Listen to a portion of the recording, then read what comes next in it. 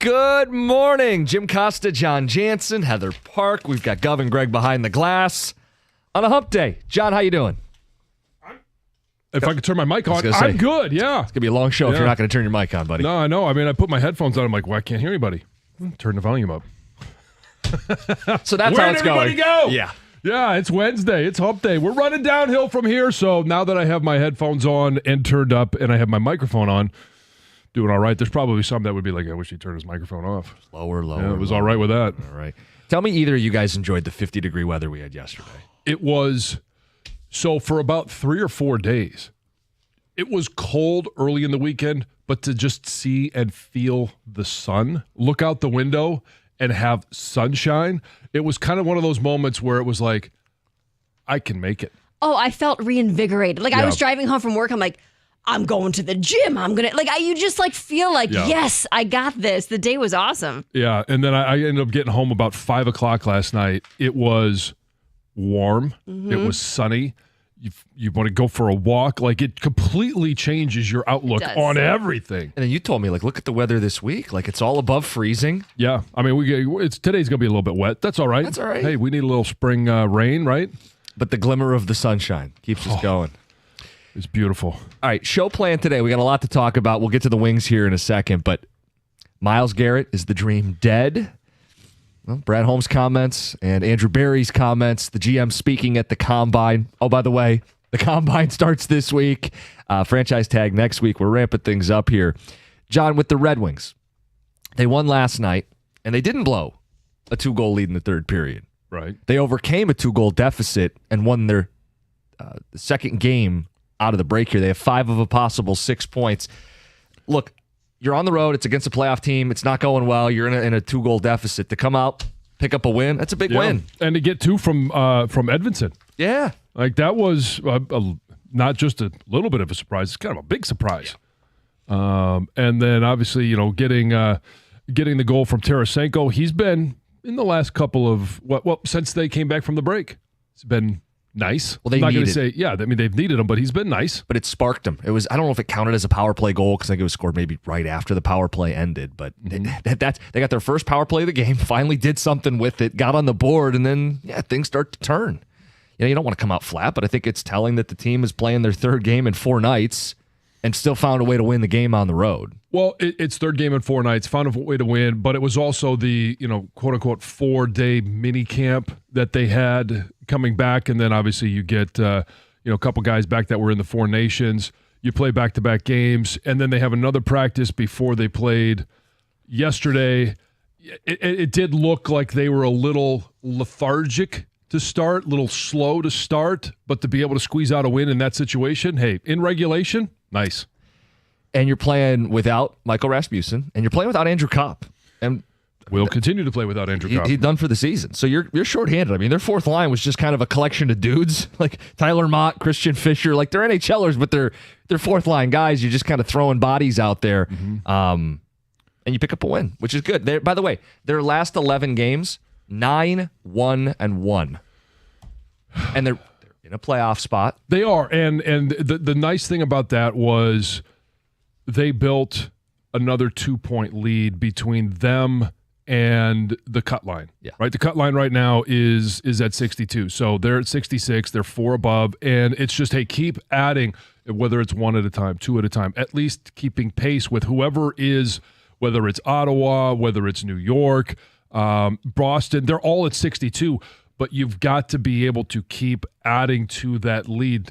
Give yourself a little bit of a cushion because they're going to have to continue to figure things out without Kopp. He said keep adding. 6:35. We'll talk about how it impacts the deadline. I do think the Kopp thing, by the way, some people will say, he's only 23 points. He's one of only 4 players who have a positive plus-minus on this hockey team. He is one of those guys who has solidified some kind of an anchor between DeBrincat and sometimes Kane. He plays on the penalty kill, which isn't very good, but he's one of the guys who does contribute on the penalty kill. I think it's a sneaky, important loss for this hockey team. So we'll get to it. Somebody's got to take the ice time. Well, yeah. I mean they could bump Compher back up, who's played the second line, but it's the attrition. It's, now right. You're up and down the center of the ice. They're much thinner. They were already kind of thin. Okay, he's a third center playing as a 2 center. Right. But You still need somebody to take up that Hello? time. Yeah. So 6:35. 6:35. We'll talk about how it impacts the team, how it impacts the deadline. A question for how Steve Yzerman is going to handle this. The Combine starts this week. It's in Indianapolis. It's always in Indianapolis. A lot of energy down there. Yes. I talked to a few individuals that are down at the Combine, and a lot of excitement about the Combine getting going. It's kind of the start, even though it's not the official start of the new league year. For fans, it might as well be, because it is a chance to think about what your team could do in the draft. It's a chance for general managers, coaches, everybody to be in the same place and have those, behind the scenes conversations, even though the legal tampering period doesn't start until 2 days before free agency. There's no policing kind of conversations that you could have. Well, if this guy was available and, let's just say we were talking about an edge rusher, what would it take? All of those conversations can begin, and there is a lot of excitement at the Combine amongst a lot of franchises. Whispers, the excitement, it builds. Can we throw out a question early in the show? If they moved the Combine, as they have done with the draft, would you want it in Detroit? Would you go if it was here in Detroit? It's a question for people. Like, John, obviously you can lead us off. You have the experience of going through the draft process. But as a fan, let us know if they moved this thing from Indy, where it's been forever, and they said, yeah, we're going to start spotlighting some cities. Hey, Detroit, you did a great job with the draft. We'd put you in a rotation to get a Combine. Do you think it would draw like the draft? Do you think people would show up? From a fan's perspective, 100%. I think if this thing was on the move, there would be more people go to it. Now, Indy is an easy city to get to, but I don't necessarily think that the Combine is one where you're going to buy a plane ticket coming from San Francisco and be like, I want to go to the Combine. I just got to see these guys in their shorts and judge for myself what my team may or may not do on draft day. Bring a stopwatch and start grading. But from a fan's perspective, if it were in your city, yeah.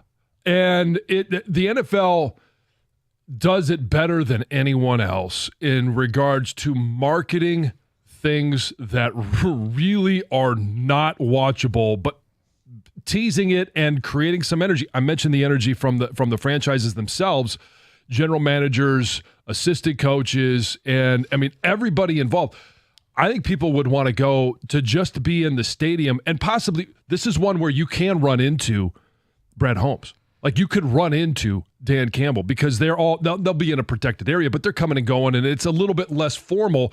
And so you would have some of those interactions, or you get a chance to run into, an assistant of an assistant. And now all of a sudden you're thinking, well, I'm in the know because I talked to somebody in the organization. You have those interactions when you're at the Combine. And if it were in Detroit, I think there would be a lot of people that would be interested in going and just witnessing it for one time. Now, it's not for every NFL city. Like, they can't have it in Green Bay. They just simply can't because, one, they don't have a dome. And they don't have a facility that would accommodate fans along with the ability to, just do things on a field. Like, that's not going to happen. So it's a little bit more limited, because I know the draft is this year in Green Bay. But there are 14 or 15 different cities, Detroit being one of them, where it's easy to get downtown. You're not talking about, 800,000 or 1 million people that are going to go to this. It's a much more manageable number for fans, but it's over the span of 4 or 5 days. Go down, see your position group that you want to, see, or you can go down for multiple days. It would be awesome if this thing was on the move. And it can be on the move. There's nothing about Indianapolis that says it's exclusive to Indy, that no other city could pull it off. And the league has already started to move events around to different cities. I think Detroit would make a lot of sense. The reason why I want to know from fans is I was excited for the draft. That's your team taking a player. Right. And it's the players, it's the destination. This is the start. And let's be honest about what the Combine is. It's affectionately called the Underwear Olympics. Mm-hmm. Some of these guys don't even throw. They don't even compete. They don't even participate. It's mostly, people will tell you, for the interviews and the in-person, the stuff we wouldn't see going. So, candidly, even as a big football fan, I don't think it has that much appeal to me, but I can't speak for everybody. Well, it's an opportunity for if you're in the stands. And it's an opportunity because it's not going to be a sellout, right? You're not going to sell out Ford Field to watch the Underwear Olympics. But you could move down a little bit closer and then get a better feel for how big these guys are. And, when you see it, I'll just use Kenneth Grant as an example because he's a local guy. And he's going to be one of the more talked about at the Underwear Olympics because he is a freak. He's a monster. He runs fast. You're going to be able to watch the drills, but you'll be able to be closer to the field where these guys are standing, and they don't have their pads on, don't have their helmets on, and now you get a better sense of how big and just the specimens that these individuals are. Early ticket text on this. Do people actually go to the Combine? I don't see what there is to watch. I'd get bored if I see it on TV for even 30 seconds. Another texter says the Combine is dudes running in their underwear and Rich Eisen running in a suit. Of course the fans would show up. John in Lake Orion. So a little back and forth. We got a few more texts. You can knock out a phone call if you want to call in this morning. 248-539-9797. If the Combine, this is only an if right now, if the Combine moved and if it was in Detroit, would you go? It's 97.1.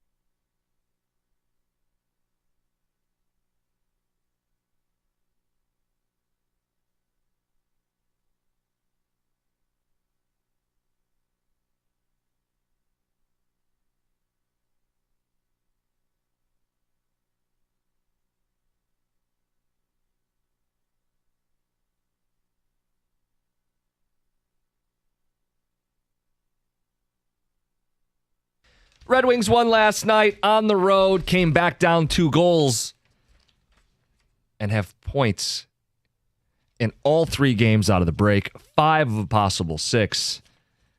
But Andrew Kopp done for the season. The deadline looms. What does it mean for the team? And for Yzerman, we'll get to it at 6:35. We brought up the Combine. It's in Indy. It's always in Indy. What if it was in Detroit? What if they started moving the Combine like the draft? Would you go? And I loved the draft. I thought the experience was great. I think many of you went to the draft and participated. But I don't think the Combine draws the same. And I think you agree with me. Oh, there's no question. Yeah, it doesn't draw the same. Any year in Indy, there's not 800,000 people that show up. We love football, but at the same time, this isn't football. No, but neither is the draft. At least with the draft, though, your team picked somebody. It's definitive. It's set in stone. You can be excited. You can have a reaction. And I understand, there's certain times, and there's a lot going on in the field, right? There's certain drills going on over here, drills going on over here. You're kind of left with, but I do think the NFL, obviously having been there, it's completely changed. Now that it is a TV event, they do have explanations going on the big screen. They let you know what's going on. There are things that come over the loudspeakers to keep you informed of what's going on. So this does nothing for me. And again, maybe a situation where we're too close to the situation sometimes, but average fan, if this came here and they made it cheap, like $10 to get in, which I really believe is what it would have to be, I think it's a great opportunity to expose your kids to a sport. Yeah. They've watched some of these guys in college play. So if I go down there and, hey, Sam, that's Will Johnson. Oh, cool. That impact is so much bigger than us. We've been doing this too long, been around sports too long. That's not special to us. To a kid, it's great. So maybe if they made autographs potentially part of it. So the accessibility, players are going to be coming and going. There is an opportunity to stand outside. Now, it's somewhat weather dependent, but as we know, fans will brave a lot of different things to get an autograph from a Shedeur Sanders or from, whoever player they liked at college. They want their team to draft. They get a chance to watch him work out, not Shedeur, but they'll get a chance to see him stand around. But when they walk out, you do have that opportunity. So this is one where, and you mentioned the kids, there are high school combines, there are obviously pro days, and there are things that players go through to prepare for this at every level. And because everybody thinks they're going to the league these days, but there's going to be a high school combine here, and I don't have all the details, but it's to expose high school players to what it's like and to put some film together, put some times together for them to set off, whether they want to put it on Huddle or any other scouting service. I would take Jack down because I want to expose him to this is what this looks like. These are the drills that they're doing. So when I put him through drills at home, it's not like, Dad, why are you doing this? Nerd out. Maybe it's too much from a dad, but there are high school students, high school athletes that would like to see how these guys are doing their drills. Let's get to the phones. Jesse in Farmington Hills. Good morning, Jesse. Hey, good morning, Ticket. Good morning, 7-7. Go Blue. Go Blue. All day, every day. Yep. Yes, I just wanted to let you know I am one of the, freaks that attend the Combine annually. I've been going there the last couple of years. And, John, you bring up a great reason why people go. It's that one-on-one experience with just not the potential NFL players, but it's a lot of coaches, managers, team-related personnel that your average NFL fan does not meet. I mean, like I said, I've gone a couple of years, and I've met coaches, I've met owners, celebrities just walking around the convention center, and they're very personable. And yes, you do get autographs. They're very nice. So who are some of the highlights, Jesse? So who are some of the highlights? From last year, I could just say being a diehard Wolverine, our 18 guys were there, so I got to meet all our guys just walking around, and Coach Harbaugh was just walking around, and I was like, wow, this is outstanding. So other than that, Matthew McConaughey, a Hall of Famer. You have Heather's attention. I'm sorry? I said you have Heather's attention with Matthew McConaughey. All right. Let's go. Yeah, well, I also saw him this past year when the Texans were in town at the Big House too. So he was around there. But yeah, I mean, the fan experience at the convention center too is awesome too. So it's just not the combine at Lucas Oil Field. They do a pretty good spread within the last, within the 3, 4, 5 days it is going on. So there is a lot of especially as John said, you take Jag. I mean, they got everything for younger kids to at later night to the adults. And I mean, you walk around the city and you just never know who you're going to bump into because everybody from all 32 teams are there. So it is a great experience. Again, it's just not the combine. I'm probably like the ones I couldn't just watch, the drills on TV. I would probably get bored too. But if you're in person, there is a lot more activities to do within the 3, 4, 5 days. But it is great. I'll be going back down tomorrow night. You'll be there, right. Jesse. Travel Appreciate safe. the phone call. Yes, safe travels. More on traveling coming up in the 7 o'clock hour. Red Wing talk, but first, Heather with the news. Okay, here we go. It's contagious. Yeah. So a man accused of stealing from numerous lockers at gyms in Troy and Royal Oak has been arrested in Las Vegas. According to police, this guy, 40-year-old Terrence Harrington, is known to travel across state lines committing crimes. And last December, he targeted Planet Fitness and LA Fitness in Troy and Royal Oak. And it sounds like he would just go into the lockers, steal things from the lockers, including credit cards, and then go and use these stolen credit cards. But he's also a suspect in additional cases in multiple cities in Michigan, as well as in California and Nevada. Anyway, they got him. He was arraigned Monday on 4 counts of felony larceny in a building and 8 counts of felony stealing or retaining a financial transaction device without consent. Can't do those things. You're going to get busted, right? It's a dumb scheme. There's cameras. You're going to get caught. Most criminals are dumb. Yes. As if you haven't picked up on that yet. Thank you, Heather. Yes. So there's a group who is trying to save the RenCen from being demolished. So the plan is to demolish 2 towers like along the riverfront, right, to create more space. However, this group, Preservation Detroit, thinks that this would just be a total mistake, a massive mistake for the city. And they believe that the building is, it's part of history and it should be protected. And what they want to do is they want to get the RenCen on the National Register of Historic Places. Yeah. To stop the demolition. However, there's a problem because to qualify, the building has to be at least 50 years old.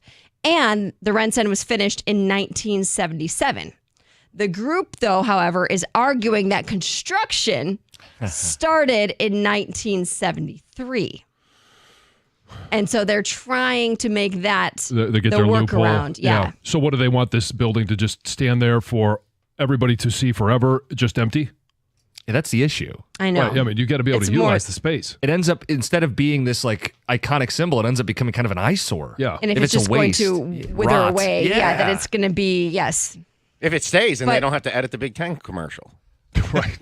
But maybe being on the list of historic buildings, it has to have upkeep. I don't know what I would hope. requires Right. once you're on the list, But anyway, they're trying. Another day, you guys, another terrifying flying incident. A Southwest flight attempting to land at Chicago's Midway Airport nearly collided with a private jet. So the Southwest plane was forced to just abruptly climb back up into the sky. The FAA says that this private business jet entered the runway without authorization. There's actually some sound, the communication between the traffic control and this private jet. And you can hear, I haven't listened, I don't know if it's public, but reading it, that the traffic control is saying, hey, hold up, do not go over this runway. And they didn't follow the directions. They did, in fact, go over. The pilot of the Southwest flight was aware. Yes. Touch and go. Did you see the video? Oh, yeah. The video I saw. So thankfully, the Southwest flight was able to land safely. Everyone was safe. They did a little loop around and then. Yeah. Second attempt was successful. Yes. Yeah. I feel like we've seen it with almost every major airline at this point. Yes. Something. Yep. Finally, Denny's is jumping on the egg surcharge bandwagon. So as the cost of eggs continues to rise, Denny's, which is known for its all-day breakfast offerings, is implementing a temporary egg price increase on market by market basis. So they say the need for this temporary surcharge on every meal that includes eggs at some locations is due to obviously the egg shortages and increased cost of eggs. They're not saying which locations are going to have the surcharge. There are about a dozen locations in Michigan. There's only one in Metro Detroit. That's in Taylor on Eureka Road. So perhaps you'll see it there if you go to that Denny's or if you travel. And Yeah. Even on Denny's. the kids menu. there you go. Exactly.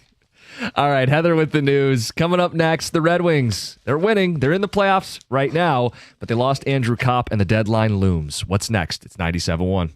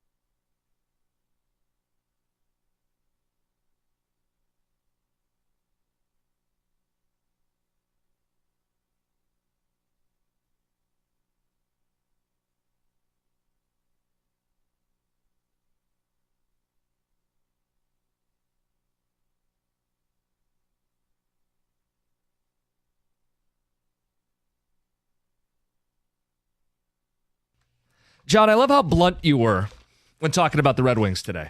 Oh, yeah? You just said, hey, they got to buy now. And if they don't make the playoffs, it's Yzerman's fault.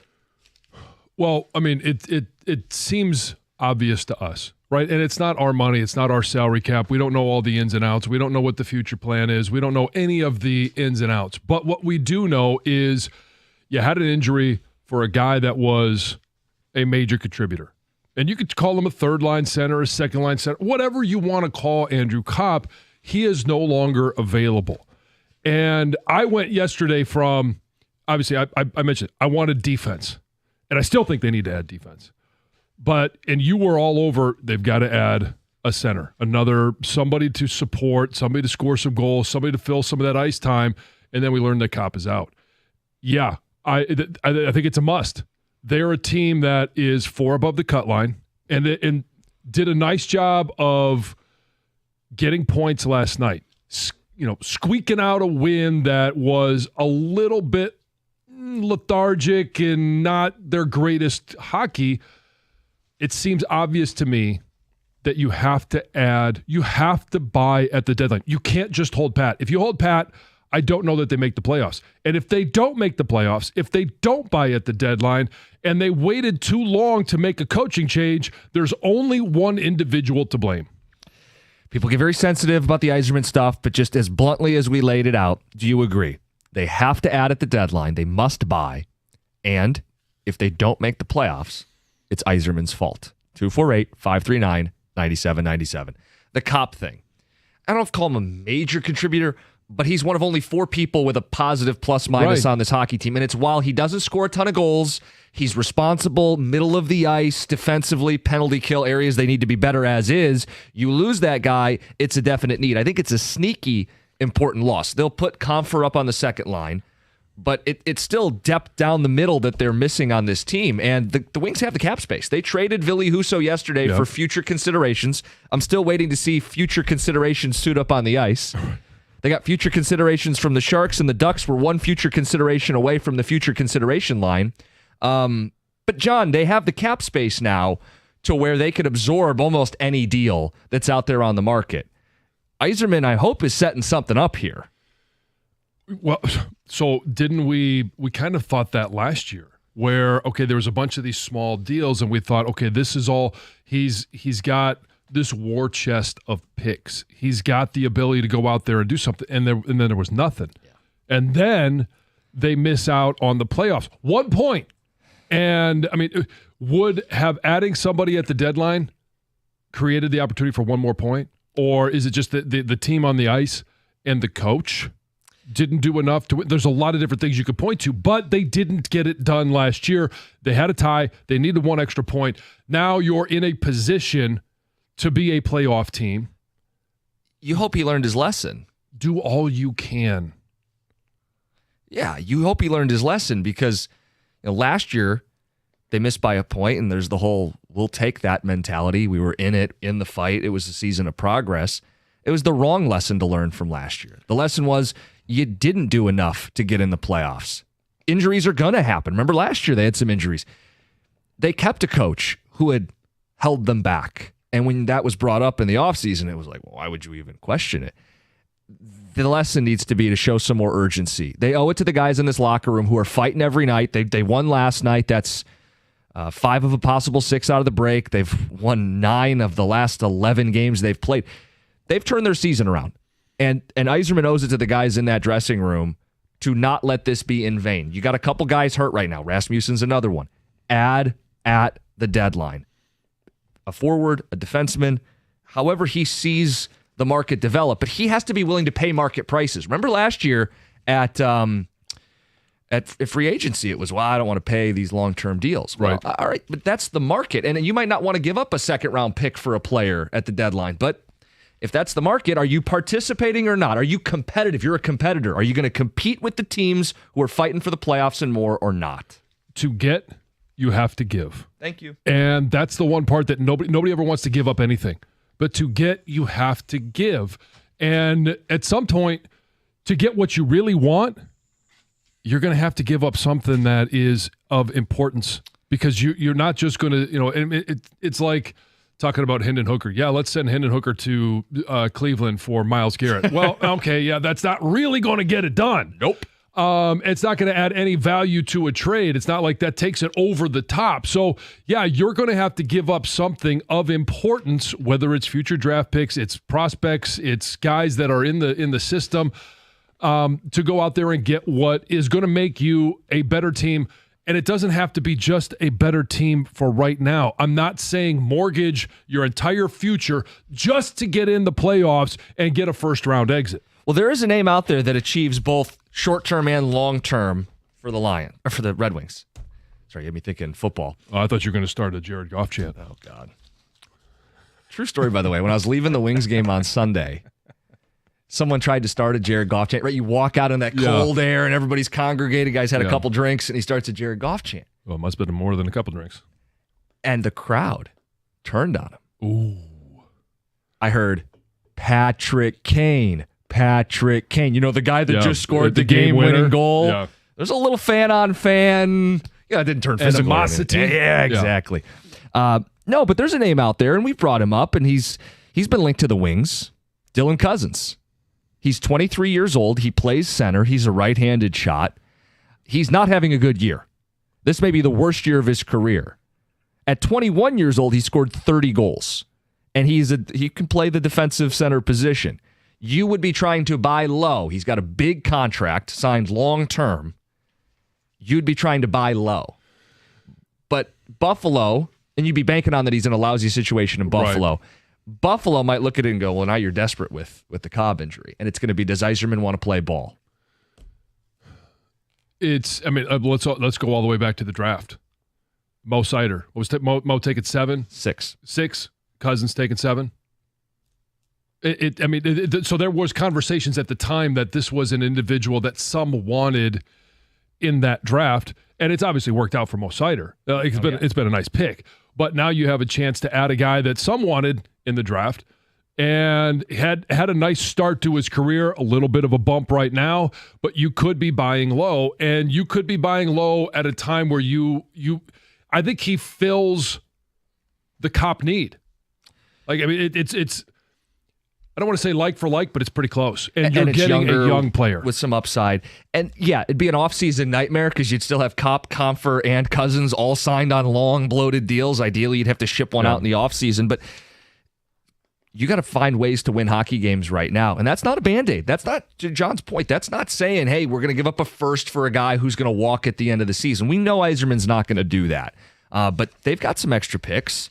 And they've got a clear need, and they're a playoff team. It's time to graduate into that mentality. Well, and you mentioned this a couple of times when you're talking about experience. We're talking about a general manager, and just it's impossible to take his name out of it here in Detroit, right? Because of who Steve Yzerman is. But it's not like this is his first GM job. And what do you have, 7 years down in Florida and Tampa Bay? But now it's 6 years. You've got a guy with 14 years of experience.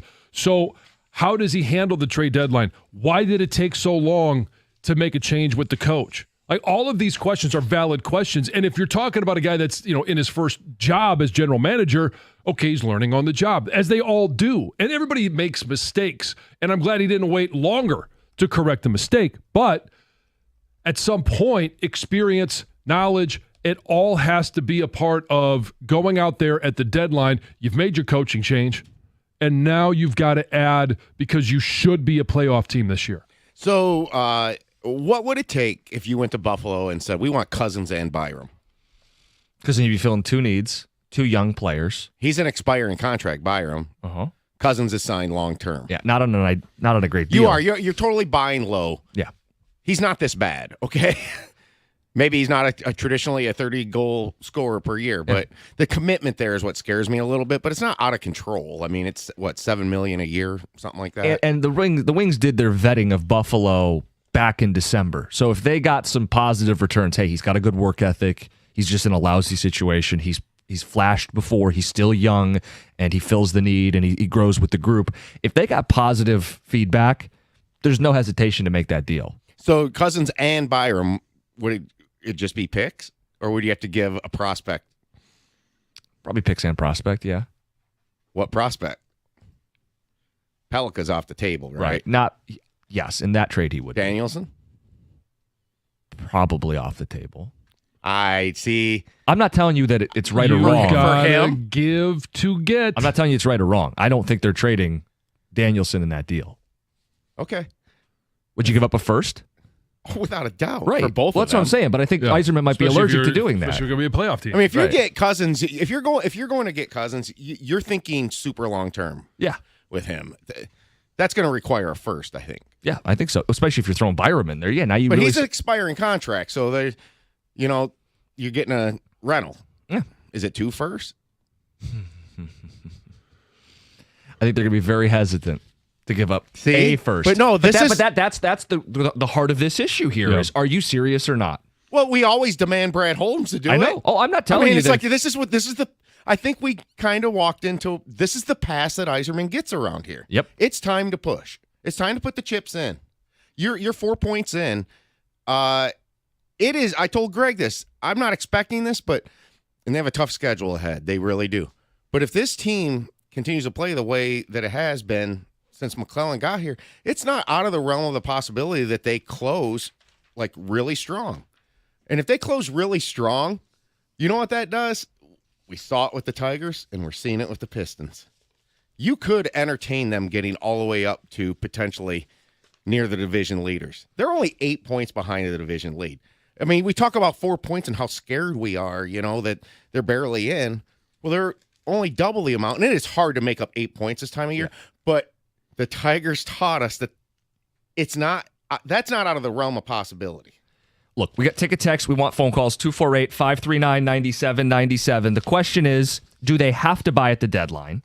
And if they miss, is it Yzerman's fault? We'll get some of your response next. It's 97.1. Moran Chevrolet is officially Michigan's #1 Chevy dealer for 2024. And they're celebrating with awesome deals all month long. So get off the sidelines and get into the game with Moran Chevrolet. You can lease a 2025 Blazer. Been telling you about it. The deals are great. $299 a month, 24 months with $999 down. That's Moran Chevrolet, where you always get the best price, period. Score your best deal, MoranExpress.com. Check them out on Gratiot, north of 15 Mile in Clinton Township. Chevrolet. Together, let's drive.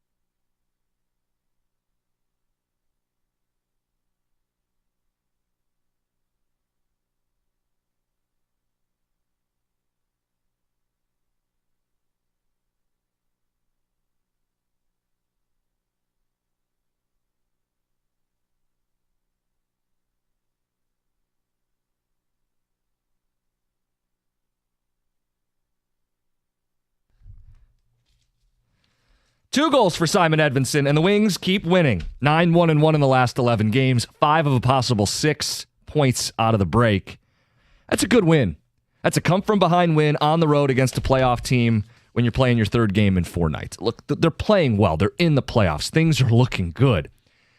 In the background, though, you're dealing with some injuries now. Andrew Kopp is going to miss the rest of the season. He's your second-line center, whatever you think of him. He's one of the only plus players on this hockey team, one of the good two-way defensive players on this hockey team, which is an issue that we've talked about.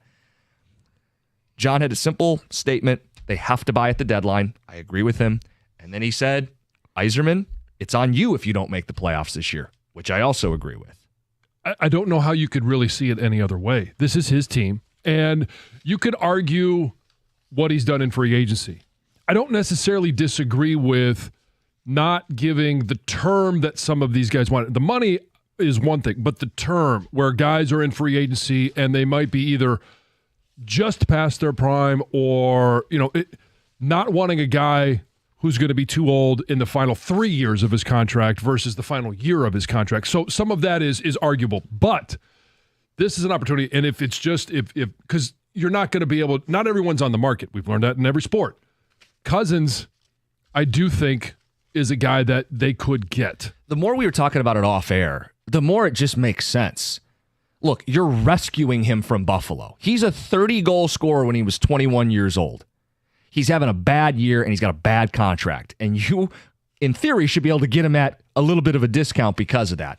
But the thought is I'm rescuing him. He's young. He signed through his prime. He can be our second-line center. Rescue him. He's not Jack Eichel, but look what happened when Eichel left Buffalo. You know what I mean? Like there's some real logic to taking a young player and putting him in a better situation, filling the need that you now have at center, and dealing with it in the offseason about how you're going to reshuffle some of these deals. But be the general manager that everybody thinks you are. When we say Steve Yzerman's the general manager of the Red Wings, people get confident in what he's going to do. He has to do it, right? Like this is what it really comes down to is let's see what you're made of.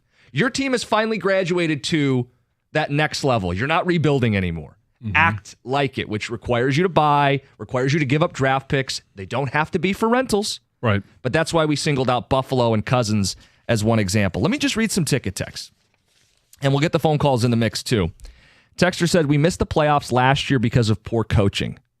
Steve does not have that excuse this year. If they miss, it's on him, and he has to act accordingly. I think that's well said. If they do miss the playoffs, it's absolutely Stevie's fault. Season ticket holders like myself want to see playoff hockey. He's too passive. We want him to be more aggressive. That's signed Matt. Mm-hmm. I echo that. I want to see playoff hockey. Well, at some point 3 years ago, did we think he was going to be aggressive at the trade deadline? No. Aggressively selling, maybe. Yeah, nobody was hard on him. Everybody understood. Right, but now is the time to start making some moves. And I don't think Cousins is an ultra-aggressive move. No. I mean, people have texted in much more aggressive things. Sure, and we're going to have all the pie in the sky text, right? Like, go out there and get this guy. And okay, those individuals are probably not for sale.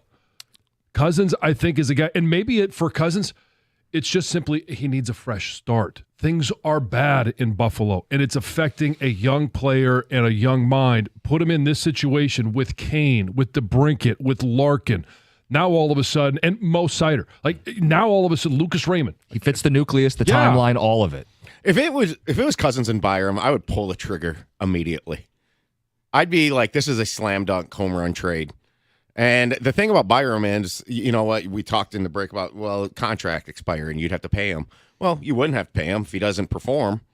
Right. And if you're willing to pay guys like Petrie and Sherratt, come on, guys. Yeah, and you would, in theory, be thinking we will be re-signing him. Doing this trade, you're getting Byram was a top 5 pick. Cousins was 7th overall. Yeah, top 10 it's picks. Intriguing. You're buying low. You would think Buffalo would be interested in kind of getting out from that contract with Cousins and probably building the whole thing around Power, right? Owen Power, yes. Right. So Rasmus Dahlin, they've got some good defense. It's like you could see this materializing, and it's not a stretch. There was recon done on both sides in December. The only reason it wouldn't happen is if Yzerman or his scouts got really bad, read on Cousins, the temperament, the mentality, if they thought, hey, boy, he's a mess. But if they got even decent reports on him, you put him in a better situation with Todd McClellan coaching and a winning culture, you believe in getting the most out of him. You talked about the flexibility too with Byram. You're like, well, he'd be on the bottom pair, but then you were like, well, wait a minute, he could actually play up with Seider. He's played 27 playoff games as a guy who's only 23 years old. He's a left shot. He was with Colorado, so people know, and then he was dealt to Buffalo. Yeah. He's probably underachieved considering draft position, but he was kind of thrown into the fire pretty young too. I want to get to Kevin in Detroit because, Kevin, I think we can help with a misconception here. Kevin, good morning. You're on 97.1. Good morning, everyone. Yeah, I'm the Cousins contract. I don't know how long it is, but at $7 million and the amount of bloat I think the Wings have, because Yzerman did have to overpay for people like Kopp, Sherratt, Petrie, and stuff like that. I think he's going to have a real hard time unless he can move Tarasenko. I heard rumors of him possibly traded back to Florida, because that's almost $5 million a year. With Seider and Raymond's contracts now up at $8 million, he's got to move somebody out in order to make that. I was hoping Kopp would still be healthy. Maybe they could swap Kopp, which would be hard, but because he's not a point guy, he's a defensive guy. Right. But I have a hard time seeing Yzerman, as much as I want him to do a trade for a Cousins type player. I just don't know if he's always looking so long term that this may prevent him from doing that. So, and I'm not at all challenging you on it. It's not an issue short term. You know that. Your concern is long term. Your concern is in the off season and for next season and the seasons to come, what the juggling act would be. You would probably have to move Kopp or Comfer in the off season. Okay. Yeah, all right. They had to dump Fabry's body. Yeah. Yzerman can go get more future considerations. He's the king of that these days. I would love to hear, if you were able to give Steve Yzerman some truth serum, why, when in this draft, when we're talking about Mo Seider at 6 and Cousins at 7, it may have just been as simple as, well, we love Mo Seider. We know what he could be, and it's worked out. I'm not saying it didn't. I'm not making an argument for taking Cousins at that time.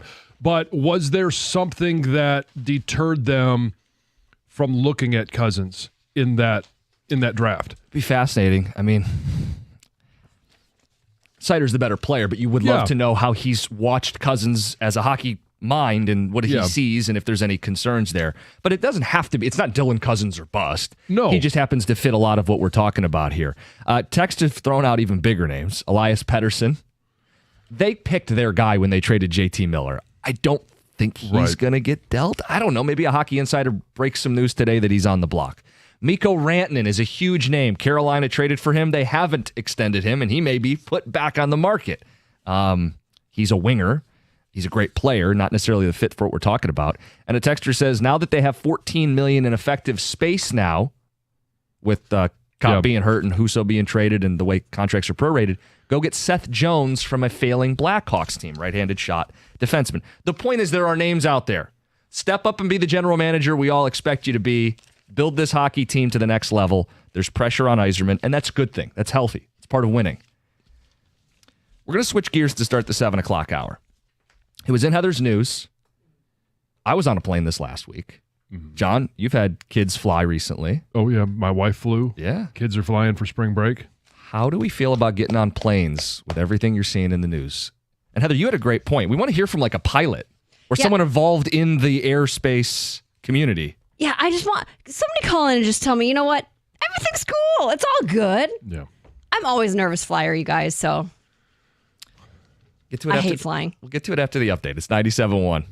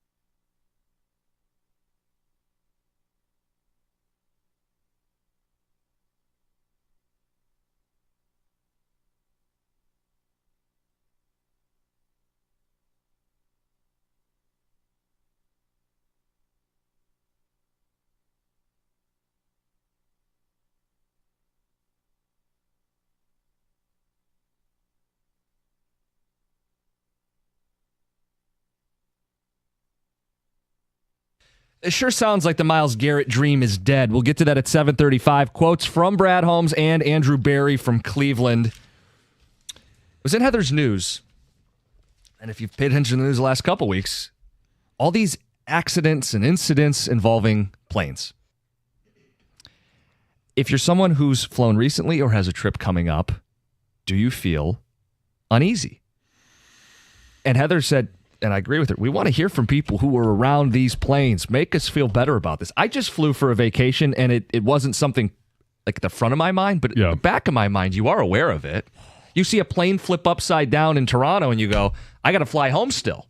It does enter your mind a little bit. That was probably due to extreme weather and the snow and the wind, and that's a little different to me.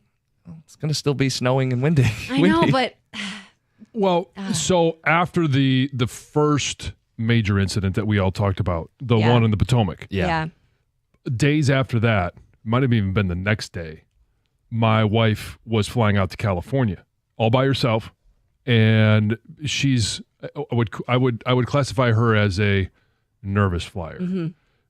Turbulence, and she's grabbing the handrails, the armrest. I'll grab this person sitting next to me, their hand. It could be a complete stranger. I'm like, really? Dear Lord, yes. Oh, yes. You are a nervous flyer. I don't like flying. Gonna have dreams about that. I was gonna say is to make the joke there. And so that was one where, she was obviously nervous. And then there was, I think while she was there, another near miss, right? Where a pilot was coming down and they had to abort and go back up. The one then yesterday that we heard about in Chicago, Southwest flight, touch and go because of the private plane that was going across the runway. I got a text from Lucy. Lucy's down at Purdue. She's got her first college spring break coming up. Oh, fun. And she is going to be flying Southwest out of Chicago. Okay. And so she said, Dad, what did you hear about this? Like, what is going on?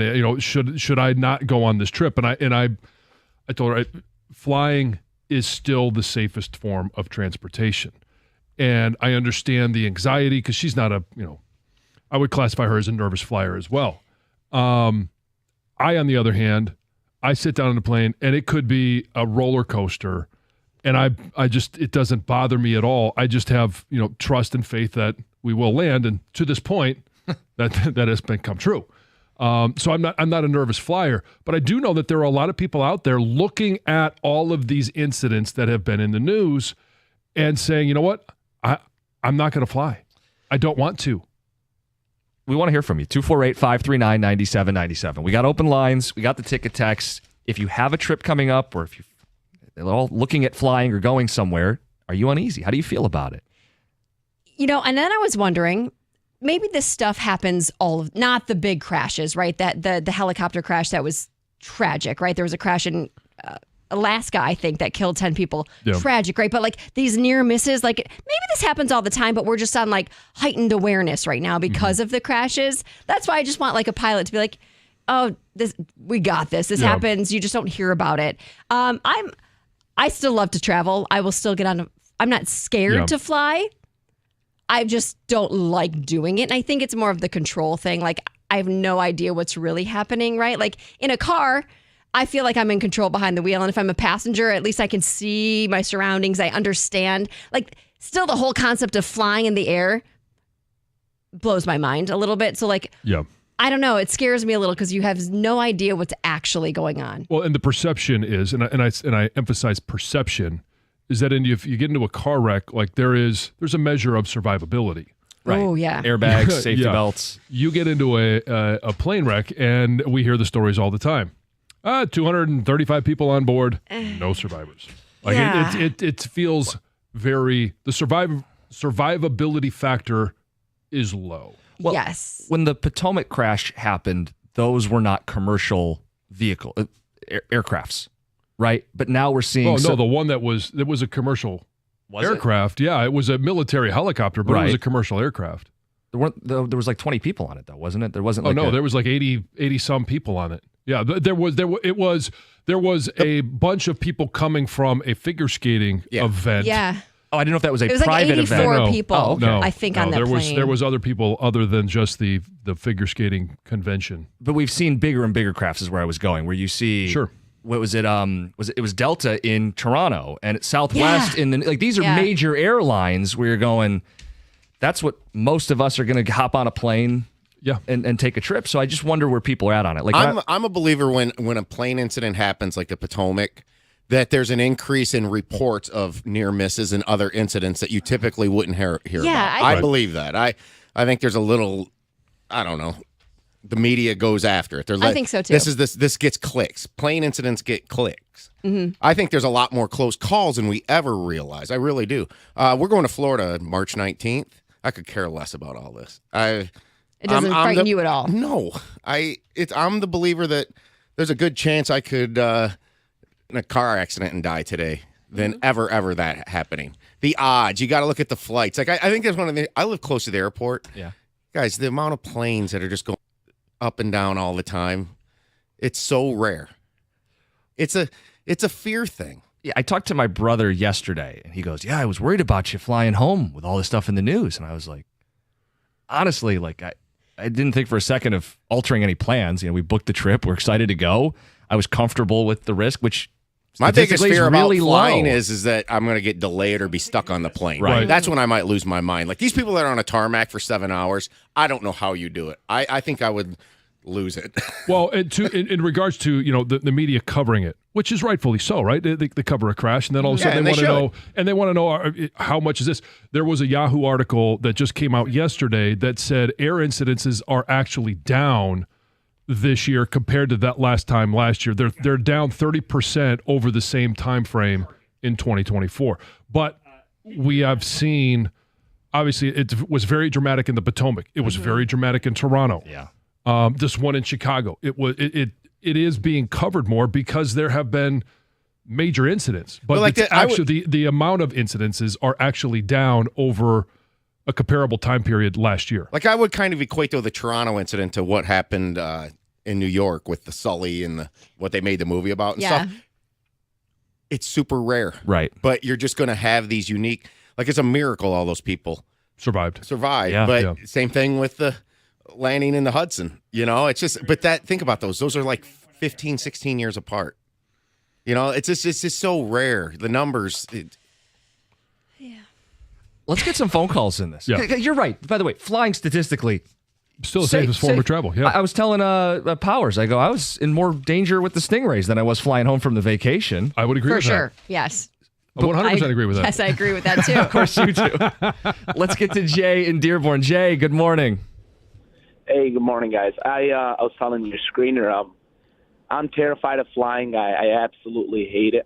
I take about one trip a year, but what helped me is I work in Romulus right by the airport. I mean, these planes come super low above us, but 10 years, there's never been an incident. John, I will say this. You're lucky, man. I saw you at the restaurant a few months ago, and I let it go because I'm a big fan, and I didn't want to ruin your dinner. Stop by, say hi. I always love talking to people that listen to the show. What? Nah. I will say one more thing though. I am with the belief that the only thing that I have, the problem I have with the plane is like I get into a fender bender, and statistically, yeah, planes are the safest form of travel, but that fender bender, I'll probably walk away from it. Side swipe, I'll walk away from it. But in a plane, man, it's pretty much over. How do you handle your anxiety when you do travel that once a year? John, believe it or not, I have I was telling your screener, I have 3 different drugs that I could take. I never take it, but it's just a safety blanket, I guess. Uh-huh. Once I'm on the plane, I feel better. It's a control thing, but it's also a fear of getting into one of those Potomac issues or Sure.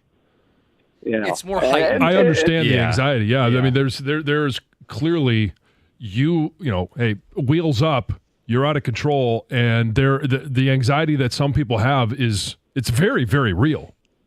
Oh God, John, it's for real. It's horrible. But I'll be honest with you, man. If you got to travel, you got to see the world, and that's one of the reasons. Plus, my wife said she'll leave me if I don't. So yeah. Well, Jay, thanks for calling. And hey, next guys- time you see me in the restaurant, please say hi. Oh, I will. But keep in mind, again, 10 years, never seen an incident. Okay. Oh, yeah. Yeah. I think that's the reality of most people. I'll throw that question out there as well. Hmm. If you have anxiety, how do you deal with it when you're on the plane? Xanax and wine. Yeah. See, I've had some anxiety issues. It's irrelevant to me. They don't equate. Just because you have anxiety doesn't mean it correlates over to flying. No. You know what I'm But saying? if Because you I have go on. slight But if there anxiety. are anxious flyers, how do you Yeah. deal with it? That's a good part 2 of the topic. 248-539-9797. Let us know with all the stuff you're seeing in the news. The numbers indicate it's not like it's a huge risk to go flying these days, but it's more heightened. How do you feel about it? It's 97.1. A personal injury of any sorts is, in fact, personal. Injury attorney David Femininio has dedicated his career to securing justice and maximizing recovery for those who have been injured. David is also dedicated to ensuring that you get all the medical care that you need and deserve to put your life back together after an accident.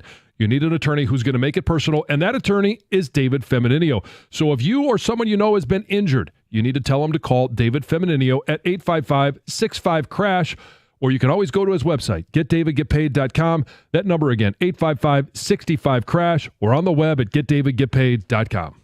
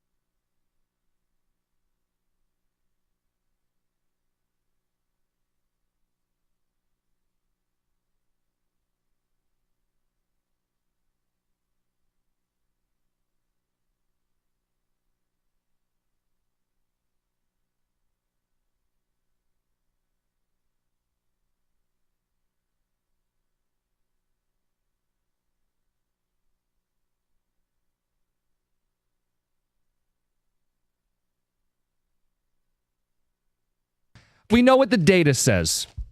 Safe to fly. Yep. But you see a headline, what happened in the Potomac, what happened, and that was American Airlines, what you see with Delta, the flight that flips over in Toronto, what we see just yesterday in Chicago with a Southwest flight nearly colliding on the runway. Do you feel at all uneasy about flying if you have a trip coming up or if you've flown recently? And I bring it up because I just got back from a trip. I had 4 flights and I wasn't concerned. Yeah. It's in the back of your mind because it's in the news, but I had no thoughts of I'm going to cancel a flight or change the trip and I'm someone who flies pretty easy. I was telling you guys off air, I can sleep on planes, which is, I'm not trying to brag. Like that's a great perk. Oh, it's a quiet brag. But I'm also someone who will sleep sometimes before the flight even takes off. Oh, I'm so jealous of you. Like we flew 2 Saturdays ago. We had an early flight and I was out. Benefit of being a little person. So You can't get comfortable. That's No, there's no way. There's no way to get comfortable. you got another Stoney trait. Does he sleep on planes? Yeah, Stoney. Oh, yeah. Seriously, we were going to Vegas one time, and Heather saw it. Yep. And I don't know if you were on this one or not, John. No, I've never been on the same one as Heather's been on, but I have traveled with Stoney, and I look across, and Stoney is sawing logs. Right, Head he's doing it down. on the. We were taking off I've down done the that runway multiple times. I don't know. All right, listen. I told you I'm not scared. I do want to see what's happening. Okay, I can't fall asleep. I'm not that relaxed. Yeah. Couple quick texts before we get the phones because you guys have a lot of thoughts. I'm on my way to DTW right now. I wasn't nervous, but now I am. Thanks, gentlemen. Still the safest form of transportation. I'm a touring musician, 10 flights over the next few weeks alone. Now more nervous than ever before. There are a lot. I mean, it's in the news. It's going to be in the front of your mind every time you go on a flight. And if you're a nervous flyer, this just adds to the anxiety. I get that. And you want to know what people are doing. Some guy says special mushrooms have gone a long way for them. Yep. How do you handle it? That's the second part of this. My routine is Hendrix and tonic double. And then it says, as soon as it's available, I'll do another double of anything they've got. I'm not a huge drinker, but it does the job. Word of advice, don't do edibles. The paranoia is unbearable. Yeah, that's what I said. Yeah. We were talking about it during commercial break. Yeah, I said, I how would be about so a couple paranoid. gummies? Nope. Yeah. Heather, you can sit next to me on a flight anytime, Jeremy in a car. Yeah, I know. I think I saw an email from Jim Costa that says, hey, next time we go to Vegas, I want to sit next to Heather. Okay. Awkward. This one says, funny, Jim, you brought up the Stingray versus the plane crash. Statistically, you are actually more likely to be in a plane crash than be stung by a Stingray. It's the other way around. Tom, you said you looked this up the other day? Like just... Yeah, this is so ironic that this came up because when you talk about the stingrays on Monday, I actually looked to see how many people die from them per year, and it was like 20 or something like that. Wow. It's like, seriously, it's such a low number. More people you can die on a plane. That's actually a higher number than I thought it would be. Yeah. I thought it was going to be like 1 or 2, maybe. But yeah, the odds are higher that you would die in a plane crash than be killed by a stingray. Interesting. Doug in Fowlerville, we're flying to Aruba in March. We always have Bloody Marys, but that's not because we're nervous. We just like drinking Bloody Marys. Sure. Yeah. You know, it shows how we are, though, with fear and stuff. Yeah. That stingray plane thing. With Yeah. John, your fear is the stingray, but you could actually more likely die on the plane. You see what I'm saying? It's like how our minds work or what our fears are and stuff and how we're Right. all... It's not always rational. Well, it's risk assessment. It's ones that I'm willing to. But the risk is far greater for you to fly on a plane than it is to be killed by a stingray. So are we just talking about percentages, or are we Yes. talking about the actual occurrences? Because more people fly than touch stingrays every year. Well, a lot of people go on vacations, though, and get in these... You're right, in the encounter itself. Right. Yeah. And it's Stop trying to fudge the numbers. yeah. Quit thinking with logic. Stop it. Stop it right now. To the phones we go. Manny, you got a story. You're on 97.1. Hey, guys. Actually, a couple things, but the one, that Delta flight, I was actually on a Delta flight that day with the Toronto flight happened, and our flight was delayed, and we were finally taxiing down the runway, and the guy next to me was nice enough to go, oh, my God, look at this. I looked over at this flipped-over plane. I was like, yeah, thanks a lot. Really appreciate it. And I have never really been a big flyer in the past year because of a podcast. I fly out to New York every 6 weeks now. And, Jim, as soon as you guys started talking about sleeping, I swear to God, it's like they pump something into the aircraft because I don't care if I'm sitting comfort, first class, or next to the bathroom. As soon as I sit down, the eyes shut. Wheels up, eyes down. Love it. Huh. It's insane. Manny, you wake up, there's like an hour to go in your flight, and you're all downhill from there. Well, we fly from Detroit to White Plain, New York, so it's just a little over an hour and 15 minutes. Oh, perfect. And my friend who's the admin of the show, she goes, I wanted to surprise you with first class. I'm like, great. And she's like, what the hell do I even bother for? She goes, here, last time we were sitting next to the bathroom, you were asleep. Here you are, first class. You know, we get on there, and I'm asking you how the flight was, and you're snoring. So it's not worth it. Yeah. But it was a lot. You were not to gloss over this. You were on the runway on a different plane when the Delta flight flipped over in Toronto. Wow. Yeah, I was flying out of White Plain back to Detroit, and our flight, because it was that high wind, it was bad weather day, and this guy next to us, he was a retired firefighter, and he had a few pops in him, and he's just like, check this out. And literally, as we were getting ready to head down the runway to take off, there's an upside-down Delta flight. Like, thank you. No kidding. That doesn't ease the nerves at all. Timing is all about life. Life is all about timing. Life is all about timing, yes. Is in there somewhere. Tony in Downriver, what's going on? Hey, it's easy to say you're not nervous on a plane until something's happened. We had to make an emergency high-speed landing about 23 years ago, flying out of Detroit to Los Angeles. And, we had crying, screaming, praying flight attendants. Oh, and ever since then, I wouldn't have said I was a nervous flyer, but I am now, and I have to, take, a handful of Benadryl just to make sure I go to sleep on a plane. I mean, bottom line is, engine blew, tried to make a turnaround, other engine blew. They landed a full-size, Boeing 747 or whatever at Grand Rapids. Wow. Yeah. Well, I think that experience would probably make most people nervous flyers. When you see... Keep going. No, it's until you get in a car crash, until you have that experience, it's really easy to to say that. And by the way, your other caller, if someone showed me a picture of a plane crash while I was sitting right next to him on the phone, I'd have to throw that phone in the lavatory or something. I don't even know. What are you doing, guy? Why are you doing this to me? Heather, I think you're going to say when it's the crew. Yes, if I saw the crew screaming and crying, I'd be texting my loved ones and saying, "Yeah, I'm a goner." That's terrifying. So, would you also include them in the misery? Would you text Jim too? No. Stop it. No, I wouldn't. Just ask. Let's get to Sam in Novi. Sam, good morning. You're on 97.1. Good morning. I don't know how the hell I'm going to top that story, but Saturday, February 8th, we were flying out of Detroit, going direct to West Palm, and we left, and we were on the runway, and we sat for about 15 minutes. They said we had to turn around. They had to do something, didn't tell us what was going on. Sat for another 15, 20 minutes. We were back on the runway about to take off, turned around again. Two different people were just way too nervous. I just think with all the crashes that were happening, that they just couldn't fly. So our flight was delayed by an hour and a half, whatever, no big deal. I know people get nervous. The pilot finally said, hey, after 30 years, I've never asked anybody to do this, but does anybody else want to get off the flight? So, I'm not a nervous flyer, but I can understand why other people are. And then when I was in West Palm, we landed Saturday before Super Bowl.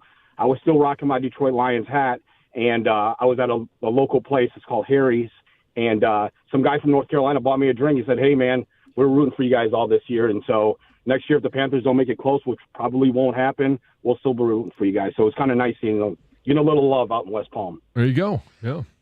I saw quite a bit of Lion stuff. Did you? When I'm in, the Caribbean, and I got guys wearing a Gibbs jersey or a guy wearing a Lions hat on the beach. There was Lions represented. Is it the Caribbean or the Caribbean?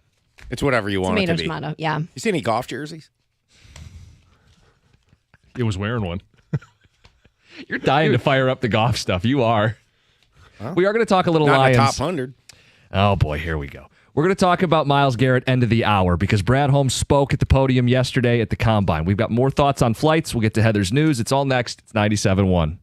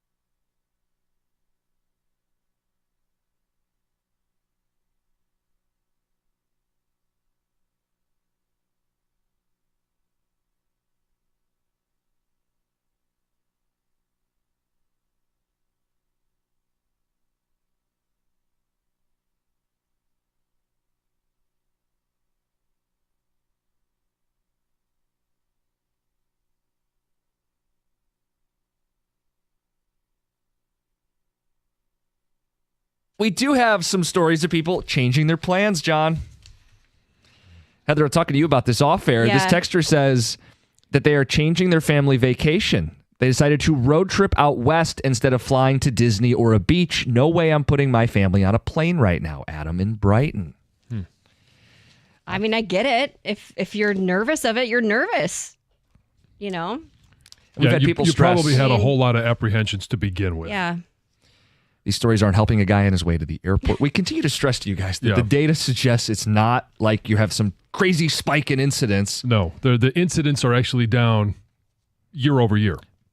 But the data is one thing, perception is another. Sure. You see the stories and it makes you feel a type of way. There's still people fighting about stingrays and flights. This one says more people go into the ocean every year than fly on planes. Percentage-wise, the ocean is safer, John. This is such a stupid little offshoot. It is. You wanted to know how people de-stress. Yeah. Heather, you said you... I'll take a Xanax and have a glass of wine. I mean, I'd take a Xanax before I go to the dentist, though. So, like, there's like, I have anxiety for a lot of things. Okay, like, just. Oh, wow. Now, do you guys have any trips coming up, John? You talked about kids. I know spring break's coming Oh, up. yeah. Lucy's going to Florida for spring break. She's going to get on a Southwest plane out of Chicago. Oh, boy. Jack's going to be flying down with some family friends for spring break. They're going down to Florida as well. So, yeah, I mean, there's going to be people flying around. And this is the time of year, because spring breaks are happening, that there's going to be a lot of people hopping on flights, whether it's to Florida, it's to California, it's to whatever sunny destination that you want to escape to. Let's get to Rob in Walled Lake. Rob, good morning. Morning, guys. Good morning. High anxiety flyer here. It's never gotten better for me. I've tried to sleep in. I've tried the Xanax. I've tried drinking. It doesn't get better. So we left for midwinter break 2 weekends ago on our way to Florida out of Detroit. Already an hour delay. Snowstorm. They're having to de-ice us on the runway, so we're sitting on the runway for an hour. That's already making it worse for me. Finally, we take off. No really turbulent issues all the way to Florida. The only relief I get is kind of when we're coming down, the engines are shutting down, you hear the landing gear come down. I kind of get a little bit of relief when I can see the ground. We're all good. We get about 500 feet from the ground, so not as close as a Southwest flight, but engines are shutting down, all that. Suddenly, engines full power, plane goes straight up. My soul leaves my body. You don't know what's going on. You have no clue what's going on. And I mean, we go straight back up in the air. About 3 minutes later, the lady comes on and she explains to us that there was a plane not leaving the runway fast enough that the pilot didn't feel good about landing on the runway.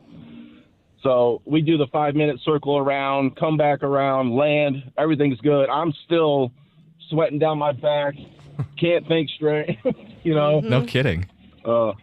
It just, I don't know. It just never gets better for me. I'm not totally scared about it. I do it all the time, but it just doesn't get better. Well, on the flip side, it should have made you feel a little bit more comfortable that you had a pilot that was aware and willing to make an adjustment to avoid anything that may or may not have happened. True. Yes. Yeah. Not thinking that way in the moment, though, I'm sure. Now, Rob, did people clap when this plane landed? Are we getting more claps these days when you successfully get off a plane? Yeah, no one wants to clap. There was a couple claps, but when he hit the full engines, you could hear the sigh. You could hear people in the whole plane just like, you know, like in my head, you can't see anything. So I'm like, man, he's trying to avoid something, like a plane coming across us or something. I just knew something was obviously not right, but yeah, anxiety time. Kidding. Appreciate the phone call, Rob. Enjoy the rest of your day. End on this. Have I ever told you guys the story about how I was attacked by a stingray on an airplane? Let's get to Heather's news. So we've been talking about these airplane like near misses, right? And these nightmare, anxiety-ridden flights. Well, listen to this, okay? There's a couple on their way to their dream vacation in Italy, but they say they experienced a nightmare on their flight when they were forced to sit next to a dead body for hours. Right? Like, there's so much going on here. So the couple was Weekend traveling. at Bernie's. was traveling from Australia. They say a woman collapsed in the aisle and died right there mid-flight. Okay, so obviously, gotta do something. The with body it. has to stay on the flight, so they put this woman's body next to them, covered her with the blanket, and never offered this couple another seat. It's not. It's not funny, but what are you gonna say? Is it worse that they covered her with the blanket? Like, could they just make her prop her up and make it look like she's sleeping? John, it's not worse that they covered her because this guy says it was even more traumatic at the end of the flight when they had to move the body and they just took the blanket off and everyone could see her. Anyway, here's this guy, what's his name? Mitchell Ring, talking about this experience.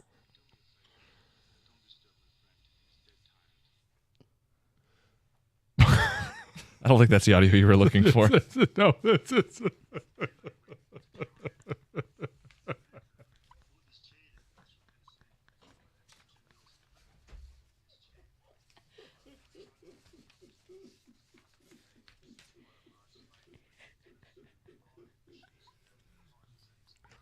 that was Weekend at Bernie's, right? I can't hear you.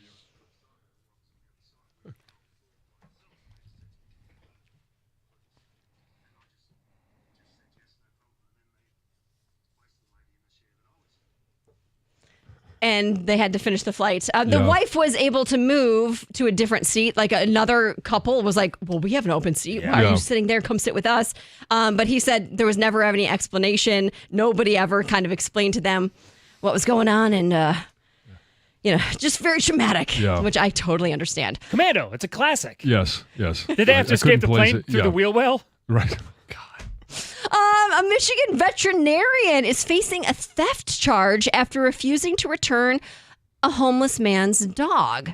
Okay, so this vet, she says she rescued the dog that she found tied to a truck, and she took this dog about a 2-hour ride to her clinic. She performed necessary procedures that cost like $3,000. She had to extract a rotten tooth, perform another procedure, and she named him Big B because she found him outside of a Big B coffee. But she took him home. 16-year-old pit bull mix, says he's now thriving. Doing really well. Well, a Kent County prosecutor says that Big B actually belongs to another man, Chris Hamilton, who is homeless in the Grand Rapids area. And the man says who owned Big B, or wasn't Big B, Vinny was actually the dog's name, says he's had him for 15 years, never once neglected him. He's heartbroken to lose basically his best friend, right? And now prosecutors are saying it's a simple case of larceny, and you can't just take something because you don't feel what's happening is right. Like, she thought, well, this is not right. This dog's tied up on a truck. I'm going to take it. Anyway, they're doing a whole jury selection. It's going to go to trial, it sounds like. And the woman is saying, hey, this dog needed help. It is now doing well. But the other's saying, no, it didn't belong to you. But they also said it wasn't licensed. The man never had the dog licensed properly. Anyway, what a mess, really. Let's see. There's more. A man accused of stealing from lockers at multiple local gyms was arrested in Las Vegas. Got him. And police say this guy is tied to multiple other cases of fraud and thefts in other states. But this last December, this man, Terrence Harrington, is accused of stealing from Planet Fitness and LA Fitness locations in Troy and Royal Oak. Sounds like he would take people's possessions, take their credit cards, and then obviously go on spending sprees. He was arraigned Monday on 4 counts of felony larceny and 8 counts of felony stealing or retaining a financial transaction device without consent. I want to go back to something. The Ticket Texter wants to know if the lady that died on the plane will impact the number of plane-related deaths for our math. It's not a plane crash. Yeah, and it wasn't the plane that caused the death, I'm guessing. And Neville says, what's up with all these mother bleeping stingrays on this mother bleeping plane? Coming up next. Rays on a plane. We're talking about the Lions. Brad Holmes speaking about Myles Garrett, the possibility. We also have the perspective from Cleveland. Andrew Berry audio as well. That's next, 97.1. All right, guys. You're smiling. You're having a good time. You don't want to be thinking about your smile. Get to the dentist. Make plans. Go to Brightside Dental. If you're feeling self-conscious about that smile or you're wondering if you have a bunch of cavities, Brightside Dental, there's no judgment. 1-800-PAINLESS, BrightsideDental.com. They're not going to shame you. not going to wag a finger because you haven't been flossing 3 times a day or you missed a dental visit. If you need a dentist, Brightside Dental, 9 locations in Metro Detroit, including their newest in Trenton. 1-800-PAINLESS, BrightsideDental.com. That's Brightside Dental. No judgment, just care.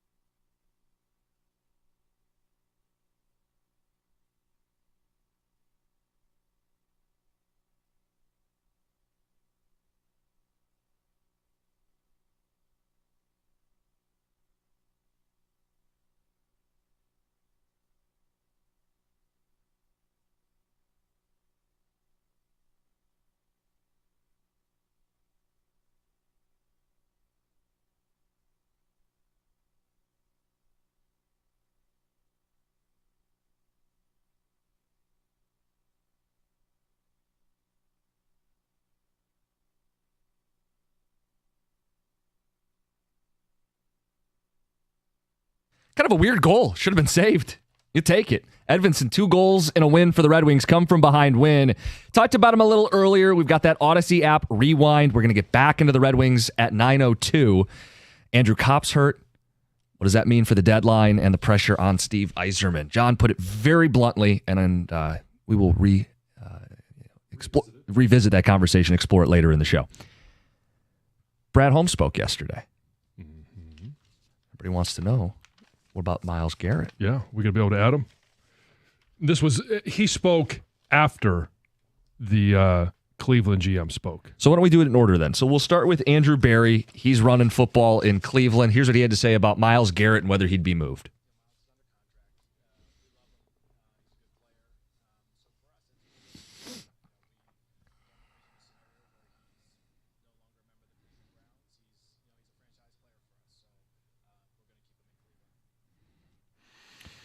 Not going anywhere. Well, what about Brad Holmes? What do you think about the possibility of being that one edge rusher away? Hint, hint, asking about Myles Garrett.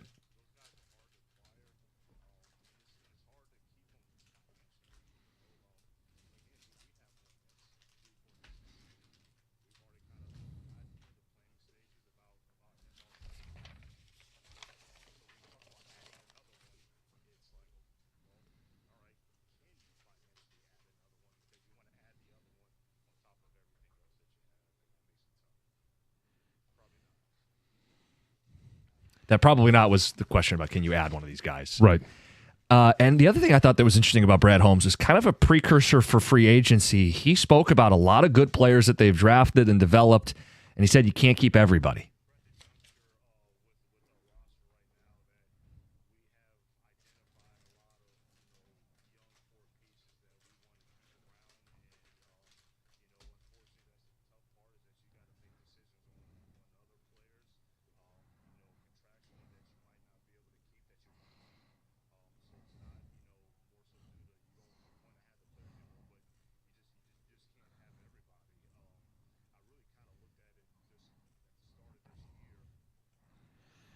John, what do you make of it?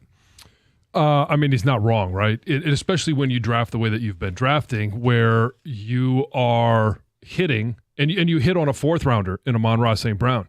You pay him. You expect, or we expect now from Brad Holmes, that he's going to hit on 1st rounders.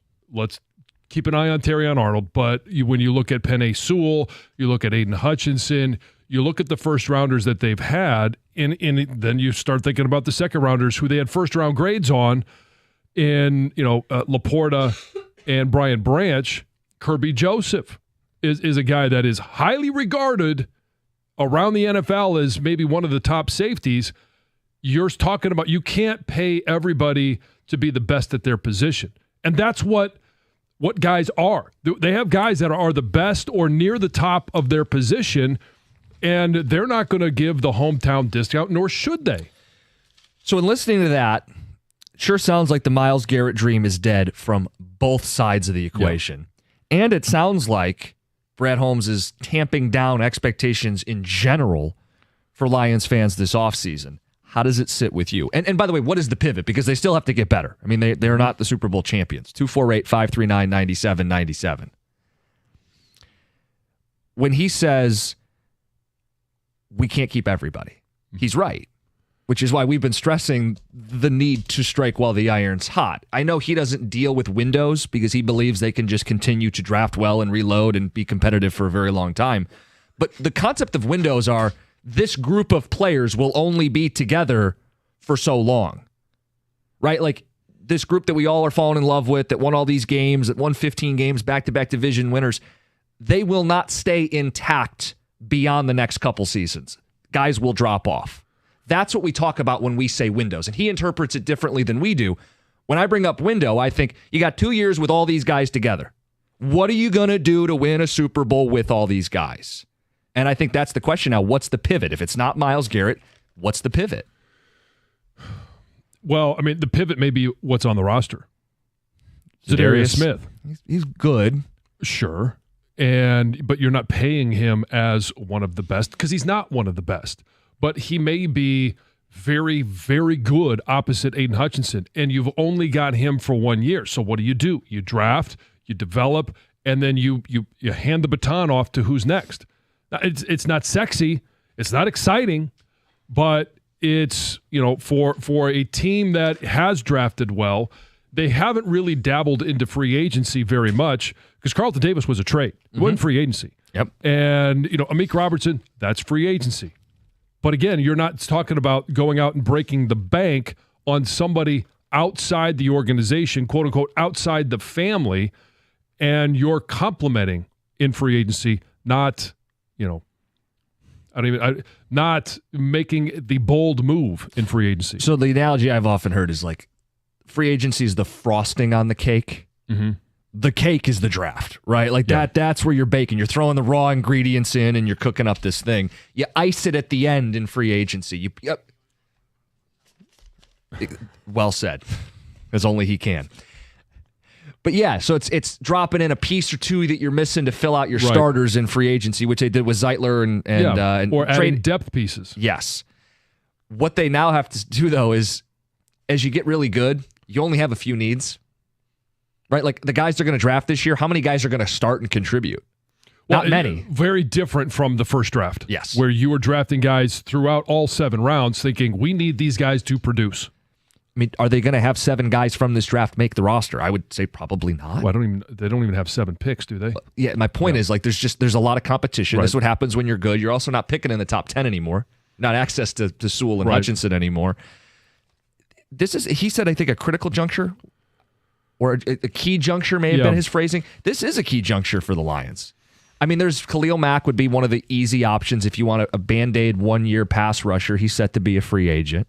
I know Gov's like beautiful mind. He's connecting all the dots trying to get Trey Hendrickson to be a Detroit Lion. You want to lay this out for people? Yeah, so last week, Joe Burrow said, I'm willing to renegotiate to keep our stars. And I think personally Joe Burrow's got that Tom Brady in him where he is going to live up to what he said, and he may eventually be quite underpaid. But guess what? He wants to win. Joe Burrow wants to win. I don't doubt that at all. So Jamar Chase, yesterday, the Bengals said basically they're going to make him the highest paid non-quarterback in the NFL. I believe that'll happen. Oh, yeah. Then they said we plan to keep T. Higgins. Now, I'm not so sure about believing that yet, but they said it. T. Higgins called it out on social media and said, whatever, liars. But they can tag Higgins again. And when they tag him, they're going to have to pay him $26 a year. Well, he's worth $26 a year. He's that kind of receiver. So you could justify that for a year, but they also said they plan to extend him. I think if Chase gets what they said and Higgins is tagged, so the indicator's coming when the tag deadline comes to me. Next week. That Trey Hendrickson becomes available in a trade. On a 1-year rental. As a 1-year rental. Where you could fit him in. I don't believe you would have to give up a first-round pick because he is a rental. You don't have to pay him. Like Brad Holmes said, you can't pay him. You would strictly be going and giving up probably a second. A third might do it, although I think you get other teams in the fray then. We see in this league all the time, you sit back and you see a trade and you're like, that's all it took? I think Hendrickson, I don't think you're going to get a first for Hendrickson without getting a deal. An extension. It wouldn't make sense. Well, the extension has nothing to do with what the Bengals are going to want in return. Because it's not like there's a no trade clause. I don't believe any team's going to give up a first round pick if they don't get an extension. I would agree with that. So yes, from the team receiving Hendrickson, I agree. And so that could be something that's worked out.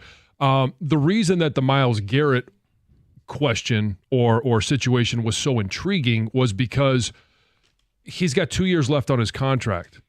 And first of all, the Browns don't have to trade him. Doesn't sound like, as of now, they will. And most people think that if a trade happens, it's not going to be until probably July or even into August. Which would be great because you wouldn't be giving up this year's picks. You wouldn't be giving up any of this year's picks. And he also made the comment that he would be willing to work with the team if he goes to a playoff contender. He wants to be playing in big moments. So his cap number in the next 2 years is not $30 million. It's not $35 million. It's, what is it, $20 million and 21. Yeah, 19, 20, something like that. So that's where it's enticing because you're not paying, you're getting one of the top 2 pass rushers. You already have one. You're paying for the other one, but you don't have to re-sign him right away to a long-term deal. You can. Right, but the game of chess is moving around, and yesterday, for the time being, maybe not Garrett. So now the Hendrickson thing could be developing, and you have to make the choice. Well, do you go there, or do you wait it out? Or do you wait it? Yeah. So I love that there was a lot of chess moving yesterday. Yeah. Do you wait it out and get left holding the bag in a Bregman situation? Right. And then what if Micah Parsons just comes out of the blue and says, "I want out"? I mean, these are the chess. Like, you just don't know. That's the moving pieces. But I think Holmes. What if Crosby says? But Holmes is splashing the cold water, saying we're not trading for Garrett, Parsons. We're not trading for the high end pass rushers. But you don't have to. The Hendrickson thing. That's why I think it's so compelling. Is his 1 year rental. That's a great move for next season, right? We're all about next season. Don't worry about anything else. Well, especially because by his own admission, they can't keep everybody. Exactly. And so you rent him. You win a Super Bowl. You might sign him. You leave that open. Yeah. But for next year, and you're giving up the least amount. Or is Brad Holmes just playing chess? Right. You guys let us know. He's cooking. Afternoon show loves that. Let Brad cook. He's cooking. Cooking would be pulling off something big. Not bringing in Marcus Davenport and saying we got enough pass rush at home. We'll see what he does. How do you feel about listening to those quotes? The Myles Garrett dream is dead. What's the pivot? It's 97.1.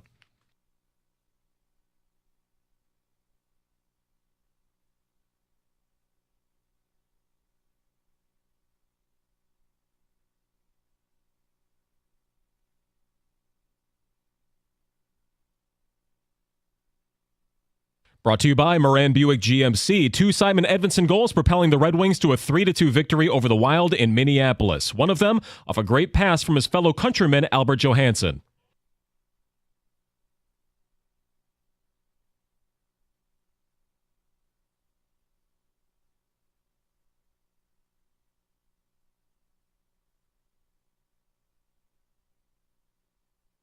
Having a good time out there with them. The all-Swedish goal. Detroit came back from an 0-2 deficit after the first period to score 3 unanswered through the rest of the game. Cam Talbot saving 22 of 24 shots against him.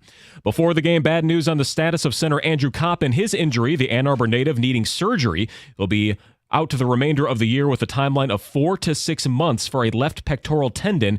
He had just played his 700th career game, going to be a while for 701. The Lions feeling good about the potential return of Aiden Hutchinson from his broken leg. New defensive coordinator Kelvin Shepard said he has full confidence that Hutch will be back in full force when the new season begins in the fall. GM Brad Holmes mentioned that they're also in the planning stages of an extension for the dominant former Wolverine. In spring training, Jackson Jobe was touching nearly 100 on the radar during Detroit's 8-7 loss against the Orioles. Did give up a 2-run homer against a loaded Baltimore lineup in his 2 innings. Kader Montero also piggybacked and hurled a scoreless inning. At the Corwell Health Sports Desk, I'm Chris Villar. For more, go to 97.1 The Ticket and Odyssey.com.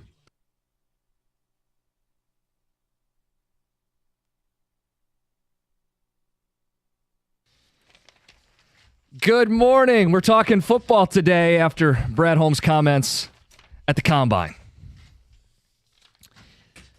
Shot down the Myles Garrett stuff, said probably not on the idea of going out making a big swing at pass rusher. Yeah, but he didn't say no. Oh, here we go. And then you got Andrew Berry of the Browns saying no. With no qualifiers, no, we're not trading him. And it feels like the Myles Garrett dream is dead.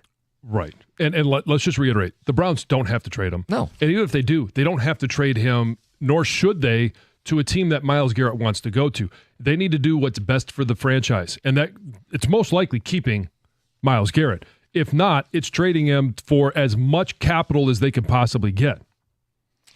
Ticket Texter says, Brad sure knows how to buzzkill every offseason. Get ready for another boring offseason where all our guys are injured because he won't spend.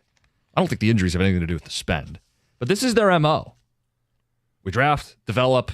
We do not make big splashes in free agency. So is doing like very little like cooking with a microwave? Like you start making the jokes here. I mean, people are getting impatient. Easy bake oven? Yeah, exactly. Toaster oven. Toaster ovens are pretty good. We've yet to see Hutch and Smith on the field together. They're going to have to double one of them. I think we have enough right now. 5 players, even for 3 future first-round picks. Go Lions, Brendan in Ohio. Do they have enough right now? Well, and that may be the answer. That's why I said it. The answer may already be on the roster with a healthy Aiden Hutchinson opposite Za'Darius Smith. Za'Darius, I think, was at 4 sacks in 8 games last season. He was good. I mean, they had to add him. He's not great. No, but he'll be better with somebody on the other side. Like, he was supposed to be the feature pass rusher, and I don't think he is that anymore. At one point in his career, yeah, you could have him as your top edge defender.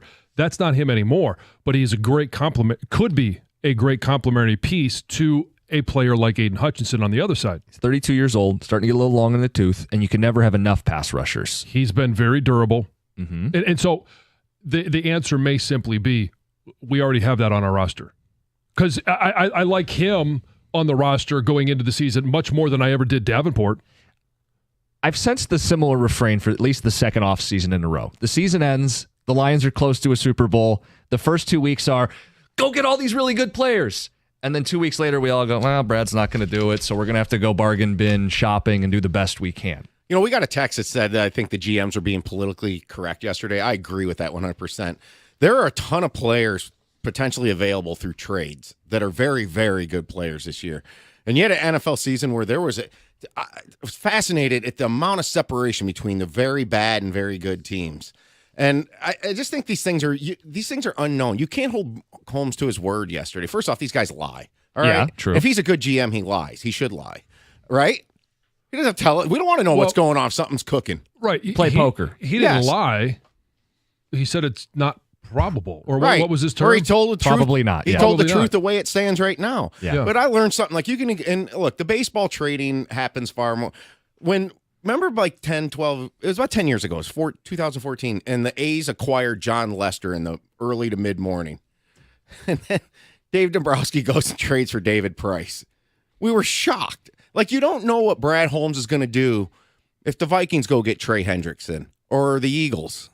You know? But at some point, we have to believe Brad. He's told us this repeatedly and acted this way repeatedly. But it's not in his nature to trade a first-round pick to go out and get one of these guys. But it could take something like that to trigger it, you know, where he goes, well, how about these apples? And he does it. It's like, yeah, John's he word. has kept receipts. John, your great phrase of let it play out. We are in a time of you need to let it play out right now. Yeah, because you don't know. I mean, the draft is going to change a lot of this discussion the day after it happens. And what's going to be best for the Cleveland Browns? It may ultimately be holding on to Myles Garrett. I think in the end, he is moved. And is he worth more to the Browns trading him in July than he is right now for future considerations? I say future considerations. Thanks, Iserman. Lots of considerations. You got that stuck in my head. But if they are in a position where, you know what, hey, we still have to eat money on Deshaun Watson's contract. This year coming up, we organizationally have to admit that we're not going to win a lot of games. We don't have enough talent. We can't pay guys because we have this albatross hanging around our neck. Then we don't want that draft capital now. We want the draft capital next year. So we'll wait till after the draft, and then all of a sudden, Myles Garrett, conversations can happen. You mentioned the draft. Texter says it makes way more sense to try to move up 12 or 15 spots, get an edge guy that you control for 5 years to pair with Aiden Hutchinson.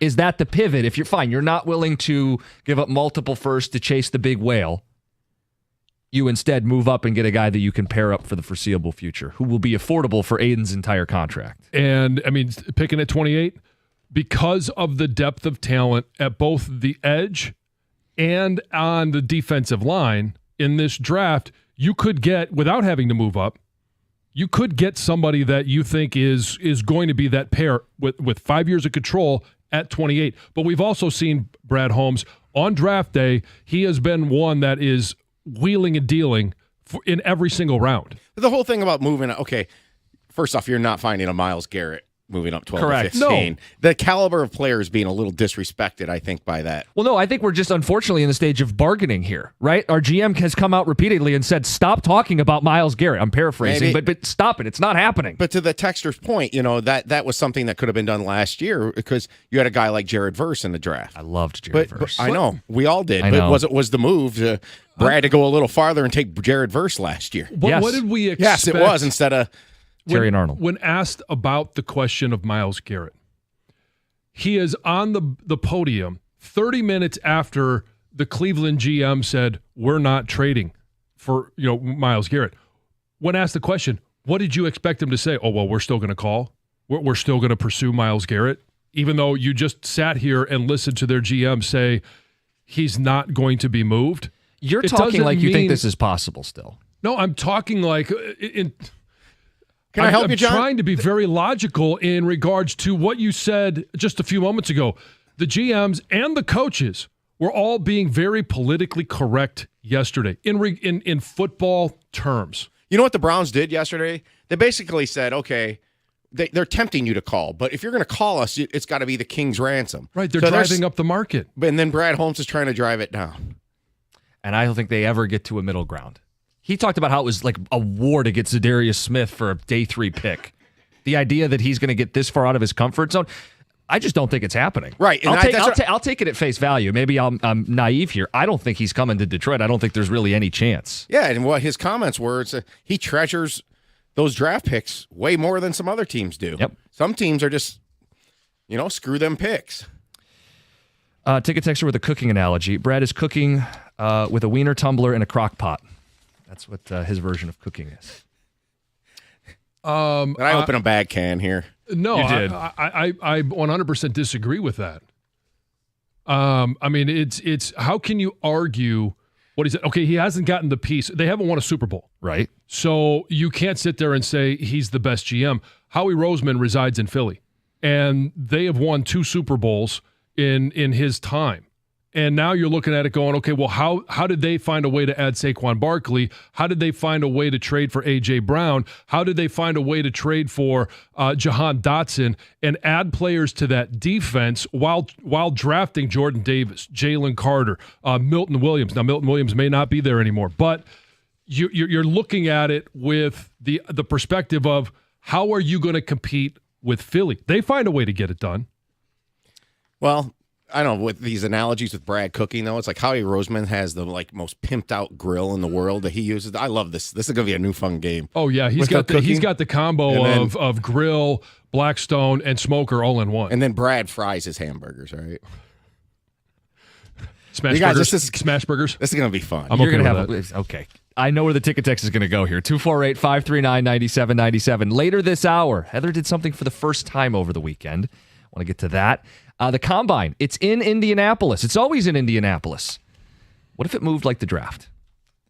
Would it have the same appeal to you? We'll get to that. It's 97.1. Hey, your New Year's resolution is to lose weight, and you can get there faster than you think with Ideal U. Go to idealu.us now, and you can lose 20 to 30 pounds in just 40 days. So whether your resolution is to lose 10, 100, or anywhere in between, Ideal U works, and it works fast. I lost 10 pounds in the first 10 days. I lost 50 in the 40 days that we're talking about, and I got to eat real whole foods. So it was something I could stick with. And in fact, I've lost another 20 since then. So I'm down a total of 70 pounds. Ideal U's weight loss coaches are going to work with you every step of the way. They're there to help you lose weight. They're also there to help you keep that weight off. If you want to weigh less, go to idealu.us. Ideal U is a Michigan-based weight loss company that has helped thousands of people just like me and you lose weight. In fact, over 90%, that's 9 out of the 10 Ideal U customers lose at least 20 pounds in just 40 days. If you want to weigh less, go to idealu.us. If you sign up now, you're going to get a $200 Visa gift card. Start your new year off right. Lose weight. Get that $200 Visa gift card. Want to weigh less? Go to idealu.us.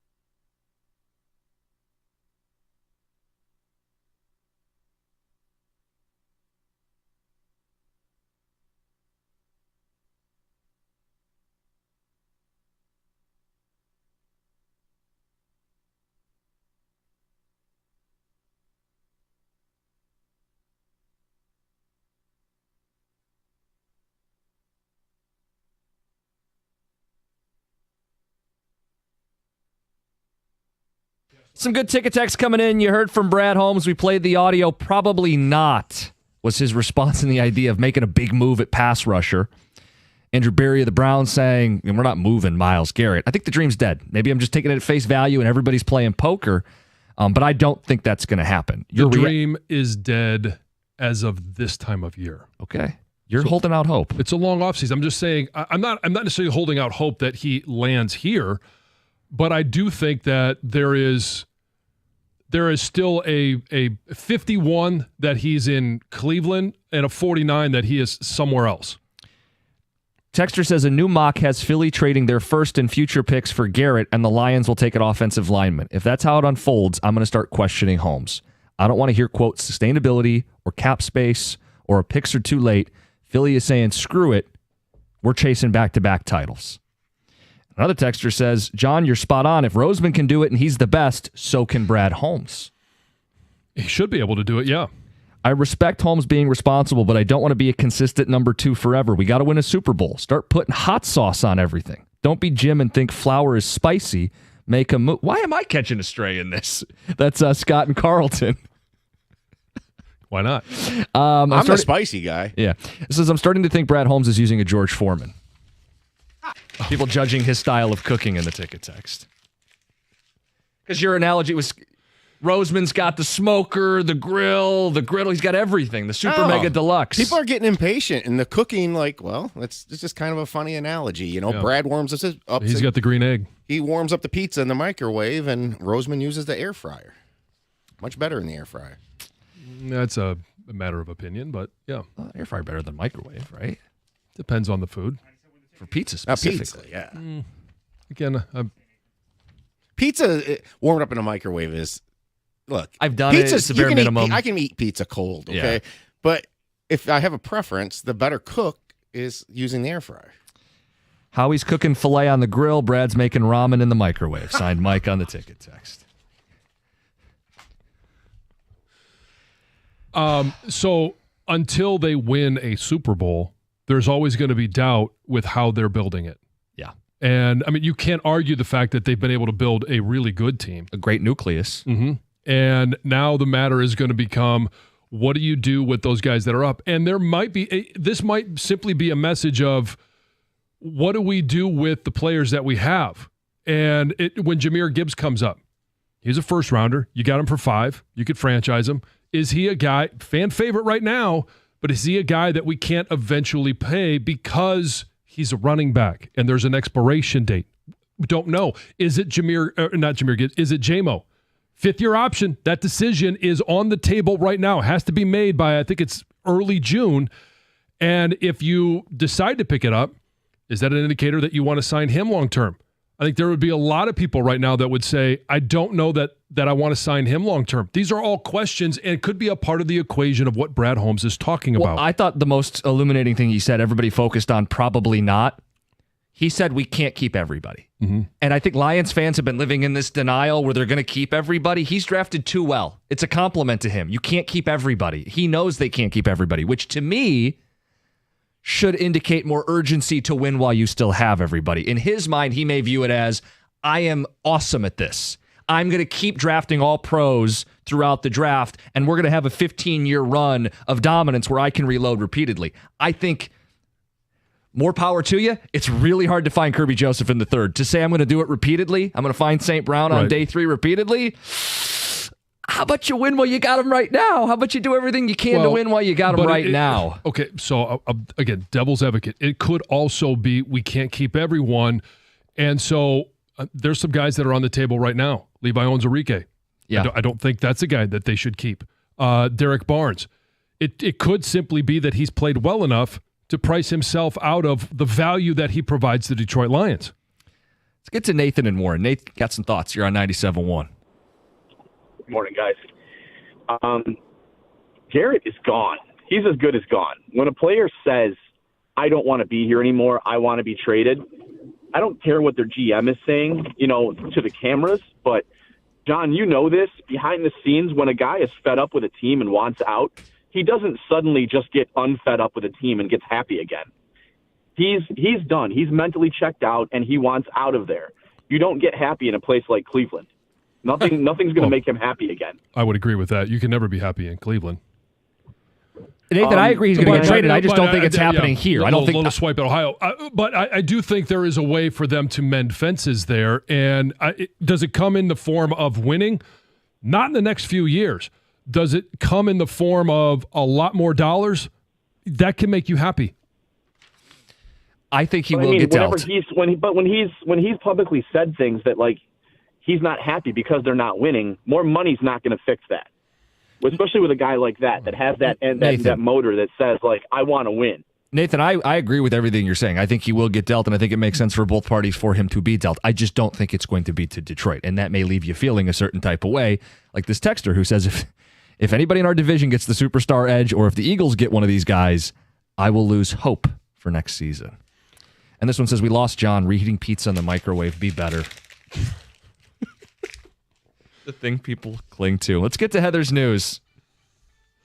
Here's news you might not want to hear, but it is a reminder for everyone out there. A construction project along M14, I-96 in Livonia and Plymouth Township will begin on Friday. This will mark the start of a 2-year, $140 million plan to rebuild the highway through the two cities. So get ready for that. So starting on Friday, crews will reduce lanes for the rebuilding of the eastbound side from Sheldon Road to Newborough Road through late 2025. Yeah. Okay. And then the westbound lanes will be rebuilt in 2026. That is an intersection that I travel multiple times daily. And I'm good there.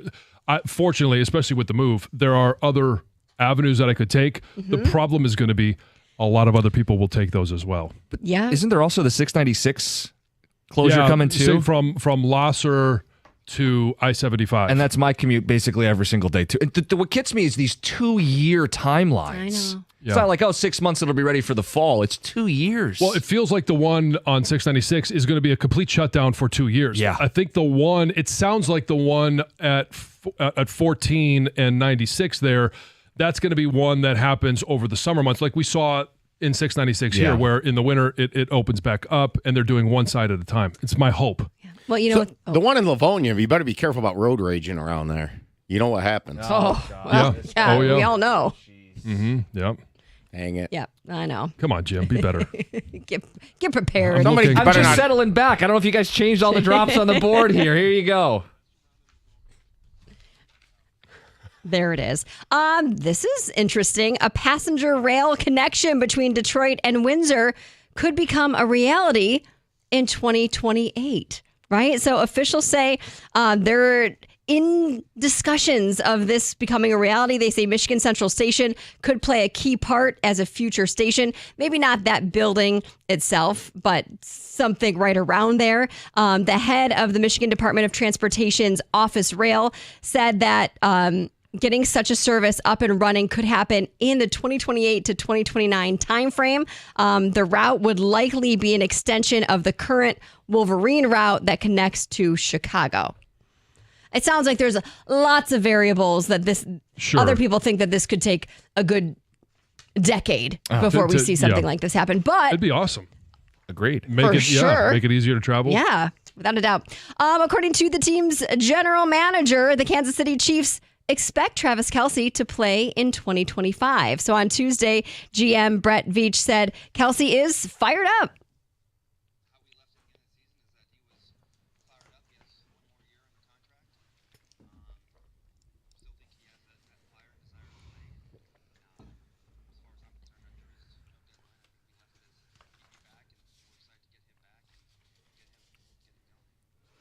Now, Coach Andy Reid didn't have quite that, set in stone. Yes, he's returning. It was more of a, he needs to go take some time to relax and get away before making a decision about whether he will return or will retire. And he's kind of said the same thing on his podcast, too. That's like, I'm not jumping to any crazy decisions yet, like something he's really thinking about. So, I mean, he still had 97 catches. And in terms of Travis Kelce, expectations probably a little bit below it, but he's still a very effective tight end. Yeah, I mean, he's taken a clear step back. Last 2 seasons under 1,000 yards. I tend to think he'll probably go one more year not go out with a loss in the Super Bowl. But John, like guys got to go through that process this time of year. Yeah, and so in 23 he was 16 yards under 1,000. So it's still under 1,000. Yes. Maybe he just wants to retire and get married. You know. You can't propose after a loss. We already went through this. Well, not right after the loss, right? Bryce Harper has made his love for the Philly Fanatic permanent. Did you see this? He arrived at spring training sporting a new tattoo on his arm of the team's iconic mascot cruising around on his ATV. He said it was a placement. The placement of the tattoo was intentional, right? So like it's like off the driving arm. So after he makes a hit, it's like you could see it. Yeah, so everyone would be able to see it. He says that he's always wanted to do something to honor the Fanatic for quite a while. Good for him. It is a cool mascot. Yeah. I think so. Just wait for him to be traded now. He'll always have love for the Fanatic, though, right? Yes. This is pretty incredible. There's a Brazilian couple that has broken the record for the longest marriage of a living couple. Correct. This is pretty crazy. According to the Guinness World Records, the couple has been married for 84 years and 85 days. Wow. Now, several more days and more days. I don't know when it was official, but the husband, who is 105, the wife is 101. They first met in 1936, got married like a couple of years later, have 13 children, and the family now includes 55 grandchildren, 54 great-grandchildren, and 12 great-great-grandchildren. That's amazing. When asked what the key to this long marriage is, love. It's what was said. It is the wife said, and that's something even the most advanced computer could never calculate. Oh, very wise. Yes. Very wise. Heather with the news. Coming up next, Heather did something for the first time. We're going to count on parents to participate in this conversation next. John, you are so immature. I see the grin on your face. Oh, my God. I'm excited about the break. Oh, sure you are. And we're going to talk Red Wings top of the hour. We'll get into where they stand with the latest injury and with the trade deadline. John, you were very matter of fact talking about the Red Wings, and I think it's a good conversation. It's 97.1. If you're injured in a car accident, you need help. If you've been in that spot, you know what I'm talking about, and you don't need the runaround. You need someone who cares. That's KG Law. A lot of these personal injury types, they see you as a number. Lawrence KG built his business. He's got a loyal staff. They've been there from the start. I met those people. They're not cutting corners. They care about you, and they win. The phone number, 877-KG-CARES. Check them out online, kgcares.com. If you or a loved one has been injured in a car accident, you need to call KG Law now. kgcares.com. It's spelled K-A-J-Y, kgcares.com.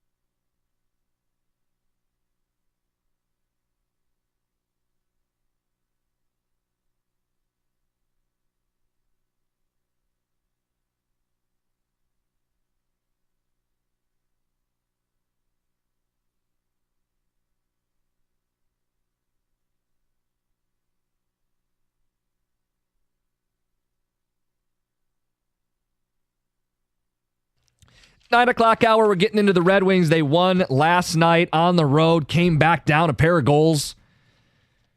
That's their third game in 4 nights. Good effort, good win. It's against a playoff team. And, well, they're going to have to weather another injury. Andrew Kopp done for the season. I think it's a sneaky loss for this team. Like, people look at him and go, is he really that good? We'll get into it at 9:02, what it means for the team and what it means for Yzerman at the deadline. Heather, you did something over the weekend. Something we haven't done yet in the past 3 years, right? So whenever we go out at night or we have a date night, we've always had a grandma come over and watch the kids, right? Yeah. We've gone on vacation. We've had grandma stay with the kids when we've traveled, but we've never had a babysitter. An outsider. It was tough to find a daycare for Emily. Like, that took a long time for us to research that. And we did, when she was little, we did kind of something we called a nanny share in the neighborhood, where several kids went with, you could call it a babysitter, but I felt better about that because the home she was at, the parents worked from home. There was always somebody there. We knew them, felt comfortable.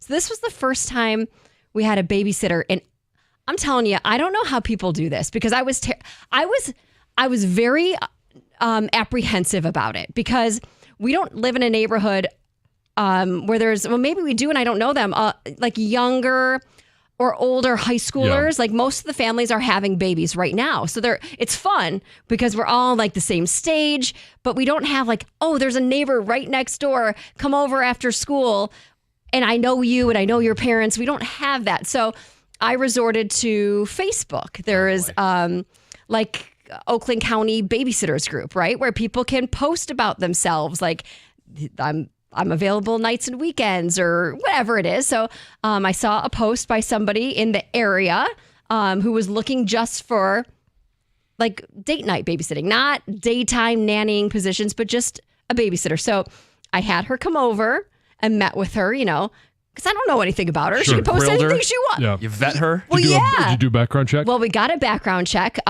She actually works at a daycare, so I was able to get all of the background check through her employer. But you have to ask these, I don't know, like, kind of, I'm like interviewing like a potential employee. I mean, she is like an employee, right? Yeah. And then you got to find out what the going rates are these days. And wow. I mean, I know, okay, I do understand it because I go to Kroger all the time and I see signs out there. It's like $17 an hour to work at Kroger. So I can understand it that somebody who's going to be taking care of your children is going to have a high rate. But before you give us a number, yeah, John, you haven't had to hire a babysitter in a while. No, we've had grandma and grandpa.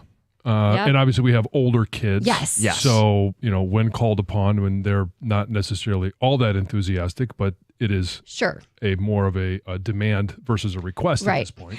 Do you have a number in mind what you think Heather would have paid? So by the way, is this paid like by the evening? How many hours? Well, per hour. It's like a job. Yeah, you pay per hour. So when it was the 4 and they were younger, and I know that we were able to find someone that we trusted, that we liked, and did a good job for $20 an hour. Mm-hmm. And that was for how many kids? That was for 4. Oh, yeah.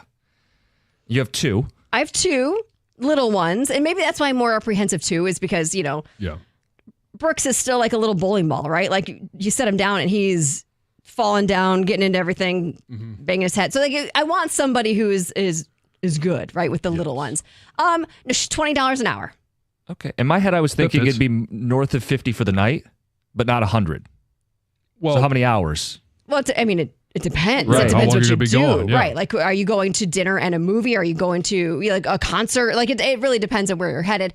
But I guess that's normal, right? $20 is pretty normal. Okay. But we've never had to do it, right? Like, we use grandmas who we are so thankful for and love having, but we've never had to actually pay them nightly for their service. So when you think of you're going out to dinner and you're spending a nice chunk of money on dinner now, right? And you might go do something else. And then you're like, oh, wait, I got to make sure I've got cash on me. And how much do I owe? Does she take cash or can you pay by Venmo? Either or. Yes, either. Okay. She'll do Zelle, Venmo, cash, whatever you want. But that's the nice thing, because we used to get home and I'd be like, oh, I forgot to get cash.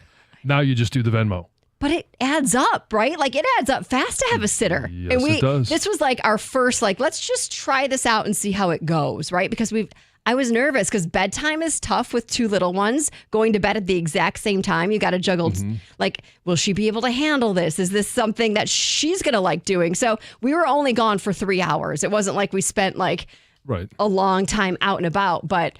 Did you tell her what you were going to pay, or did you ask her rate? We asked her rate. Okay. And I don't know. And I've never had to do that. So is that what you're supposed to do? Like, I am willing to pay $18 an hour. Do you haggle? We just said, what's your rate, right? Yeah. She said $20 an hour. I said, okay. I didn't that fight with her. I didn't. Seem bad. It didn't seem awful because I've seen others on this Facebook group that want $32 an hour. Is it because they have like different certifications? Yes, probably. Yeah. That they used to be an elementary school teacher. She's certified in CPR and first aid and whatever else. Yeah. But it's expensive. So I feel like we've got to like really plan. So we're going to have her come over like once a month so we can have a date night, at least set in stone every single month. Mm-hmm. But at least I can like start budgeting in my head because it does add up. Right. And so here is going to become the issue moving forward. Now, how old is this individual? 23. Okay, 23. All right. There's going to probably be a time where she's like, I just don't want to do this anymore, or I have a job, or I have a boyfriend, or I'm getting married, whatever it is. Like there's going to be something that comes up. And there's also going to be other opportunities where, somebody may be offering her $25 an hour or $30 an hour. So do you have advice for Heather, if you're listening out there? People who are doing the babysitting routine in 2025, pricing, vetting, expectations, what should she be aware of?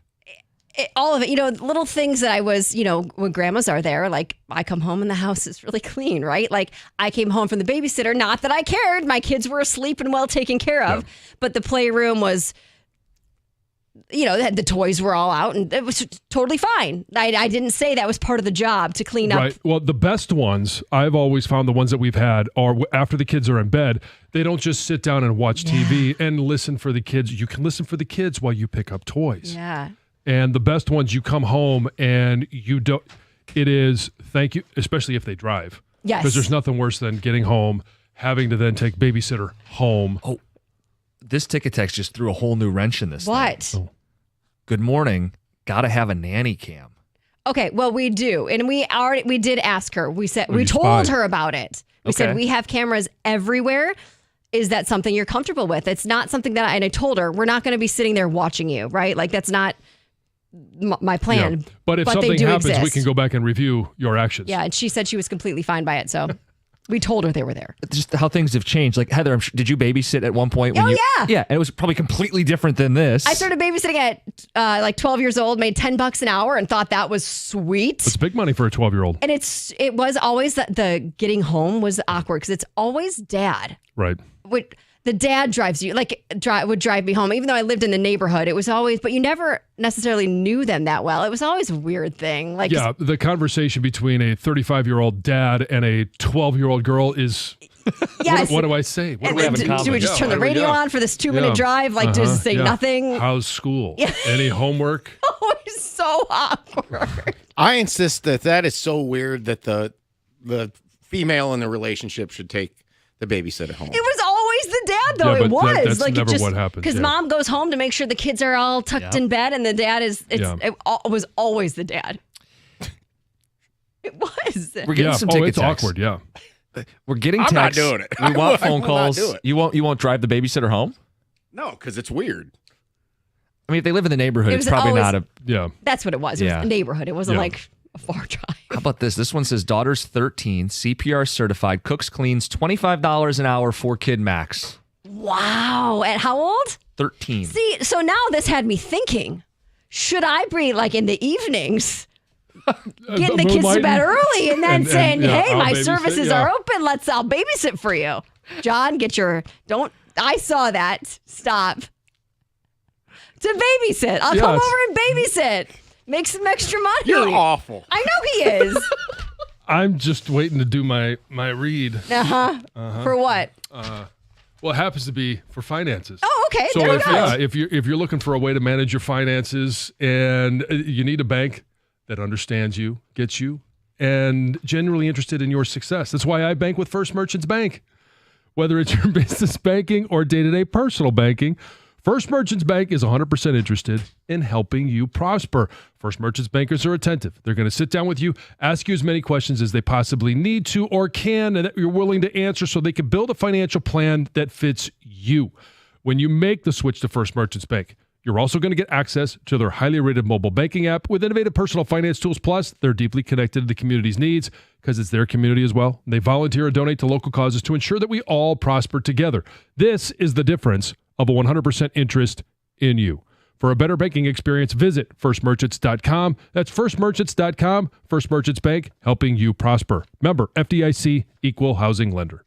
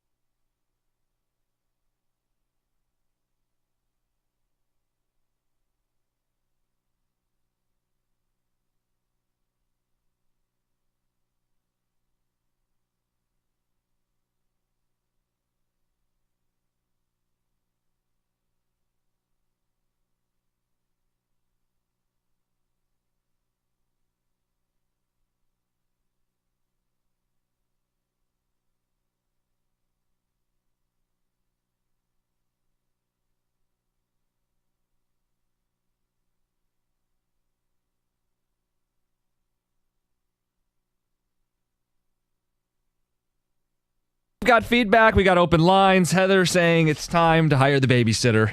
It's a stressful process though. And I see on Facebook where people are just like, "Oh my gosh, I'm in a dire situation. I need somebody tonight." And they'll take whoever can come over to watch their kids. And to me, I've never been in a situation where I have to have somebody. But I would be terrified to just have a stranger come over and watch my kids. I had plenty of babysitters that I would interview, and as they were leaving, it would be like, "Yeah, I'll give you a call whenever we need," and then you just never call them because you're like, "Nope. They don't fit the bill." Right. Texter says $20 an hour is cheap. Consider yourself lucky. Signed, Rocky. Eddie at work. What's the going rate then? Well, 30? Eddie at work says, my parents can't watch my kids forever. I pay $2,500 a month for daycare, $100 a night for a date. That's just how it works. Welcome to the club. Yeah. I got to start I need like a separate like savings account just to save for sitters. Mm-hmm. Jeez. Slush fund. Yeah. I'll babysit Heather's kids for free if she plugs me into her next sensual dream. 23 is too old, Heather. You have to find a 16-year-old with a car, lock her in for 2+ years. That's true, but for some reason, even though I started babysitting at 12, when I hear 16 to watch my 2 rambunctious 1-year-old and 3-year-old, I don't feel comfortable with it almost. Like I wanted somebody a little bit older. Why is your face getting red? I don't. Something was said, right? No. Yeah. Don't worry about it. We'll just leave the creepy guy over there. Let him laugh to himself.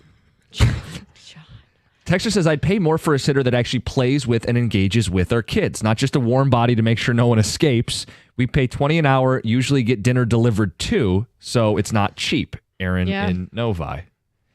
John, you asked Heather off air, would you have a guy babysit? Yeah. I feel like these are all young women. Or girls. They normally are. Yes. No, I would not. I don't think I would. I don't think I would feel comfortable having a man come over to watch my kids. Maybe if I had like older boys, like just like 2 boys that were 12 and they needed somebody to watch them and like basically just make sure they're surviving. But I don't know why. I get it. I wouldn't. I don't think I would feel comfortable. And there's not that many out there. Most babysitters are females. Yeah. It's hard to find a Manny. It is. Oh, let's see. When you say Manny, I think of I'm thinking a show. Yes, or it was from whatever. Yeah. That I could do maybe. Best babysitters are girls in college, lots of energy with kids, play instead of phones and TV. Issue is when you lose them, school starts. I know. And you're only doing like once a month. Summer's a great time to build up a stable of babysitters. But then when school starts, there's high schoolers have things on Friday night that they would prefer to be doing. Mm-hmm. Saturday nights is always an active night as well. And, if you have a good college kid, it's really hard to keep them anytime that school is in session. That's what I need, though. I need to build like a repertoire of babysitters. Yes. It's nice to have 4 or 5 on demand or on hand so that 1 or 2 are busy. You can get down the list to 3 or 4. No way in hell I'd pay a 13-year-old $25 an hour. Adult is a different story. We had the guy say his 13-year-old daughter charges $25 an hour. Which is crazy. And then I was talking to John about it. Most of it, especially for a date night, the sitter is actually with the kids for about an hour before they go to bed. Watch TV and then you're listen. paying $25 to a 13-year-old to watch TV. Whew. Yep. Our babysitter has to now know how to use a microwave, signed Brad and Alan Park. For people who missed the Brad Holmes quotes, Odyssey Rewind, go back. We talked about Myles Garrett. John, keeping a little bit of hope alive. I think the dream is dead. There's also a question as to when do you still need a babysitter? Good now, question. Your kids are very young. Yes. So obviously they still do. But I was faced with that when Lucy was 11, 12. Mm-hmm. And it's different for every kid because there's a different sense of responsibility. Sure. If Jack had been the oldest and he was, 12, it probably would have been, we'll wait till 13 or 14. But for Lucy and Ruby, it was more in the 12, 11 age group where I would start to leave them at home by themselves for short periods of time. I mean, this one just says drop them off at John's house. He won't notice 2 more kids running around. No big deal. Yeah. Hey, you know what? More kids is easier. And honestly, the mess is bigger, but they entertain themselves. There's an idea. Yeah. Live a little far away, but. Yeah. Mm-hmm. Tom in Windsor, you have some help? Drop them off. I'll teach them some new tricks. Emily will come home with some new words. Sure. Oh, boy. Tom, good morning. Good morning. How are you? Good. We have a 8-year-old boy with Down syndrome. So we went through this whole crazy thing. It was like, I'm more like, yeah, whatever, let's just get somebody. But my wife was, not going to happen. But we were able to find a community agency that has already pre-vetted a bunch of babysitters, and a lot of them were like EAs in the school system and stuff. And they already had their police clearances, and then you can run all the funding through the agency. So I don't even have to handle any of the money. We get some government money for him for his disability, and then whatever cash you want to put in or whatever, and you just sign a timesheet and hand it to them, and they take care of paying it for you. It's a great system. Do you have to pay for that service? We don't, but you can top up the people if you want, right? You can negotiate what the fees are that you're going to pay them. Okay. Yeah. That's Whatever cool. streamlines the process. Yeah. Yeah, it's pretty sweet. For me, I'd just hire anybody, but whatever. That's probably how my husband would feel too. Like, you're having her over to like interview her. I'm like, well, yeah, I don't want her just to show up to babysit. And then what if I want to meet her before she's taking care of my kids in my house too. Like then I was saying that I started getting to know her a little bit. I was joking with her like, are you in a lot of debt? Like, are you going to steal my jewelry? Like what? They're all legitimate questions. Sure, you're was inviting somebody to spend time in your house without you. Yes. They're also taking care of your most prized individuals, your kids. So I got a question for you, Heather. So Yeah. Stoney got into substitute teaching this year. Never. Are you asking if Stoney Would would you watch let my Stoney? kids? Yeah, for a night. No, I would not. Why not? The age.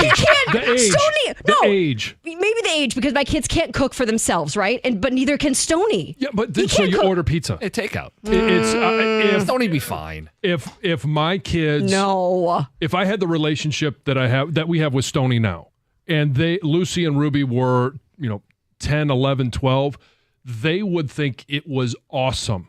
Yes, to because see it would be Uncle like, Stoney come. It would be a party. but not with little kids. A 1-year-old? No. It depends on the age of the kids, right? I'm not Yes. going to leave Teddy right now Okay. with Stoney, even though it would be. That's when you would definitely need the camera. For it would sure. be awesome to Record watch the that. whole Yeah, interaction. we would probably just go down the road and turn the Wi-Fi on and be like, okay, let's watch this. This is our entertainment. This is our movie for the night.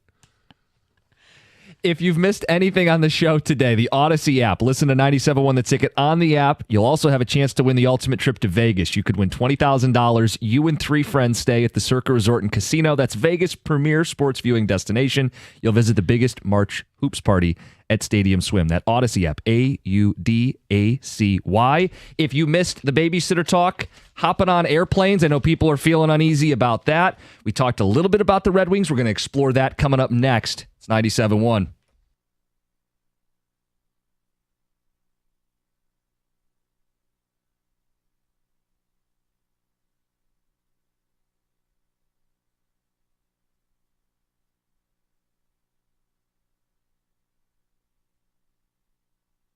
I'll make it 2 more points for the Red Wings. 3 unanswered goals from the second period on, and they sent Minnesota's crowd home disappointed. 3-2 the final. Edvinsson a couple of goals. Vladimir Tarasenko put one home as well.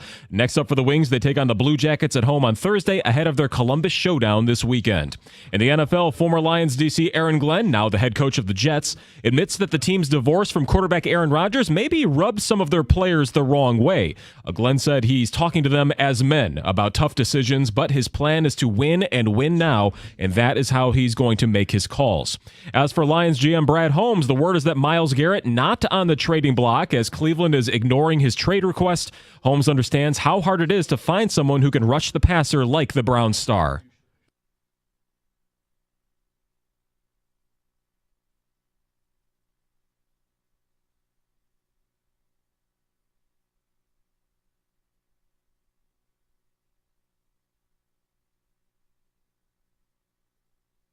Yeah, Holmes alluding to an Aiden Hutchinson extension there. And the Tigers took their first Grapefruit League loss of the spring yesterday. A rally by Baltimore's bench grabbed an 8-7 victory, but Detroit's main guys looked pretty good. Riley Green with a big home run. Kerry Carpenter went 3 for 3, and even Spencer Torkelson got a hit and scored a run. Detroit will be back at home to Lakeland today for the spring debut of Cy Young winner Tarek Skubal in front of the fans. At the Corewell Health Sports Desk, I'm Chris Villar. For more, go to 97.1 The Ticket and Odyssey.com.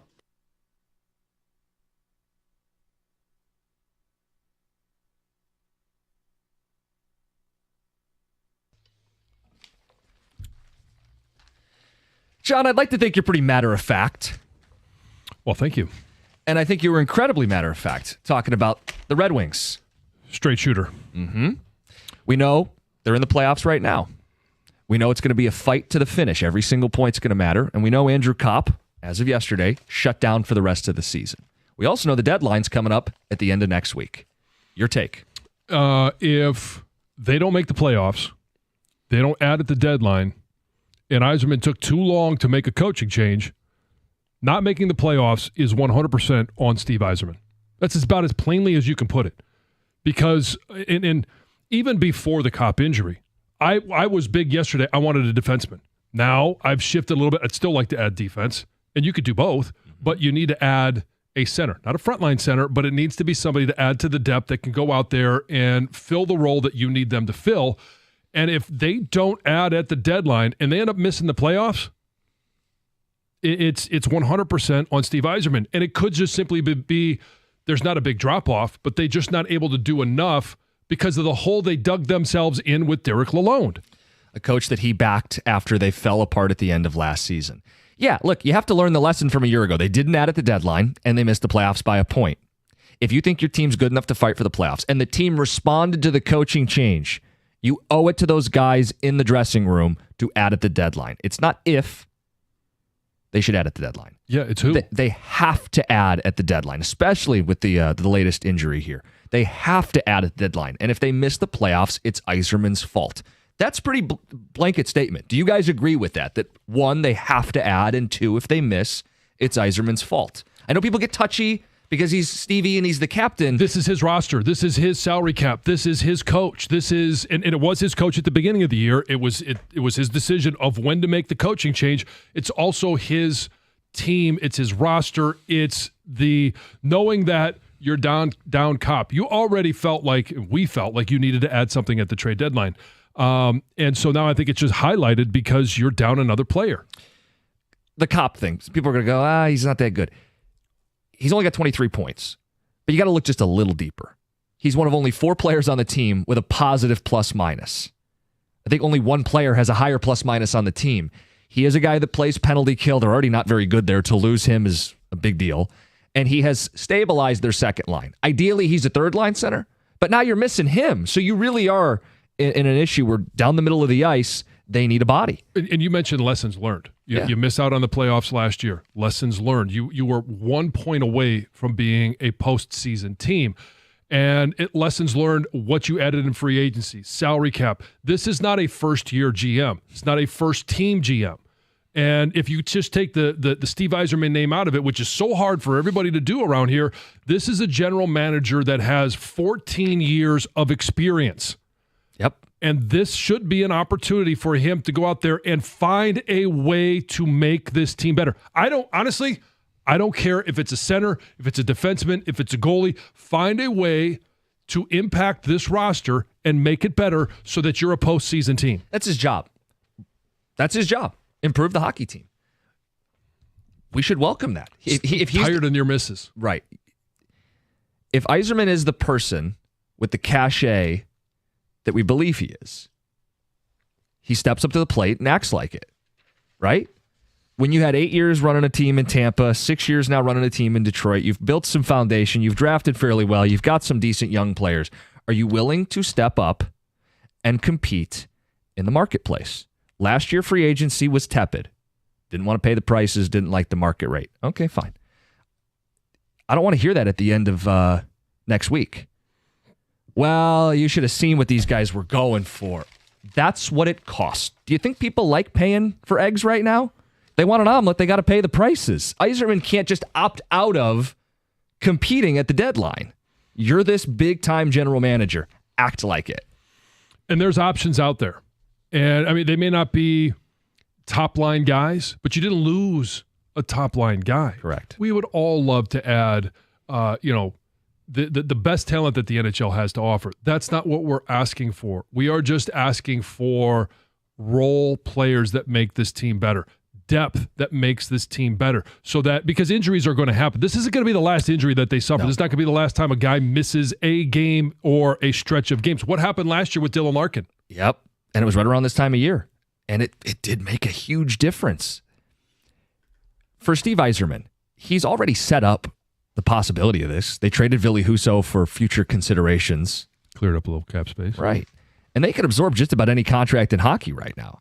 The name that I keep circling is Dylan Cousins. Mm-hmm. They were doing some intel on him back in December. He's center for Buffalo. He's 23 years old. He's on a long-term contract, and he's underachieving. So the contract doesn't look good. But he did score 30 goals as a 21-year-old, and he's in a really lousy situation. Can you rescue him from Buffalo? We saw what Eichel looked like, different caliber player, being rescued from Buffalo. Try to get Dylan Cousins, former top 10 pick, back into form. He does play defense. He's a good middle-of-the-ice guy. He scored 30 goals, and he fits the nucleus. This isn't like you got to give up stuff for a rental. They've done some research on him. The need is even bigger today. Dylan Cousins makes a lot of sense. Well, it makes a lot of sense, and it could just be a fresh scene for him. Makes all the difference in the world. And being a part of or being around guys like Dylan Larkin, Patrick Kane, Alex DeBrincat, Lucas Raymond, Mo Seider, who Mo was same draft. Yep. Right. One pick. That's where the Red Wings picked Mo was at 6, and Cousins was taken at 7. So you do all your background on all of the picks. They know, and Steve Yzerman knows, because that was a player they were evaluating in that draft. They've obviously kept an eye on him. That's what you do as a general manager. And then you see at this point, okay, who is available? What do we know about this player? How much do we know about him? What do we need to find out about him? I think it's well said. 248-539-9797. And I know if you add Cousins and you still have Kopp and Comfort, you're probably spending too much money on second and third line centers. But then you just trade one away for future considerations. We know Yzerman's the king of that. Dumped Fabry and Husso and Wallman all in the last year. Look, it's not ideal. Those are his contracts that he had to move off of. Mm-hmm. But don't let that get in the way of trying to win right now. And Cousins would both be a short-term and a long-term move. But I'm not telling you it's got to be Cousins or bust. It's just a name to show you there are players available to make the Red Wings better and secure a playoff spot. Ticket Texter says it is on Yzerman. If the Wings don't make the playoffs, says not firing Lalonde until the middle of the year is the smoking gun. He should be fired if the Wings don't make the playoffs. Nick in Farmington Hills. I don't know if this is the year that happens, but I think that discussion is legitimate.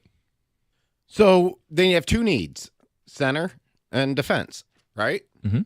We'll go to Buffalo for both. Go get Byram, too. Oh, yeah, young defenseman, let's go, first-round pick. Let's go, and he has an expiring contract. So you'd be getting 2 former top 10 picks who fit the timeline of your hockey team who could help you. Look, I'm not crazy about adding the Cousins contract because there's a good chance that maybe he doesn't live up to it, okay? Yeah. But at some point, you got to take a chance here. Thank you. And I think he's the type of player that you should take a chance on. That the odds are the truth is somewhat in the middle with him. And you feel like you got a decent culture here. You got a good coach. You got a good group of young guys. The cap is going up in the NHL. That's the thing, not to nerd out. It's been frozen. It goes up in every sport. Hockey's been frozen post-COVID. It's about to spike considerably. Right. So this contract isn't going to be the season we're living in now in the future seasons, which is huge. And to me, Byram is a compelling defenseman. I like him as a 3-4 in this league with potential still higher ceiling because he's only 23. He has played more playoff games in his age back with the Avalanche when they won the Cup. He to me, he's okay. It could be a rental or it couldn't. He could be playing for his contract. I would love that. I mean, if you made that deal, Cousins and Byram, I think that gives you a shot to potentially get into third in the division, second in the division potentially. Take the chance. It's time. Push it. You have to take chances. You do. You can't play it safe all the time. And it doesn't have to be these guys. No. But you do. The thing with Kopp is he had 15 minutes of ice time per game. Somebody's got to consume that. Look, short-term Comfort bumps up to the second line. If they really want to get creative, Casper, I hate to take him off the first line, but he is a center. You could start playing him in the middle. I mean, they overpaid for Kopp. Yeah. No doubt. Yeah. He's been a disappointment offensively, but there are some intangibles that he was providing to this team that are going to be missed. I would agree with that. Texture says, if you're Yzerman seeing this, isn't the expectation next season to make a real playoff? So if that's a younger guy or someone under control for a few years, that's the type of player you would add at this deadline for this year and the future. That's Cousins. Or a number of these guys that have been floated out there. 248-539-9797. Cop was a bad signing. Says the what if game, where would we be if they had called up Kosa instead of Husso, who went 1-5 in his 6 appearances, Art in center line. I do wonder what the deal with Kosa is going to be in terms of his timeline. I know moving Husso from their minors gives Kosa more of a chance to really ratchet up here. But I'm not going to pin my hopes on a rookie goalie in a playoff chase. No. But it's about taking that next step of getting into the playoffs, and then you build on it next year, and hopefully you're able to add in free agency or through trades or guys get better, and you take it another step further. It's all the ultimate goal is the Stanley Cup. Am I wrong? You're right. And you can't compete for a Stanley Cup if you can't get into the postseason. If you continually tread water and you're that team that ties, you lose the tiebreaker, you're out, and you don't get that close the following year. What are you doing? Think about it this way too. He's 6 years in. He's drafted 6 years worth of prospects, and some have looked really good. The players he's about to draft this year, many of them won't be on the team for another 3 or more years. They won't be here until Yzerman's in year 9 or 10. You should have already drafted the nucleus of your hockey team. It's okay to part way with a pick or two at the deadline to make this team better.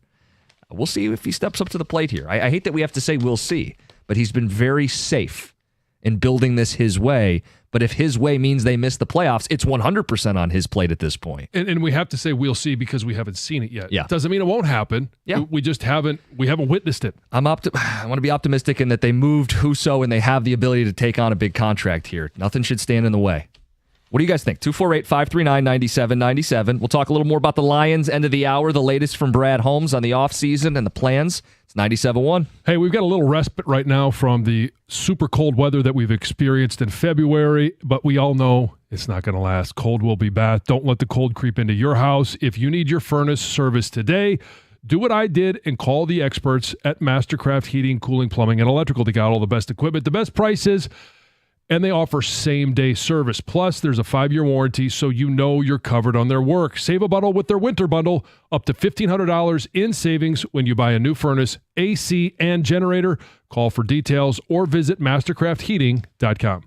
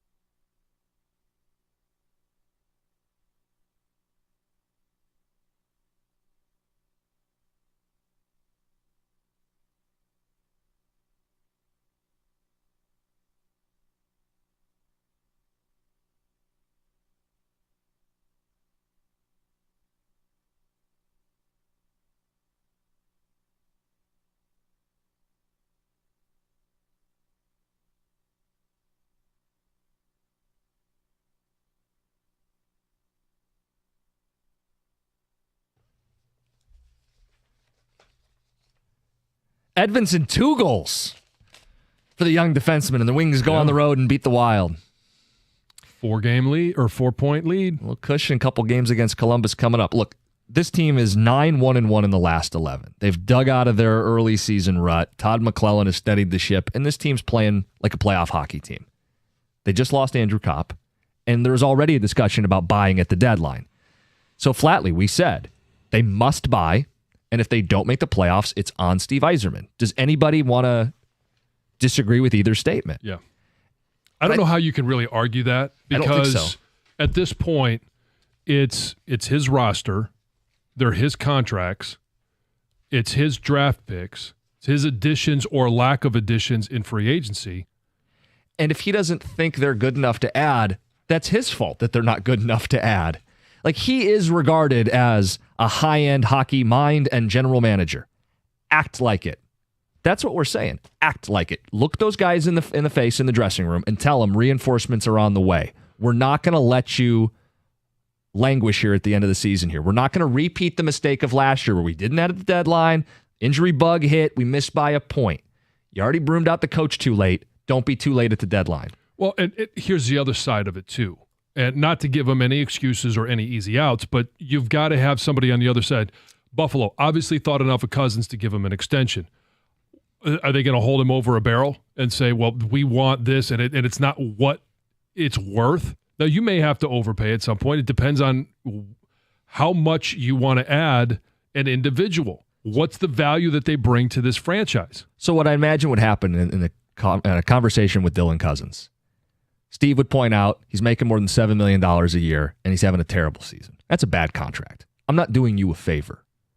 And if I'm Buffalo, I'd say he's only 23. You're going to sell him on a new change of scenery. He fits your timeline. He's a good quality number 2 center that you need. Right. You do need to pay for him. And that little game of chicken goes back and forth. All of this depends on what they saw when they scouted. There was the rumors they were scouting Buffalo in December. Did they look at him and go, good work ethic, good young player who needs to be rescued? Or do they go, I don't know, he's kind of a space cadet, and he's just not a very good, dedicated hockey player. I don't know what their evaluation was. It doesn't have to be Cousins. He's just an obvious long-term and short-term addition for this hockey team. And I do think he'd be a good fit here. But Yzerman has to make that call. And he has to find somebody. John, you were saying defense early in the week. Yeah. It's still a need with the Kopp injury. If he brings in a top 4 blue liner and says, now I can bump Johansson into a lesser role as a rookie, or I just have better depth, so I'm always putting a good defenseman on the ice for all 60 minutes. Just do something. Show this team and this fan base that you're invested in trying to make the playoffs, and not just get in, but provide a foundation for more. And that's what, who knows why they were scouting Buffalo? Was it Cousins? Was it Byram? Because you could go either direction. You could go both. Tom wants both. Yeah. I get it. Got to give up a little more, but again, if you got to be willing to compete. 248-539-9797. Texter says, I don't know if Cousins' game will translate, but I like the idea of buying low on a relatively unattractive contract with someone with upside. Again, only 23 years old. Stevie's in a jam. He knows Pellikka and Danielson will be on the team next year. What to do? Okay, well, you need to, eventually you can't just wait for next year. It's time for Yzerman to show us he's an elite GM. No more sitting on the sideline like he did with Lalonde. Yzerman has to know at this point, if they miss the playoffs, it looks bad and there's no one to blame but him. Well, that's going to be the question. Is we can bitch and moan as much as we want about as fans. Mm-hmm. What's the conversation going on in that franchise? What is it that Steve Yzerman wants out of this season? What does he need out of this season? Ben and Wyandotte, why do I feel like Yzerman is scared to pull the trigger on something big? Well, just because he hasn't. The true Stevie draft hits the ice next year in full force. Don't overreact. I want to be clear. I didn't say I'd fire him if they missed the playoffs. No, but you can have that conversation. I'm not going to. But I think the seat gets hot. Conversation. Yeah, I think the seat should get hot. So making the playoffs and getting bounced right away means something to you guys? Because that doesn't mean anything to me. Making the playoffs and getting bounced immediately is pointless. So if they don't make it, I'm not really going to care at all. Yeah, but if they don't make it, you don't know if they're going to be bounced right away. And hockey, more than any other sport, you get hot. Texter says the team is pretty good, but arguably the 4 worst players are Hall, Gustafson, Petrie, and Sherratt. Not getting someone on the blue line would be malfeasance. That's Adam in Grosse Pointe. 248-539-9797. Let's take some of these phone calls. Kevin in Macomb, you're on 97.1. Costa, Jansen, thanks for taking my call. Yeah, so I'm not too. I'm kind of like meh with the Cousins. I'll be honest. But with that same team, honestly, I really think they should make a move for that Owen Power. I have seen on various websites they've talked about Yzerman being connected, Red Wings being connected to him, or him being on the trade block. I mean, this is a 22-year-old defenseman, and I feel the best, most elite teams are loaded on defense. And right now, we got one real budding star in Seider. Edmondson's looking real good. But other than that, we have, Costa, you and me could probably lace up back there and play as the third line. You don't want me on the ice. Well, maybe Jansen. There you go. I don't know. Maybe bigger on the blue line. There we go. Mm-hmm. Yeah, there you go. That's where they like those 6'6" guys anyway. Yeah. But no, I'm just saying, I think that this guy could be generational. He's only 22. He's you don't know. This could be the equivalent of when Yzerman traded Montreal and got Sergachev, and it bolstered a lot of their Stanley Cup runs. He wasn't the main piece. No, but it was a key cog, to your point. It was a key cog. And Kev, he signed long term. He'd cost quite a bit, but it would round out this blue line where you have Edvinsson and Power on the left side, top 2. You still have Seider and then Pellikka the following year, and you're locked up in your top 2. That's a no-brainer game, set, match move. That's the first I've ever heard of him being available. Right. I mean, him and Seider. Oh, yeah. That's a multiple first. Yeah, I would think so. And stuff. Jeff in Madison Heights, good morning. Morning, guys. I got a question. How come we have the same conversation about every general manager in Detroit? Brad Holmes won't trade the draft picks. Yzerman won't do this. Scott Harris won't do this. Won't do that. They don't want. It's the same thing with every team. Why are these guys so scared to pull the trigger and go all in when you got a good team and you have the potential to have a great team? None of them seem like they just are. They get their toes right up to the edge, and then they're like, "Nope, I'm scared. I ain't gonna do it. I'm worried about 6 years from now as opposed to 6 months from now." It's just so frustrating to watch them get so close and then back away from the line. I don't know. It just seems like every general manager sings the same song in Detroit. Kind of gun shy. I don't know why. Gun shy. Don't want to make the big mistake. Well, and the history. I've been burned by a contract before. You know what? You're going to get burned by a contract in the future, too. Correct. It happens. That's part of this business. And I do think about what it used to be. Like 20 years ago, you had Rasheed Wallace. You're willing to add someone and be bold. It's not like he was a choir boy. It's not like he didn't come with risk. How about a little further back, Brendan Shanahan? To just shake up the roster. Clearly, they were further along then than they are today, but Detroit teams have to be willing to take risks. It'll transition us into the Lions at the end of the hour here, but it applies to everybody. At least for the Tigers, I can say they put out the best offer for Bregman. It didn't have a taker, but that wasn't because they didn't try. Yeah, that needs to be the MO moving forward. 248-539-9797. We'll get to Heather's news coming up next. More of your thoughts. It's 97.1. Hey, March is going to be here this weekend. College basketball is reaching its most exciting stretch of the season. Right now, new customers on FanDuel get $150 in bonus bets when your first $5 bet wins. That's $150 extra bucks to bet on everything from maybe it's conference tournaments or it's the actual tournament and it upsets in itself. It doesn't even matter if you want to try and bet right now on who's going to be cutting down the nets at the end of the season. If you've been waiting to join FanDuel, there is absolutely no better time to do it. The app is easy to use, and when you win, you're going to get paid instantly. All you have to do is visit FanDuel.com/97Detroit. That's FanDuel.com/971Detroit and get in on the college hoops action before March takes over. Must be 21 or over in present Michigan. First online real money wager, only $5 first deposit required. Bonus issued as non-withdrawable bonus bets that expire 7 days after receipt. Restrictions apply. See terms at sportsbook.fanduel.com. If you have a gambling problem, call 1-800-GAMBLER.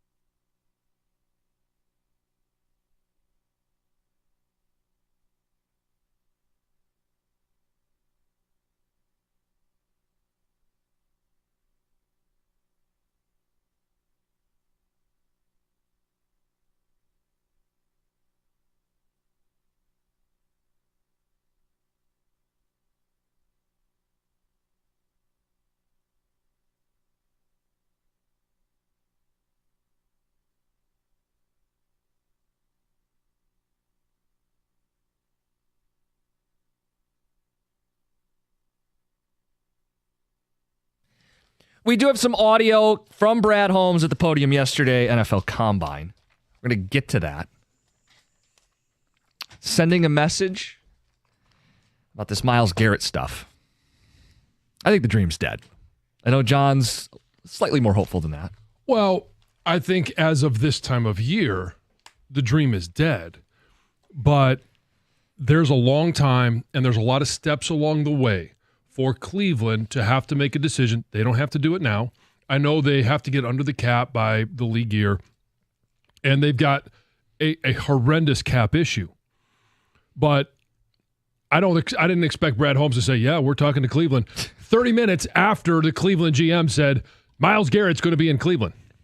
Let's play the audio for people so they can hear what we're talking about. Let me maybe see on Twitter or on the internet the probably not quote from Brad Holmes. We'll build to it. Let's start with Andrew Berry of Cleveland on the possibility of trading Myles Garrett.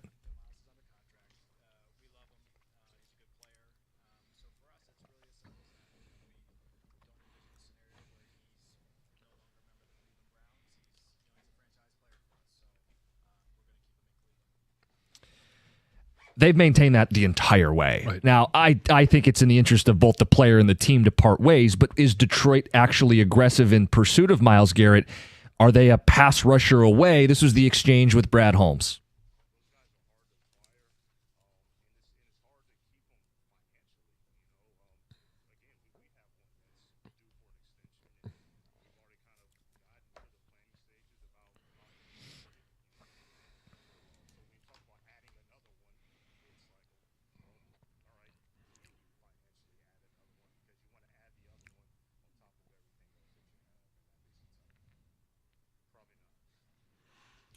Kind of laughs, chuckles, probably not, after kind of detailing. And he went into detail later about finances and constraints, and he really feels like they're going to have a hard enough time keeping the guys they currently have. John, I think he's sending a pretty clear message. Do not expect fireworks at all. We'll add a couple guys, we'll take care of our own, but we're not making the big splash. So a couple of things. When you are thinking of adding a top-line edge rusher, correct. You can't pay Aiden Hutchinson whatever he's going to get paid. Is it $35 million a year? Sure. Is it approaching $40 a year? All right. If you add Myles Garrett and give him a new contract, you can't have two guys taking up $80 million worth of cap space as edge rushers. Understand, no one is going to argue that. The situation that presents itself right now is that Myles Garrett has 2 years left on his contract. The cap hits are 20 and 21 approximately for the next 2 years. So you're not adding a $40 million hit.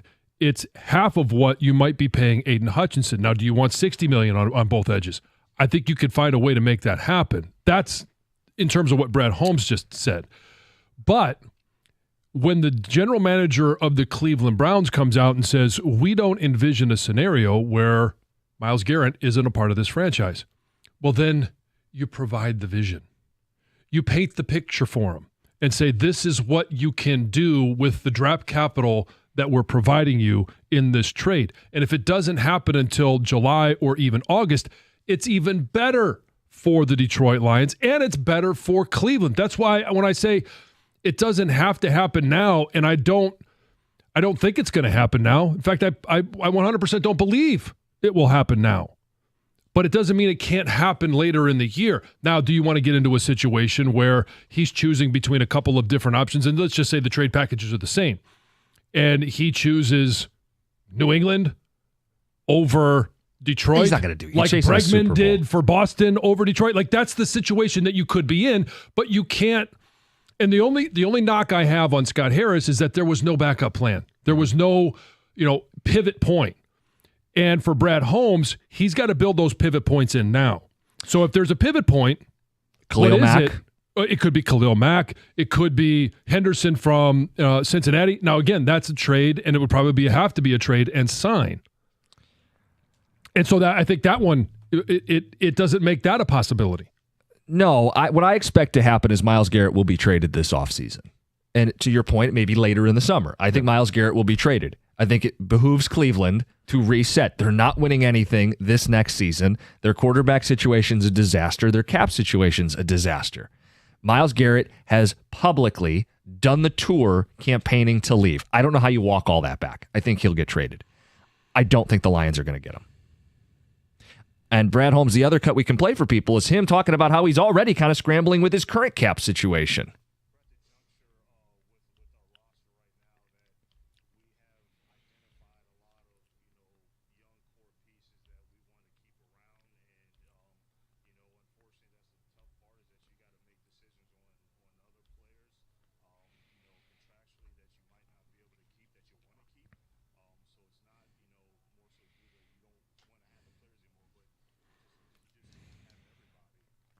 That to me was a bigger tell than the probably not quote that I saw floating around yesterday. You can't keep everyone, which might be like glass shattering for some Lions fans who've been living in this world where they're going to just extend everybody forever and ever and ever. There is a window. You'll lose good players. You're going to lose an all-pro in the next couple seasons. You can't keep everybody. So that to me makes more of an onus on capitalizing in 2025 and 2026. When your general manager is telling you flat out, I can't keep all the good players I'm drafting, I think he's telling you, don't keep your optimism for these external players at a low, because I'm not making a big swing, which I disagree with. It's also a warning for the future of who is it that's not going to be able to be re-signed. Yeah. Is it Jahmyr Gibbs in another, 3 years? Is it J-Mo, which they've got to make a decision here in the next couple of months. Are we even going to pick up his 5th-year option? I think they will, but beyond that. But is it to pick up the 5th-year option to use him as trade bait next offseason or at that future trade deadline to gain something that they need versus what they would have to, pay J-Mo, and they don't want to let him walk? I mean, they have value in him. So those are all part of the conversations for what needs to happen now, but also planning for the future. 248-539-9797. That's a little bit of Brad Holmes at the podium yesterday from the Combine. Talked about this today on the show a little bit. We'll get to it at the end of the hour here. The idea of the Combine moving someday. We saw the draw that the draft was. Would the Combine have the same effect? But first, Heather with the news. Well, this is a pretty crazy story. 2 men were freed after spending hours in a trench on Tuesday. So these workers were actually digging the trench to replace a sewer line at a Wyandotte home when it collapsed. One of the men was stuck in the dirt for more than 4 hours before he was rescued. Apparently, the crew was wrapping up for the evening. This happened at night, right before 7 o'clock, when all of a sudden, the ground softened, the support beam kind of started moving, and within seconds, clay-like soil just started filling this hole. And the 2 guys were still in there. Responders responded quickly, within minutes. But there were so many people there. There was multiple fire departments. There was rescue crews. There was a survival flight helicopter, because the first guy, they got out pretty quickly, but the second was stuck waist deep in mud, and they had to be careful about getting him out because they didn't want any more to collapse. In on him, yeah. So it was a very tricky and sticky situation. I mean, pretty crazy. Both guys are fine, but it could have been much, much worse. Thankfully, it wasn't as cold as it was last week. Oh my gosh, too. Yeah, it wasn't. It was warm yesterday. 55 degrees? Gosh, I went out with my coat and I was like, okay, I don't need this big winter coat for sure. A family dog was rescued from a house fire in Macomb Township on Monday. We just had a story about a cat being rescued. This time a dog. First responders arrived at the home where smoke was just billowing out. This was Monday afternoon. Somebody in the home was able to call 911, said that they saw smoke and flames coming from a dryer in the basement, said she or he was able to escape, but the family dog was left on a tether outside the home, but still very near to this house that was quite clearly on fire. So police arrived. They got the caller in the cruiser safe and sound. And then there's body cam footage that's kind of went viral showing this officer, calmly but quickly running, getting the dog off the tether, getting the dog back to the cruiser as well. And thankfully, everyone's okay. Unfortunately, the house was lost to the fire, which is a devastating news for the family. A Southwest flight, we talked about this earlier, attempting to land at Chicago's Midway Airport, nearly collided with this private jet. And the video is quite shocking. This Southwest plane had to very abruptly shoot back up into the sky to avoid missing this jet. The FAA says that this private business jet entered the runway without authorization, was being told through air traffic control, stay put, do not move. And they did move, crossed right where this plane was supposed to land. Thankfully, everyone's okay there. The Southwest flight was able to kind of just do a little loop around and landed safely moments later. So that's the good news. Speaking of flight issues, there was a wild issue on a flight from Australia to Italy. And one couple is sharing their experience, a nightmare experience. They say they were forced to sit next to a dead body for hours. They say midway through this flight, a woman collapsed in the aisle and died. And obviously, they're up in the air. They decided the crews put her body in a chair next to the couple and covered her with a blanket. But they say, there was never any attempt to move them to a different seat. Thankfully, the wife was able to move. Like there was an open seat somewhere else and the other people were like, come sit with us. But the husband just was able to scoot over one seat, but had to sit next to this body. But you're still next to the body, yeah. And then he said it was even worse when the flight was over and the crew had to move the body and just kind of take the blanket off. And there he was staring into the face of a dead body. All together. Yeah. What a flight though. And then you wonder, was she traveling alone? Did she have family on the flight? Because, oh my gosh, a woman just passed away. I mean, that's the story as well. Crazy. Finally, there's a new parenting trend that Kylie Kelsey isn't getting behind. So apparently, when parents are hosting their children's birthday parties, they're not only expecting other people to bring a gift for the birthday kid, they're also now wanting people to bring gifts for that child's siblings, which is absolutely ridiculous. But apparently it got some action on TikTok because somebody posted an invite they got that said, hey, please come to my 6-year-old's birthday party. Can you also bring a gift for their little brother too, so they don't feel left out? And here's what she had to say about this new trend.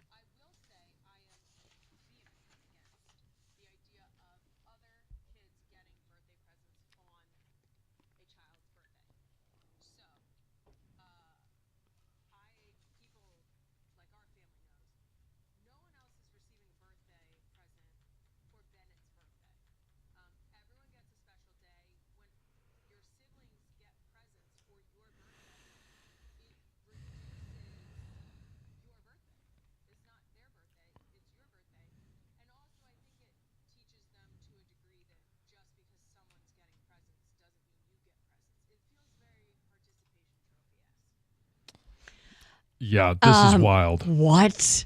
I didn't know this was a thing. Me neither until I saw that. It is ridiculous. Not everything's about you. And sometimes you have to learn that when you're 4 or 5 years old. Well, you do. It's your brother's birthday, your sister's birthday. You're not getting anything. Ridiculous. Yeah, and it can be uncomfortable for the child. They're going to throw a fit, but get over it, buddy. Yeah, learn. You'll have your own day too. You gotta blame the parents. You gotta teach the kids. Set a good standard. Also, who wants all that crap in their house? Like, I don't want any more gifts. Like, I'd prefer no gifts for the birthday kid because I don't want all those toys everywhere. Heather with the news. All right, Combine kicks off this week in Indianapolis. Thousands will make their way to Indy. We did the draft better. Could we do the Combine better? It's next, 97.1. Hey, your New Year's resolution is to lose weight, and you can get there faster than you think with Ideal U. Go to idealu.us now, and you could lose 20 to 30 pounds in just 40 days. Whether your resolution is to lose 10, 100, or anywhere in between, Ideal U works, and it works fast. I lost 10 pounds in the first 10 days. I lost 50 in the 40 days that we're talking about, and I got to eat real whole foods. It wasn't shakes and bars, so it was something that I could stick with even after I accomplished my goals. Ideal U's weight loss coaches work with you every step of the way. They're going to help you lose weight, and maybe best of all, they're going to help you keep the weight off. If you want to weigh less, go to idealu.us. Ideal U is a Michigan-based weight loss company that's helped thousands of people just like me and you lose weight. In fact, over 90% of Ideal U customers, that's 9 out of 10, lose at least 20 pounds in just 40 days. If you want to weigh less, go to idealu.us. Sign up now, and you're going to get a $200 Visa gift card. Start your new year off right. Lose weight and get that $200 Visa gift card. Want to weigh less? Go to idealu.us.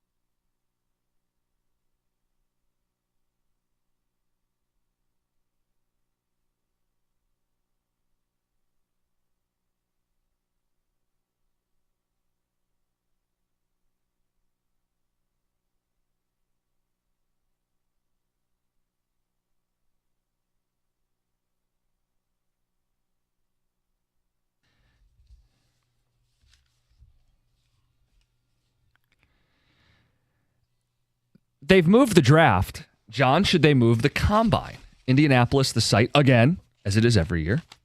Does it have the same appeal as the draft? You're a football junkie. I'm a football junkie, but I'd candidly admit, like, I'm not really going to watch the combine, but I do sit down and watch the draft. So the answer to that question is no. It doesn't have the same appeal as the draft.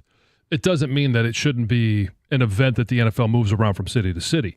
It's going to be limited in the cities that can handle it. Detroit would be one of the cities that could handle it. They've got a dome, which is where you've got to do all of the actual work. And there's plenty of hotel space. There's plenty of accommodations to handle the NFL coming in, but also fans that would want to come to see it. Now, you're not going to have somebody, I would doubt that you would have a fan coming from LA, San Francisco, Seattle, Miami, up to watch the combine. Just like they're not going to do it when it's in Indianapolis. But to move it around so that fan bases, there are a lot of fans in Detroit that they're not going to make the drive down to Indy. But you think they'd go to the combine? But they would go to Ford Field. I would. I don't know if I would. I mean, we call it the Underwear Olympics, and you got guys who don't even go out and throw or compete. Like, it's everything around it. It's one, you're able to get closer, because it's not going to be a sellout at Ford Field, so you're able to get closer to the action, and you can actually see the guys that are going to, like, what do they look like without pads on? Nobody ever realizes how big these dudes are, because you always see them with pads, you see them with helmets. Now it's a chance to get a little bit closer. It's also NFL personnel, whether it's coaches, head coaches, assistant coaches, front office staff. You're able to be around the area where they are going to be mingling. You have run-ins with people that you just don't normally have access to, and you can ask them questions. I'm not against Detroit hosting more events. I mean, bring it on, rotate it, activate fan bases. I just think and you've said this too, it pales in comparison to what hosting the draft is. The draft, I see the finality of it. I see where my team picked. I see where my college players went. It's also nicer weather, right? You can go out and be outside, and it's springtime. Cold February, hypotheticals. They're not wearing pads. It just doesn't have the same appeal. What are you going to do? Okay, you don't have kids, but on a freezing March 1st where it's raining outside, you're always looking for things to take the kids to do. Do they do like there's NFL fan experiences. Yeah, there's fan Okay. experiences. There's different things that you could do in the stadium there. There's different things, given the right weather at the right time, that you could do outside the stadium as well. Different venues. Hotels have different, could have different experiences. I think it would be something that the NFL, I mean, they've talked about moving it around. They haven't done it to this point, but I think it should be an option that they move the combine around. It's not going to affect the players at all. No, but there's nothing about Indy that says they're the only place that can do this. No. It's just, that's the way it's been. Yeah, I mean, when I was there, it was still the RCA Dome. Yeah. It wasn't even Lucas Oil. And now they've got a great facility, and it's nice, but Ford Field is just as nice as Lucas. You'd rotate it through pretty much anybody that could, right? So you do Detroit, you do Indy, you could do Minnesota. Oh, sure. There's probably 14 to 15, maybe a little bit more. I'd have to go through the list of cities that you could host it in, and move it around. And this is one where, I think Detroit is going to get another draft within the next 10 years. This is one where you move it around to 14 or 15 different locations, and you don't repeat until you've gone through all 14 or 15 different locations. And again, I think Detroit we saw it with the draft. They shattered records. Oh, yeah. We love football.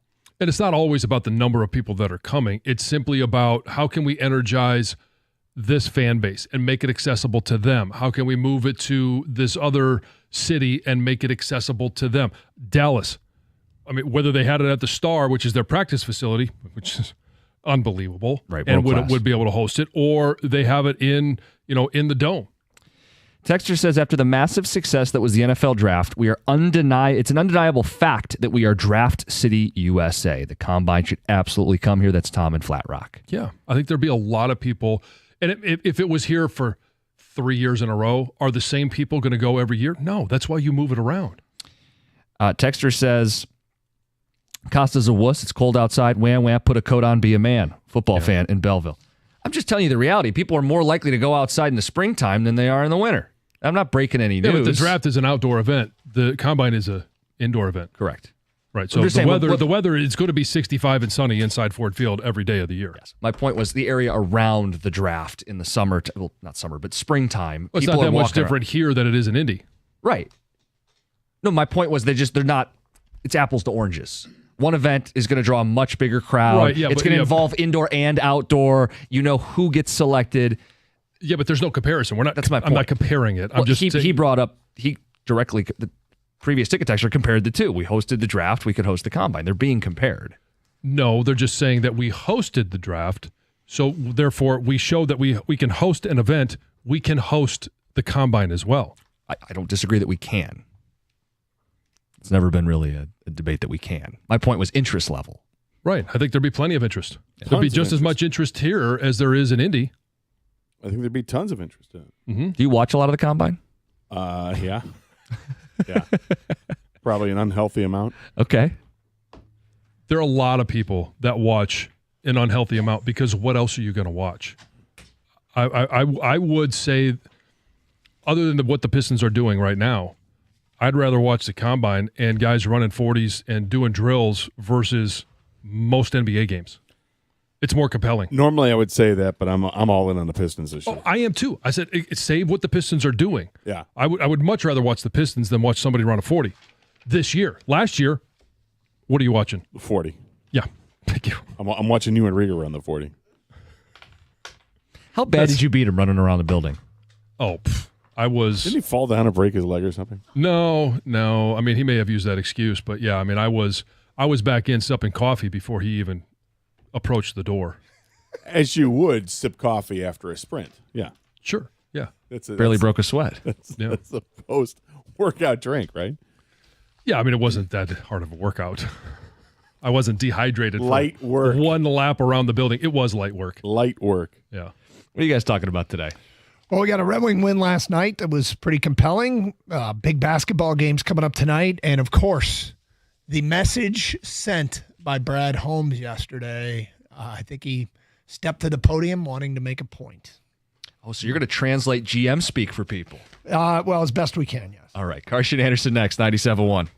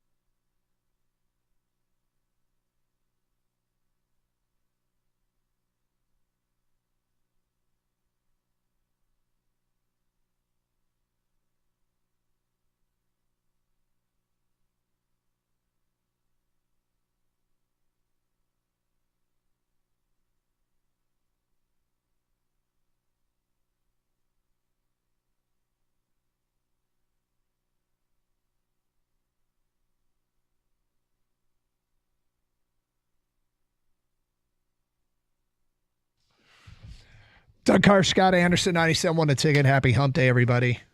You like that story? I do. I don't know if it's true or not. I heard it before, and it was circulating yesterday. The Diana Taurasi retirement. I don't know if you can say it. Why? Well, it's got a double entendre there. Oh, I didn't even think of it that Yeah, way. Good don't God. say that story. It was just a basketball sense, Gator. I'm not sure that it was.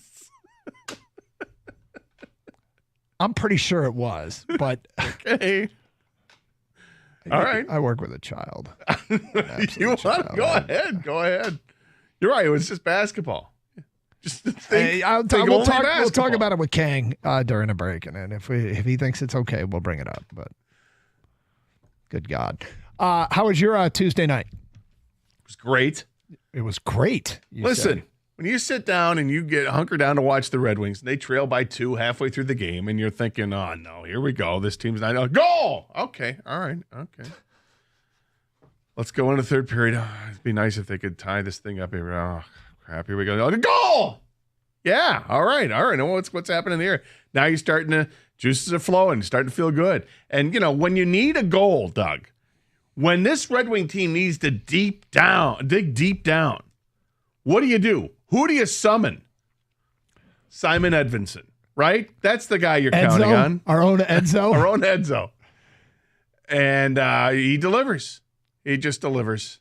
Second goal of the game gives the team the lead 3-2, and then white knuckle it the rest of the way because that's how things have gone. How many goals have they given up with the other team? With the extra tacker because they pulled the goaltender. It feels like it's been, I think has it literally been 4 goals they've given up in the previous 2 games with that situation? Yep.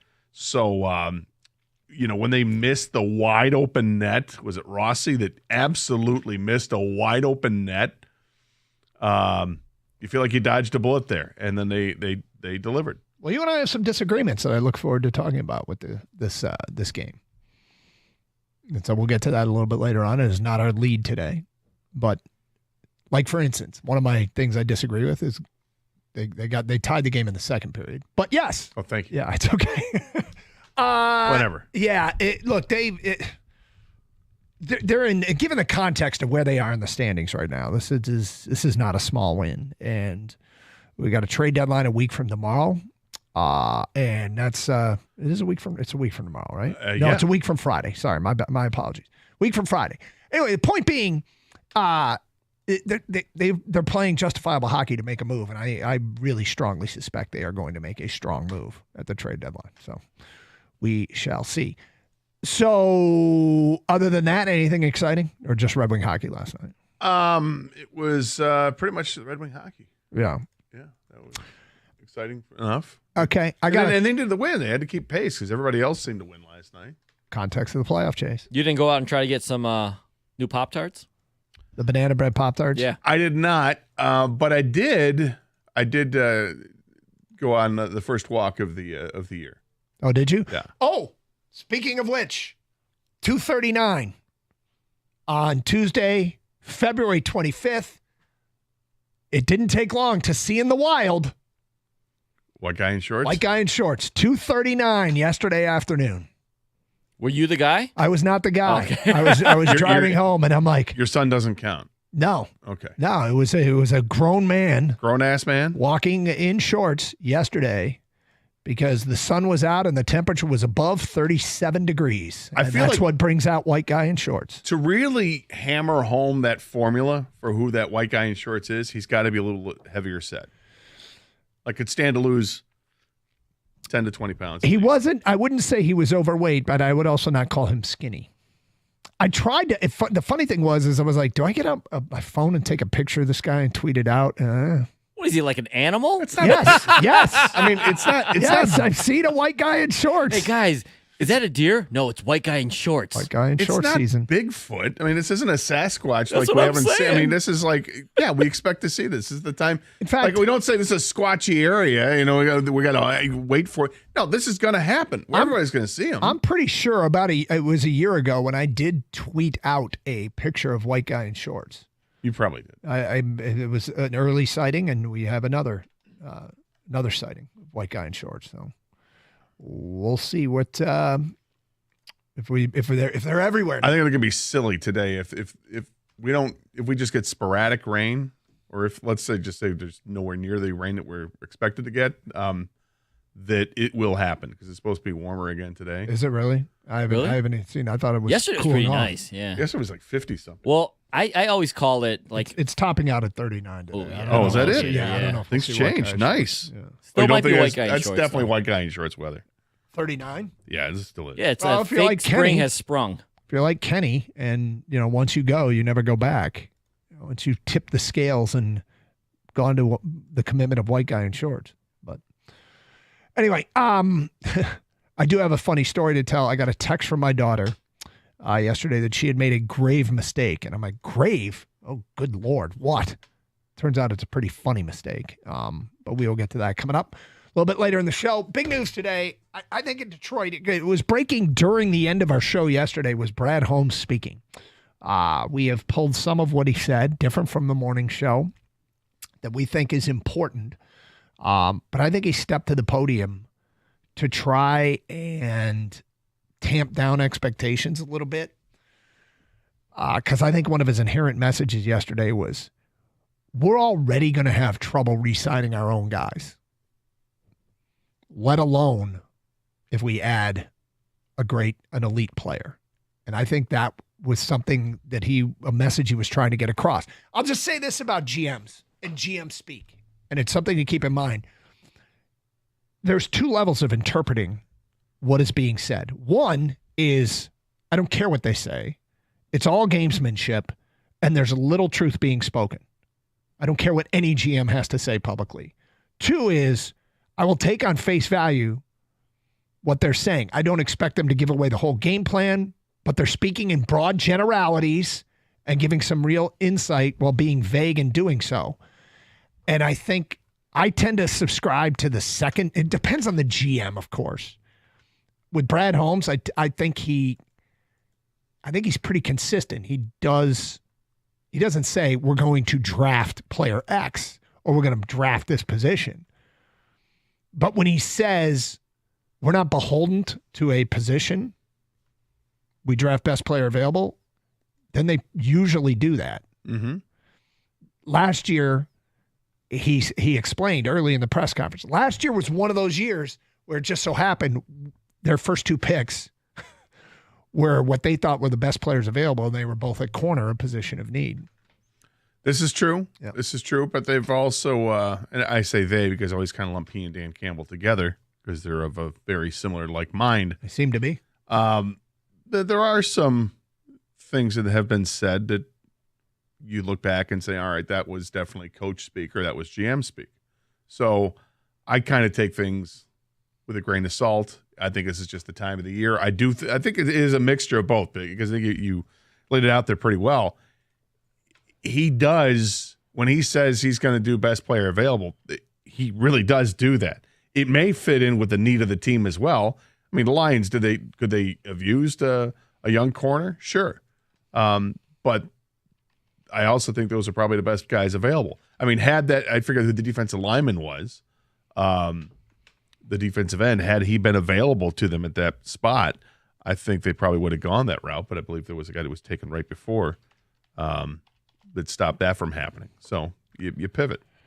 I mean, you have to be prepared for everything. He did a lot of flexing yesterday, though, and sometimes I think I personally get a little bit. I know that irritated is not the right word. It's more. I get a little bit. All righty. All right, hot shot. All righty. Chop Robinson was the player I was thinking of. Gotcha.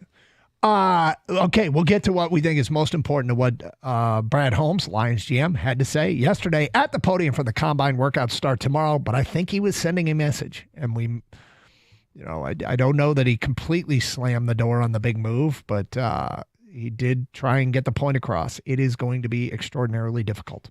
It is Carson Anderson here on 97.1 The Ticket. Hey, when the game tips off, the NBA action is just beginning on FanDuel, America's #1 sportsbook, because FanDuel is your home for NBA live betting. So even if you miss the first few minutes of the game or want to bet on a fourth quarter comeback, you can make your picks from the first whistle until the final buzzer. Plus, You can even combine your live bets, same game parlay, to have a shot at a bigger payday. However you want to play, now's the perfect time to join FanDuel because new customers get $150 in bonus bets if your first $5 bet wins. Just visit FanDuel.com/Doug. That's FanDuel.com/Doug. And I've told you the workaround here. You just find a heavy favorite and bet them on the money line. You won't get much money back on that $5 bet, but you get $150 in bonus bets to do with what you will. FanDuel is the official sports betting partner of the NBA. Must be 21 or over and present in Michigan. First online real money wager only. $5 first deposit required. Bonus issued is non-withdrawable bonus bets, which expire 7 days after receipt. Restrictions apply. See terms at sportsbook.fanduel.com. Gambling problem? Call 1-800-GAMBLER.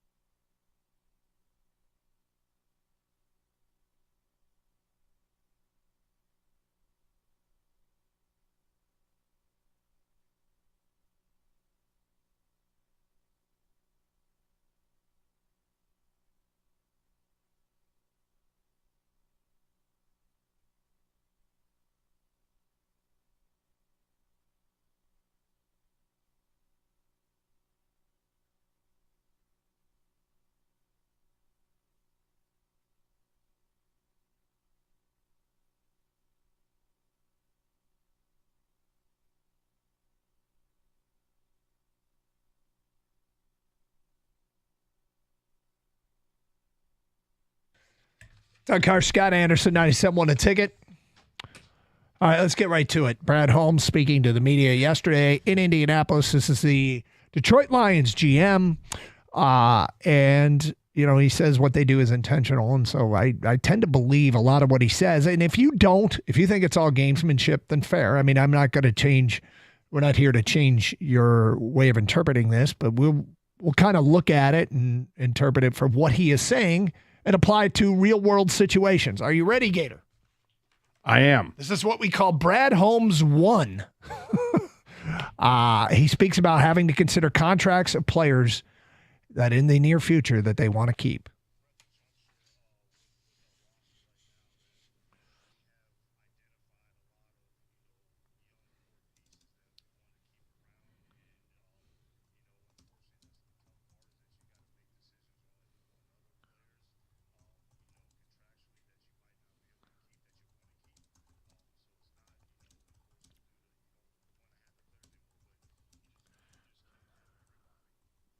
Okay.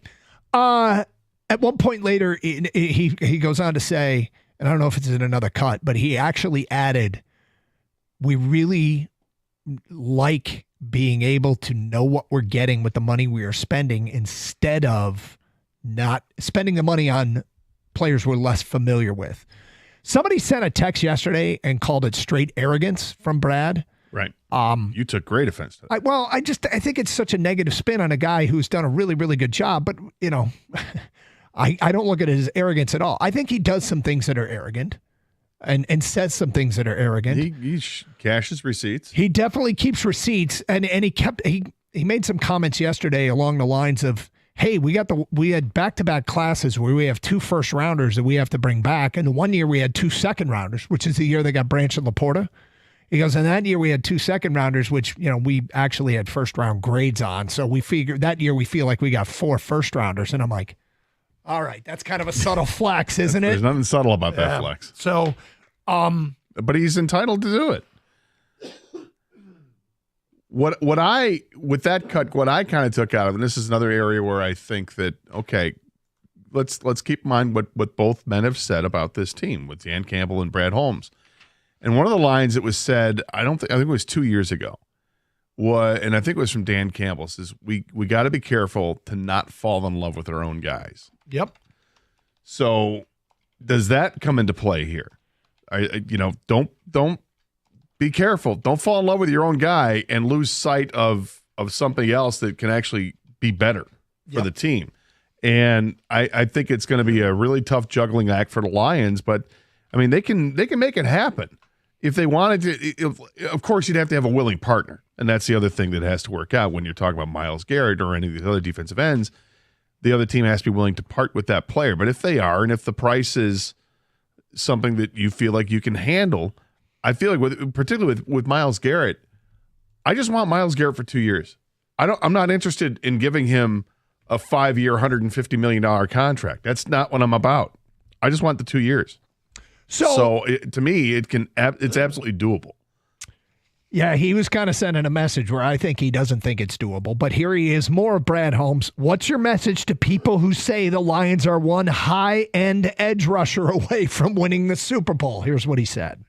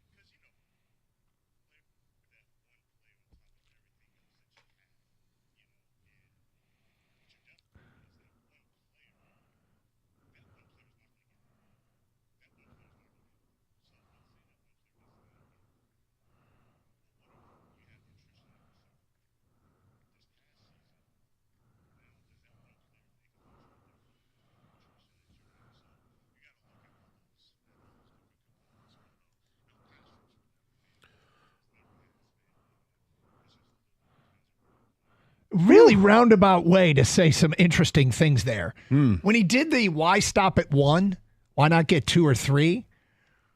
I think it's his way of saying we wouldn't get 2 or 3 because we can't afford 2 or 3. And and he is saying we can't afford even 1. I think that was a Brad Holmes filibuster. I think he was dancing like nobody's business. And then throwing it, because the way I took that the comment where he said the why not 3 or 4, I take that to being it could be flippant about the whole thing, or 2, it could be we want it depth the position, and that's what we're trying to do, and we can't get if we just add 1, then what, and that's when it goes into the injury thing. Yeah, I think it's a lot of dancing around, and maybe. I don't know if it's an attempt to throw people off the scent or he just doesn't want to really say it. I mean, if you can add the 1, you add the 1. I think there was 2 They parts. already have one. So you got the similar thing out of it. And that is I took away him saying we can't afford as much as people think we can. And B is I'd rather have depth. I think he definitely would like to have depth, but I think, and this goes back to what I said before the break, I think the thing with when I say I only want him for 2 years, meaning Myles Garrett, I think when he addresses the Myles Garrett situation, that perhaps it's always going to be dealt with having Myles Garrett on a contract, on a bigger deal. And do I think the Lions can afford to sign Myles Garrett to an extension along with extending Aiden Hutchinson? And you have 2 guys combined for like $65 million a year? Probably not. But can I sign Hutchinson to an extension, trade for Myles Garrett, and have him on the books for whatever he is, $20 million a year for the next couple of years? Yeah, that you can do. I think he's saying you can't. But here's more from Brad Holmes. How do you figure out what you need when what you need might be coming back from injury?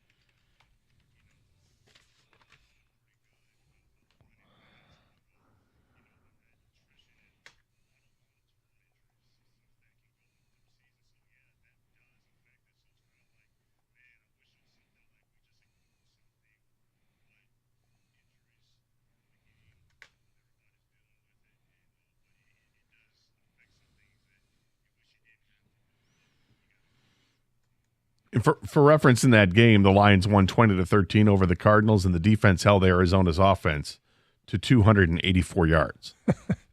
They did a really nice job. They only had 1 quarterback sack in the game, but they also had an interception and just did a really nice job defensively of keeping things in check. You know what's funny is I just thought of something when I heard that cut again, and that is we were looking at a free agent on the offensive side of the ball. Who from the Cardinals? I don't know. I was the first thing that struck me is, who from the Cardinals are they looking at here? So who would their top free agents be? Are they looking at offensive lineman? It could be. Let me see here. I'm gonna have to do a little research here on this one. Okay, the one that got everybody going yesterday was when he was asked, could they afford one more high-end pass rusher, and he said probably not. That was at the end of a long question about adding an edge rusher. An end of a long response. And then and we will get to that next at 10:32. Then we'll talk to you. What do you make of what Brad Holmes was saying yesterday in Indianapolis? It is Carson Anderson, 97.1 The Ticket. Hey, warm up your winter with these hot deals from Sarah Chevrolet in Sterling Heights. Lease a new 2025 Silverado 1500 LT Crew Cab 4x4 for just $379 a month. That's $379 a month for 36 months with no money down. Unlock the savings with approved credit and a GM employee discount and a Chevy lease in your household. Don't forget Sarah Chevrolet Sterling Heights, your #1 volume Chevy dealer in Michigan. Hundreds of Silverados, Equinox, Blazers, and Trax and EVs on the ground. Hundreds to choose from. Stay warm and say Sarah. Call 87-SAY-SARAH or go to saysarah.com. See dealer for details, but get there fast. Offers end March 3rd. Together, let's drive.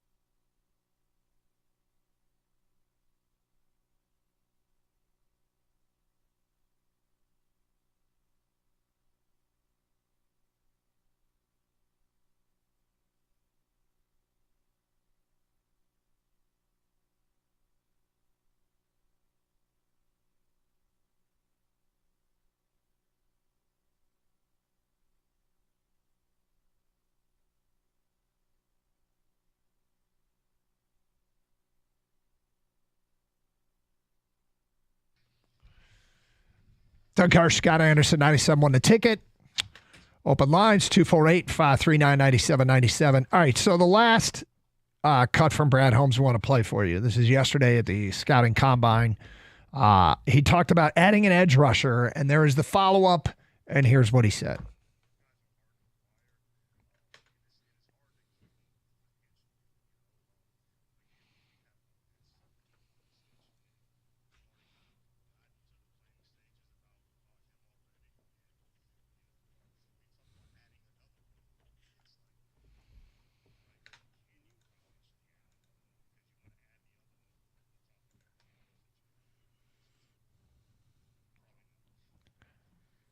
Okay, the follow-up there was can you foresee yourself adding or can you afford another one? It's hard to hear the question, but he said probably not. Here's the thing. Myles Garrett to the Lions is such a no-brainer, right? It's such a no-brainer. They need an edge rusher. Why not go get opposite of Aiden Hutchinson? Why not go get the best one available? That's true of a number of positions, right? You could say the same thing cornerback about a corner because of Carlton Davis's contract situation. So you always want to go get the best available. The edge rusher is a very, very sexy, exciting position. Why would Brad Holmes, and we played a whole bunch of sound for you, and that was the tenor of his time. Whenever the edge rusher topic came up, you heard what it sounded like. It was, we have other guys we have to sign people. It was the message I think he was getting across over and over again is we can't afford him. Why wouldn't they go get the best player available at a position of need? Because it's so obvious. And a guy that's been very smart here in Detroit is sending the message because we can't afford him. And I whether it's true or not, I mean, I guess that's subject to debate. If you want to talk about if you're comfortable with losing a bunch of players that I think Brad Holmes' message is we're not comfortable with losing those guys. They are core pieces to our foundation that we think we can win with. And you know that, okay, do we assume now that Brad Holmes is an idiot for not saying F them players, because it's no longer about F them picks. It's F them players that he wouldn't be able to re-sign. And if we had the books in front of us and he could point out, well, here's why we can't afford him, would everybody go, okay? Or do you just assume, as somebody did yesterday, he's arrogant and just trying to win with the players he drafted? I think it's being very smart. I think this is all part of the negotiations right now on a player that's unavailable because Cleveland has said he's unavailable. They have no plans on trading Myles Garrett. I think that they will trade Myles Garrett. I don't think it's going to end up being to the Lions because I don't think the Lions can put together a good enough package without really compromising the integrity of their team to do so. Other teams have better draft capital, so that's why I think it'll happen with somebody else. But when he says that, if you're inferring from that they can't afford him, again, I think it's they can't afford him on a long-term deal. I think they can afford him for the remainder of his current contract. That I think they can. Then it's a no-brainer, right? Well, it would be, again, but then you got to worry about the draft capital part. But when he says that they can't, it maybe what that does, it sends a signal out to the other teams in the league, not Cleveland, but the other teams in the league. Oh, Detroit's out. So we don't have to bid too crazy. And then maybe Detroit can come in at the last minute and throw a deal that makes sense. But I do think that there's a difference between the remainder of Myles Garrett contract and what you can afford versus signing him to an extension, which would be really prohibitive. And that's where you really have to take stock and go, okay, what do we have here? Does this mean that we can't give an extension to some of our other key players, and specifically in the secondary? I guess if it were just about two things. One is I think if the Lions swooped in at the last minute and topped the best offer, those teams that made their offers would get an opportunity to top even that. It's not like they wouldn't get a chance to up their ante. Two is if they could afford him even now, I think it would still be a no-brainer and they would just go get him. Why aren't they just go getting him? Well, the truth is he may not be available. He's not available right now. Well, according to the GM, yes. According to the GM. But I feel like yesterday he stepped to the podium trying to let people know we can't afford Myles Garrett, people. Yeah, I guess I'm not buying it. Okay. And we can agree to disagree on that. I think, and I definitely think that they would have room to do so. You can always redo your contracts for players that you just signed. It checks out because I tend to think the cap is more difficult to navigate than you do, and that goes back to the beginning of the show. 248-539-9797. All right, people, how do you interpret what Brad Holmes had to say? And then the other thing is, if they address the pass rush and the defense, they don't get Myles Garrett, but they keep Zadarius Smith. They draft Kenneth Grant and sign a more affordable free agent, Khalil Mack. Would that make people happy? Yeah, I think it would. Even they get the Myles Garrett at all cost, people. Well, but that would require it's going to require patience, okay? And two, it'll be easier to take because I don't think either one of us. Do you think the Myles Garrett's going to get dealt before the draft? I don't know. I don't think he will. I think he gets dealt, but I don't think it's going to be before the draft. So free agency will already be in well past the full throes of free agency. So the Lions may very well have a deal with Khalil Mack before the draft is done. Okay, to get that ball rolling in that direction. Yeah, I would take that. Absolutely. Give me Khalil Mack, give me Kenneth Grant, and let's re-sign, or not re-sign him, but he's already on the contract, but you're willing to have Zadarius Smith there. Yeah, I think that's a really nice combination to have. It's short term because you're not going to sign Khalil Mack to some long-term extension, and you'll have Zadarius Smith for one more year. But that feels to me like it's a pretty good defensive line going into this season. You don't have to give up anything. Yeah. And you can do what Brad Holmes is making abundantly clear is the plan. I would think that they could still re-sign their own guys. Now, am I wrong on the market value of Khalil Mack? What is the market value of Khalil Mack? It wouldn't approach the $20 million that I can't imagine it does. Getting. I mean, he's at the end of his career. He is still a guy that can get to the quarterback, and he has value. And I just don't see him being like this $15 to $20 million a year player. So that's why I think you need to be patient about it.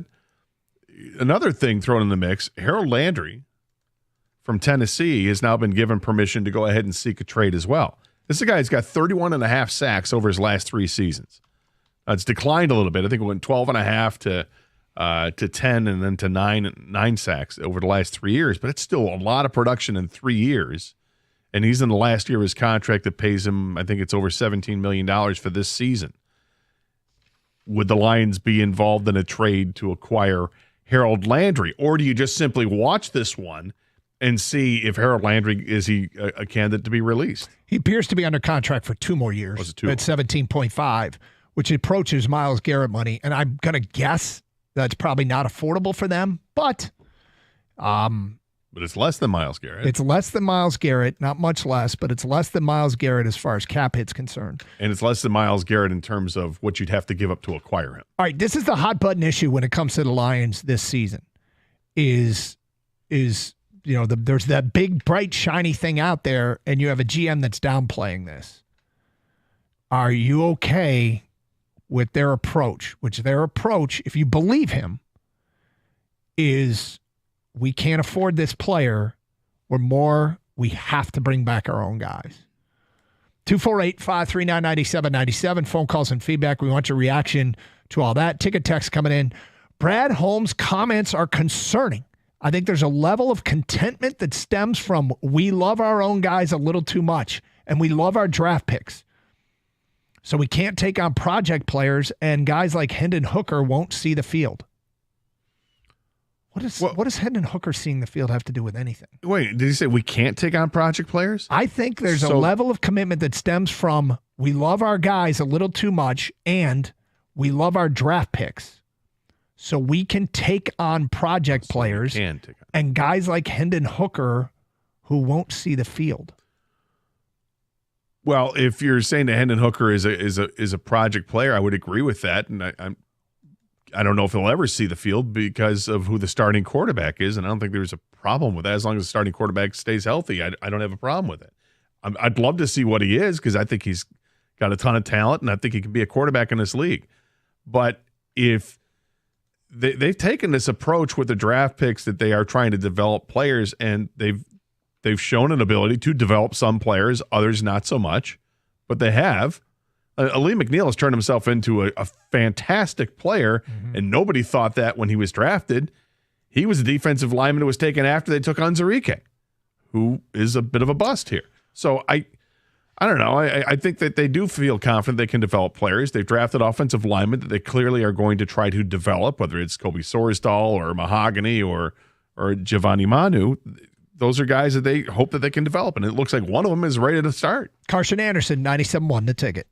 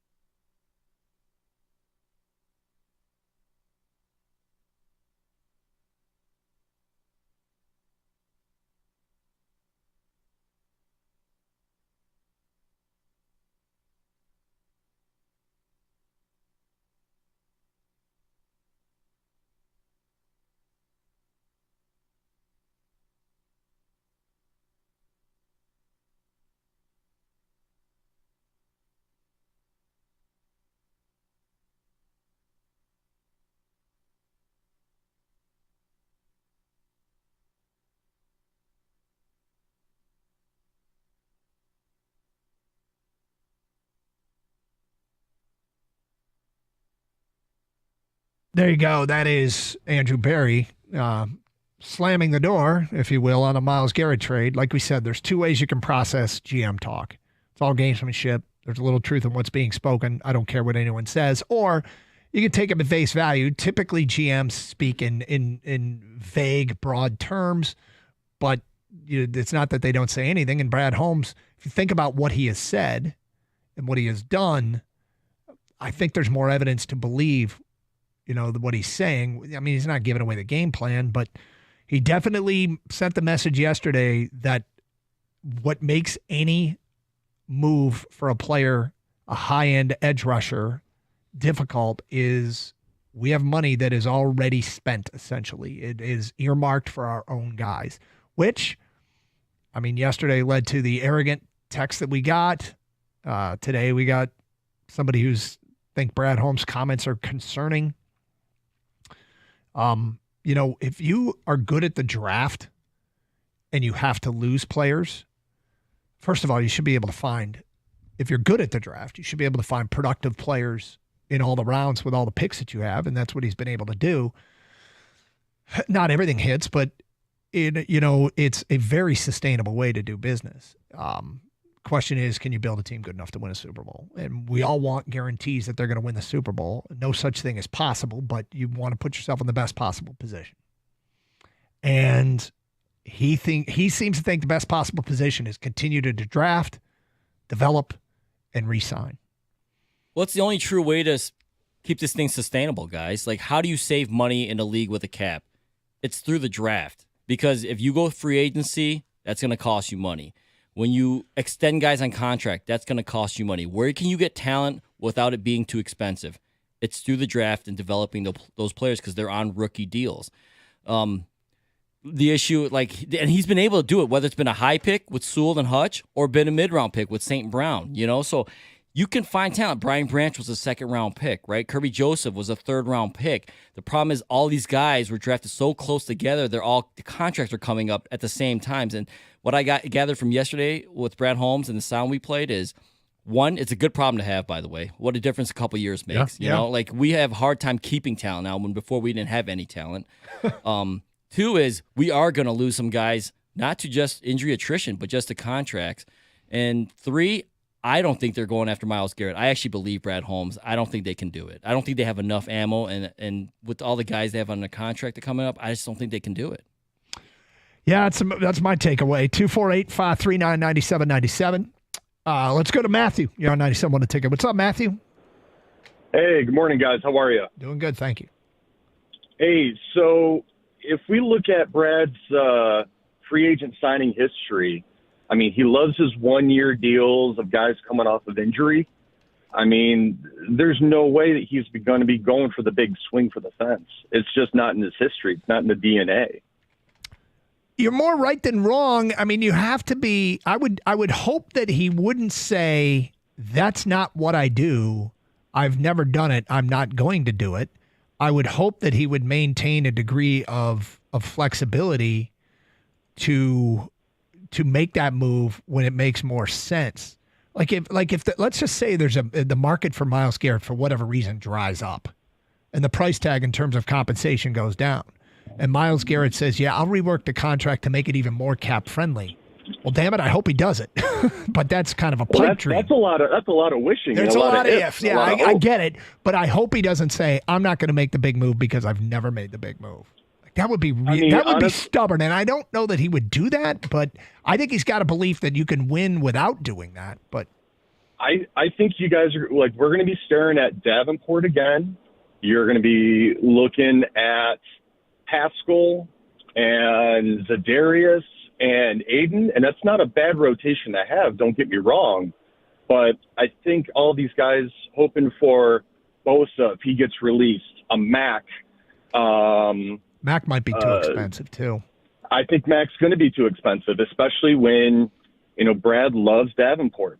We saw that. He wants somebody who can crush the can. And I think him coming off of another injury season, Brad's going to try to get him on the cheap. And quote, build depth. The Davenport thing, I mean, for a player that has such a consistent injury history, I don't know how you can have faith in him. I think it's a very, very hard thing to do. But we saw him out there in camp. He is an imposing figure. When he's healthy, he is good. Yes. But he's never been healthy. Now, is that bad luck? Is it just bad luck and he's due for some good luck? I don't know. I mean, look, would I take him on the dirt cheap? Sure. Yeah. If it costs you next to nothing, it's a 1-year deal. I'll give you a 1-year, $3 million contract, whatever it is that you have to do. Okay. I'd consider that after I've exhausted the other options, because I don't think that Khalil Mack is going to break the bank, and maybe I'm wrong on that. There will be other players that get released that you're like, wow, that just happened. If the Titans can't find a trade partner for Harold Landry, can he be released? He could be because of the cap savings that they would have. Spot Track projected Khalil Mack's contract at 3 years and $70 million. Now, if that's a fake 70, like it's a big signing bonus, but it's not a huge cap hit, I'm okay with that. But if it's 3 years, $70 million, and it's north of $20 million a year, if you can't afford Myles Garrett, then you can't afford Khalil Mack. I'm not looking at anything near that for him. And if that's what he gets, kudos to Khalil Mack and his agent at this point in his career for doing that. 248-539-9797. More of your feedback coming in regarding Brad Holmes, what he had to say yesterday. If Howie Roseman can find a way, so can Holmes. I'd hate to see the Eagles get him. Well, he might be able to find a way. And we'll play a soundbite for you on that front a little bit later on in the show. In what world does having 3 $100 million defensive linemen make sense? So this is from an unnamed texter, and I assume he's saying Lee McNeil, Aiden Hutchinson, and Myles Garrett. If Myles Garrett doesn't get another contract, it makes him, if you don't have to extend him, it certainly makes him more affordable. But you can't overdo it at a position. There can be overkill because it comes at the expense of other positions. The hate to use a cliche, but robbing Peter to pay Paul, you create other holes on the team. Now, if you're really good at drafting, maybe you find guys that can play those positions. Well, the thing with their payroll and the roster is that they got a lot of guys that will be, year to year, you're losing guys off the payroll all the time. So I get back to my point of I'm not extending him. If I'm not going to extend Myles Garrett, then I can land him and deal with that. They've got cap space right now for this year, but people worried about what happens next year. Well, next year, don't you lose some players? Don't you lose DJ Reader off of that? And that's a pretty big hit. I think, look, would it be tight? Yeah. Might you have to go to some of these players that you just gave extensions to and say, hey, can we, maybe rework something there to afford this guy for another season? You might have to, but that's a winning formula. And to get things done, if you have to do it, do it. If they can do that, this becomes so easy, then you go get Myles Garrett. It's to well, me, not that's at a all no-brainer. cost, of course, but yes, you try to. And I do think they're going to make an effort. I love that Holmes is playing it cool publicly. Don't look desperate and bring down the price of Myles and other players. Lions fans need to just chill. It's a message.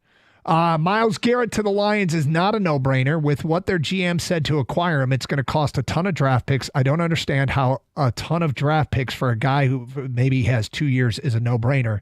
That would be a stupid trade. Well, if you put it in affordable terms, it's a no-brainer.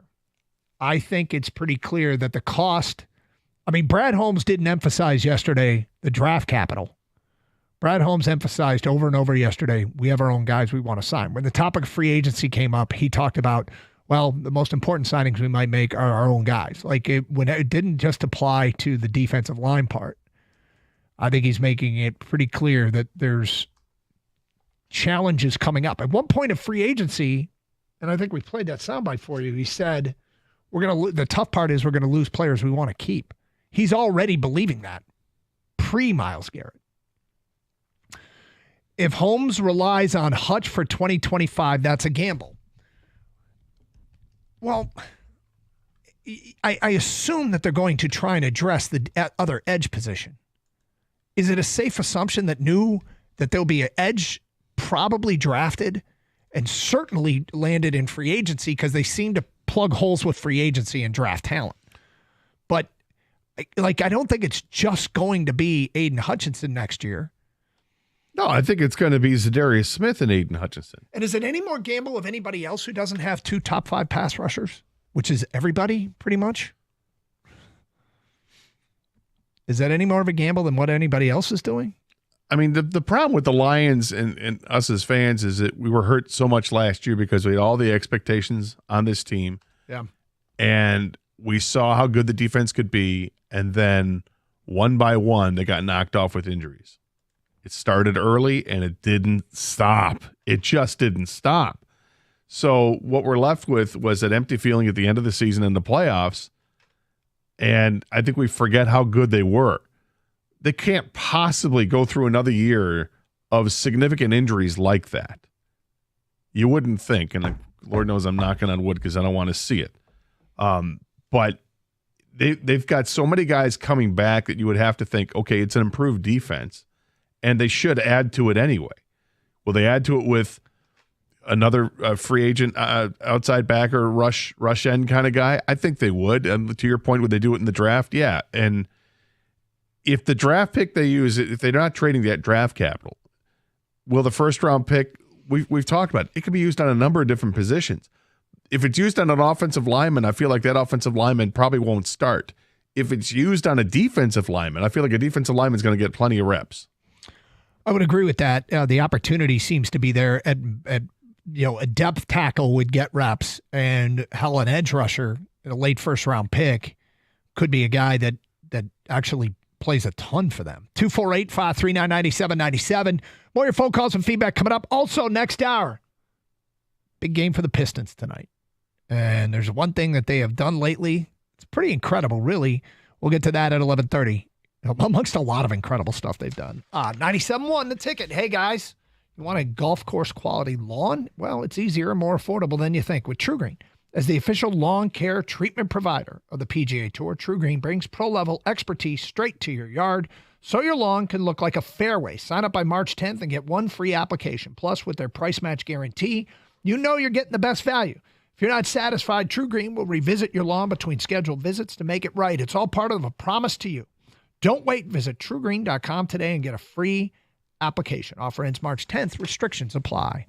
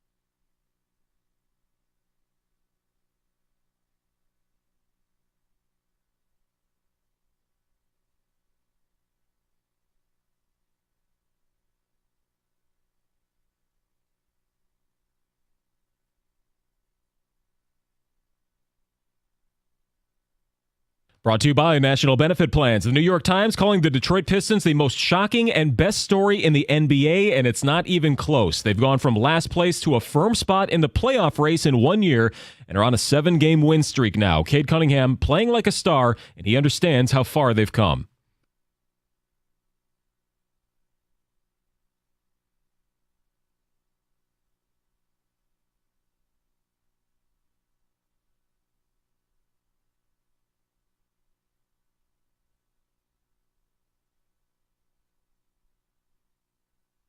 You might call tonight's game a measuring stick for this team, as they'll host the three-point kings themselves, the Celtics, who have made 1,000 triples already this season. They're second in the East and have won 10 of their last 11 games. Pre-game for the 7 o'clock start at 6:35. I'll be with you right here on 97.1. To college, Michigan State has a tall task to keep their spot atop the Big Ten. Maryland, who has the Crab Five, as they call it, will host MSU at the Xfinity Center in College Park. The Terps are favored by 3.5 against the 13-3 Spartans, who are 2 games ahead of them in the conference. And for the first time in a long time, it is a Tarek Skubal day. The Tigers ace will toe the rubber in Lakeland against the Twins in his first spring action. Also making their exhibition debut in 2025 will be Ty Madden and new Detroit pitcher John Brebbia. As Spencer Torkelson, he'll play first today. Gleyber Torres in the lineup and batting in front of catching prospect Tyrone Lorenzo. First pitch at 1 o'clock. At the Corewell Health Sports Desk, I'm Chris Villar. For more, go to 97.1 The Ticket and Odyssey.com.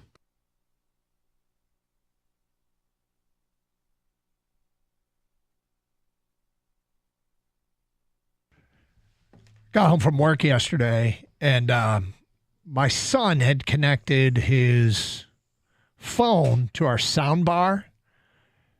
And were you ever a guy that when you were in high school and home alone that you were like blasting music? Oh, yeah. I can totally see that being on brand for you. I can still do that now. Yeah. Of course you can. Of course you can.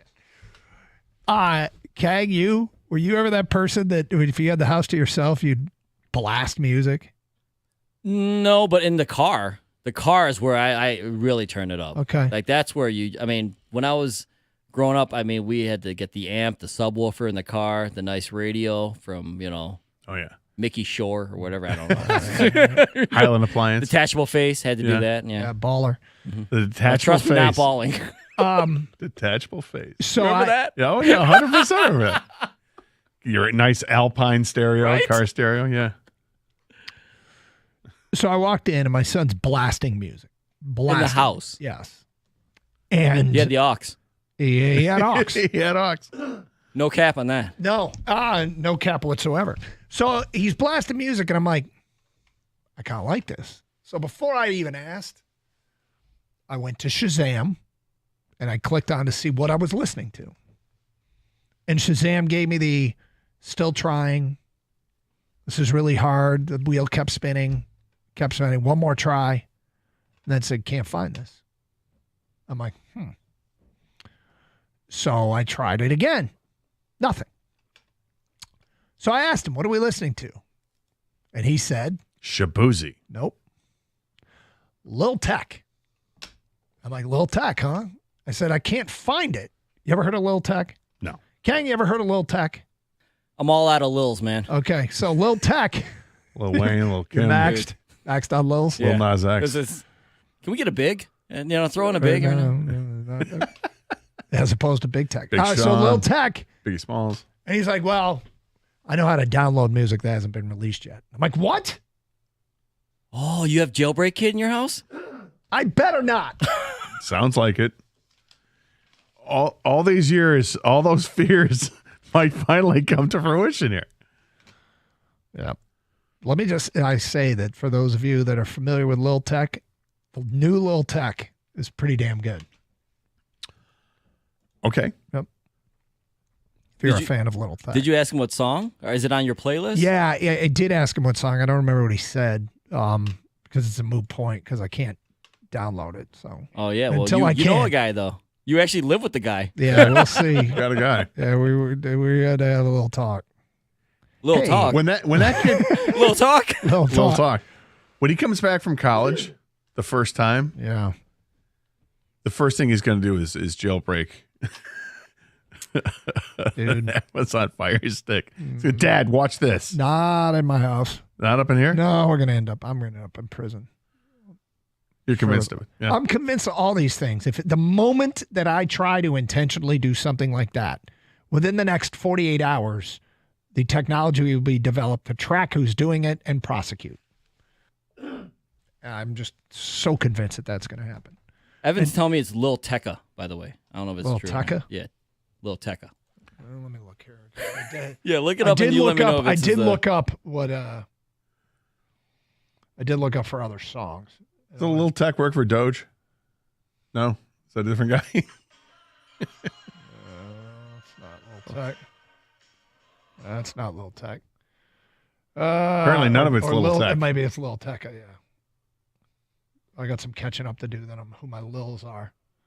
Lil Tecca. It is Lil Tecca. Thank you. Well, hold on, Evan. Hold on. What do you know about Lil Tecca?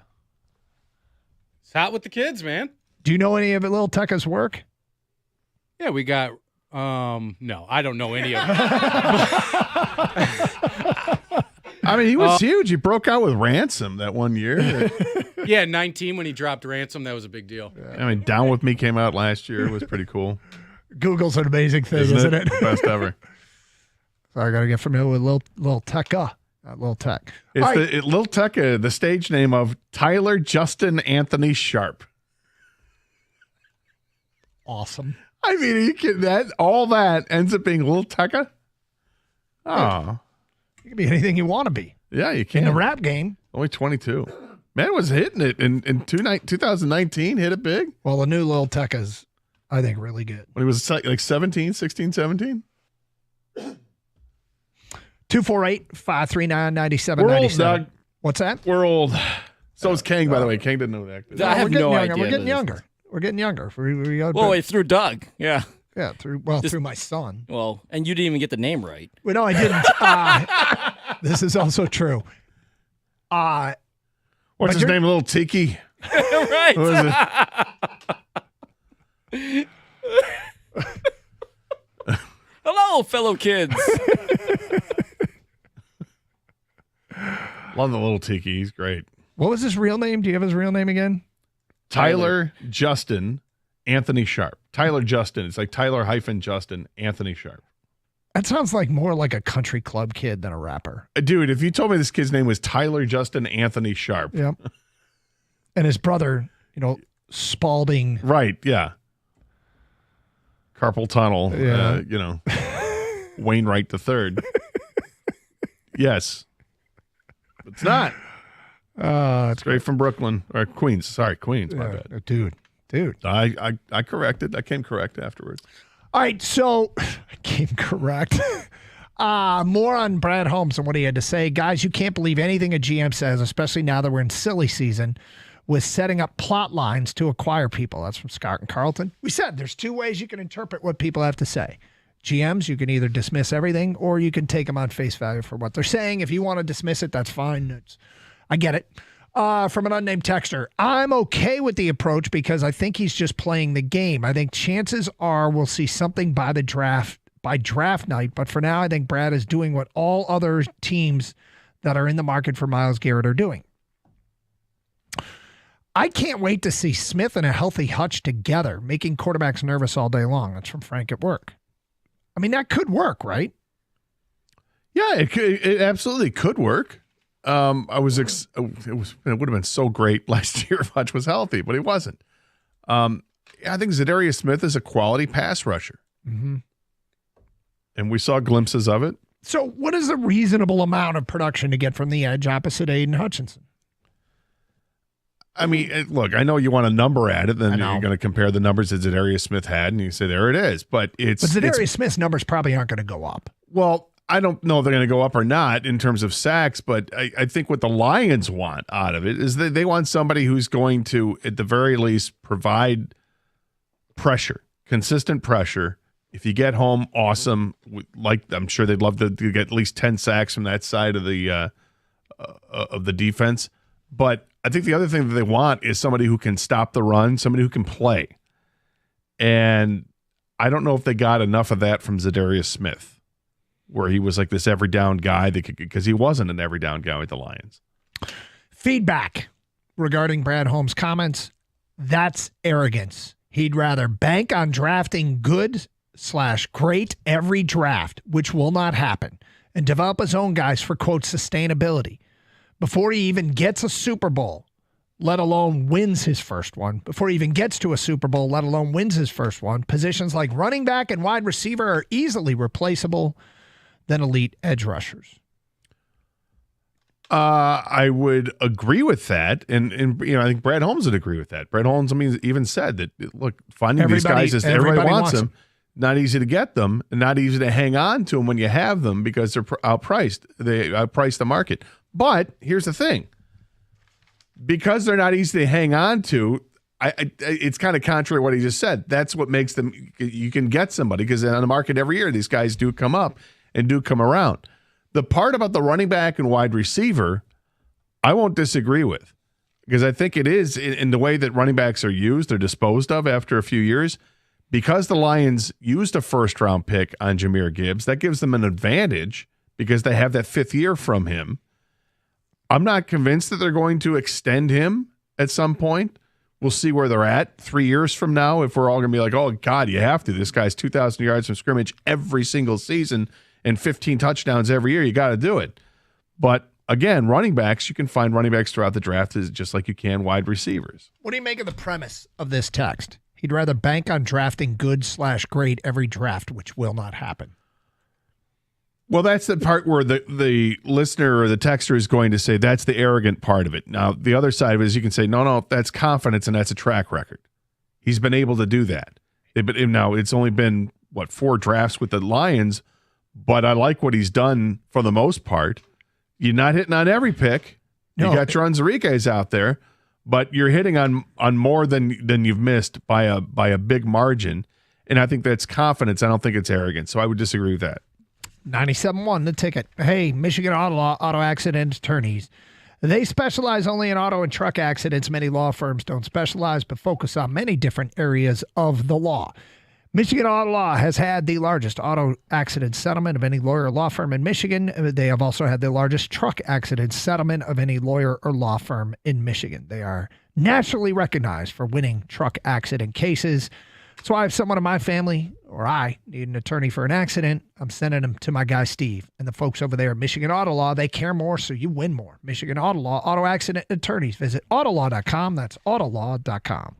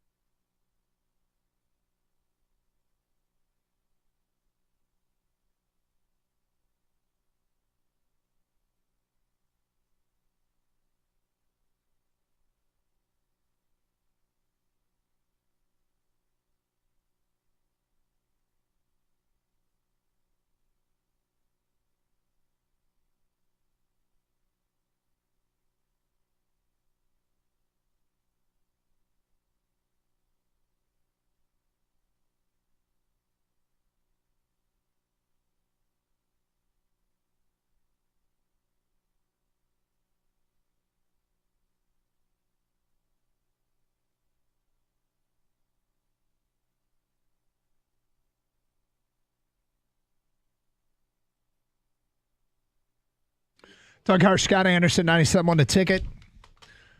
Kang and Kenny behind the glass. Taking your phone calls at 248-539-9797. And your ticket text. There's a lot of them coming in here. Regarding the news conference held yesterday with Brad Holmes. And look, whether you believe him or not, and whether you think this is a real thing or not, it seemed pretty clear that one of the messages that he was sending yesterday is we're going to have some challenges bringing back our own guys. And doesn't mean we don't want to be active in free agency, but we're already going to, he basically said we're already going to have to lose players we don't want to lose. Now, some people, you don't have to believe him. And that's something that we've said on a couple of occasions here. Look, it's GM talk. You can either decide that you don't believe anything they say, or you can decide that there's some basis of truth in it. But it seemed pretty clear that was one of the messages he wanted to get across. 248-539-9797. Are you okay with saying, hey, we are going to keep this core together and build around it, most likely with draft picks, but you probably shouldn't expect a big move? And that at one point he was flat out asked, are you likely to add another high-end edge rusher? And he said, probably not.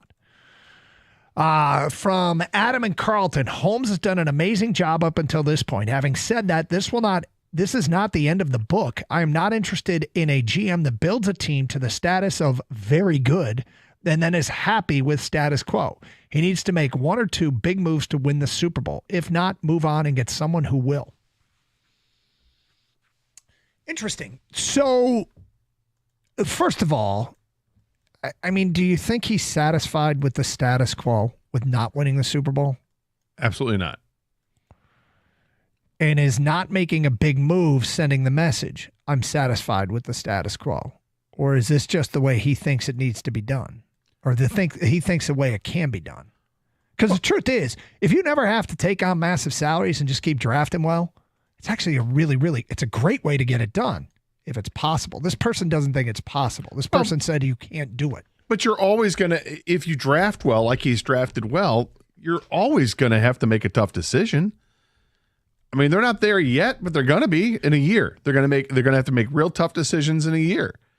Particularly if you're going to add free agents of significance or go out and trade for someone who's, a superstar. If you're going to do that, then okay, get ready to say, we can't afford Kirby Joseph and Brian Branch. We have to make our decision on one of those guys. Who are we going to hang on to? Okay, because that's how it works. And this is where somebody had called in before and said you can always find running backs and receivers. Well, they already gave a ton of money to Amon-Ra St. Brown. Mm-hmm. So that's not going to change. But does it mean that, hey, J-Mo, we're not going to sign to an extension? You want to come back, it's going to have to be on a short-term deal, and it'll be very friendly to the Lions.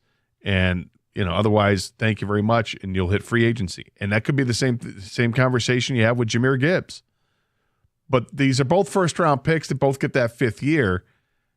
I don't know. I would imagine they pick up the fifth year for both players. I don't know if either player will get an extension. Because this is the situation you're in. And he loves to build through the trenches. He says it. He's admitted it. So the guys who maybe, if that's where you're going to look, who get the contracts, he's given it to McNeil. He's going to give one to Hutchinson. They've given one to Penei Sewell.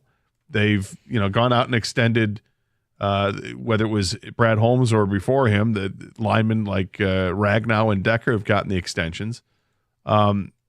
So we'll see if he feels like they have to extend in the next couple of years, Jameson Williams or Jahmyr Gibbs, or you let those guys go so that you can make a bigger move. I'm at this point too when it comes to Brad Holmes. I mostly will give what he's doing a shot. Like I think it's more likely to be successful than not successful. I thought they built a Super Bowl caliber team this year that got derailed. For obvious reasons. I don't know that would it be a mistake to overreact to the injuries? Like one of the questions yesterday about, hey, how do you address holes in your roster when those holes might be filled by players that were hurt that are coming back. Like, where do you figure out? How do you figure out what's a real hole on the roster and what was a temporary hole in the roster?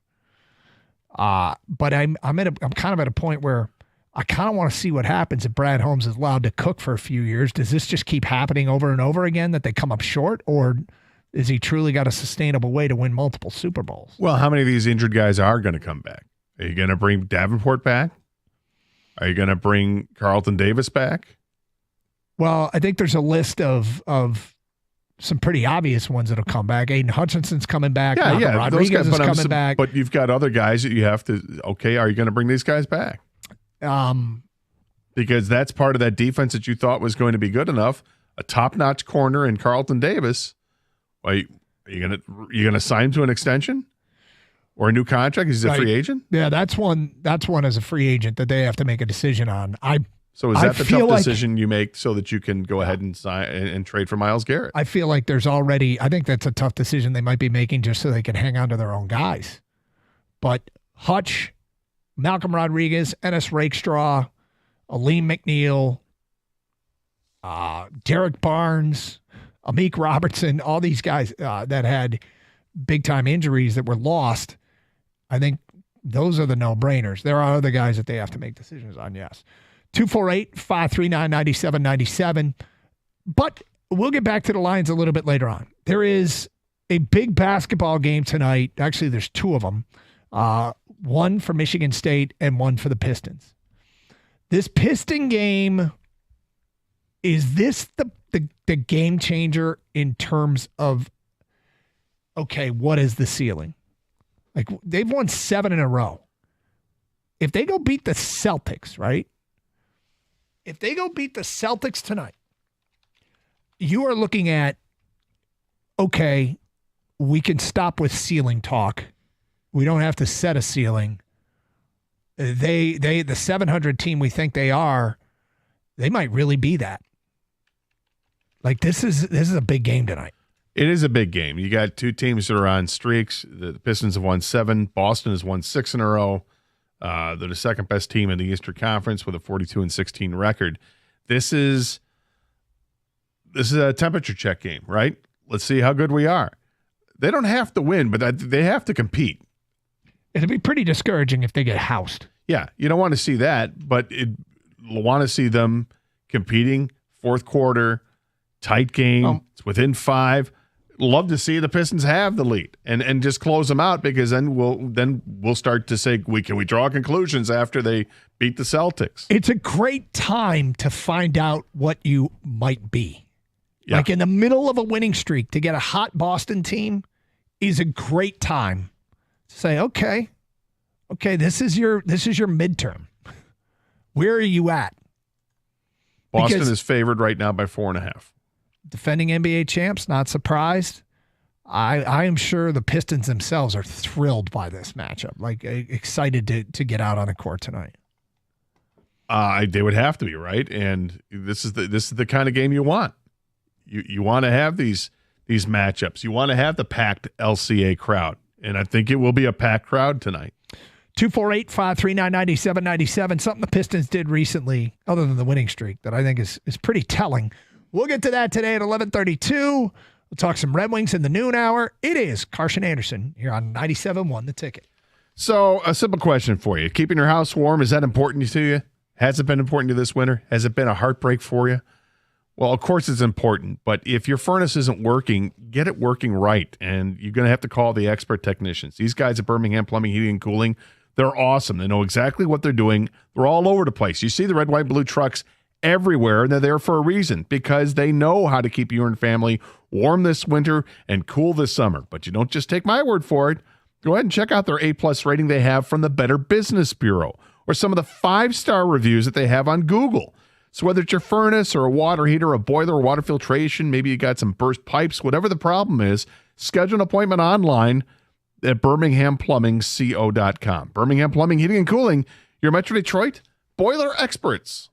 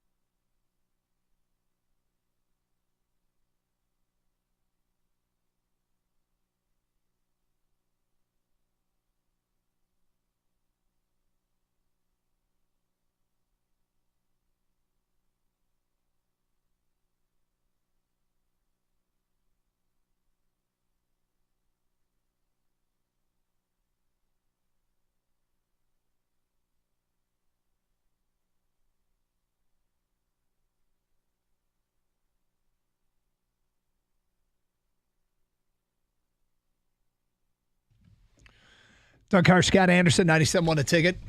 Fired up for some basketball tonight. Pistons and the Boston Celtics at a game to be played at LCA.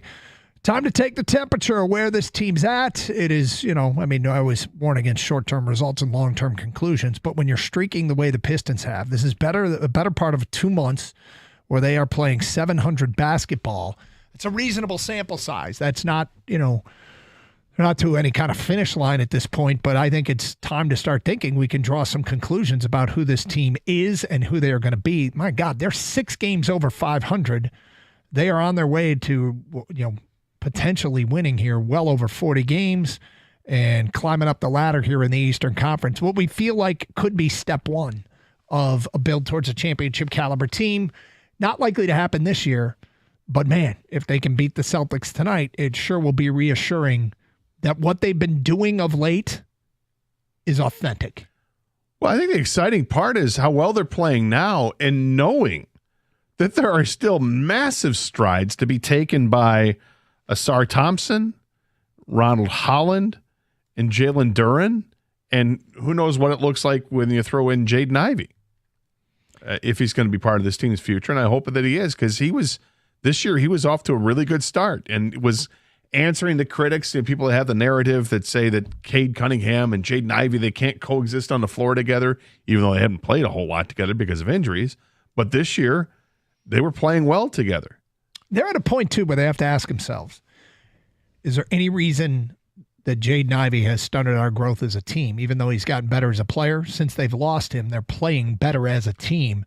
I think it's probably unlikely that that's the case, but they'll know inside their own hallways whether or not that they've seen something else get unlocked because Jaden Ivey's not on the floor. Well, I think if someone's going to draw that conclusion, I think it's unfair because when you look at a team that's under a brand new coach and added new players, the start to the season, even with Jaden Ivey, I think they were 15 and 18, something like that. Okay, just a little bit below 500. But they were winning games. They were starting to click and starting to win games, but it takes a while to get used to the new system, the new coach, the new surroundings, and new players, right? So they were heading in the right direction. Now they've taken off since then, but I don't think it's I guess I just think it's coincidence. I don't think it's I tend to believe that as well. I think it's a fair question to ask as outside observers. Hey, is there a correlation between the way they are playing and the loss of Jaden Ivey? It's okay to ask the question. I'm asking the question. I think it's up to them inside the building. They will be the ones that know if something got unlocked. They'll be the ones that know if that he was getting in the way of some development, whatever that development might be. And if that's the case, then you've got a tradable asset. You probably don't score a huge return, but Jaden Ivey was playing really well before he got hurt, and I think we all trust JB Bickerstaff with this roster at this point, right? Whether he's going to help, they can bring him back to improve this team, or whether they were doing better because he was out. But either way, I trust JB. He's done such a tremendous job this year in such a short amount of time. Trajan Langdon didn't draft all these players, but we felt like they could give more, right, with all previous coaching staffs, and this is what we're finally seeing, which is the more part of it. Tonight's game is huge, man. Tonight's game is like one of those, if you're an NBA fan, I mean, the Celtics are 9-1 in their last 10. They have not slowed down. And then we obviously know the Pistons are streaking as well. This should be a good one at the LCA tonight. It's an important stretch of games for the Pistons, and it starts tonight, and I imagine that building's going to be jumping. They're turning into a must-watch. What was cool, though, is in the 24 hours that were the back-to-back games in Atlanta and then the home game is against the Clippers, they won a game where they scored 148 points and came back the next night and held a team to 13 points under their average. Like, they were completely different styles of games.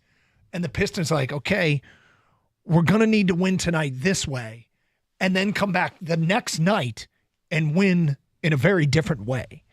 And I kind of like that about the way this team, again, they're not, one trick pony. They're finding ways to win in a variety of different ways. They've definitely found ways to win. One more just final stat, if you will, with Jaden Ivey.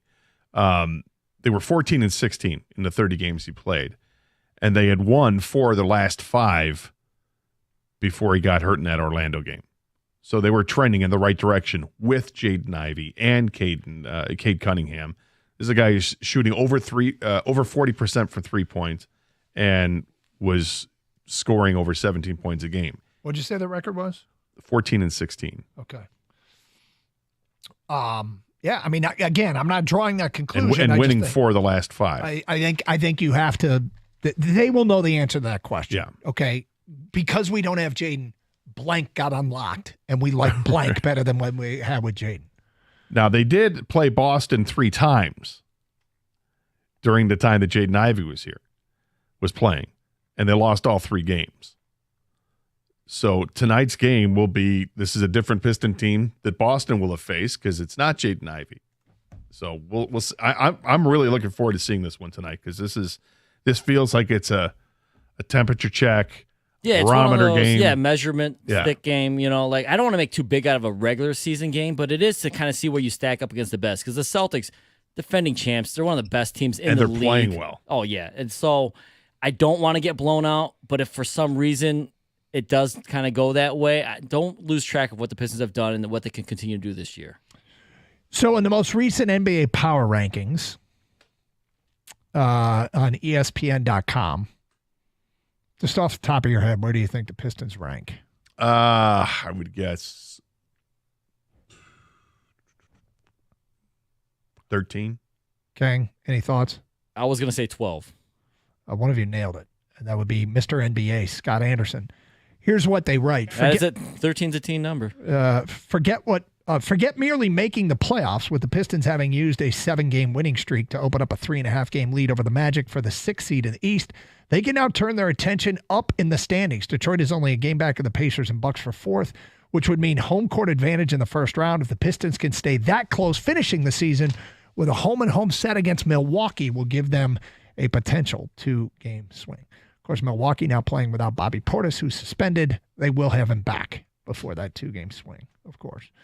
But it's been a fun watch, fun climb to the top, and a opportunity here to, I guess, change the expectation. Change the expectation. You know, we talked last week about Michigan State and the schedule that was in front of them and how they could change the expectation, and they did. Now the Pistons this week have Boston and then Denver. Yeah, and they just beat the Clippers. Clippers were a winning team. Yep. But we're talking about, teams that are at the top of the food chain in terms of NBA championship caliber teams. They can change the expectation. What a 2-0 week would mean. A 1-1 week would be pretty damn good, but a 2-0 week would be, wait 1 second here. What do we have on our hands? Should be fun. Should be exciting. Well, the fact that they're in the conversation, and not for NBA championship stuff, but they're in the conversation for people. Just people walking on the street telling you want to talk sports. How about the Pistons? You can't get away from it. They've made themselves, relevant and more than relevant. Been dreaming about the day that we get to host playoff series at LCA for not just the Pistons but the Red Wings, and this could be the year we get both. Has anybody ever won a playoff game in LCA? I don't know. No, because Red Wings the other teams. Yeah, right. Milwaukee. No, but because the Red Wings haven't been in the playoffs at LCA. Last time they did, I think they were in at the Joe. That's pretty incredible. I mean, the arena is nice, but I always talk about the best ones are the ones that have a soul, that have a history, that have moments you remember. There's where I was sitting, or that's where so-and-so scored the goal, or that's where so-and-so hit the shot. Yeah, instead the history is on the concourse of the championship teams from the past with the Pistons and the Red Wings when they won them at the Palace or at Joe Louis Arena. Or you see the beautiful bronze statues they have. Those are awesome. Love those statues. Love the Gordie Howe statue. They used to greet you when you walked into the Joe, but now it's right there at LCA. That's where the history is. When you want the history, yes, to be at center ice or to be center court. Okay, so I told the story earlier. My daughter sent me a text. She made a grave mistake. I got very worried. Grave mistake. Grave is a scary That's a word. grim word, yeah. And I was, as a father, I was panicked. Then I found out what the mistake was, and I couldn't stop laughing. Oh. We will get to that today at 11:48. Also, next hour, we'll get into the Red Wings a little bit. It is Carson Anderson. We have open lines. Just a reminder, you can stream the show and all the shows here on 97.1 The Ticket using the Odyssey app. Download it for your mobile device today. Also, big prizes to be won if you are listening on the Odyssey app, including a trip to Vegas for the March basketball tournament. Something to look forward to. So get the Odyssey app for your mobile device today. You can also stream to our website, 971theticket.com, where Evan posted Champ and Chump yesterday. Streaming with video? Well, that's twitch.tv and youtube.com. They both have search bars at the top. Type in 971 The Ticket, and there we are. Scott and I, Kang and Kenny, doing the show. Say hello. It is Carson Anderson, 97.1 The Ticket. Having a company that's reliable is everything, right? It's one thing to know that they're going to pick up the phone. It's another thing to absolutely know that they're going to deliver on the promise to help you out and make things the best they can be. This is why I love Precision Garage Door. Pick up the phone, you call these people, they answer the call 24/7. They'll come out, diagnose any issue you have with the garage door, and then they'll fix it. They'll help you out in maintenance. They'll give you tips on what you guys should be doing to make sure that the garage door stays great for years and years to come. And then when the time comes to get new garage doors, you got it. You call Precision. They're amazing. Jackie and the team, they're a breeze to work with. I've worked with them several times, and right now you get a free door opener when you buy any new garage door. That's nearly a $500 value, and the sale ends March 31st. Plus, if you mention 97 on the ticket, they're going to waive your service fee. Cold weather causing problems? Precision's available 24/7, even on weekends and holidays. Call 1-800-DOOR-REPAIR if you've got any issue, or visit precisiondoormi.com and schedule that appointment today.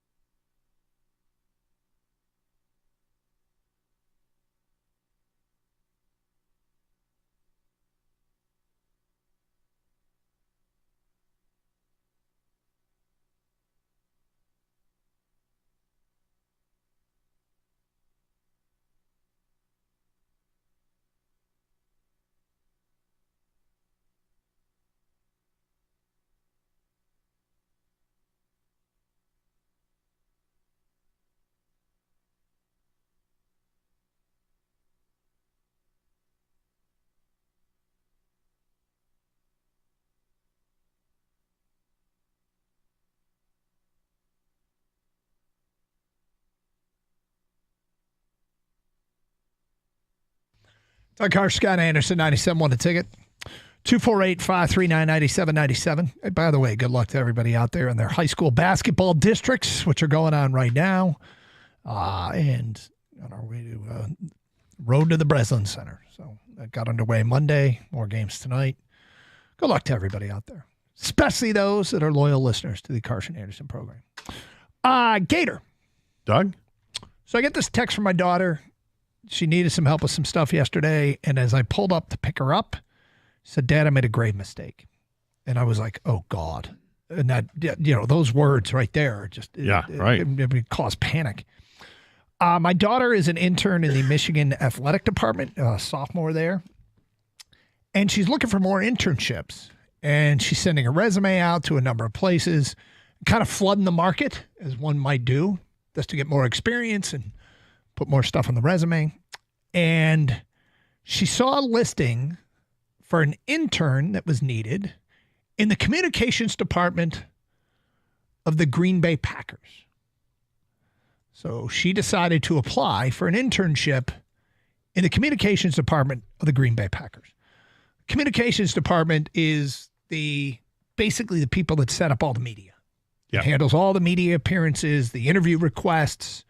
Putting stat packages together. Yeah, they basically highlight packages are a conduit between the media and the team and the organization, and somebody handles all that. And so she applied. She went to the website, saw this spot with the Green Bay Packers, filled out the application, the online form, attached the resume and all that. She said she noticed a couple of questions were a little strange. And, but answered them all and was like, why am I answering this? Why am I answering that? But she answered them all. She gets done, and I guess she got like some confirmation email or something that they had received her. And when she looked at it, she realized that she had, in fact, applied to be the communications director for the Green Bay Packers. She messed it up. And instead of applying for the internship, she applied for a $200,000 a year job, which requires years of experience. Yeah, sure. To run the communications department for one of 32 NFL franchises. List the other teams you've worked in the NFL. What's that? What year did you graduate? She's like, graduate in 2027. Well, at least she caught it early. Well, she applied. So she said to me, and Dad, I haven't heard back. And I said, yeah, you probably won't. But have a good laugh about it. So the out of college, when I had an interview with this radio station at the time when we were just AM 1270. Yeah. And we're a news talk station. And when I sent a cover letter and resume out to a bunch of radio stations at the time, I just wanted to flood the market. Get in radio. Exactly. And I was followed the radio in high school, loved it, and I knew this is what I was going to do. So at the time, I didn't know that years later this was going to become a sports station, which was even more up my alley, but we didn't have a sports station in town at the time. So I was, applying anywhere, any music station and anything. Just want to get my foot in the ground. Sure. In the ground floor and foot in the door, the whole thing, right? Yeah. So I got an interview with this station, and I thought, oh, thank God, this is great. All right. I just interviewing for a mailroom position. So I thought. Mm-hmm. It became abundantly clear 10 minutes into the interview that I was being interviewed for something else. Oh, really? So you've done this? Yeah. I didn't, but I literally said, hey, looking for an entry-level position in my cover letter. Love to, get involved in radio as a career. And 10 minutes into the conversation in the interview with the vice president / program director and the executive producer, I realized that I was being interviewed to take over the morning show producer's job, which at the time didn't You thought you were applying for a job in the mailroom? Yeah. Yeah. How'd the wires get crossed on this one? I found out afterwards because the interview did not go well. Did not go well at all. worst interview in my life, and I Were think they like probably asking you questions you had no idea the answers to? none, because I'd been away at school, so I never listened to this radio station at that time when they were conservative news talk. I didn't. The only time I listened to was literally driving to the interview. So when they're asking me questions like, "Tell us what you know about AM 1270," I'm like, well, and all I could think of was any promos that I heard on the air explaining what the lineup was, because I didn't know. And I'm like, well, you got Denny McClain in the morning, and Mark Scott comes on at 9 o'clock, and then I couldn't remember that Rush Limbaugh was on the station, which was the big thing, and that the vice president was very upset that he thought he was wasting his time. And after saying that 3 times to me, that he thought he thought I was wasting his time. How did you like? I responded by saying, "Well, if you think I'm wasting your time, imagine what I think about you right now." Wow. Because I figured that's aggressive as hell. Yeah, because I was pissed, and I was pissed for a couple reasons. One, I didn't need to hear that from him a third time. Right. And moreover, that's not what I was there for. So I was pissed because I figured at this point, I don't have the job. What do I care? I'm never going to see this guy again. As I'm walking down the hall after he goes, all right, well, I guess this is done. I'm like, yeah, I guess we're done. So I walked out and I'm pissed. I'm walking down the hall and the executive producer stops me. Scott, stop. Come here. I want to talk to you. Brings me into the green room they had at the time. And he goes, I'm really sorry about that. And I literally, what the blank was that, dude? And he's like, well, we were really impressed with your resume and cover letter. So we thought, why not interview him for the morning show producer's job? I'm like, you think you want to? And I said, maybe you should let me know that's what I was interviewing for. Perhaps I would have been better prepared. I'm literally looking to get an entry-level job. He goes, well, the mailroom position is still open if you want it. So my career got started on absolutely the wrong foot, but still landed softly. I tell you what, it was wise to take the job.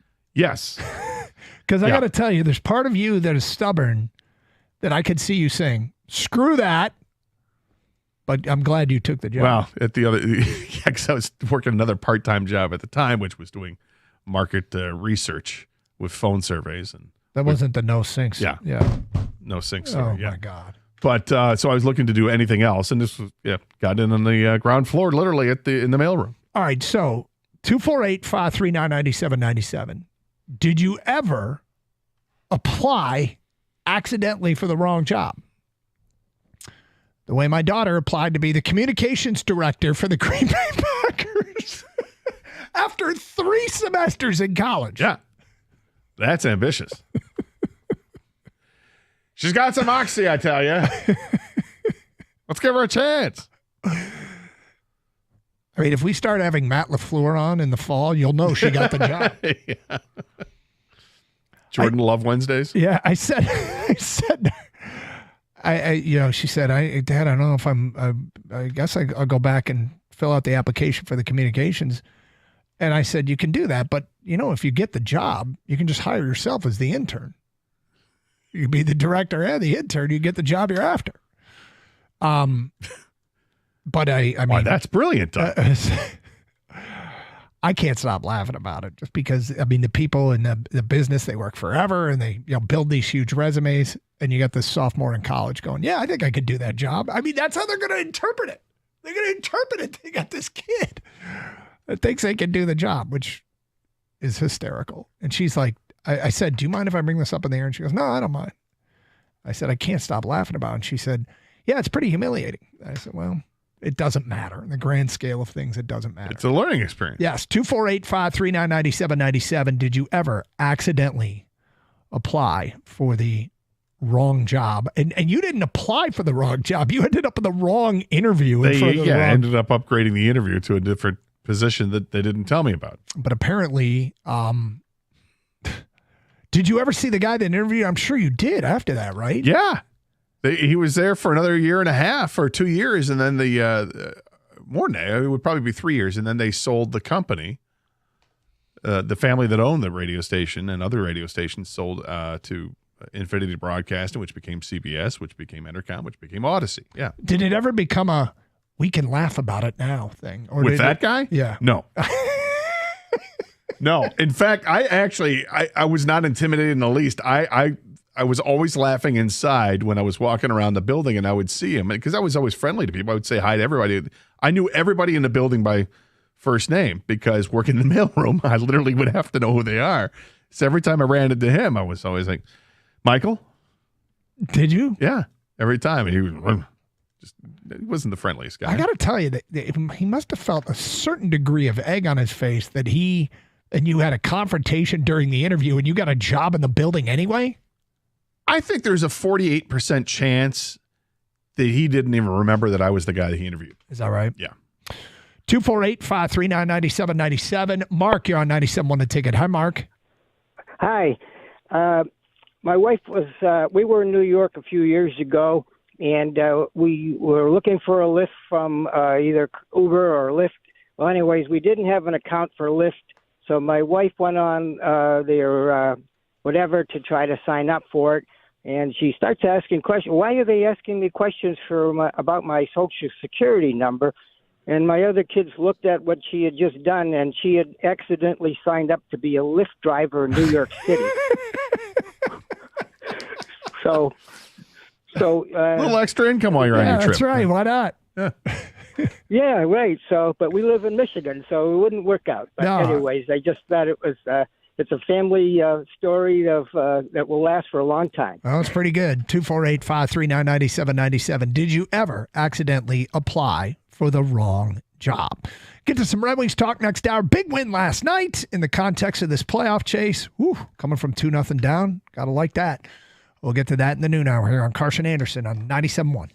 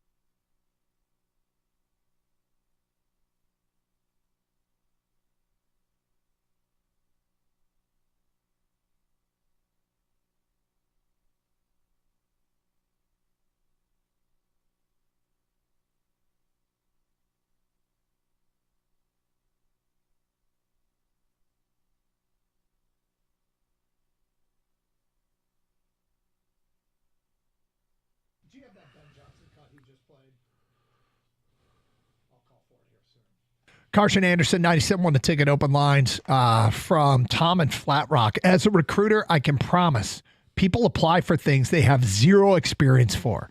Needs a degree and 10 years of experience, and they have neither, and thought, sure, let's send a resume. It's okay. Give it a shot. Yeah. That's from Tom in Flat Rock. Oh, my daughter might drop out of school to become the communications director for the Green Bay Packers. Probably not likely. No, but I mean, do they have any coaching positions available that she could slide in? Maybe GM of the Packers. It was a part-time job at Henry Ford Museum. I thought they said I was interviewing for the candy office. I thought maybe there was a distribution point for all the stores. It was a cash office in accounting and cash operations. I got hired. I worked there 8 years and met my wife there, so it worked out. Wow. Regarding the Piston game tonight, from an unnamed texter, this Celtics game is the feel of when the Wings played the Panthers on a Saturday last year and lost like 5-1. You get reminded real quick what good versus elite is. I like Ivy, but Ivy becoming a trade piece to get a guy you think really fits, maybe a stretch 4, sure isn't a bad position to be in. Guys, if the Pistons win tonight, you start thinking about the upcoming schedule after the Nuggets. This team is very much alive to be the 4 seed. That they are. Yep. That's how well they played. And the one of the fun things about how they played is they played so well. They're on such a heater here that they put more distance between themselves and a 7 seed. And they're a half game out of 5. Yeah. Regarding my daughter accidentally applying to be the communications director of the Green Bay Packers, your daughter, that's fantastic, but she could have at least stayed out of the NFC North. That's from Scott. 248-539-9797. Okay, you heard that Ben Johnson cut during the update? I think people, if you were paying attention to the update, heard what Ben Johnson had to say. This is being interpreted as Jared Goff catching a stray. Ben Johnson spoke yesterday, and if you want to be pissed off, you can listen to it. You can listen to it and decide. You can make the decision that Ben Johnson is now public enemy number 1. Because he's sure into praise in Chicago. But regarding Caleb Williams, the quarterback, if you missed it during the update, here's what he said.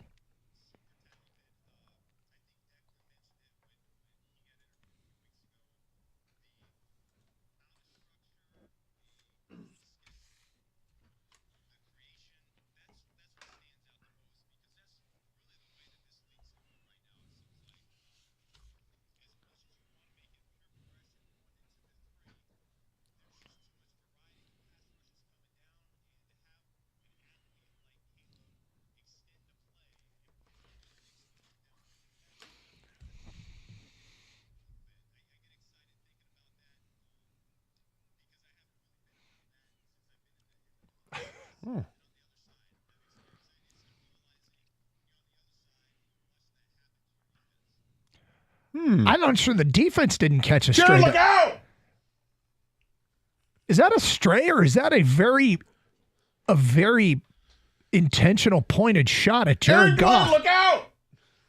And Aaron Glenn. So this guy. There's Ben Johnson, huh? Gators making the decision right here and now. Ben Johnson. Public enemy number 1. Okay, so that's the route. That's the route you're going to go. Oh, you know what? Thank God he's in the division. Thank God I'll get 2 shots at him a year. That's fun. Oh, I'm sure that nobody's going to have this little soundbite anywhere. Printed up on, laminated in every locker, offense or defense. Jared Goff, Jared doesn't, it's not like Jared takes stuff that people say and uses it as a chip on his shoulder. He doesn't do that, does he? I'm sure that he'll forget about this. And, Ben's fine. We had a great working relationship. It was, best to him, except for when we played, the Bears. You're right. Sure. When we demoralized the Bears with going from 1 to 2 to 3 with our progressions and somehow find a way to be explosive without having an athlete at quarterback, which is what he said. Yep. Thanks, Ben. Thanks for taking the sting away from you leaving. Could have been a really nice guy and said all the right things, all the great things. But no, thank you for doing that. Because now Lions fans, I got a big middle finger for you. Some will have two. You know, it's funny you said that about Jared Goff. And it's funny because Kang was doing he's going to say that. He's going to back his guy. But then he really crossed the line. We don't have the sound of that. No, we don't. I was watching it. He was doing it during our show yesterday, and I was trying to catch a little bit Ben Johnson. And it was weird. First of all, he didn't have a hat on. That was weird. We always see him with a hat on, right? Yep. And then secondly, he kept referring to us as they, which is technically true. Right. When they were saying Detroit, he's like they. Yeah. But then they asked him last one, Ben. Before we go, they said you're from Detroit, and I thought, well, he's not from Detroit. No, he's okay. not from Detroit. Detroit-style pizza versus Chicago-style pizza. Which one do you like better? And Ben Johnson did not hesitate and said, oh, Chicago, definitely. Oh, this guy. Yep. Gator, am I right? Go blank yourself, dude. He went too far there, huh? You can't. I mean, look, the way you answer the question is, look, all pizza's great, right? Right. Yeah. Detroit style is great. Chicago style is great. I'm looking forward to sampling the best Chicago's got to offer. That's it. Instead he said Chicago-style pizza is just more athletic and more mobile. Exactly. And I haven't had this style of pizza before that I would love to work with. It's so explosive. Yeah. Out your backside. Chicago-style pizza. Yeah, he went there, man. He didn't have to, and he did. This guy, persona non grata. Public enemy number one. The line that got me is the way this league's going. Right. As if to say, I got off a sinking ship. Yeah. Because there's no way the success we had that was I was directly responsible for. There's no way that's sustainable. Whew, thank God I got off that. And I'm on board now with the way that things need to go in the NFL, the way things are going in the NFL. I don't know how the Lions are going to win another game, is basically what he said. Right? Is that what he said? The sinking ship thing is, whether it's that or we had a ceiling because we had an immobile quarterback, which I personally don't believe any of this. You know what the ceiling was? The best offense in the league. They scored more points than anybody else in the league. They had the second most yards because sometimes your defense and special teams contribute to points, and obviously the Lions did, but they were second in the league in yards. This wasn't a fluke, it could be a little bit of flexing too. Like, look what I did with that. Right. The ceiling that I had, and look what I did. We'll see how super excited he is when Caleb Williams runs 30 yards backwards and tries to flick a pass cross-body for an interception. Right. Yeah, to Myles Garrett. In a Lions uniform. 248-539-9797. I'm glad he said it. This is. I'm glad he went You know there. what this is? This is ex-girlfriend stuff. This is total ex-girlfriend off in a new relationship doing something. Yeah, you're still keeping. You see a post on social media, you're like, blank you. Like for a while, you think. Oh, you're going to go to the game with him? For a while, you still think there might be a chance. Maybe she wants to get back together. I don't know. Let me just check in and see what's going on. Or that it might be amicable. Yeah. And maybe we'll be friends. Hey, let's be friends. Let's do that. It's that realization. We're not going to be friends. I do think you look good. That's great.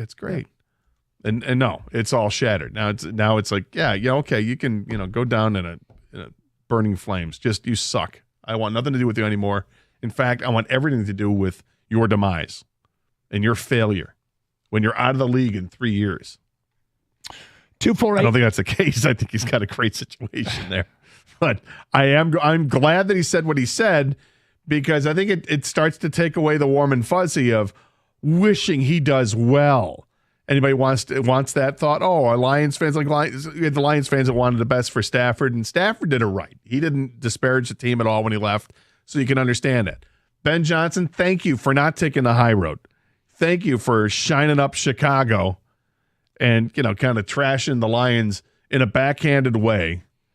And we're here to pick up the pieces and make sure people know that you were trashing the Lions, because that's exactly what you were doing. It's Carson Anderson, 97.1, The Ticket. All right, Twin Peaks fans, it's hump day, and you know what that means. Bourbon and Brews is back at Twin Peaks. Every Wednesday, your favorite Twin Peaks girls will be dressed to impress in their finest black lingerie, serving up samples of special bourbons and beers. Get there between 5 and 7 for sampling opportunities of those high-end bourbons and whiskeys and some of their famous craft cocktails. Enjoy them with the beer of the month, Blue Moon.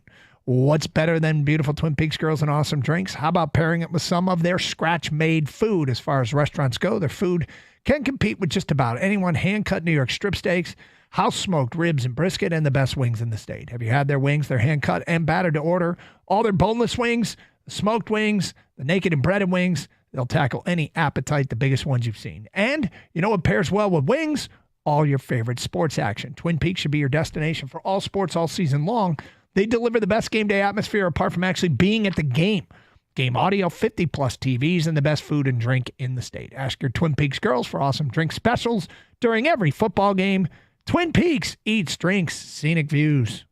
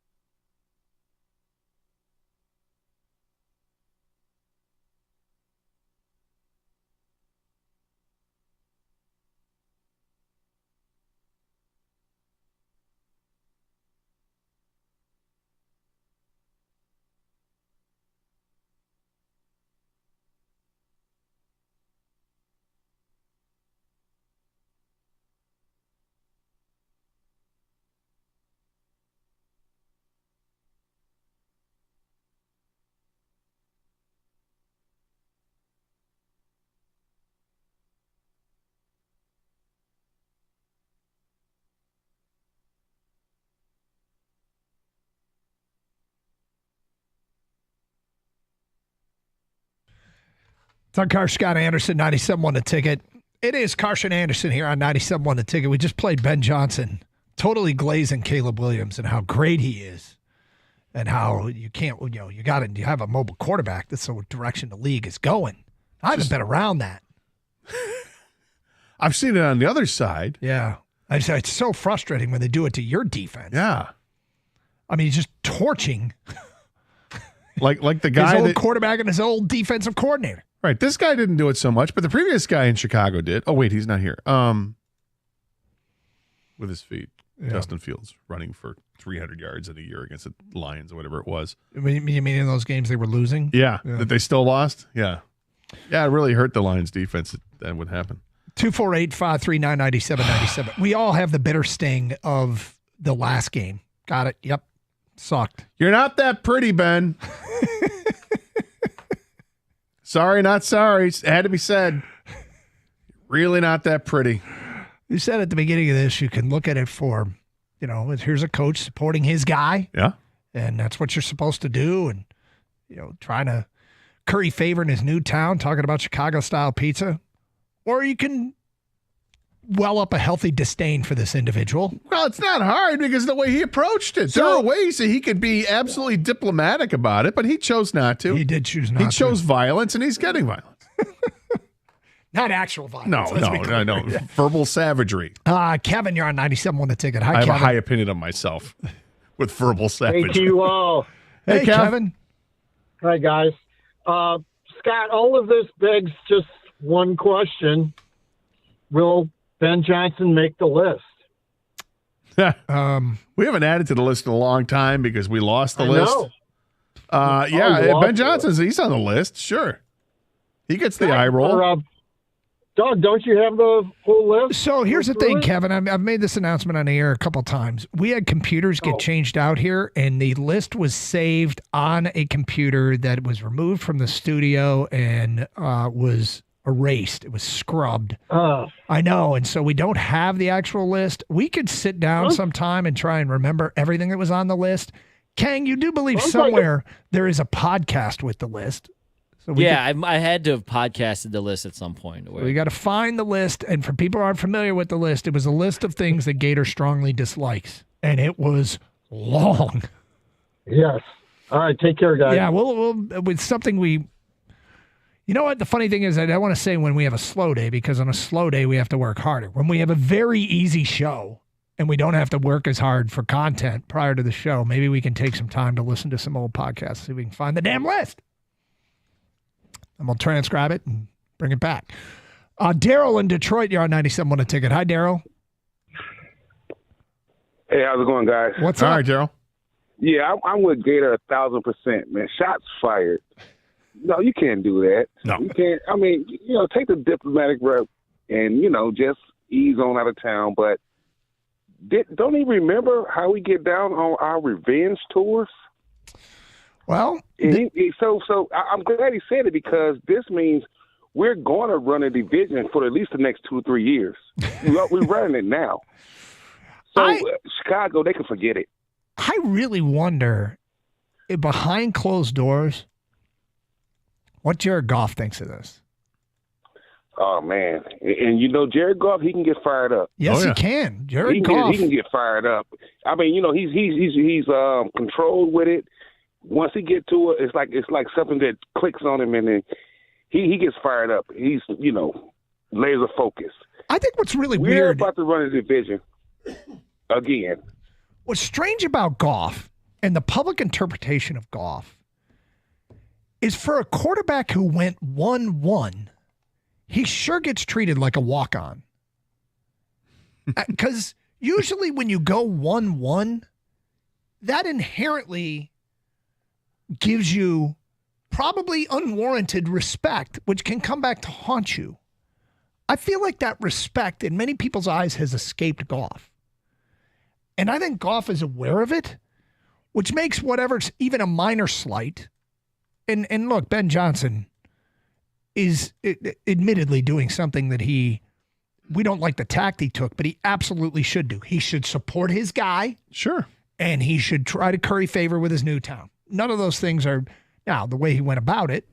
Hey, you don't have to trash the outgoing male, if you will. I think because of that, Jared Goff has developed a authentic chip on his shoulder because he doesn't get the benefit that many prospects or quarterbacks or players in the league get after going 1-1. Jared is awfully smart, and he's very quick when it comes to stuff like this. Mm-hmm. Like if it's brought to his attention, he'll be prepared for it. And if you would, you're playing that soundbite and he says the things about, to have a quarterback and makes, now you can turn this into a off schedule and make explosive plays. Like Goff would say something like, "Oh, did we have any explosive plays? Yeah, I don't know. Did we do that? Did Jahmyr Gibbs have a 70-yard run one time? Did Amon-Ra St. Brown catch a 66-yard pass, or Jameson Williams? I remember him going for 82 yards and a touchdown one time. Like I get the feeling Jared Goff would say, yes, that was our problem last year. Lack of explosive plays. Right. You'd be sarcastic in a way, but also present it right back in your face like that, because he's quick like that. Yep. So interesting. Once, because that's. Imagine someone's going to throw that in his face, in Jared Goff's face. Hey, here's what he said. Whether it's in the off season, the preseason, or you have to wait for the first regular season game against the Bears. Now, or perhaps all three. He might laugh it off, but I bet he doesn't like it. I bet he doesn't like it. Well, and Aaron Glenn's the one who should be really pissed. Saw a mobile quarterback shred our defense. Yeah. I mean, if I'm Aaron Glenn, I'd be like, yeah, right to 27 regular season wins over the 2 years, you jackass. You got all pros all over your side of the ball, Ben. What was I working with? What am I got here? I had a bunch of UFL guys after everybody got hurt. Still digging the shards of Aiden Hutchinson's leg out from the jerseys over the, after that Cowboys game. But yeah, it's good. Thanks for bringing that up, Ben. 248-539-9797. Brian's in Detroit next. Hi, Brian. Fellas. Hey, Brian. Fellas, y'all got to look at it in a different way. Did Ben Johnson lie on him?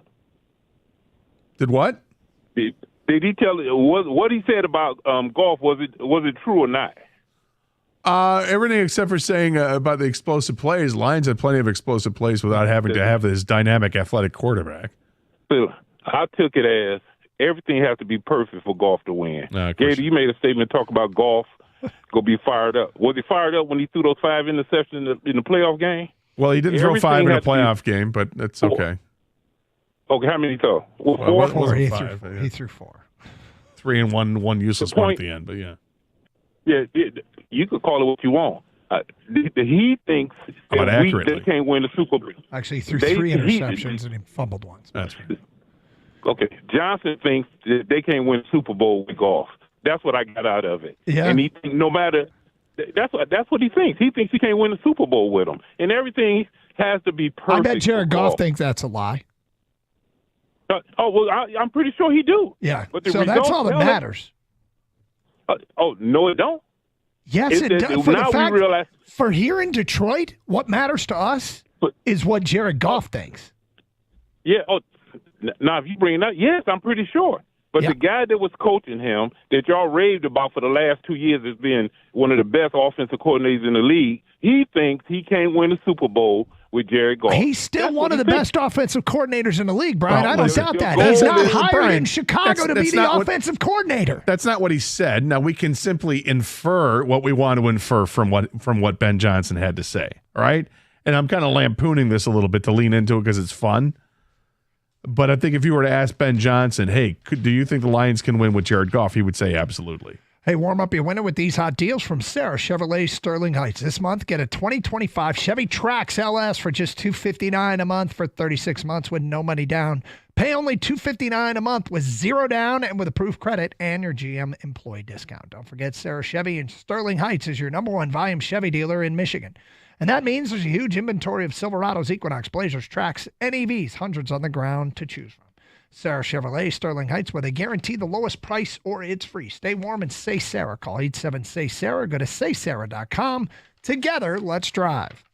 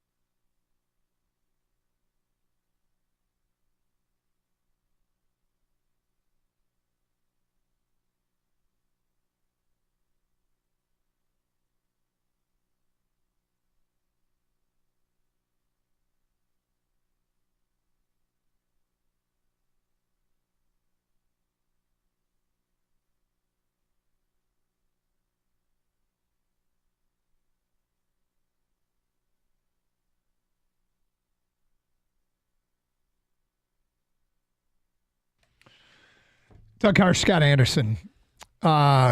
Somebody pointed out. Remember when Ben Johnson, to Brian in Detroit, and sorry, Brian, we were up against a break, but Brian in Detroit, who said Ben Johnson clearly does not think he can win a Super Bowl with Jared Goff. Remember 2 years ago when he had job offers? Other job offers? Mm-hmm. And he turned them down? Yep. One of the reasons was he came back to win a Super Bowl with Jared Goff. Yeah, but the flip side of that is now he left. Yeah, and he didn't win the Super Bowl. Right. But he did attempt. He thought he could 2 years ago. But if he thinks, look, and Goff had a better year. I don't even care anymore. Do I think that the Lions can win with Jared Goff? Absolutely. What matters is, does Dan Campbell, does Brad Holmes, do they think? Yeah. Obviously, Jared Goff thinks so, and he has to. He's got to have that confidence. His teammates love him. His teammates think they can get it done. He had a bad game against the Commanders in the playoffs. It was a terrible game for him, and yet they only lost. Oh God, they could have won that damn game. Yeah, but they didn't. They lost. That one's haunting. It just is haunting. Okay. Red Wings win 3-2 last night. What a win. Given the context of the current playoff chase they're in, every win is important, and even more important when you fall behind 2-0. They battled back because they got 2 goals from Simon Edmondson. Now, one, Mickey was on fire last night. Mickey showed little patience for the way the Wings were playing early in the game. And I love listening to Mickey Redmond. And I agreed with him. I thought they were sloppy in their own zone. I thought Talbot bailed them out on a number of occasions. And yet, when they took the lead with like 9 minutes to go or 8 minutes ago or whenever it was, I thought they limited the Wild scoring opportunities. They had the one late in the game where at first I thought it was a yawning net, and then when I saw the reverse angle replay, I realized that there was a player in the crease. It wasn't quite as big a net as I thought he had to shoot at, but I thought that when the goalie pulled, I thought that the chances were limited, and quite frankly, when the Wings took a 3-2 lead, the responsibility in their own zone, I thought was great. And even Vladimir Tereshchenko scored last night. Yeah, it was nice to see that. And the other thing you noticed about Tarasenko is he was on the ice. He was on the ice when they had the goal, when the goaltender was pulled. He was there, for, dare I say, defensive purposes. I was like, who did they put out? What how? Why is he out there? And he did just fine. And I thought a couple players really stood out. Obviously, Edvinsson did with the 2 goals. Yep. But Soderblom, I thought, had a couple of amazing shifts where just kept the puck moving, kept it along the boards, tied things up, or kept it in the offensive zone. He assisted on one of the Edvinsson goals. I thought he played really well. Johansson, he played well. At times, or other times, you're like, oh, that doesn't look good. Most Seider made some plays on defense that are just spectacular. Sometimes he takes over. Says, I'll break out of the zone myself. I don't even need to make this 60-foot pass. I got this. He can be a wrecking ball at times, and it was a great win for them last night. When they dropped down 2-0 halfway through the game, you start to get nervous about it, but they were able to come back and tie it, and then eventually win it by unconventional means, because it's a defenseman that's scoring 2 of the 3 goals, and they had their opportunities. I mean, there was one play that Patrick Kane setting up DeBrincat right in front of the net on just absolutely improbable from all purposes. The pass was improbable to get there. It did get there. It was improbable that DeBrincat's going to get his stick on it. He did, and the fact the goaltender happened to be in the right position to stop it was unfortunate, but it was a great play set up there. This team is they're fun to watch, and if they could, tamp things down defensively, clamp it down for a full game for a full 60 minutes, and do that consistently, then they're definitely looking up. They can get that number 3 spot in the division. It's interesting because the go-ahead goal. I always think about important plays in the games and who made them. And if you tell me there was an incredibly pretty goal from Patrick Kane to Lucas Raymond to Alex DeBrincat, not that they're on the same line, but whatever. I'd go, yeah. Oh, Dylan Larkin, set somebody up, thing of beauty. The go-ahead goal last night was Soderblom to Ajo to Edvinsson. And it was a thing of beauty.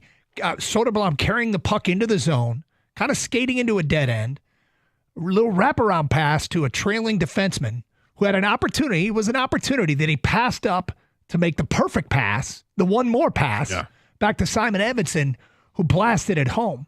And I mean, first of all, it was funny to watch that stuff last night, post-game, where Edvinsson speaking to the media and the players, he's just answering normal questions. I think the question was something like, how does it feel to have, how important is it to have, you young guys out there on the ice with the goalie pulled? I mean, what does it say about the youth of this team? And some player said in the background, you're going to say, yeah, I just scored 2 goals, get up the next morning, no big deal. And he starts laughing. I mean, because it was an unlikely source, as you said, but it was a line from Talladega Nights, and he finished the line with, I wake up in the morning and I blank excellence. Yes. The unbelievable fact that it was those 3. I mean, I guess it's not unbelievable, but it's not the 3 you'd expect to have this beautiful, creative goal. And they're NHL players. They're capable of a lot. They're just not your usual suspects. No, but we like to see that the Pistons have this young core of players developing together. It's the same thing with the Red Wings. To see that, Marco Kasper, who was a first-round pick a few years ago, gets his chance with the Red Wings and kind of floundering, not really doing a ton. Then they move him to the top line. Todd McClellan says, you're going to the top line. Let's see what you can do there, kid. And he's a point-a-game guy with the top line. He looks great out there. He looks like he did that first game he played a couple years ago, and we talked about it after watching that one night. We're like, wow, tougher than I thought. This guy is not afraid to mix it up behind the net, not afraid to go into the corners, dig the puck out, and set guys up. And it's what he's done since he's been paired up with Larkin and Raymond. He looks really good out there. Edvinsson looks every bit as good as Seider does. Seider's better. Seider's got more experience, but you can see that Edvinsson is getting there. And he's got that size to match as well. We'll see if a mean streak develops or not, but he's got a scoring touch. He can fire the puck and already has more goals than I think you would have expected. They've got some young players in this team that are getting things done while we're waiting for the other young talent that's not here yet to develop and join this team. After conversations yesterday with 2 separate people, I am convinced that by the time next Friday rolls around, our Detroit Red Wings will be making a significant move at the trade deadline. 1, their play justifies it. They're playing much, much, much better hockey. To go buy, yeah. To go be buyers, yes. 2, their position in the playoff chase justifies it. 3, they've missed before on big moves that they war-chested for and players they didn't get. They are not going to want to have it happen when it makes even more sense to add to this roster. And 4, they've cleared what will be a significant amount of cap space. I think the big move is coming down in 3-2-1. And I don't even know that they're going to wait for the trade deadline. With the news that Kopp is out, with the trade of Husso, which freed up more money than you'd ever imagine for trading away a player that you're just not using. It's the time. And I think it's going down. Yeah, I agree with you. I think it is going to happen. I think they're definitely going to add to this team, and I don't think it's going to be through rental players. They could go down that road and just get a couple of rentals and maybe offer up a 3rd-round pick or whatever, but that's not going to give it a substantial addition to the roster. We could see a good old-fashioned hockey trade, which would be interesting, and who that encompasses, because you can take on annual salary.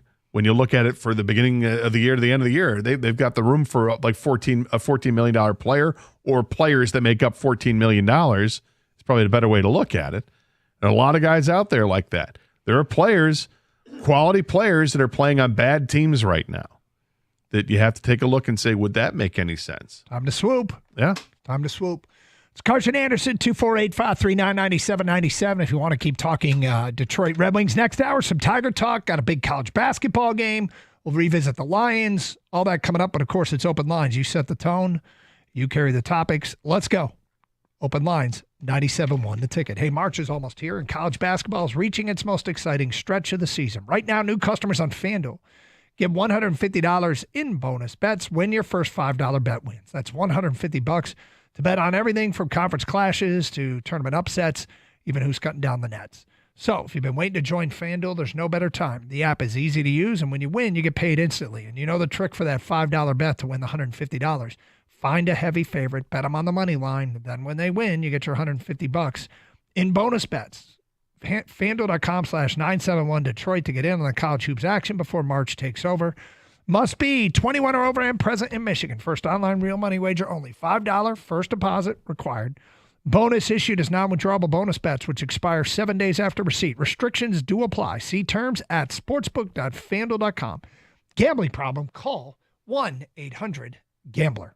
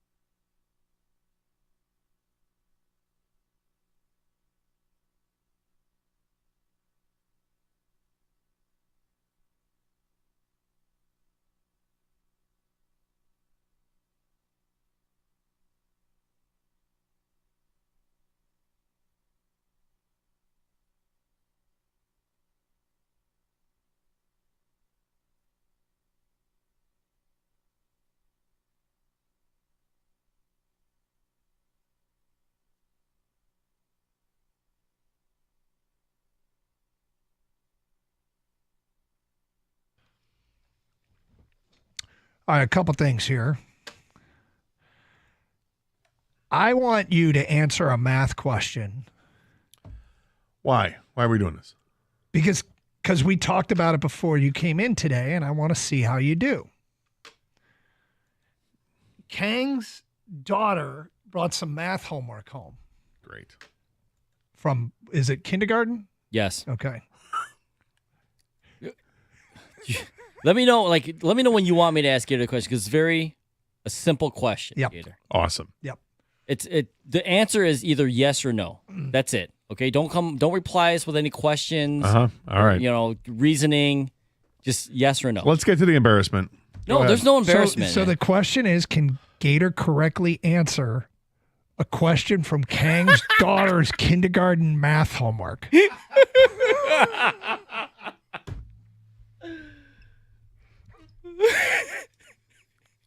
It's like Gator's nightmare, man. Living it. This is awesome. This is live. We'll do it live. Yeah. This has been worked out by you two. That's good. Glad to hear it. Go ahead. Let's get a smart guy. I'm about to. Let's see if I can help you out. Did she get it right? Hold on. Yeah. Oh. We'll wait. Oh, okay. All right. Kang, explain exactly what the question was. I'm just going to ask you straight up. Here we go, Gator. Yeah. Is 12 a teen number? No. Okay. Confident? Yeah. So she had like a worksheet? Yeah, so this is what it was, really. It was a worksheet, bunch of pages, different math problems. I just identifying numbers, whatever, right? This page said to circle all the teen numbers. So 13 to 19 should be circled. Yes. 11 and 12 are also on the sheet, whether you wanted to circle them or not. They're double digits. They're not teens. You sound very confident. I am. Well, when it comes to putting, 6-year-olds in their place, yeah. Well, Kang, tell Gator what you did. So I did what anybody does now in the 2025. Google. Yep. Because to be honest with you, I agree with you, Gator. My first thought was no, 12 should not be circled. Okay, hold on to Gator. Yeah, go ahead. I'm preparing for the worst here. I want you to do the same as me. Okay, so I went and typed in is 12. Type in the number 12. 1, 2. Is 12 a teen number? Okay. Now tell me what the first thing you see on the top of your page is. What's it say? All right, hang on. I googled something else. What am I supposed to Google? Is 12? Because I said what numbers are the teens. So what am I saying? Is 12 a teen number? All right, you punch that into Google? Yeah. No. 12 is not considered a teen number. Stop right there. Yep. Now read the next one. Yeah, then it says the numbers 11 to 19 are teen numbers. Okay. So the first two answers on Google, 12 is not considered a team number. Mm-hmm. The next thing that it found on the search engine was the numbers 11 through 19 are teen numbers. Okay, so I'm not saying you're wrong or right, because I don't really know for sure, because I feel like the one thing that's changed a lot since we've all gone to school, especially elementary school, is the way they teach math and certain math rules or whatever, they implemented now. I honestly was like, I don't know. Like, because things are, logically I thought, I'm like you, Gator, 12's not a teen number. 13, 14, 15, 16, 17, 18, 19. Oh, look, they have the word teen in there. Yes. 12 does not. 11 does not. Then I thought, all right, what's the reasoning? Because that's part of the teen number bracket. You know what I mean? Like that's the next bracket. Those are the teen numbers. 21 and 22 are part of the 20s. Exactly. 31 and 32 are part of the 30s. Yes. 11 and 12 are not part of the teens? No. Maybe they are. I don't know. Was it ever 11 teen and 12 teen? So me and Kenny done like a unscientific survey, and everyone seems to agree that 12 is not. Yep. I had her circle it and said, "You let me know what the teacher tells you." You had your daughter circle 12? I said, screw it. You know what? That's part of the teen group, I guess, because I'm going against what I think because I think I'm wrong. So I don't know if there's a teacher listening or how they teach math anymore. It's an interesting experiment in that this is a worksheet that a kindergartner brought home. Yeah. And I, too, am confused. Well, you live with a teacher. I do. I didn't ask her the question. Why not? I don't know. I should have. I just texted my niece, who was a math major, Oh, wow. Well, math was part of her career. Well, you said major. I think she was a math major. Graduated Michigan. We all had math as part of it. She says preteen. I agree. I think it's ridiculous. And, Okay, and I'm just talking the if number. this kindergarten teacher, if you put in there that no, it's not, and she said, oh, yes, it is, then I have a problem with how we're teaching our children today. I don't know, man. I'm not saying you're right or wrong. Why I'm do just we saying- have to lump it in because we're lumping everything in numbers of 10? I don't know. I was just trying to rationalize why that. Well, that's second- because the next one it says the answer is 11 to, and it's not even the number 10. It's 11. Why isn't 10 included in it? Because I guess groups of 10. So. Yeah, but the number 20 is part of the 20s. Right. Yeah. It should be 10 teen. 10 teen, 11 teen, 12 teen, 13 teen. We don't need to make 13 teen. I guess I don't need to say it twice. We don't need to make this any more complicated than it already is. Someone just text 12 just made the list. It did. I just looked down at the maniacs at Twitch, and the debate is raging on. Thug Aim says, I Googled, is 11 a teen number? It says yes. See? M. Milton 23, we're glossing over the main issue here. Why are kindergartners bringing home homework? Well, it was optional. Motown Rock says, Chat GPT says 13 through 19. Nayrock says, got to compete with China somehow. Oh, that's the answer to why we're doing homework in kindergarten. Oh. All right, well. It was optional. You know, the moral of the story is, don't believe what you read on the internet. Bam. Thank you. Thank you. Moral of the story. That is. You can't just go to the internet for everything. So what is the teacher teaching? Kindergartners. No, I don't. Thanks. Thanks. What's the answer to the question from the teacher? I don't know. We just sent it in today. Okay, they sent it in. We'll find out. Yeah. We need to know.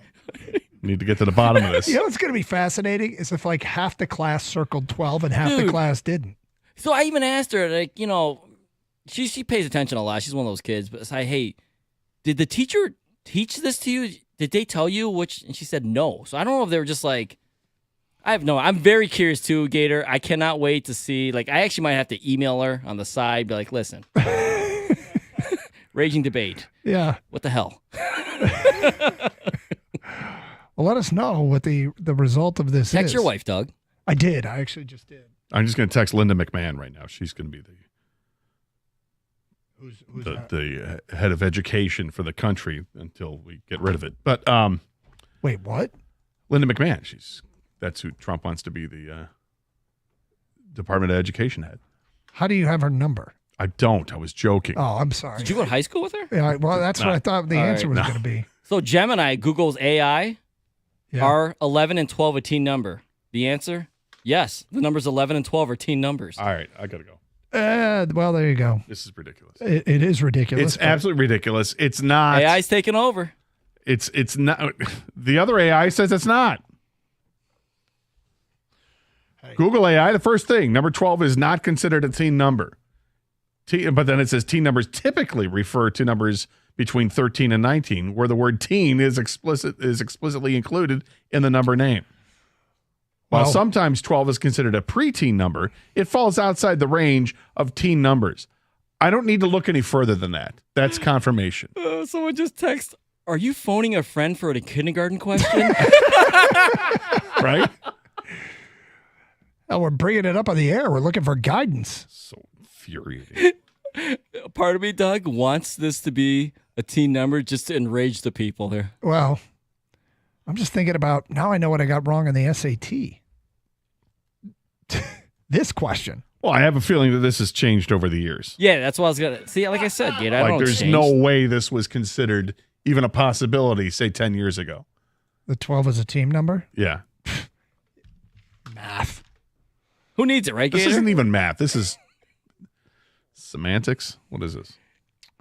Well, you know, like math is all about rules, right? And actually, that's the thing about math, is that math typically is not subject to any interpretation at all. Yeah. None of it. That's right. What are we doing? My opinion on 1 + 1. No. You don't have to give an opinion. We're going to start calling it 11 teen and 12 teen. That'll happen now. Well, maybe 11 and 12 deserve your respect. All They're right. not getting it. Straight ahead, I don't like this report out of Lakeland. I don't like that other report out of Lakeland. We'll get to that today at 103 here on Carson Anderson, 97.1 The Ticket.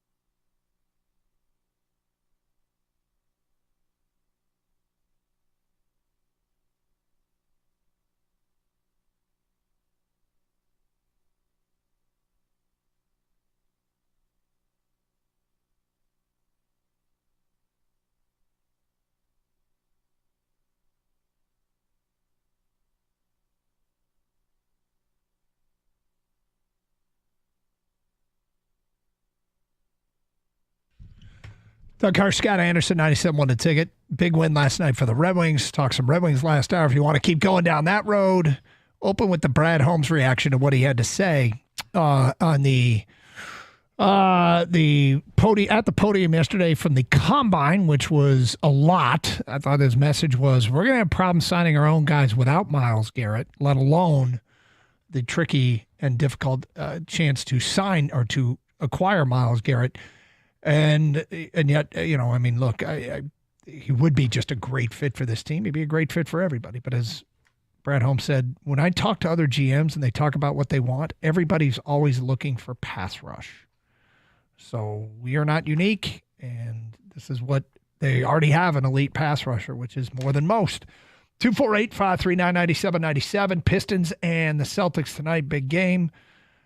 Don't love what I've heard out of Lakeland the last 24 hours, but let's get back to your phone calls. Jenny is next on 97 The Ticket. Hi, Jenny. Hi. Hey. Can you hear me okay? We got you. All right. So basically, I love your discussion. It's awesome. But it really doesn't matter whether it's a teen or not a teen because it's not something we use in life. So I teach math from that perspective. I'm a fifth grade teacher. Okay. But that being said, they did pose to me if I would say it was a teen or not. And since it doesn't have the word teen in it, I would have to go with it's not. Okay. So people know why Jenny is calling as an elementary school math teacher. Kang's daughter had a worksheet, and it said circle the numbers that are teens, and there was some debate over whether or not to circle 11 and 12. Google said 11 and 12 aren't teens, and then the next entry on Google said 11 and 12 are teens. Much confusion. Not that it's really that important, but thank you for at least your perspective on it. No, I love the discussion, and that's what makes it important. But the discussion around it. But yeah, in our real world of life, it won't matter. It's not unusual for us to bring up something that's completely insane. I'm not loving discussion that much. You don't love any math discussion. This is ridiculous. Well, the thing is, Gator, I think you would agree with this is, okay, you can't just answer to the teacher with any question. Well, this isn't going to matter in the real world. No, the worksheet still exists. The test still exists. Is she going to get graded on something where she goes, well, we're not going to use this in the real world, you know? Right, yeah. I just wanted to know the answer. That doesn't fly. No. With, even though that's a response that I have given in my life at some point in time. And people are quick to point out, well, if you're doing construction, you have to do this. Yeah, I'm not doing that construction. I'll hire somebody to work that math out. Me, this doesn't matter. But changing the game to call 11 and 12 teens, they're part of the teens. Did you ever just punt on a math test and write, this won't matter in the real world? I may have. I can't say no for certain. So I'll leave it as that's a possibility. All right. Okay. So I didn't love the injury updates from yesterday. Parker Meadows has a right arm injury. Bicep injury. He's day-to-day. He'll get reevaluated later on. They don't seem to think it's serious, but apparently in the first game of the spring training, he made a throw and felt a twinge in his bicep. Okay, so he's not a pitcher, right? No. And yet I feel like every disastrous pitching injury starts with felt something, will be reevaluated later this week. And at center field, you're not a pitcher. You got to have a healthy arm. Well, and I don't know if you knew this, but to swing a bat, your arms matter. Yeah. I am now holding my breath. I guess this is the opposite of spring training overreactions that we typically have. Our spring training overreactions are typically, the ball sounds different coming off his bat, best shape of his life. Yeah, this might be a spring training overreaction in that this immediately scares me because I do not. I mean, Parker Meadows was such a huge part of last year's surge. Yeah, I mean, the guy literally hit 090 to start the season. For the first full month of the year, They said, well, that ain't cutting it. Go back to Toledo, figure it out, work on some mechanics with your swing, and we'll call you later. He made the adjustments, ended up hitting quite well at Toledo. He's exceptional as an outfielder. They brought him up in the last 50 games. He played 50 games to the Tigers after that point, and he promptly hit .299 with an OPS of like 857. He was quite good. Yep. And get you excited about that, because the one thing that the Tigers had been waiting for in the organization as he matriculated through it was, can he hit? Everybody knew he could field. He's dynamic as a fielder. But could he hit? Well, it was a short sample size of 50 games, but you add those 50 games to the whatever it was, another 50 games that he played in Toledo, and he showed that he could in that sample size. So to start off spring training, and from day one of games, you're out because you've got a twinge in your bicep, I too am concerned, because this is a guy that I want to count on for being a Tiger for the next 10 years. That's the guy who's going to play center field. Do they have other options? Yeah, they'll have other options down the road. Their options right away aren't as appealing when you consider that it could be a number of players that are playing infield and outfield spots and not just a dedicated center fielder, like whether it be a Matt Vierling type. I'm not thrilled to hear that. And one of my concerns has always been, can he stay healthy? I hope he can stay healthy, because like to pencil in, you got him in center field, Riley Green in left, and right field can be, rotation of whatever you need. Kerry Carpenter, and maybe Kerry Carpenter can hit against lefties and be an everyday guy, but you're going to want to split time with him at DH and sometimes. So, what about that other right field spot? So when free agency hit, and we're talking about free agents, everybody's focusing on Bregman, and you and I had brought up, what about Santander, who's an outfielder? Yep. And we were wondering, well, what's his contract going to be? What's he going to get on the open market? And what did he get? $20 million a year? Yeah. Which is not that bad. Not that bad for a guy who can hit 40 home runs for you and play outfield. So they passed on what would have been a bargain price for a power hitter in a lineup. And I was hoping that we could count on Parker Meadows. And we might still be able to. Maybe we'll find out by the end of the week, yeah, it's fine. It was a little cramp issue or whatever, something that was just worked out, and it's not going to slow him down at all. And maybe he's a guy who's going to play 145 games a year for the next 10 years. I don't know. But I do get nervous about it when it's a player that has that kind of history. So I guess I'll just bring it up. There's no chance, right? There's no chance that they go to the backfields and say, what about taking a look at Max Clark? Now, I don't think Max Clark is going to play for the Tigers this year. No, probably not. But if Parker Meadows is shelved for a while, do they at least bring him over for a couple appearances in big league camp this spring? I think that they would anyway. I think that was going to be the plan. I mean, he wasn't a guy who's going to stay in the big league camp like Lorenzo is, like how Lee is, those players. But I do think that there'll be times that McGonigal and maybe Briseño and also Max Clark will get an opportunity to get into a game and get a couple of bats late in the game. I mean, we see it every year. That kind of typically happens. And now, as these guys are either starting the season at high A ball or double A, that would make sense.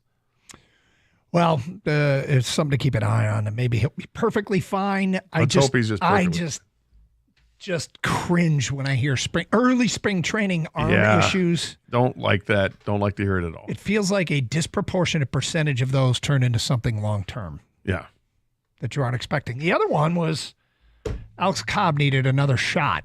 Yeah, but that's part of the process. Is it? Yeah. Oh, okay. I read today that it wasn't expected. So I hope you're right. AJ Hinch says it's just part of the process. Okay. So I'm not as concerned about that. Thinks he's still on schedule to be delayed by a month as they thought. And then you get the Javi Baez that he's supposed to run today at full speed. And if he gets clearance on that, then we could probably see him play by the weekend. Okay, so the thing about that is I am not as concerned about that because I'm used to life without Alex Cobb. Yeah, right. 248-539-9797. And I like the competition for those extra spots right now that keeps that carrot out there for Casey Mize to keep developing other pitches. Kenta Maeda with even more Kenta this year. Well, let's hope that there is a Tiger spring training game against the Toronto Blue Jays so we can hear our favorite random Redding, California native with the weirdest accent we've ever heard, Buck Martinez, on the broadcast. who's the one that calls Casey Mize. Casey Mize. Yeah, there's like 4 or 5 I's in the last name there. All right, Carson Anderson, open lines, 97.1 The Ticket.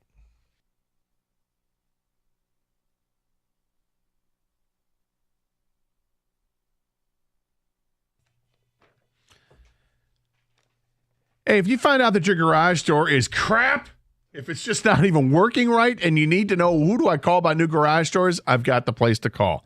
Precision Garage Door. They're awesome. A couple years ago, they came out to my house to replace the garage door, and we were able to pick out the perfect doors for my house. I couldn't be happier. They walked me through the entire process.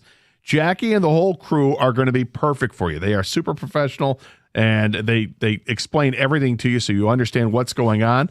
And right now, you get a free door opener when you buy any new garage door. It's a $499 value, and the sale ends on March 31st. Just give them a call at 1-800-DOOR-REPAIR or visit precisiondoormi.com and schedule that appointment. And if you mention 97 on the ticket, you get your service fee waived. That's pretty great. Weekends, they're available at no extra charge. They offer the industry's leading warranty, and all calls are answered 24/7. And the best part about scheduling online is you schedule that appointment on the website for a time that works for you and your schedule. You're not just beholden to them. They'll work with you to make it smooth and easy. Again, call 1-800-DOOR-REPAIR or visit precisiondoormi.com.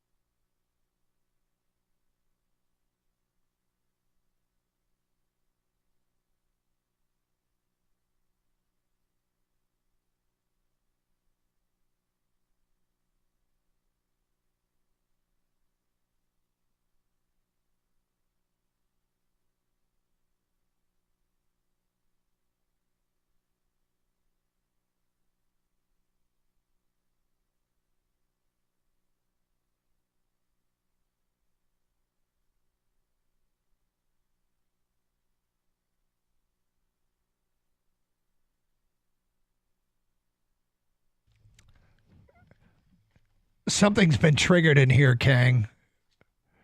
Every once in a while on this show, we say plant a flag and I'm not moving off this position. Gator just said, put the following on my headstone. 12 is not a team number. He said, I will take it to the grave. mean, is this really surprising? Oh, no, I guess it isn't. Wow, I didn't know you felt that strongly about it, though. He feels strongly. He feels strongly. Stronger by the second. Just because? Yeah, why not? Get passionate about something today. So a couple days I ago. moved on from Ben Johnson to the number 12 and a question for kindergartners. Yeah. A couple days ago, you said you watched a movie. You were flipping around and you found a movie. Yeah. Yeah, and it's a movie I've seen before. I know this doesn't surprise you. I do enjoy watching movies. But I know you haven't seen this, but can you ever see The Accountant? I have. Ben Affleck And what's the girl's name? Anna Kendrick. Yep, Anna Kendrick. Yeah. Jonathan Bernthal and Yes. John Lithgow. Lithgow. Well done, Doug. Yes. So the movie, J.K. Simmons, Detroit's own.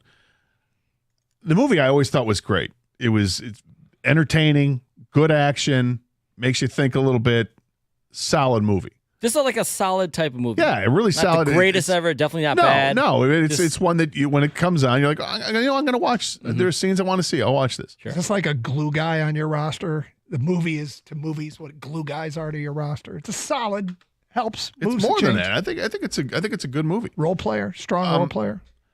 But I thought that the way that the movie ended demanded a sequel.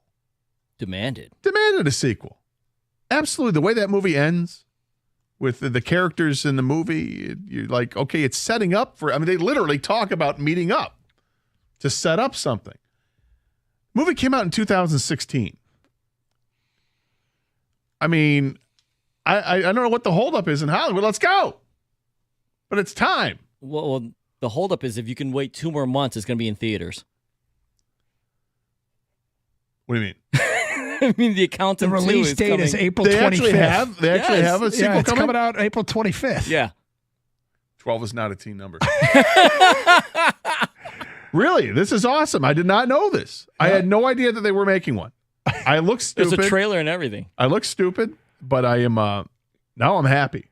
The cast That makes my day. is Ben Affleck, Yeah. John Bernthal. Anna Kendrick in it or no? Anna Kendrick does not appear to be in it. Good. Moving on from her. J.K. Simmons is in it. I'm just saying that the story moves on from her. J.K. Simmons is? Yes. Okay. Yep. Who's the chick that Medina, Miss Medina? Oh, Cynthia. Di Robinson. Yeah. Yeah, there you go. Mary Beth Medina, the young Treasury agent who was tasked with finding the accountant's real identity. Yep. She's back. Good. Getting the gang back together. And then they have the English broad. We were sitting around and you put it on your show sheet. This movie demands a sequel. does. And Kang goes, it's like coming out next month. See what happens? Yeah. Good job, Gator. I called for it. It happened. You're welcome, people. The people wanted it. The people are getting what they want. Man, you work fast. I do. You're welcome. When is it again? April 25th. April 25th. Yes. It's tax season, you know. You might, The Accountant. well, you might actually go see it in theaters. Yeah. Okay. Yeah. Well, it's quite possible. I really like the first one. So.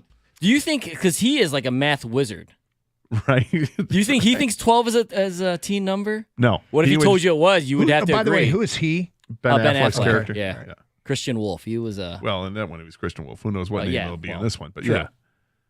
But no, I think he would, because he gets disturbed when logic doesn't fall in. So if he was taught his whole life, like we all thought that, teens are 13 through 19, those are the teen numbers, not 11 or 12. And now somebody says, "Oh, you mean a teen number?" No, that's not a teen number. Yes, it is, but it's not a teen number. It doesn't make sense. It doesn't have the word teen in it. But no, it is. And then he would go crazy and probably shoot somebody. I kind of feel like I want to see The Accountant now. It's a good You movie. should. I think you should. it's a You'd like solid, it. Yeah. Glue guy.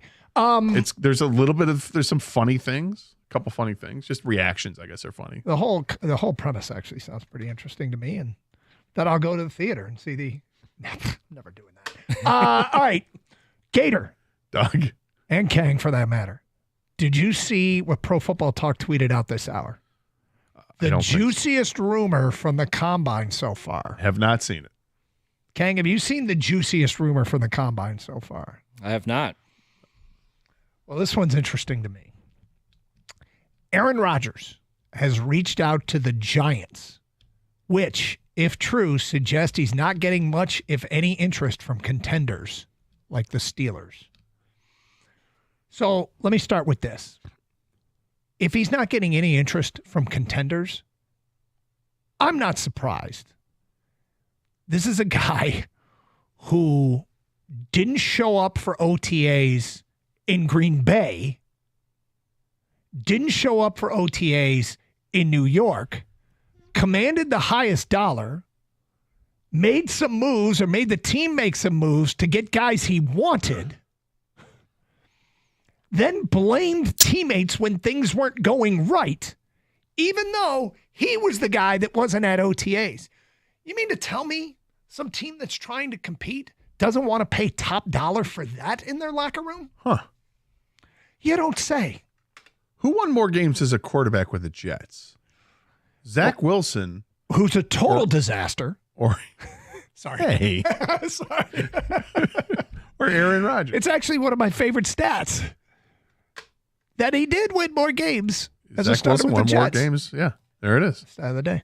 Well, it's interesting because But please let this be true. that would be amazing. Please let this be true. Let him end up with the Giants. Let Stafford go to the Raiders. Apparently, the Raiders, there's a report that the Raiders have reached out and inquired about getting Stafford. I don't want to see Stafford playing for the Vikings because I think he'd do well with the Vikings. He might, and I do care about that. And if Aaron Rodgers is going to, if he's relegated to talking to the Giants, does that mean that the Vikings have made up their mind they're going to sign Sam Darnold? Let's just put it to you like this. All of that, yeah. But let's back to Aaron Rodgers. If Aaron Rodgers ends up with the Giants, I can't think of anything that would please my colleague, Mike Valenti, more than Aaron Rodgers drama in the Giants locker room. How do you make 4-year, $160 million contract, fully guaranteed? How do you increase the drama? Do you have the Giants draft the quarterback in the first round as well? And sit him on the bench? Yeah. Behind Aaron Rodgers? Yeah. And allow Aaron Rodgers to completely detonate that organization even further? Aaron Rodgers to the Giants is just... He's probably reaching out. He's probably reaching out to them because he doesn't want to, relocate. He's already got a home in the area. Closer to where he gets his enemas.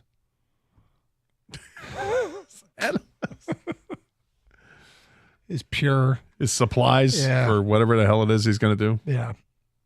That wouldn't be a bad scenario. Not at all. That is kind of delicious that he's reached out to the Giants. Oh. I know, right? Regarding the Ben Johnson comments saying, mobile quarterbacks is where it's at. I've never been around a mobile quarterback. God, they used to drive me crazy, but I'm so excited to have one. That entire interview seemed like there were underlining shots at Dan Campbell and the Lions. He did everything he could to distance himself from Detroit, and it was all unnecessary. He didn't have to say any of it. That's from an unnamed texter. I mean, what he said is factual. Goff isn't mobile. He's a great quarterback, but it's not like now that Ben said this, Goff is going to run around now. I wouldn't read too much into it. Let's handle our business and win the whole thing, from Perch and Chesterfield. I don't know that his implication that you can't win at a high level without a mobile quarterback. I don't agree with that. As a Lions fan living through the Patricia years, you start to feel like you can spot a phony, and I sure am getting those vibes from Ben Johnson. From Mark and Pinckney. What I heard is that Caleb Williams was going to have a hard time going through his progressions. That's another way to look at it, right? 1, 2, crap. Go. Ben Johnson has been coming out hot, putting a target on his back between those comments and the comments about beating Green Bay twice at his introductory press conference. He is. Now, I mean, is he going out of his way to win over a fan base? His fan base? His new fan base? Yeah, probably is. Probably is. 248-539-9797. Pistons and Celtics aren't the only big game tonight. Michigan State is at Maryland. We will get to that coming up today at 1:32. Plus your open line calls and feedback. It is Carson Anderson here on 97.1 The Ticket.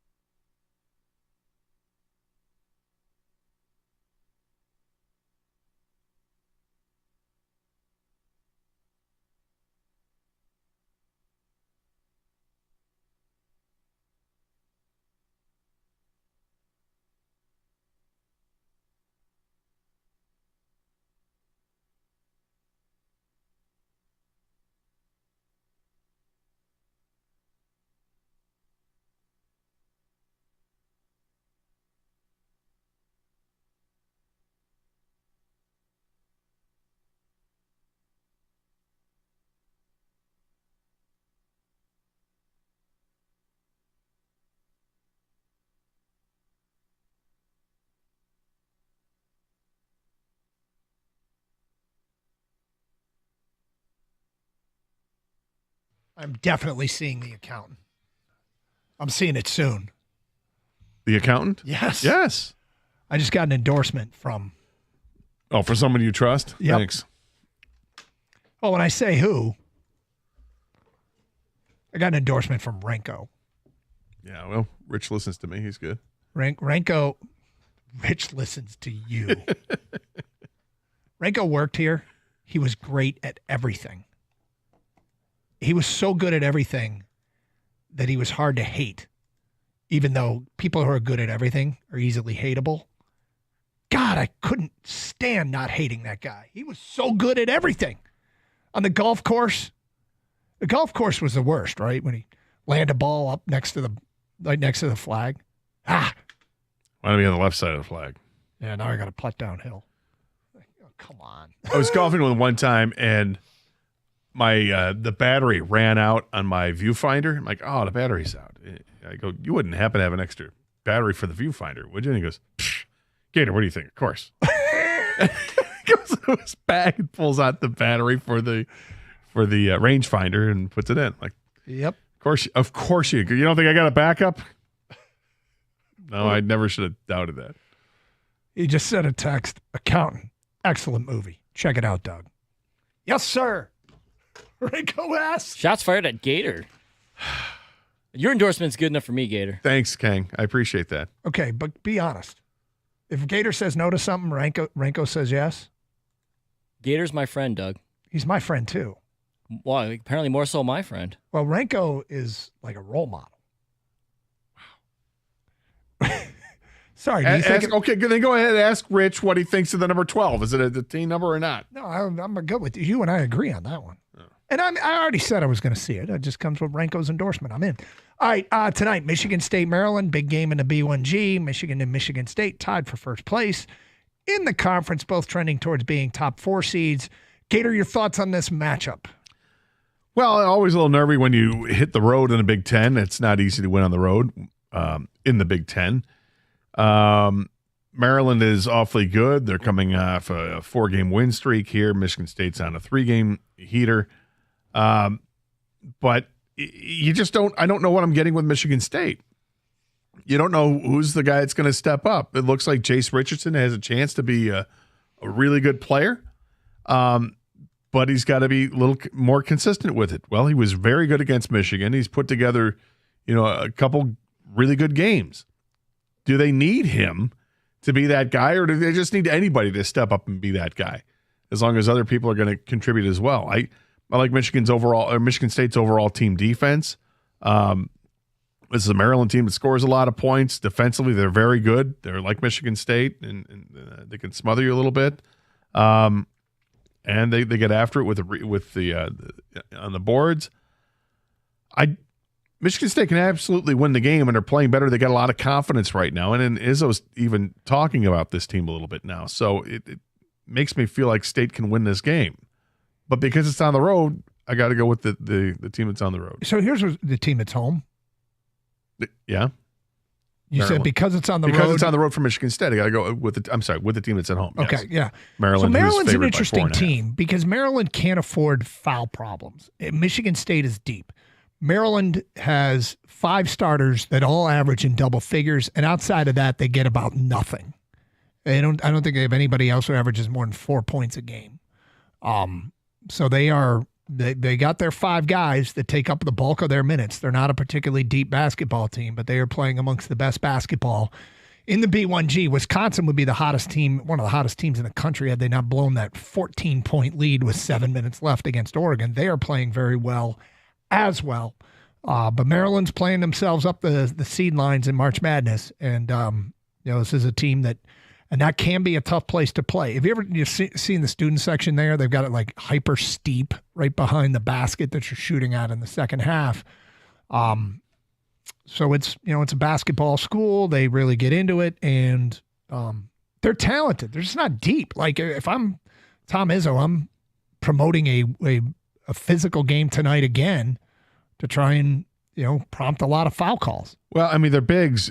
Queen and Reese both average over 9 rebounds a game, so they get after it there. You got the stats in front of you. Yes. Do they have anybody? What is the outside of their starting 5? Do they get anything? The next, the sixth leading scorer averages 4.2 points per game. So it is more than 4 points a game. What about minutes wise? That player averages 12.2. Then they got somebody at 15.8, and another guy at 11.4, another guy at 9.9. I feel like Michigan they have like an 8-man rotation, as but a deep and with options. I think Maryland, they're going to get what they get out of the starters. Wasn't Michigan similar? No, I don't think they're. Majority of their minutes. The starting five got a ton of minutes. They've got two guys hurt right now, which isn't helping. But yes, they have been more like that lately. But they were rolling 9-10 deep pretty consistently. But Maryland shoots well from 3-point land. They're 37.5%, and Michigan State we know struggles with shooting the three. So can their 3-point defense, is it going to be good enough to limit Maryland? Because Maryland, they score a lot and they rely on a 3-pointer. Michigan State actually scores a decent amount and they don't rely on a 3-pointer.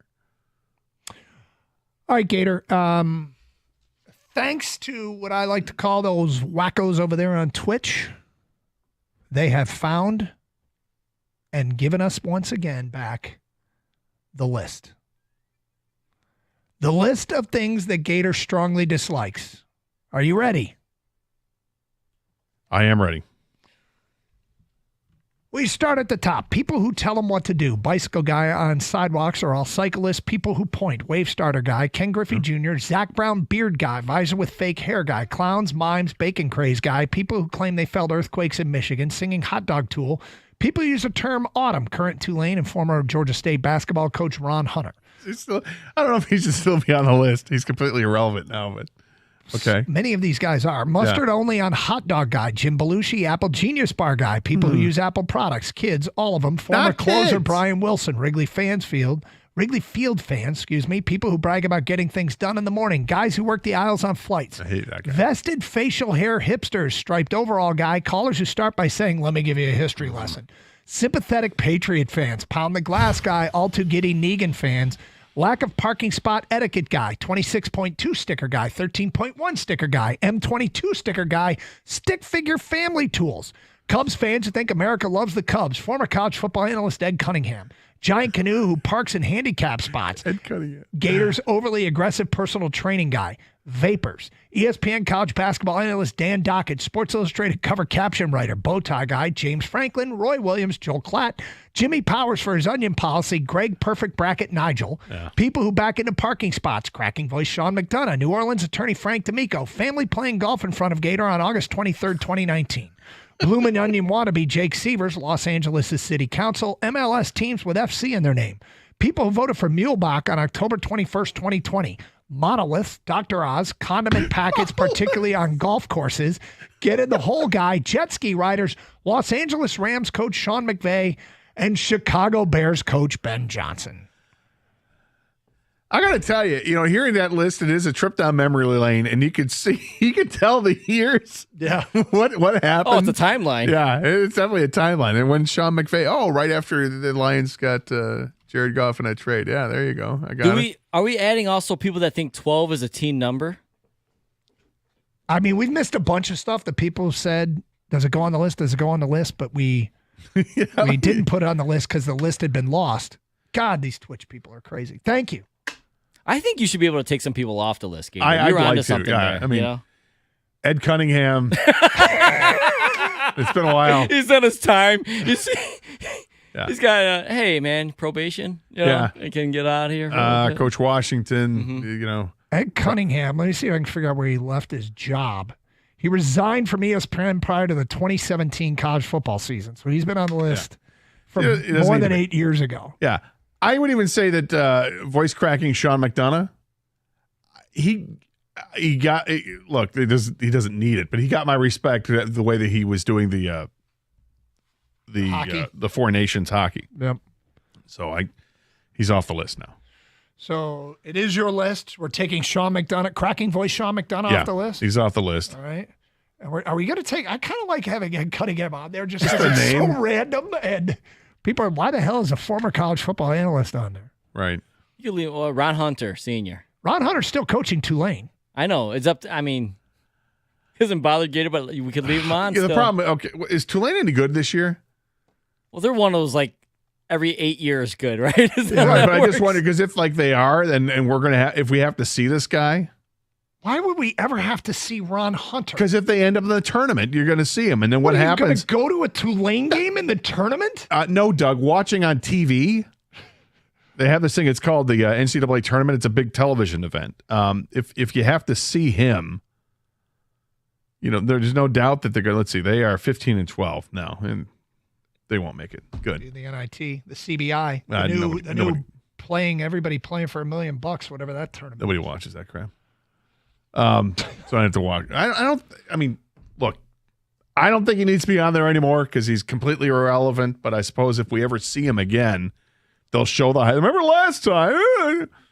For people who don't know why he's on Fell the list. out of the chair. He tore his Achilles or something, and he had his foot in a boot, and he was coaching his team in March Madness, I believe, on a rolling stool, and his son hit a 3-point shot to win a game, and it was awesome for his son. And he fell off the stool. Yeah, because he wanted it to be all celebration. about him. But Gator thinks he did it on purpose to get the attention. He didn't have to fall off this stool. It's ridiculous. Just put your arms up in the air. Cheer for the kid. Stand up on one leg. That's awesome. I fell off my chair. Look at me. Sounds like he should still be on the list. I think it sounds like he's healthy. Don't Like take him off, I guess. There we go. Yeah, leave him on the list. What did family playing golf in front of Gator on August 23rd, 2019 do? They know what they did. They wouldn't let me play through. There were like 3 holes in front of them that were wide open. This is in Boyne. And actually, it was at your favorite course, the Arthur Hills course. One of my favorites, yeah. Yeah, and I'm like, do you mind if I play through? And they're like, actually kind of do. Well, I'm a solo. I'm by myself here, and you got nobody in front of you for a couple holes here. Well, in that case, you just drive around them, right? Well, that's exactly what I did. But the fact that they didn't want me to, yeah, they suck. They're on the list. And they stay. That's how it works. On the list. It's Carson Anderson, 97.1, The Ticket.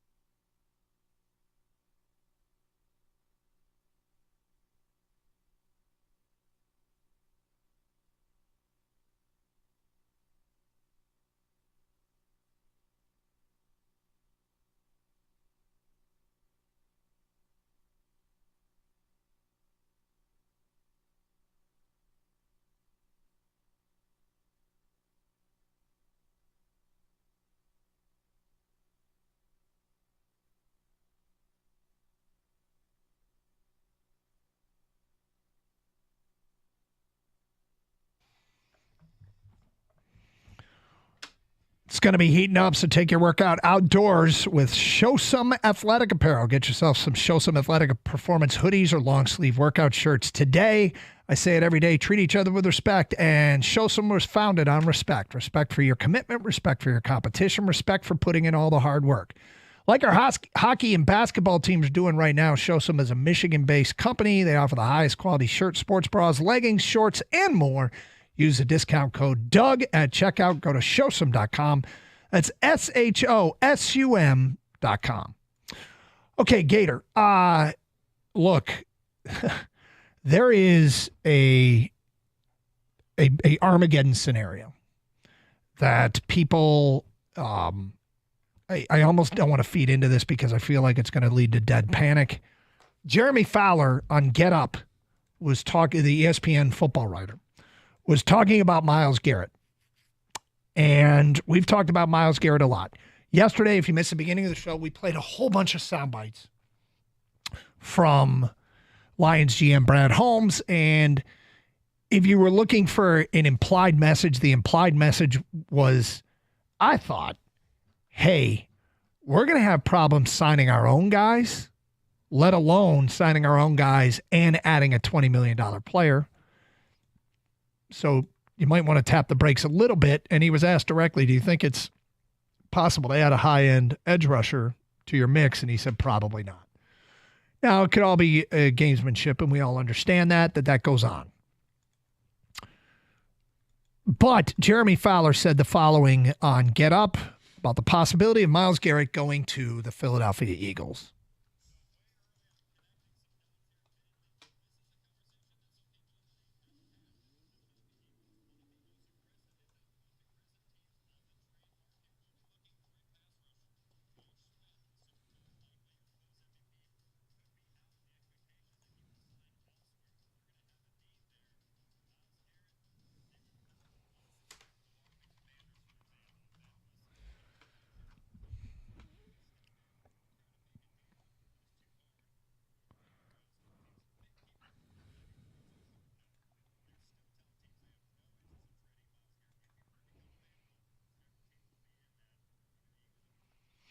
Okay.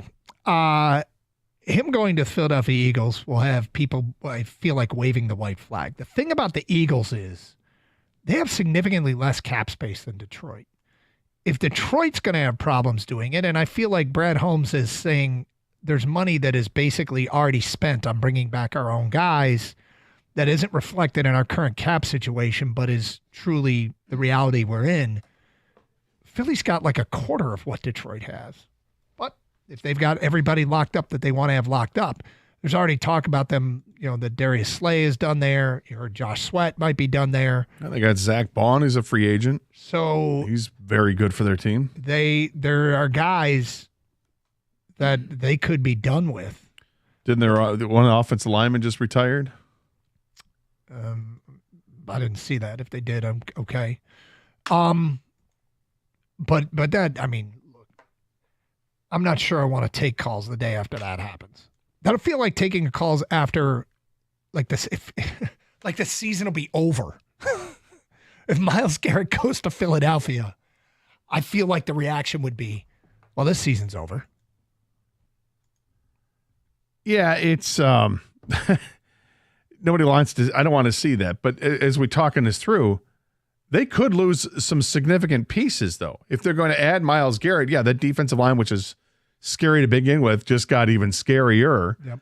But if there's no Darius Slay, okay, interesting, although they do have, Quinyon Mitchell and Cooper DeJean that they like very much. But if there's no Zach Bond, then there goes that second level of the defense. But they've drafted well. Yep. That's one thing the Eagles have definitely done. They've drafted well. But will their offense be as good? Jason Peters is the offensive lineman who just retired. They've moved away from Jason Kelsey last year, so the pieces of that offensive line are starting to go away. Mekhi Becton, are they bringing him back? It could be a very different looking team. But yes, adding one of the best players in the game, that would be tough to see. But what are they going to offer? Well, the Eagles have a worse draft pick worse than the draft Lions position than Detroit, yeah. So they'd have to really, really go crazy with an offer. But I mean, one of the things about the Lions' current position is if they already are going to have problems bringing back the guys that they want to bring back, and they trade for Myles Garrett, they have without question pieced together an epically good pair of edge rushers, like perhaps we've never seen before. But they're going to lose other players in that mix that they are going to lose. They're just going to lose guys because they can't afford them. And to get Myles Garrett, you have to give up draft capital, which is what you need to replace the guys that you're going to lose if you get Myles Garrett.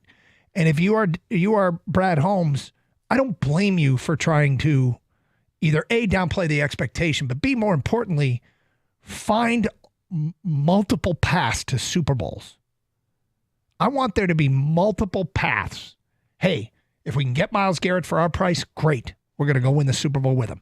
If we can't get him, great. We're going to go win the Super Bowl without him. Right? You have to prepare for all possibilities. And then, I mean, the question is, I feel like that loss to Washington has eroded faith that this team is ever going to get it done. And really, it can't be lost on us that it was a historic amount of injuries to one side of the football. I think it's what people forget quickly. Yeah. And it has to be, mentioned again and again and again. Hey, remember who they were playing without. But the problem is that injuries take its toll they'll take a toll on every team in the league. Nobody goes unscathed. The Lions went through an epic amount of injuries. Is it safe to assume that doesn't happen this upcoming season? I think it is, but it's not. But you can't say who's going to get hurt and who isn't going to get hurt. We don't know. It's just the dice that you roll, and you hope you don't come up snake eyes with it. But they'll deal with injuries. You just hope it's not going to be a number of season-ending injuries like it happened to the Lions. How do you prepare against that? You don't. But what you do is you continue to add as much depth as you can. If you can make a move to improve this team, you do. And you evaluate at the time. Again, players have to be available to even talk about it. Yeah, and I don't think that we were robbed of a Super Bowl. I think we were robbed of a healthy Lions team facing a healthy Eagles team. That's what we were robbed of. Robbed of a healthy Lions team against a healthy, Commanders team? No, I mean the Eagles team. I think they would have beaten the Commanders if they were healthy. We would have got to see best on best, Lions versus Eagles. We didn't get that. Would have been fascinating. That's what because I'm pretty sure the Lions beat the Commanders with a full defense. I mean, there's no guarantees, of course, but I like their chances way more. And then we would have got to see best on best, healthy Lions versus Eagles. All right, here's Stoney. How are you? Good. How are you? Good, thank you. Yeah. What are you up to? Just hanging around, Well, loving the life. same jovial Mike Stone you've always been. For the most part, yeah. But we're going to talk about there's a new villain in town. Oh yeah, Ben Johnson. He hasn't. I mean, I know he's joking around on some of this stuff, but a lot of people, I think, are going to be pissed. He's coming in hot. Yeah, he is. This is a little bit of ex-girlfriendy. It's easier to despise the ex-girlfriend than to, miss her. Yeah, deeply. But and he's doing what many people do, but he's kind of doing it without any regard for possible ramifications from that. I know. No, he's firing a pistol behind his head. He's just firing shots behind him. I know. It's like he's trying to be the real villain. He might be. So did you guys effort and hear the latest of what he said? Is that going to be played in your show? Yeah. Okay, gotcha. We didn't get it turned around quickly enough. So effort. Well, I mean, good for you. You guys are getting it done. Our compete level's very high. Your compete level's high? That's good to hear. Yeah. That's good to hear. Hustle. You got a high motor? Good hustle from 2 to 6 High today. motor. By the way, how many guys in sports who are really good have the name Simon?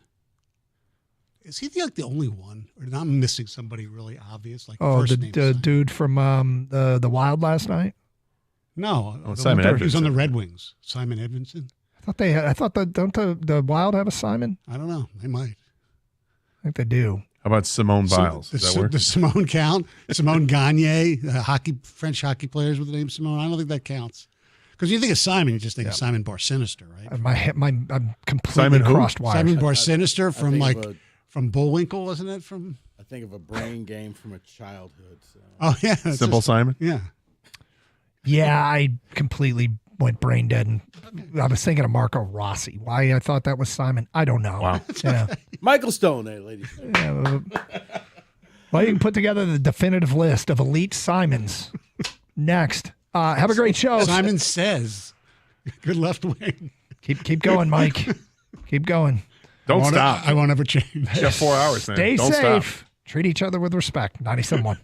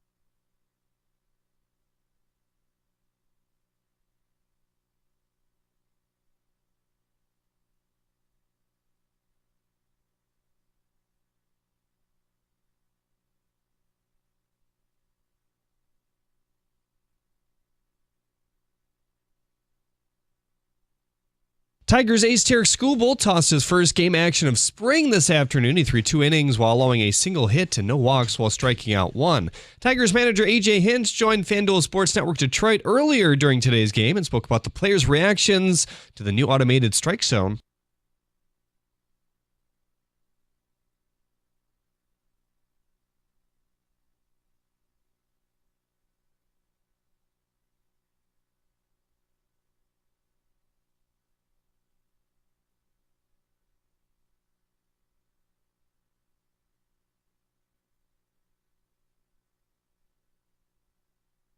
The Pistons hit the hardwood tonight, looking to extend their winning streak to 8. The Celtics in town. Detroit 0-3 in their games with Boston this year.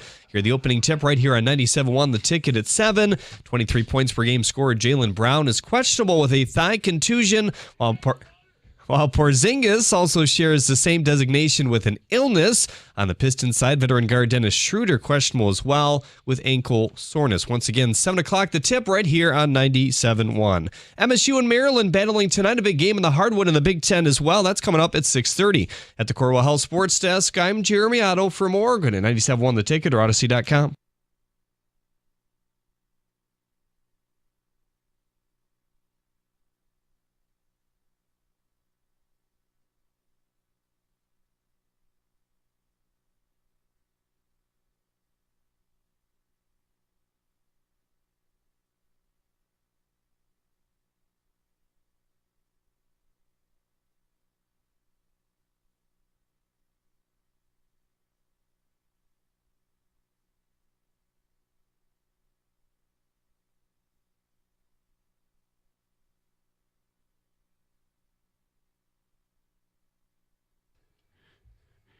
It is a Wednesday. It is the Valenti Show with Rico.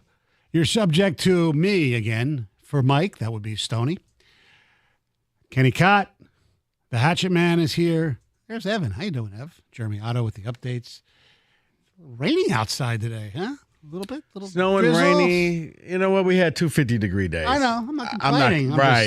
I'll take this. I'm just playing the weatherman, actually, more than anything like that. Big night in sports tonight, by the way. It is. Two big hoop games. Two big hoop games. I'm actually going to watch one of my friends is the assistant coach at Walled Lake Central, and they play West Bloomfield at West Bloomfield tonight. So I'm gonna go to that it's game. party. Yeah, big party. So which one do you root for? Oh, I root for West Bloomfield. Yeah, they're not that good this year. Although my friend, I didn't know if it was like I root for the Michigan football, the state basketball. No, I understand people think that's lame and all that stuff, but when you didn't go to either school, I look at them like sports. And it's not like I don't like when Michigan State plays football against any other team, I root for Michigan State. Because I have I don't have a No, a dog I in know. the I fight. just often wonder, same thing with basketball. Like, how do you split that all of a sudden? Okay, because the ball is round instead of oblong. Now you go. No, you know what it was? I like them both, and when I moved here, I think I actually went to Spartan Stadium first. Thought it was really cool because where I was from, I went to Penn State a couple of games and was okay. Working in Washington, covering the University of Maryland, that was a joke. Bird Stadium, even though Boomer was there and Frank Reich, and they had some decent teams. The Bobby Ross years, covering them, and then moving here, it's like okay, I had a good time at Spartan Stadium, and then I went to the Big House, and I think it was the game, where Miami came way back and beat Michigan. I don't know, Jimmy Johnson, Steve Walsh was their quarterback, and I just got mesmerized by the whole scene, 100 and some thousand people, the tailgating. So that's how. And then I met Bo, and I like that. Okay, and I like Michigan State basketball. Thank you. I met them because I was working just like Rico's met thousands of people. So Siren It's covering the game, but it's not meeting them. But okay. Oh, anyway, and then as far as basketball, I like them both pretty equally, and then not to the extent of Mr. Winowski, but I got Izzo'd. I love Tom Izzo, so that's why I root for them when they play Michigan in basketball. Okay, did I miss something with Wojo and Izzo? Because I heard Evan making fun of it yesterday. Oh, Wojo is. I think Izzo is Wojo's favorite Detroit sports personality that he, to lack of a better term, suck up to. It's Iserman of all time, number one, and Izzo right below. I think that's just my, whatever. So yeah, I guess. What did he write an article yesterday or something? No. Oh, did he? I don't know. He loves Tom Izzo. Oh, so Evan was just giving him grief. Who doesn't? Who does? Unless you're a diehard Michigan fan, I get it. Who doesn't love Tom Izzo? He's a great guy. So that's why. Unless you're getting that 6:30 a.m. phone call because he doesn't sleep. I know.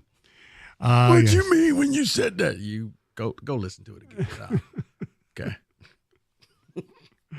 Anyway, so but when it comes to college basketball, they're number 2 and Michigan's number 3. They talk about big games tonight, American and Navy tonight. So I'm wearing my American News hoodie tonight. Okay. Yeah. All right. So, how are you, Rico? All right, guys, you still there? All right. Look, there's different strokes. No. Dave, we're behind the glass going, where is this going? Where are we going with this? Whatever. Yeah.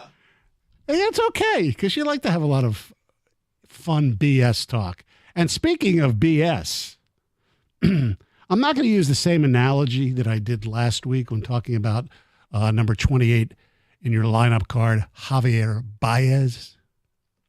But with the Tigers, on right now on television, Tarek Skubal, as Jeremy Otto just pointed out, is going to be the opening day starter, as A.J. Hinch announced on the TV broadcast. Really, that's a big surprise.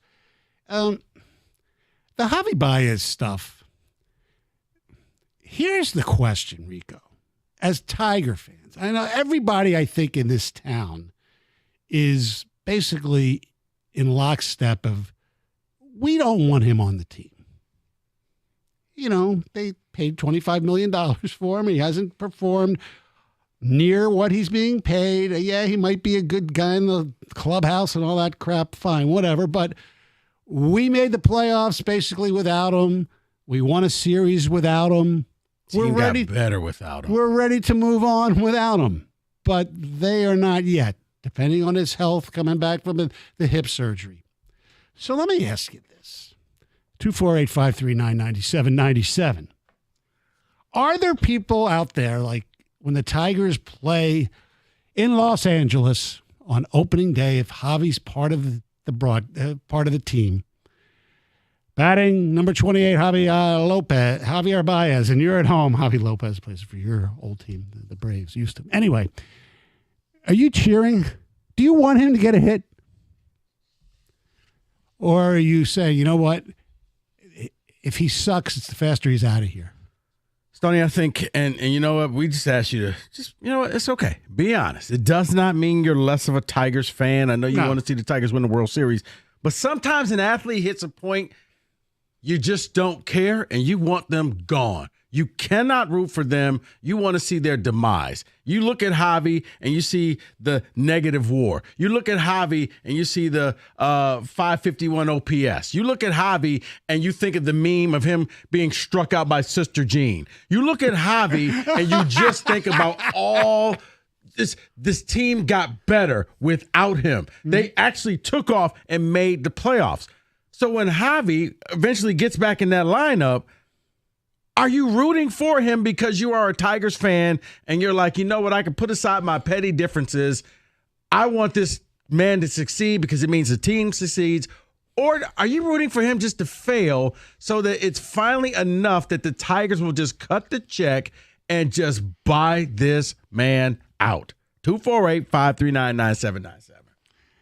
Personally, I can never, unless my team is completely out of the playoff picture or whatever, sit there and root for the guy to make it out or to, drop a pass if it's football, if it's a receiver that I can't stand, miss a free throw if the game's on the line. I can't because if it's my team, I want them to win. I'll say afterwards, God, I wish it was somebody else who got that base hit, not Baez. But I can't. There's something ingrained in me, and I think most fans, even though in the long run, it's probably better that he strikes out. You want to get that win. If it's bottom of the ninth, 2 outs, runner on third, Baez the batter, you don't want to go home sad that you lost. You want to at least be happy you won. I understand. And when I came up with this, it truly was one of those, take it another step. Just not the knee jerk. Of course I'm going to root for him. Are you really rooting for him? Because I think most people want this man gone. And maybe the fastest way is you see, once again, you're a negative WAR. That means every time you play, you actually help the other team. Right. By you being out on the field. This is where he is. But if he fails and he continues to fail, then you think that they will at least do the right thing and not play him and buy him out. Right, exactly. So it's short term for long term. You'd rather see Sweeney up there making mistakes because he's young and he has growth. You look at Javi, and Javi is what Javi is. But don't you want him to, okay, he gets a hit. Let's say it's the first 2 games, gets a hit. They win the game. And then in the next game he plays, he gets another hit. He's also, okay, he's okay now. He's good for a 10-day stretch every season where all of a sudden he shuts all us radio people up. He goes out there and looks fantastic and then off the cliff. Yeah. But I think as a fan of a team, wins are more important. And I don't think A.J. Hinch is going to play a guy if he thinks it's going to be a negative. If he goes in a slump, he's not going to be in the lineup. It took him a while, but they moved him down finally last year to 7th and 8th or 8th and 9th at times. I get it. I just wonder if I know. Look, you can be a Tigers fan, but when he comes up there, I cannot root for this guy. Maybe that's you do a passive rooting against, and that's when you get up and go to the bathroom or go to the refrigerator because I can't watch this guy. Right. All he's going to do is anger me when he's up there. Chances are he's going to strike out, and he's going to strike out badly. Or you just say, you know what? I can't do it anymore. I am so fed up with him. I just want to see him crash and burn, and then Tigers management will buy him out and we move on, or relegate him to the bench. Is it analogous to like the emotional hedge bet that you make? And like for instance, I did the parlay the other day, the Clippers and Nebraska, like the anti-locals, right? Because okay, if I lose, I lose because the locals won, which is good. No, it is. I just think when it comes to Javi, some may have reached that point, and some may be like to ask, "Hey, Rico, you're crazy." Okay, I'm always going to root for a Tiger. I just think he's gotten to that point where you're just like, okay, the second this guy gets out of town, it can't be soon enough. 248-539-9797. We'll get your phone calls, ticket texts. Hear what David and Kenny has to say about this. Kenny is Tiger fan number one. Slick back hair Kenny will join the show next. Planet Fitness offers high-value memberships that support any fitness journey. Planet Fitness is a judgment-free environment where you can feel free to get strong your way on your time. Feel your strongest, best self with the best in-class equipment for a full workout from strength training to cardio to stretching. They have it all. They also have brand-new plate-loaded machines like the Hack Squat and Supine benches, free weights, cable towers, Smith machines, upper and lower body strength machines, treadmills, Stairmasters. People, you get where I'm going with this, right?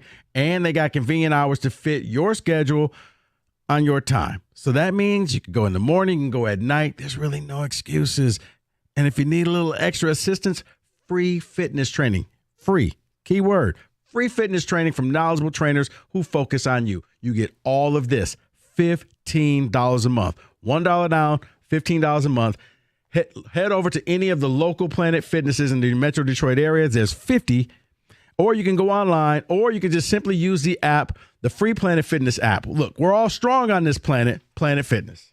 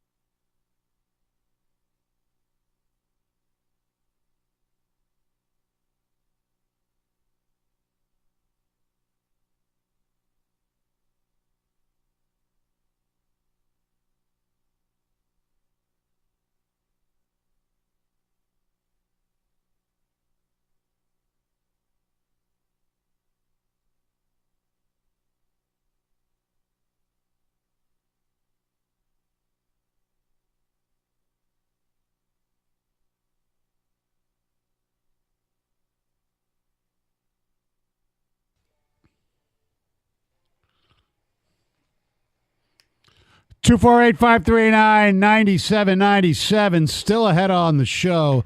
There's a new villain in this town, and he doesn't live here anymore. We'll let you know who that is coming up a little later. David, ticket texts. Javi Baez. You root against him or root for him when he comes to the plate this year? If you want Javi to suck, then you're not a fan. Oh, okay. I think we have to root for Javi. That's all we got. Maybe he can contribute, and if he doesn't, he gone. That is from Rick. Someone else says, I want Javi to hit and be good, at least average. If he can do that, it provides a huge boost for this team. They can make it further in the playoffs because they have an elite pitching staff.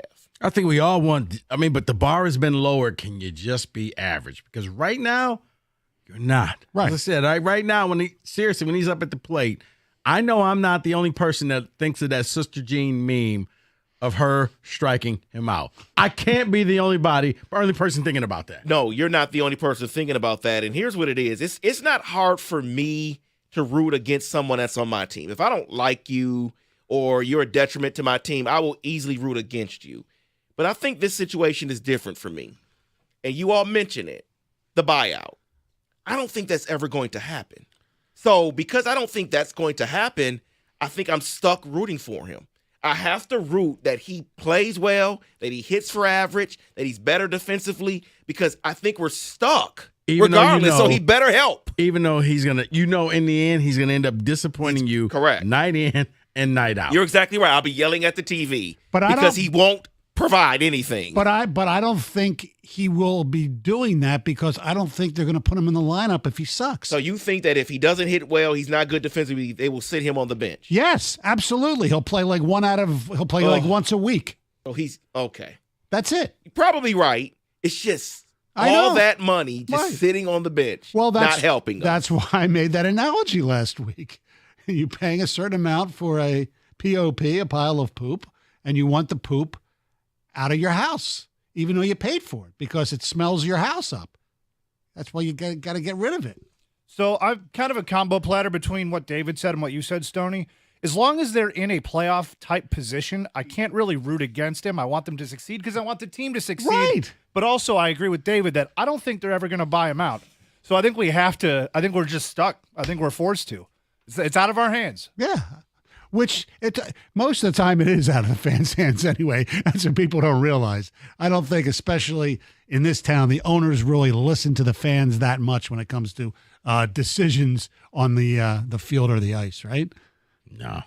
Nor should they. Well, actually, they do, because then some actually GMs come out with receipts to say how he was right and we were wrong. So occasionally they do listen to us. Oh, they listen. They listen. They don't act based upon our whims, though. That's the difference. I got you. 248-539-9797. Casey in Birmingham, good afternoon.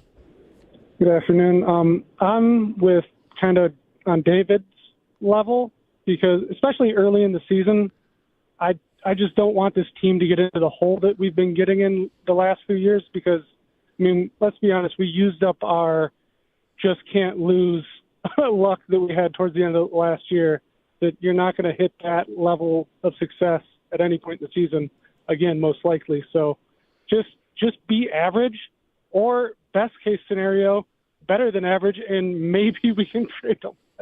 Because I'm with David. I don't think that they're going to buy him out. They showed us last year that they wouldn't, because how much worse does he have to be to get bought out? And hopefully Stoney's right that if he is bad, they don't buy him out, that they at least sit him on a regular basis. They will. I think they actually proved that. I believe in Hinch.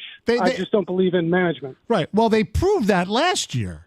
He didn't play that much as his body of work got worse and worse and worse. And it wasn't until he got injured that wasn't on the team. Because you look at where he was. They kept moving him down. All right, he shouldn't be batting second. All right, he shouldn't be batting fifth. Okay, he shouldn't be batting. And finally, he was like batting eighth or ninth. And then he was playing like maybe once a series, if that. I know. So I think they'll handle it correctly. If they're not the correct way would be to buy him out. You guys are probably right, but I got to think that each year as it progresses, the buyout becomes lower, and maybe you reach that point where you're like, okay, you know what?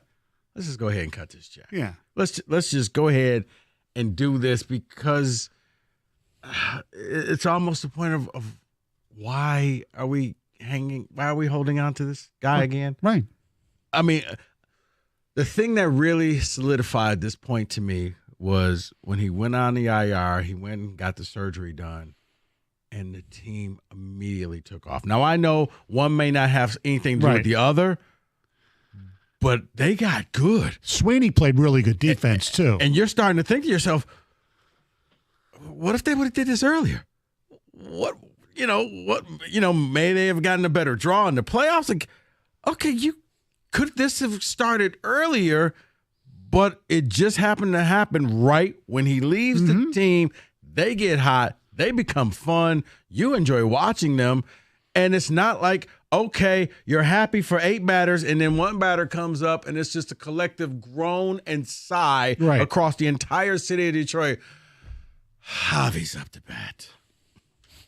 The one saving grace, and I don't know, I'll look up the actual number, but I believe even last year his performance with runners in scoring position was pretty good. It was pretty good. I forgot the numbers. I'll look it up as well, but it was better than expected. Yes, exactly.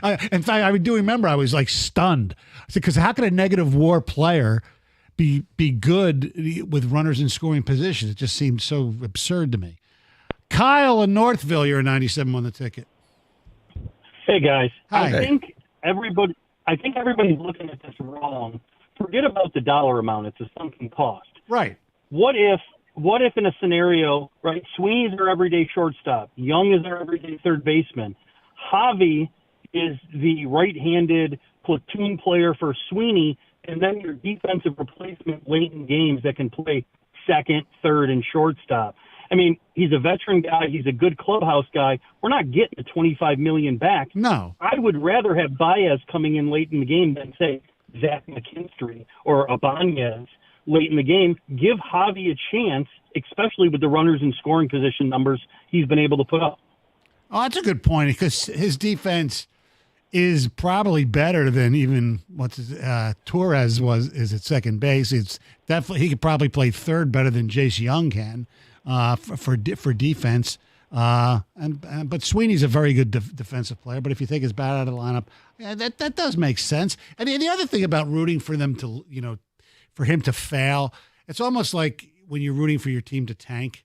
When you actually, it sounds great in principle, but when you're actually sitting there watching the game, like I have a hard time, with there are years where you knew the Lions it was it's better for them to lose the game, and if it came down to like a winning kick or whatever, I couldn't sit there and say, oh, miss it. Now, if the guy missed it, I'd say, okay, cool, we lost. But the actual kick itself, no, it's tough. It's know hard. what, Stoney? And I've said this before. There was only one time where I was kind of feeling the way I am, and I didn't care and actively rooted. And it was John L. Smith, not the new coach. Right, I know.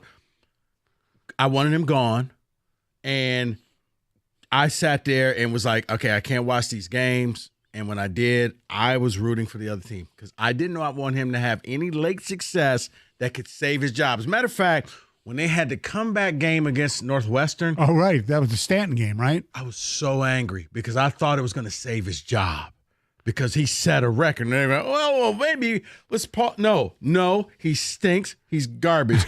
Let's please move on. Let's go to Tom. You're 97 on the ticket.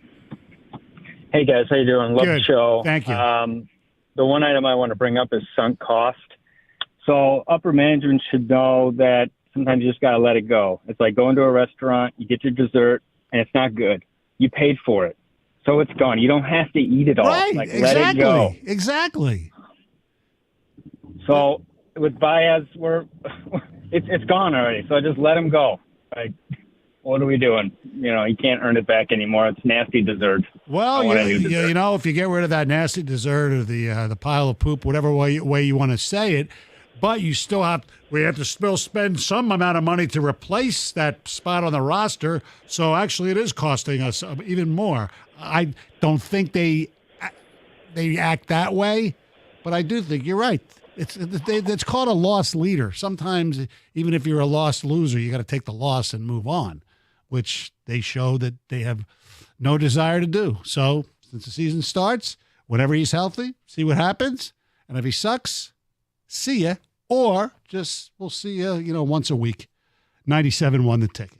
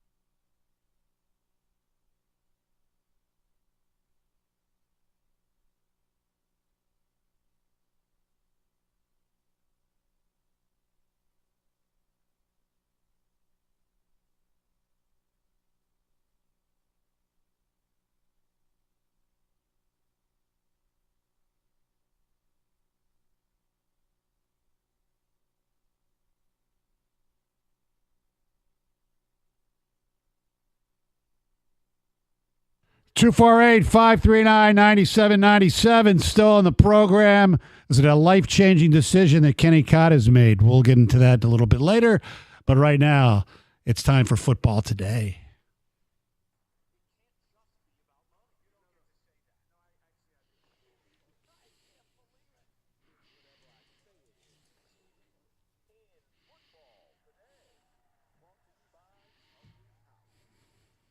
So ESPN put a list together here all the way from rebuilding teams. They put them in tiers, from rebuilding teams all the way to contenders. So I want to know if you agree with each team in each category.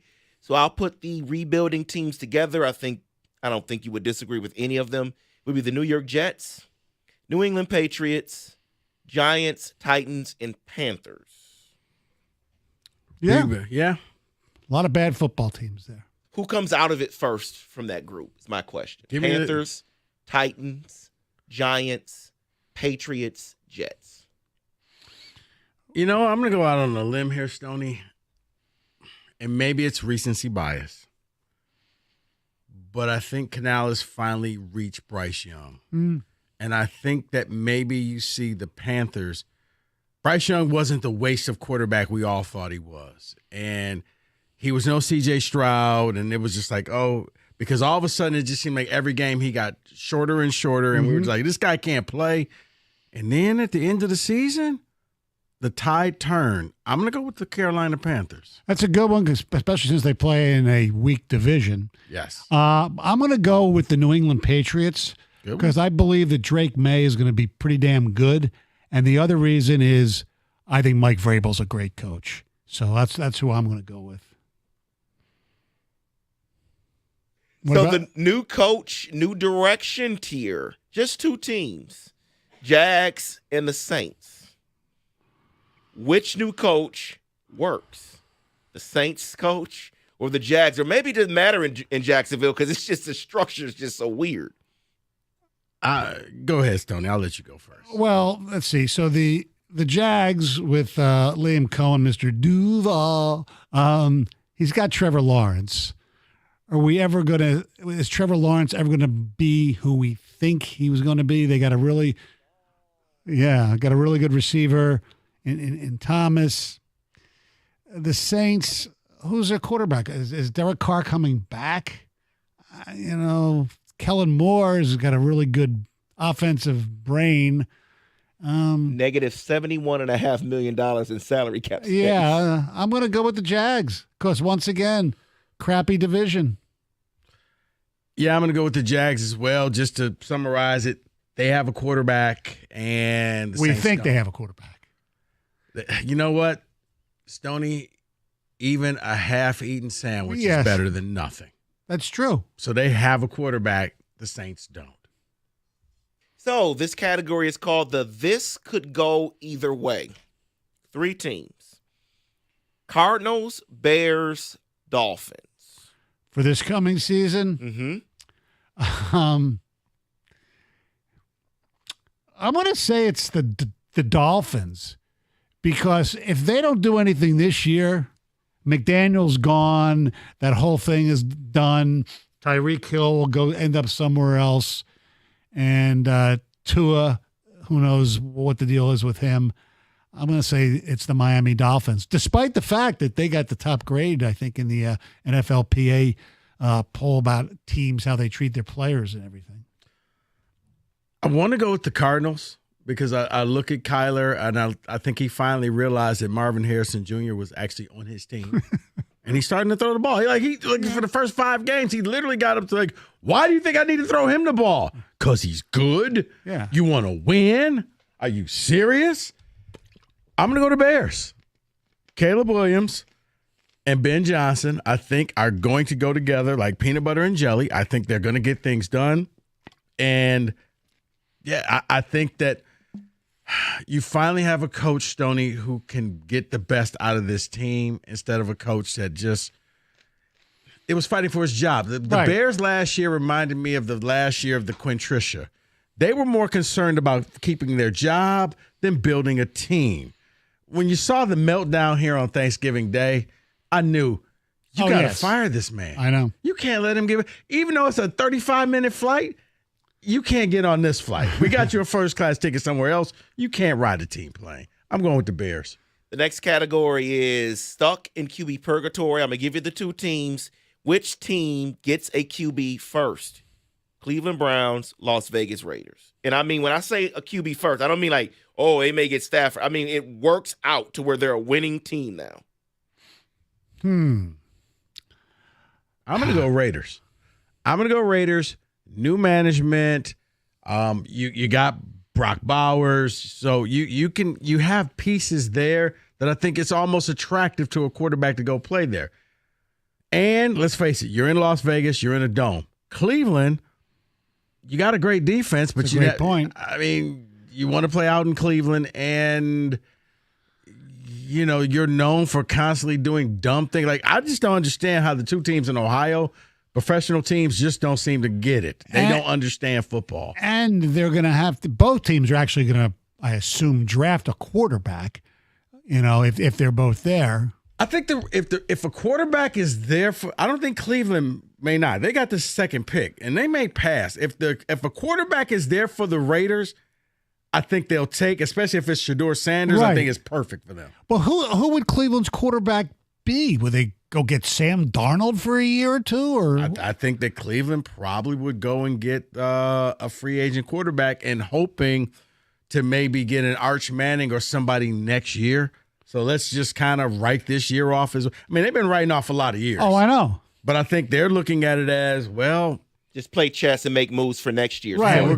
Basically, this year they have to massage the season. So see what I did there? I'm going to move on to the next category here. And how many more years does he have on this contract? Speaking of the massage guy, 2. Okay. I thought he had. Okay. I could be wrong. So let's get to the next category here. Stuck in the middle, but a move or two away. Just do you agree that they're a move or two away? Atlanta Falcons. Yes. Yeah.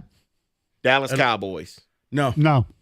Atlanta's had all the pieces, no coach. Unless one of the moves for the Cowboys is selling the team, but it's not. Got you. The Dallas Cowboys have way too many. I would actually put them in the category below this one. Indianapolis Colts. No, they have too many things. I even heard a story I was going to mention to you that maybe the Steelers should go after Anthony Richardson. No, thank you.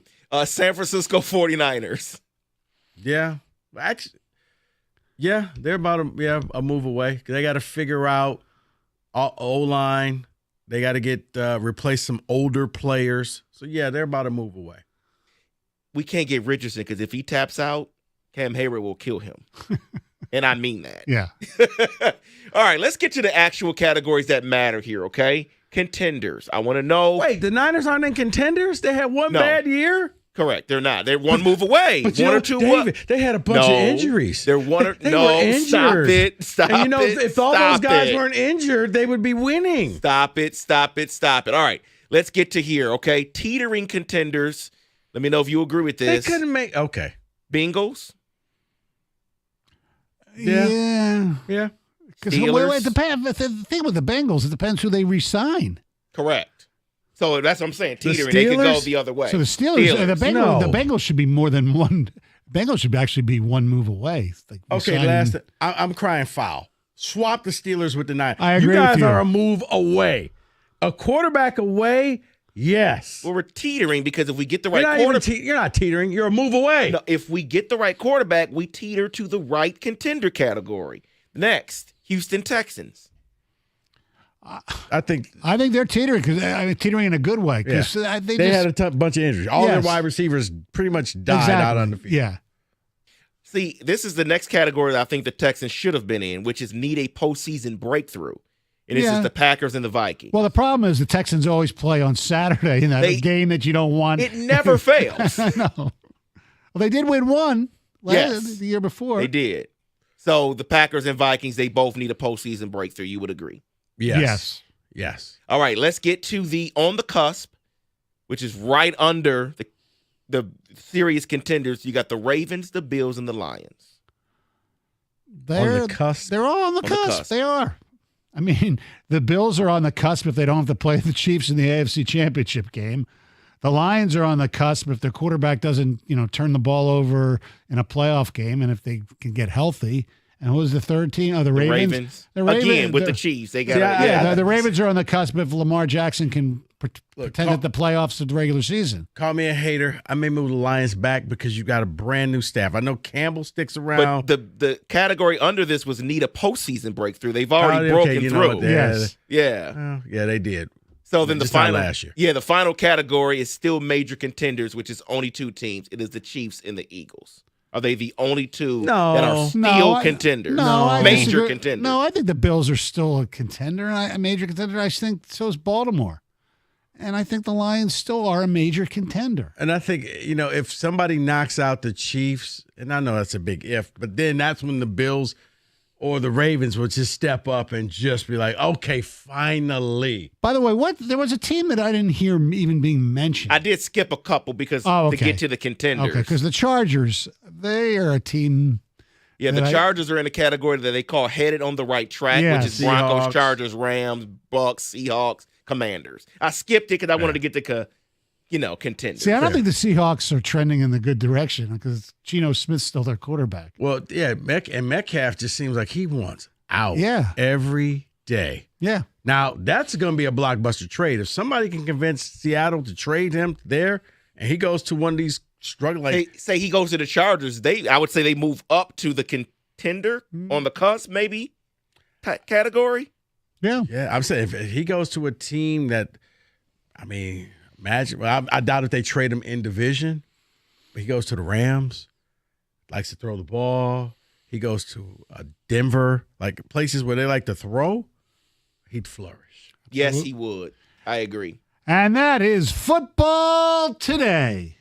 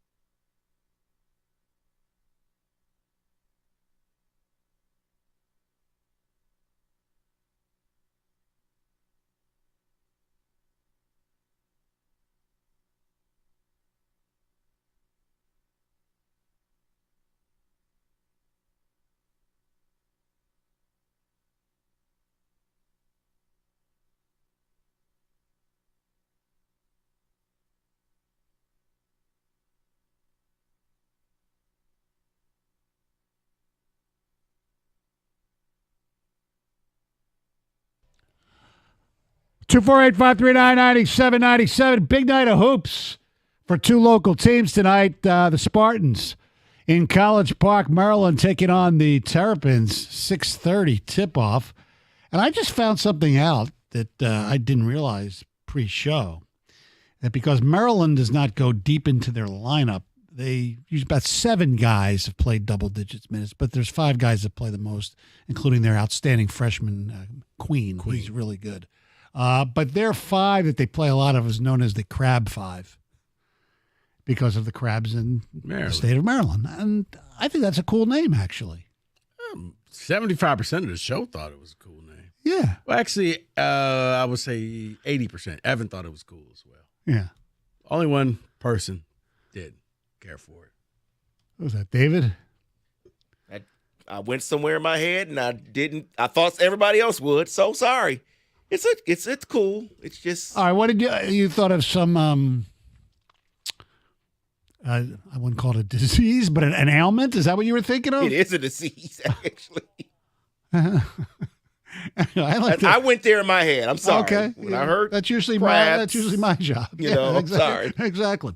The other big hoop game right here on these airwaves.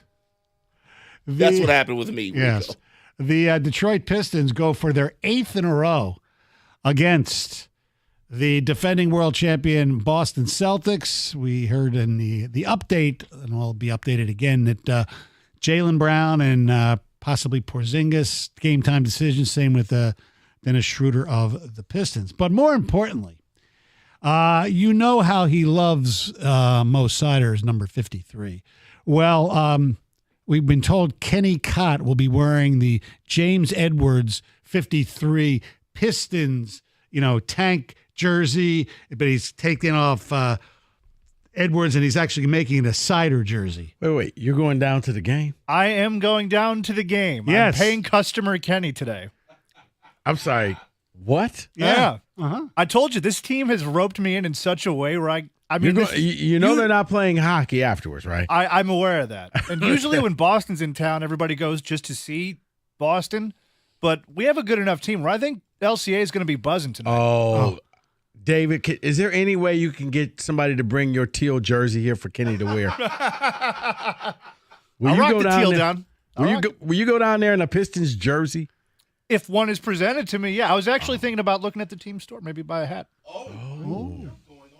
I know. You could have bought. They have sent us stuff too. You could get a hoodie for $150, like for the Wings the other day. No, I mean, I think this team is exciting enough where real fans, and we had like bandwagon callers yesterday talking about, new people are popping out of the woodwork. Yeah. I'm one of those new people. It's always been dormant in me, but they've never been good enough to justify it. Right. I get that. I mean, how old were you when they last won a playoff game, which was in 2009, I believe? 2009, I would have been 15. Okay. So it's It's a been it's a long time. Yeah, it's been over a decade. Almost as long as the Wings, but actually longer than the Wings. The Wings last won a playoff game in 2013, I think. Anyway. Yeah, how big of a crowd are we expecting on this thing? There's good seats available. I've seen the on SeatGeek and places like that. I have no idea if I don't think it's a sellout, although I don't know. I feel like a horrible fan. I haven't even been to LCA for a Pistons game this season. Okay. And Kenny's going to beat me there. Yeah, well, yeah.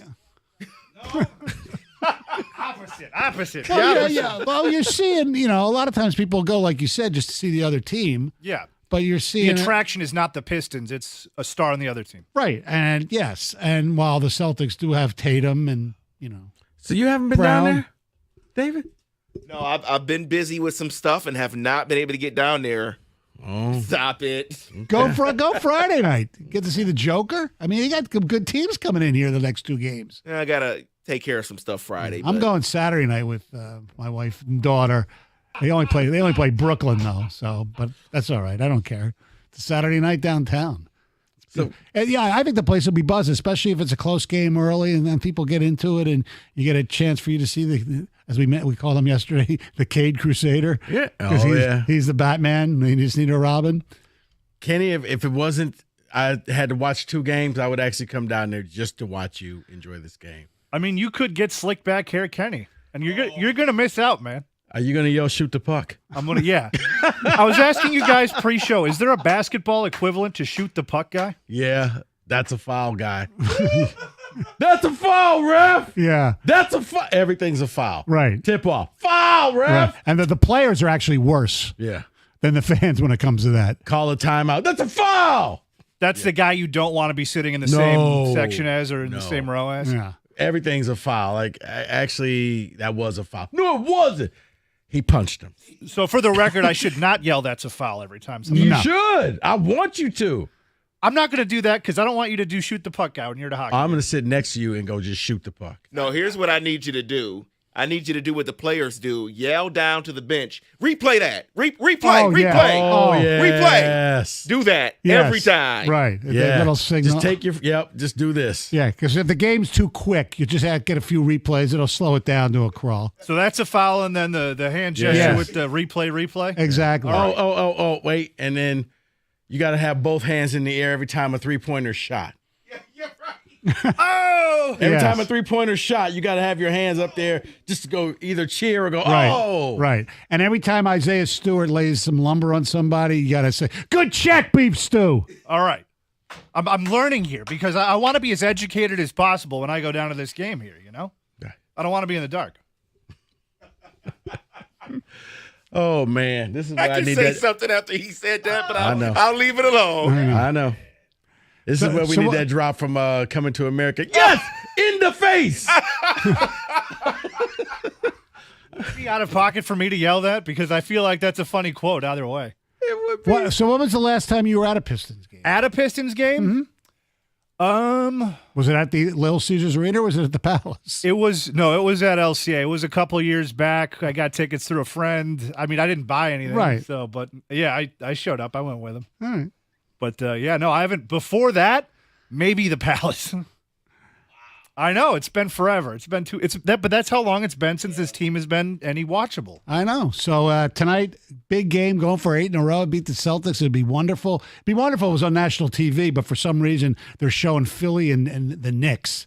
And I understand the Knicks, it's Well, I New was York, about to say. and then Philly is just Big market. It's an abomination. Oh, it's a horrible call. by Right. the NBA. It's awful. They should just flex the game. They've changed some games to make Luka and the Lakers a little like last night. They did that, I believe. The Pistons. Yeah, nobody wants to see. No, the Pistons are getting some love though from a lot of people around the nation. You should. I mean, They one should. team has a Damn right. 6-game winning streak. The other has a 7-game winning streak. Yeah. And it's a Wednesday night. Absolutely put that on there. Kenny, like I said, if I wasn't at home watching the Pistons in the state game, I would join Slick Bear. You Slick still Hair. have time. You still have time to change your mind. I'll send David down there. We can go to our first Pistons game together, David. Kumbaya. 248-539-9797. Coming up next, is he really the villain or is he just effing around? 97 won the ticket.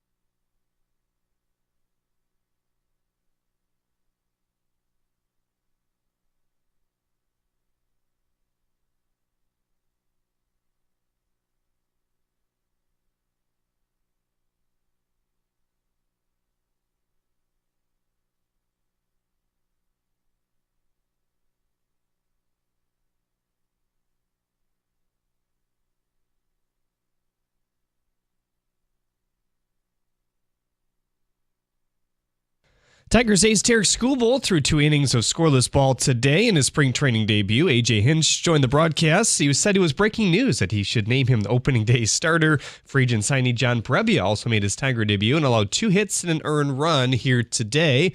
President Scott Harris joined the FanDuel broadcast and was asked about the situation at third base.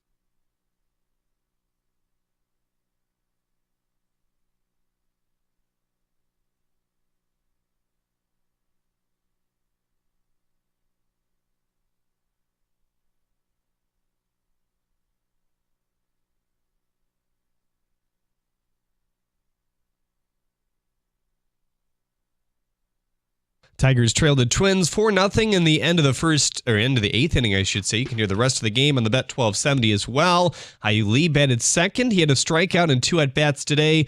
Tyrone Lorenzo also batted in the cleanup spot in DH today. He drew 3 walks. He's still technically in the lineup. According to the NFLPA survey that came out today, quote, 100% of Lions players believe their head coach Dan Campbell is efficient with their time. He's one of 6 coaches across the league to receive a perfect score from their players, end quote. The Pistons are back on the floor tonight against Boston. Fontecchio still out with that dislocated finger. Dennis Schroeder is also questionable with left ankle soreness. Hear the game right here on 97.1 The Ticket. Tip at 7. Ex-NFL tight end Rob Gronkowski squashed rumors he was making a comeback to the league, calling it crazy on Fox Sports here today. At the Corwell Health Sports Desk, I'm Jeremy Otto. For more, go to 97.1 The Ticket or Odyssey.com.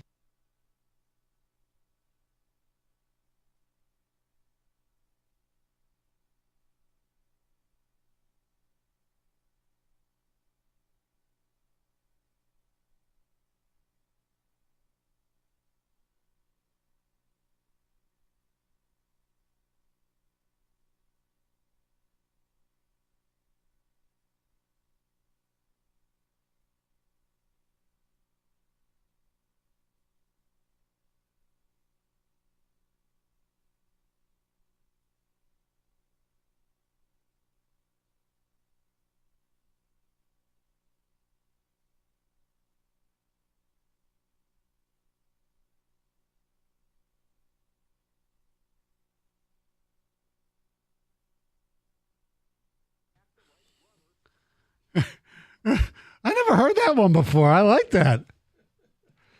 Do we know? I'm being Mr. Ignorant here. Do we know who started What Up, Doe? No. Is there? It's just something that Just occurred organically? Yeah, I remember that back when I was a kid. Okay. Yeah, it was just What Up, Doe. Because there's another phrase that is used that has been probably in existence maybe a decade now. And I have no idea. I probably could look it up and probably would be there on Wikipedia, or at least AI would lie about it. And that's appreciate you. When did that take over? Like, thank you. That's been a while. Yeah, about a decade, I think. Something like, and I always wondered who started it, and because it's worldwide, or at least United States wide. It's been longer than a decade, though. It has. Has It's been? just- Okay, yeah. I'm trying I to think remember. it finally hit mainstream. Yeah, maybe. Kind of like What Up, Doe? Yeah. The first person who I know who said that to me was when he was still coaching in high school, and that was Ron Bellamy. Yeah. The first, so that was about a decade, 12 years ago, something like that. So just something, maybe there's something out there that I obviously don't know that somebody could tell me, somebody who started that phrase. Anyway, NFL Combine still going on, and we heard from Brad Holmes and Dan Campbell yesterday, and some of the other coaches and general managers are speaking today. Well, Ben Johnson, remember him? He is, of course, as you know, the new coach of the Chicago Bears. He was on Pro Football Talk, I believe, with Mike Florio and Chris Sims, I believe, is the Phil Sims' son. And they were talking about different things, including some of Ben Johnson's former players and some of the plays that they've done, including one with Penei Sewell.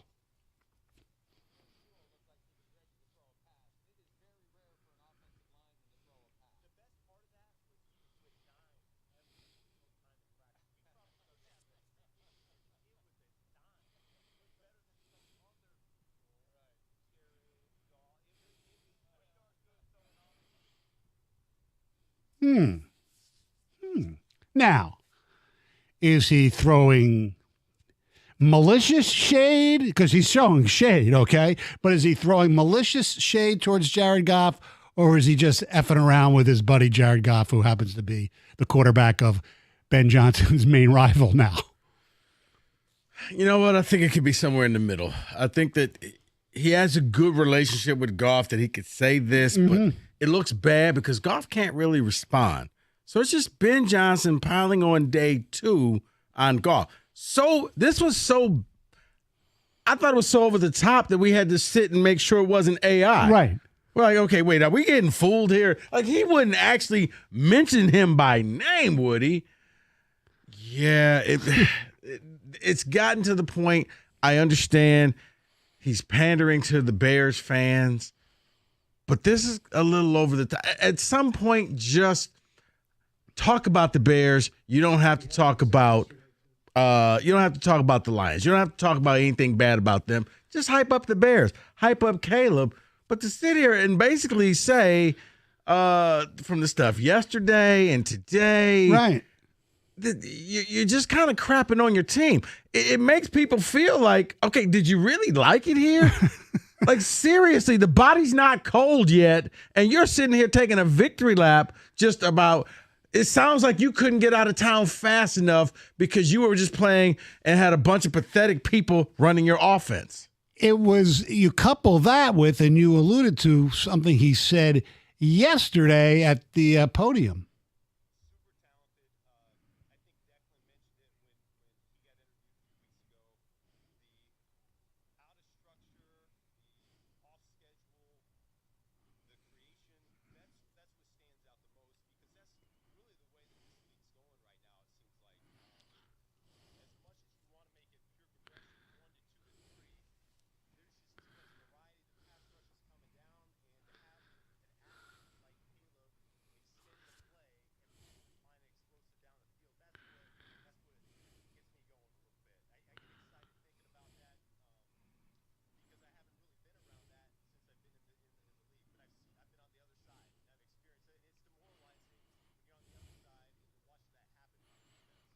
So in 2 successive days, he's basically taken, like I say, throw shade, taken a pot shot at Jared Goff.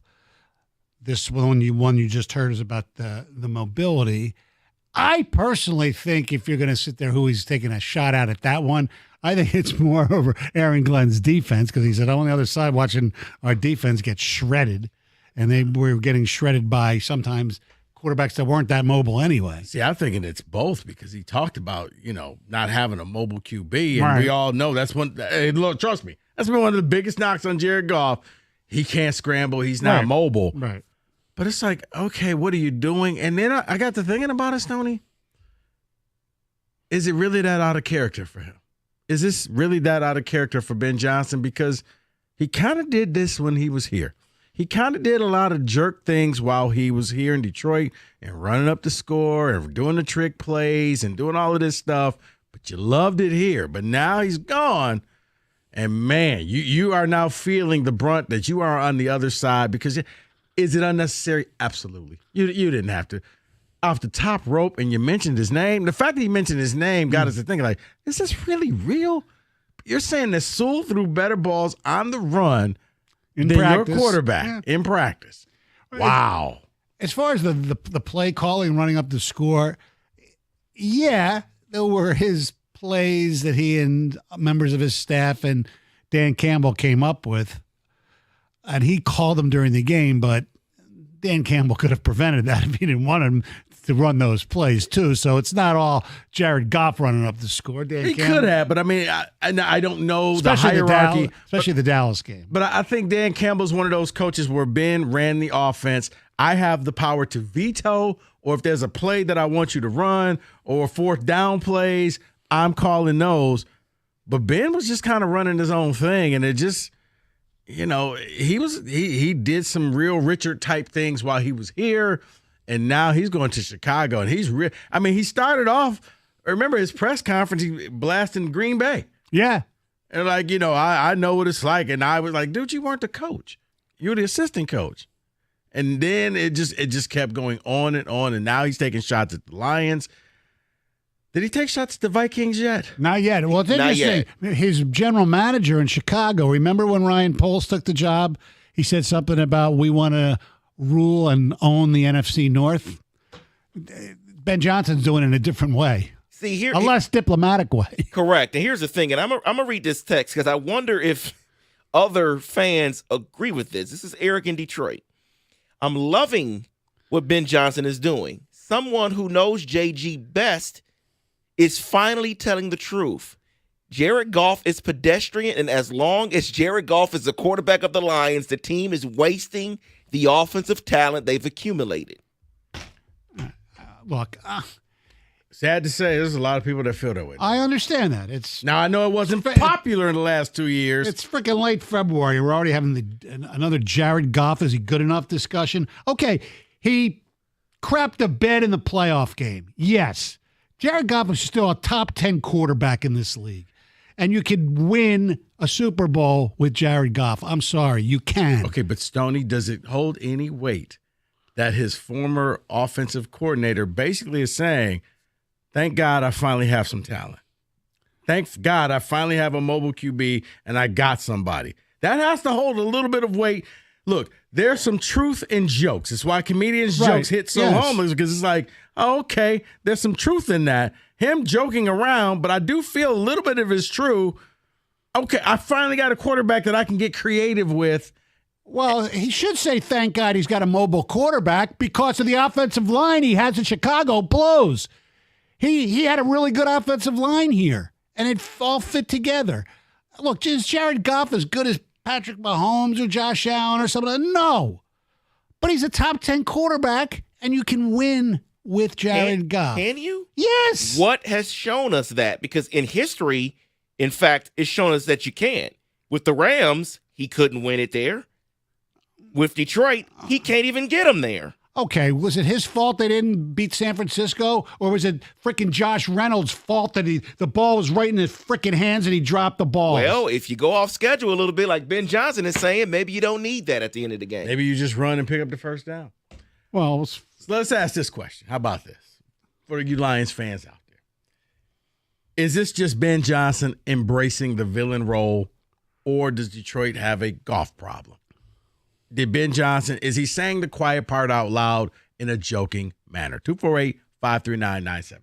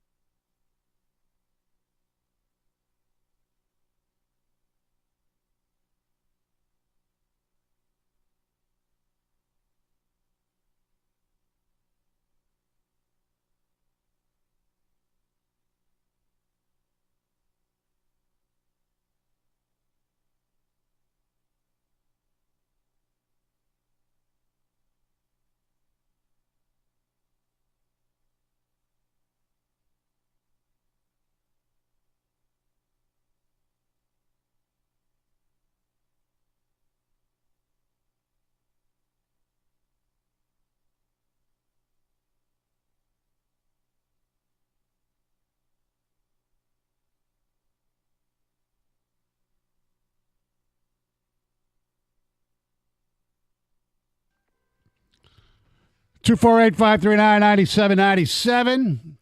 Hey, you heard some of Ben Johnson's comments concerning his former quarterback, Jared Goff. How much truth was it? How much was it he was just joking around?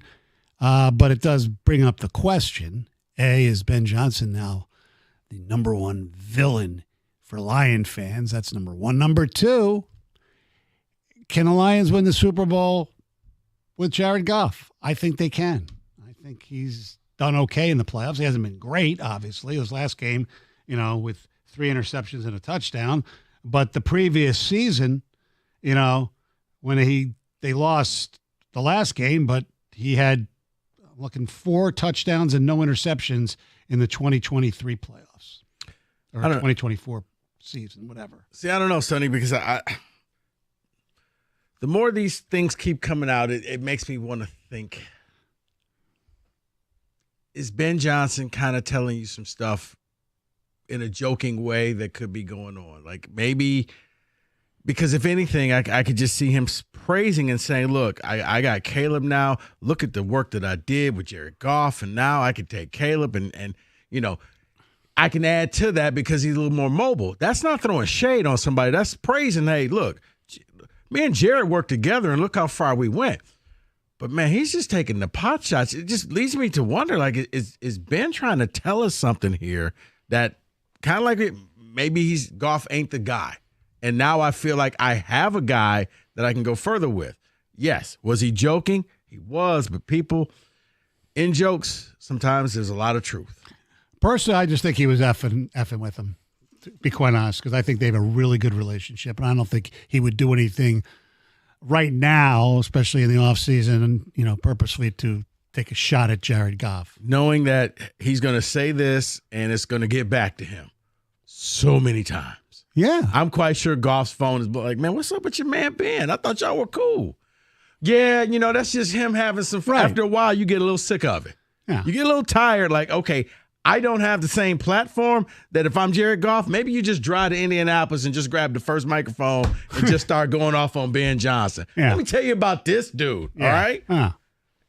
It's fair if he did it. 248-539-9797. Good afternoon, Kyle. What's up? How's it going, guys? Hey. So, Rico, I kind of have to agree with you. Like, it's back and forth. Like, I feel like he's throwing shade, but again, it's just he's throwing it to where he's trying to be the enemy, make himself out to be the enemy. And then, Stoney, I agree with you where I think Jared Goff is still a top 10 QB. Yeah. No, he's not mobile. He's more of he's an in-the-pocket passer. So, I mean, there's not a lot you could do with a guy who's not very mobile. But, I mean, with Ben Johnson's creativity, I mean, you see it with what he said he's trying to do with Penei Sewell, he's got more of agility as a lineman, but, I mean, he can't scramble like a lot of QBs like he's saying. I mean, Jared Goff's a really good quarterback. There have been, most of the quarterbacks who've won Super Bowls at least have had seasons where they have been great, but there have been lots of examples of quarterbacks who are far, far worse than Jared Goff who've won Super Bowls. Okay, now, like I said, most of them have been at that level or are better, but he can win a Super Bowl. But I believe. But if you're going back to the days of the Ravens, man, we're hitting over Brad, 20-some years. Well, I understand that. Well, So that's over 20-some years where you're still using that same, yeah. All right, okay. Is Jared Goff? Vince Ferragamo. Like after a while, it's he didn't win. I know. Is Jared Goff worse than Eli Manning? I don't think so. And Eli Manning's won 2. He had 2 great runs. But there's a lot of quarterbacks that are better than Eli Manning that did not win. Yeah, right. So Goff could be better than Manning and just not be the guy to get it done. Right. And there have been quarterbacks who have won Super Bowl. Granted, a lot of them, off the top of my head, were further away. Okay, perfect example. And one was a backup. Nick Foles. You think Jared Goff's a better quarterback than Nick Foles? It's not always about are you the better quarterback, right. though. Yeah. I just don't think Jared Goff has what it takes. I don't think he can get them over the top. That's the thing. Well, they have to get. I mean, okay, when he got to the Super Bowl, he got there on a look. They had a great call in that game, no doubt about it. But he also engineered a pretty important drive to even get into that position in the NFC Championship game. And he did not play well in the Patriots in the Super Bowl, but Patriots had a pretty freaking good defense that year. So I'm not going to throw that against him. But every time the Detroit Lions need a play, it's not Jared Goff they call on. It's a screen pass to Gibbs, or they hand it off to Gibbs, or maybe a 5 to 7 yard pass to St. Brown. Well, okay, so or 5 to 7 or end around. They've had plenty of major conversions where he's thrown the ball. If it's whether it's St. Brown or Laporta, what difference does it make? See, but that's where I agree with Ben Johnson. Off-schedule plays, Goff can't do the off-schedule plays. And miss me with they have plenty of trick plays and plenty of down-the-field explosive plays, but those are usually scheduled. Yeah, but he's done a lot of stuff with, and even Ben Johnson talked about, not mobile, but second, third progressions, different reads that they've been successful that they're on scheduled, converting. though. In the play, they're scheduled. If you He's go saying off schedule, freelance, he the play can't do breaks that. down. Okay, yeah. And now all of a sudden, what can you do? Well, for him, it's either going to be incomplete, he takes a sack, throws an interception, or maybe just scrambles and picks up a yard. But you're never thinking like, oh my God, like there's certain quarterbacks, Stoney. I get what David is saying, that, all of a sudden they become that threat. And I'm not even Mahomes, because that's Mahomes, but you look at Hurts.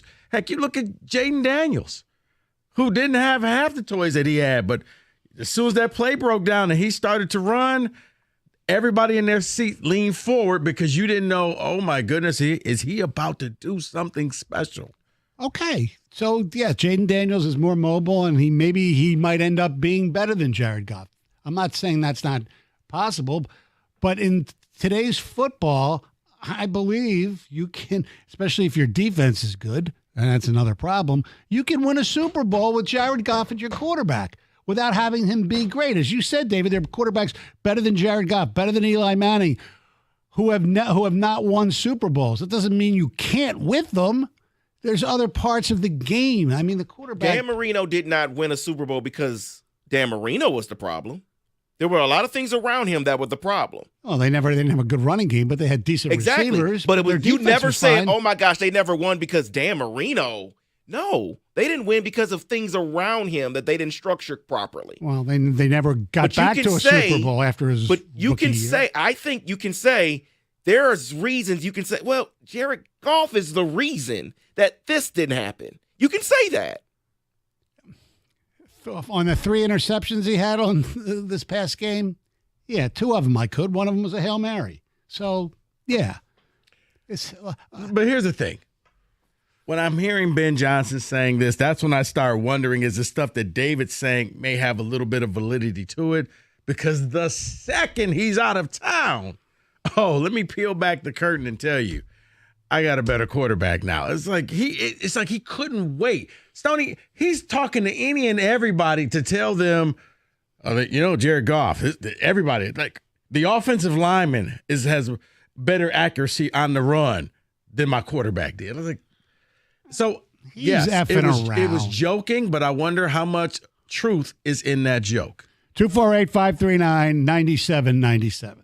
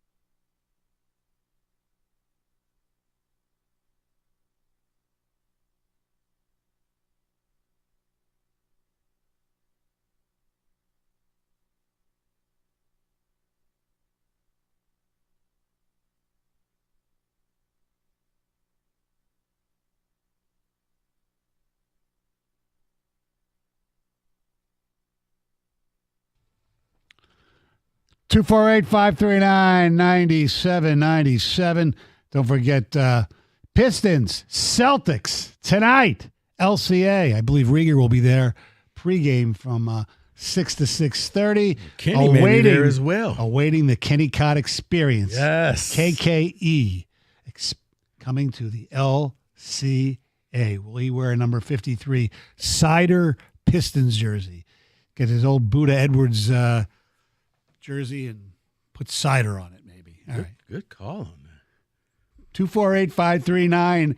I'm good at everything that means absolutely nothing. So you're like Mike with the useless information. Yes. Oh, I'm the king of useless information. 248-5. Look, for instance, Asor Thompson will be playing in his 100th game tonight. Really? Yeah. 248-539-9797 is the telephone number. We're talking about Jared Goff and the things Ben Johnson had to say. The Lions good enough? Is Goff good enough to lead them to the promised land to win a Super Bowl? I say yes. David says no. Rico, you didn't say yes or no, right? Because the quarterback, I think a lot depends. If you have a good defense, good offensive line, you can succeed. No, I think the odds are no. I don't think that they're going to win a Super Bowl with Goff. I don't. I think that he could take them a certain level, but then after that, you just kind of need that it type of guy, and I don't think he has that it gene in him. David, any ticket texts here? Yes, someone says, seems to me it proves that Ben Johnson's game plan against the Washington Commanders wasn't focused. Oh, man. Oh, please. Steve and Fenton. Yes, I knew that was coming. Oh, you had that on your bingo card for today. I Yes. knew that was. I told you in the pre. I know you did. They're gonna say, "Well, he wasn't focused in that game. He was just showing off, trying to get a job." Exactly. Sure. Mm-hmm. After hearing Johnson again today, I think it shows immaturity as the new head coach, and also his ego is bigger than his resume. Plot twist: Ben Johnson was holding us back. Goff is great. Did these people see him at the Pro Bowl? Not just the skills. He was the best quarterback in the game. Against Washington, he got dinged by an illegal hit and wasn't all there. I am sure of it. Well, hold on a second. Okay, the illegal hit or whatever, dinged up, maybe. Are you trying, and look, and I'm sticking up for Jared Goff, is somebody trying to use the Pro Bowl, flag football, skills competition to decide whether this guy's a good quarterback or not? Hell, Scott Mitchell was good in one of those skill competitions. Yes, he was. Come on. Get off the crack. Jeez. And I thought I said stupid things from time to time, which I do, but really? Mm-hmm. Skills competition. Okay. Can't wait for Campbell and Goff to humble Johnson a bit later this year. Unreal that he is making these comments. Someone else says, Stoney, how do you know that Jared Goff is good enough to win a Super Bowl? Has it happened before? No, it hasn't. No. You are just in love with Jared Goff as a player. I'm not in love with Jared Goff. I think he's a top 10 quarterback the last couple of years, and I think a top 10 quarterback will be able to win a Super Bowl if it got there, you know, and I thought he would have got there 2 years ago, but Josh Reynolds dropped 2 of his perfect passes. Okay? So, believe me, I am not a huge Jared Goff apologist. I think he's fine. See, I think, and that's just it. He's fine. Right, but you can win a Super Bowl with a fine quarterback. I know, but you want to have the confidence that when you're going up against top player like when Josh Allen came here, you wanted to know that you could match with Josh Allen play for play, and you saw the difference. Like, man, one guy just went out there before you could sit down in your seat. It was 14-0, and they never looked backwards. That's why I think people say you can't win the Super Bowl with Goff, because you don't feel confident that no matter what quarterback he goes against, you got the better QB.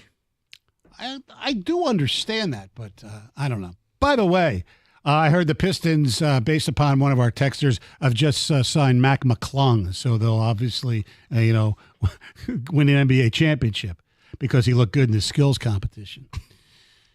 You know what? Lord. I'm like, where is he going with? Okay. Okay. I got you. Thank you. Let's go to Livonia. Justin, you're on 97 won the ticket.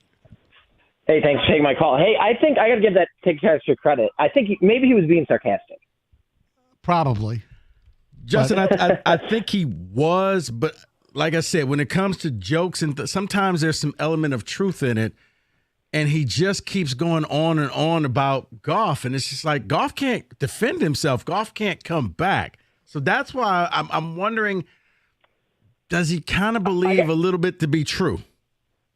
Yeah, and I kind of agree with him in a sense, but I mean, I still like Goff, but I got to agree with David in the sense that, Stoney, I don't think you could just use the bare minimum of winning a Super Bowl as your standard. I mean, I think you're right, and it's practical. We're not actually going to get rid of him, but, in an alternate universe where you're the GM and, think about, you're playing video games and you could drop a quarterback in on this offense who's actually the reason they're winning. I mean, because now everyone says the reason they're winning is because they got the best offensive line, really good running game, great weapons.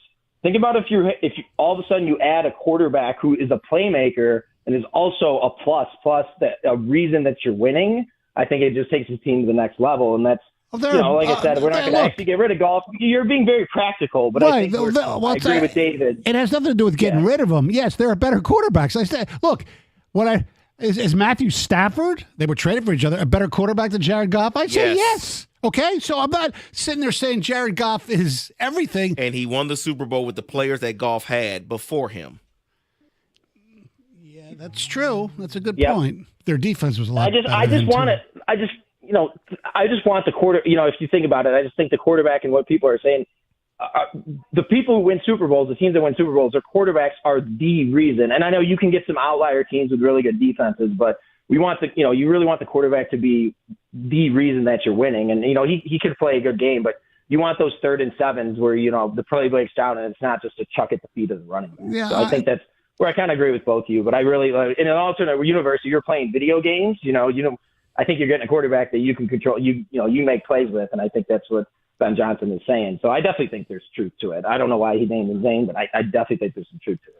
Thanks for the call, 248-539-9797. But some of the whole, winning a Super Bowl, there's a lot of other circumstances involved. And even with Stafford, as unfortunately Rico knows, if in the conference championship game, a guy doesn't drop a pass, that quarterback does an interception, that quarterback doesn't even get to the Super Bowl. You're exactly right. Eli Manning's first Super Bowl, if Asante Samuel doesn't drop that pass, the Patriots are 17-0. So, yeah, is Jared Goff the best quarterback in the league? No. He's a top 10 quarterback. He's not a top 5. He's a top 10 quarterback. But if your team is healthy, the Lions are healthy, everybody's playing. Yeah. Wouldn't you think that Jared Goff would be the weakest link? The weakest link? Yeah, like if you're playing the Eagles or you're playing the Packers, everybody's healthy. Jared Goff is probably the weakest link and the reason why you lose. I still think their linebackers are the weakest, or their cornerbacks still haven't proven enough to me. I'd rather have Jared Goff than the Lions cornerback, so to speak. I'm gonna go through a list. I'm gonna go through a list when we come back. Okay, all right. 97.1 The Ticket.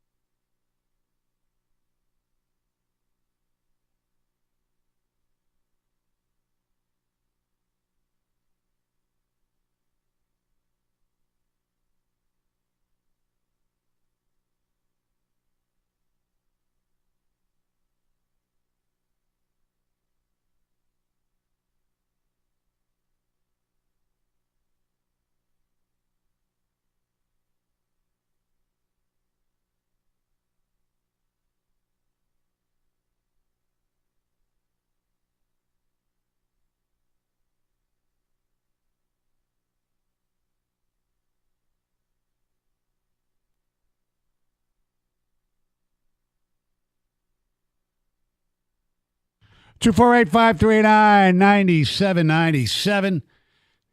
Pistons Celtics right here. 7 o'clock tip.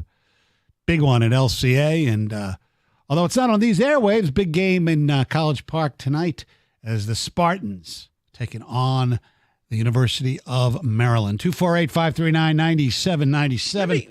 Let me give you my list here, okay? I want to go through the NFC. I want to know how many quarterbacks are you selecting over Jared Goff? Okay. I think it's only going to be a couple. A couple? So you're saying two. I'm saying two. Okay. And I'm not going to go with the teams that don't have a quarterback right now. Okay. We'll start in Dallas. Dak Prescott. You taking him over Jared Goff? No. Okay. Giants don't have a quarterback. Jalen Hurts. I'll take Hurts. Yeah, I'm taking Hurts. Jaden Daniels. Yes. Yeah, because of the future, yes. Caleb Williams. No. I would. I would too. Jordan Love. No. Yes. I would. What has he done? Jordan. Well, Stoney, are you just looking at last year? He was hurt last year. Yeah, okay, I know. I mean, are we going to talk about like we're looking 10 years down the road? That's a different story.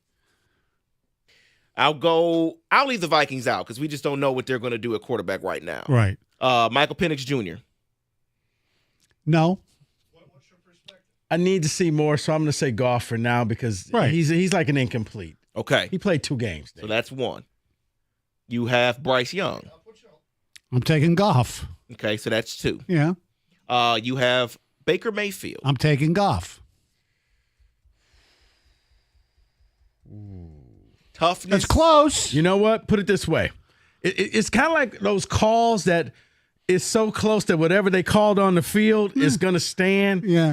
If It's you close. swapped them and Baker played here and Goff played for Tampa, we would say, no, I'm not trading him. So I think we'll say Goff only because he's here. But to me, it's more even. That's in your close. mind. It's close. Got you. Kyler Murray. Well, you forgot New Orleans. They have a quarterback still under contract. I'm not. Derek Carr is not. They're about to release him. I don't He's know. not going to be what their I read quarterback. today, I don't know. They're pretty much Okay, Derek Carr. I take Goff. And I take Goff over Murray as well. Yes. Matthew Stafford. No. Brock Purdy. I take Goff. And Geno Smith. I take Purdy. I take Goff over Geno Smith. I would take Purdy because Purdy has proven it. Seattle is Geno You know Smith. what? I take Geno because Geno loves Ford Field. Geno plays some great games at Ford Field. Yes, he does. So you pick more than 2. Yeah. But, okay. Yeah. I'm kidding about the Geno. Yeah, I know you are. For people, you take Geno Smith, you idiot. I'm kidding about Geno, but he does play great games at Ford Field. By the way, the quarterbacks who've won Super Bowls in recent times, most of them are headed for the Hall of Fames, except for Foles. So you're right about So you're saying Goff is a Hall of Famer now. Wow. No, I'm not saying that. I'm just- I'm messing with you. I know. But if he would win one, he could be. I mean, he might have the number. If he wins one, then you know what? He'd be would in the conversation. He'd be sitting there with Eli. I know. Yeah, look, I get it completely because you don't look at Eli as a Hall of Famer. At least I don't. Brian, you're on 97 on the ticket. Hello, Stoney. Hello. Greetings from Sault Ste. Marie. Rico, how you doing, bro? Hey, Brian. Hey, you like that free press? Oh, yeah. Thank you. I appreciate that. Yes. Okay. Hey, no problem. I found that in a desk. We were moving classrooms up here at this field school district. I found the whole free press from 1990. It was it was Jerry Rice on the cover. When they won the Super Bowl. Nice. So yeah, I was like, where did Well, this anyway. come from? So I appreciate that. Yeah, no problem, bro. You're the first person I thought of when I saw it. Oh, well, I feel So- special. Or either that or you only got Right, one Niner friend. well, anyway, but I dropped 2 growlers off for Doug and Scott. I don't know if they ever got it or not. From the brewery up here in the Sioux. I got you. dropped them off to Evan. I began to wonder if Evan didn't sideswipe it or something. Hey man, Oh. what you got for us, Brian? Evan probably put it on eBay. Oh, okay, we're getting off the topic. Anyway, you remember back years ago when the Rams traded Eric Dixon to the Colts, and he got mad about it, and he said that playing for the Colts was like going through the jungle with a BB gun. So basically, what I'm saying is, he says he couldn't do it by himself. So that's what's going to happen with Jared Goff is Jared Goff can do it, but he just can't do it by himself. He's going to have some tools around him. I don't disagree with that, but that's why he can win a Super Bowl. Yes, I think he's capable. I mean, like you said, he's no Joe Montana or he's not, anybody, but Jared Goff is capable of doing it. He's just got to have the right people, and he's definitely got to have a run game. We agree. Nah, I mean, I get what you're saying, Brian, and I just think that when you get to you got to have this and you got to have that, then I don't think that that's a quarterback. Like Stafford was that guy. Now he ended up going to the Rams and they won.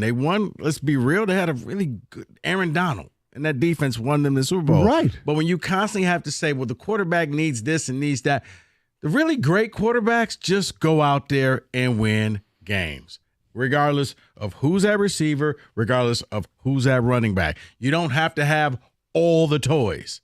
So that's always bothered me. Like, well, if you just give them all of that, well, yeah, if you just gave everybody everything, then they would have this all-pro team and they would win. But can you go out there and just get it done? That was the one thing. I never was a Tom Brady fan, but my goodness, Tom Brady would just take the hot dog guy and turn him into a wide receiver. Yes. And everybody wanted to draft him in their fantasy league. Right. And the next thing you know, he's meeting the hot dog guy in Montana, and he's being hired as the Raiders hot dog guy. There you go. Let's say hello to Larry. What's up, Larry? Not a whole lot, guys. How you doing today? Hey, Larry. Hey, Stoney, I love you, but I'm leaning probably 60-40 more towards Rico and David with this one. Okay. I think they can win it, but if they do, they're going to have to go the lower seed route. Just because I think 2 years ago the Lions were a nice story. Wasn't a lot of pressure on them, and they made it to the NFC Championship game. Goff played well. Last year, everybody's got the Goff chance going. The media's hyping him up. And unfortunately, I think a lot of that was writing checks that Goff is just not physically able to cash. So I think they're going to have to go take a little pressure off of Goff and make him understand with this new OC that stay within yourself. We're not going to depend on you to win the game. We need to depend on you not to lose the game. And I think that's the route they're going to have to take to be successful. Yeah, look, he had made two horrific passes in that game. The interception at the end of the first half and the pick six where he threw the ball. He thought Tim Patrick was Wilt Chamberlain or something. But, yeah, I mean, look, nobody's excusing him for what happened on that Saturday night. No one. He was bad. He's just as culpable of them losing that game as their defense was. I'm not sugarcoating it. I just think, if the defense plays well, he can play well, and they can win it. Yes. Does everything have to go their way? Yes. Chris in St. Clair Shores, you're on 97.1 The Ticket. Yeah, I just want to say, for every Trent Dilfer and every Patrick Mahomes, and you have some quarterback in between that's winning the Super Bowl, no quarterback is going to win the Super Bowl on their own. Jalen Hurts didn't sack Patrick Mahomes that game, however many times that Philadelphia defense did that. Every quarterback needs players around them to do what needs to be done. There's 53 men on a team. Jared Goff in that game against Washington, he didn't play well, but he didn't play bad. He wasn't terrible. No. He was terrible. Washington didn't punt that game. No, hold on. Washington did not punt the ball that game. You can't beat a team that doesn't punt the ball in a game. Well, Chris, in all fairness, Washington didn't punt all season. Well, yeah, and you can't win a game when your offense turns the ball over 5 times. No, I understand that. We did do that earlier in the season, if you remember. That wasn't Jared Goff's worst game he's played as a Lion. The worst game he played as a Lion, we won earlier in the year when he threw 5 interceptions. I get that. The point is, look, he's not Josh Allen. He's not Jalen Hurts. He's not Patrick Mahomes. But you don't need those guys to win Super Bowls. You need to rush the passer. They haven't been able to rush the passer, even when they had Aiden Hutchinson. Aside from the first few games of this year, he hasn't been that dominant force on the defensive line, and there hasn't been anybody else with him. This year, maybe it might have been different if he played, but you need to rush the passer. That's the only thing that matters in this league. You don't need great corners. You don't need great linebackers. You don't need great anything. You What? need to rush the passer. Chris, and when you do that, you need Chris. to put me back at cornerback, and I'll get an interception. Chris, what you need are three things. You need to be able to rush the passer. You're correct. You need to protect that passer, and you have to have the passer. So you need a great you need a really good quarterback. You need an offensive line to protect them. No, you don't. You need two things. You need to be able to rush the passer, and you need to be able to run the football. Okay. In order for you to run the And if football, you need can't a great protect the offensive line. quarterback, what's he going to do with his if he's If you can bats on run the football, if you can run the football, you can protect the quarterback. Because when you keep defenses guessing, that's how you're able to pass the ball. And when you can run the football, that means you have a good offensive line. So you need a good offensive line. you need a That's good what I defensive said. line. But you have to. But that offensive line has to protect the quarterback when he's back to pass. Jeez, it's not that hard to understand, is it? 97 won the ticket.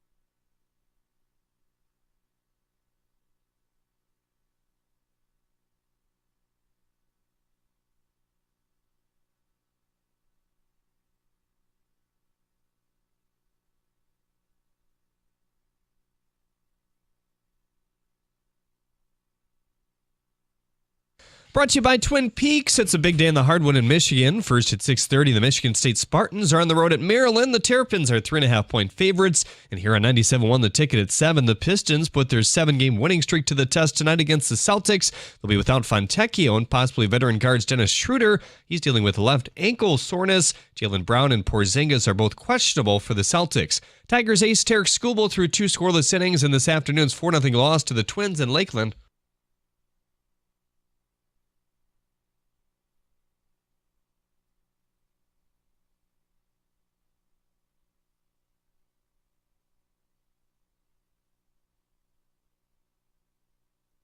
Audio Audio via FanDuel Sports Network Detroit. NFL insider Ian Rappaport posted the following on X a little bit ago. Quote, Raiders minority owner Tom Brady and Rams QB Matthew Stafford ran into each other at a ski resort in Montana. Sources say the meeting unplanned was not extensive or in-depth and did not include Brady hosting or recruiting Stafford, despite reports saying otherwise, end quote. According to ESPN, the University of New Orleans basketball program under an NCAA investigation after 4 of their players remain suspended since the end of January for sports gambling violations. The program also announced today they've hired entertainer Master P as their director of basketball operations. At the Corwell House Sports Desk. Wait. Are you serious? I'm very serious, yes. So the report comes out. I don't think Who did? New Orleans basketball. They hired Master P. They did, yep. At the Corwell House Sports Desk, I'm Jeremy Otto. For more, go to 97.1 The Ticket or Odyssey.com. I know he's a really good basketball player. All right. Thank you very much, Jeremy. It's time for a little blitz.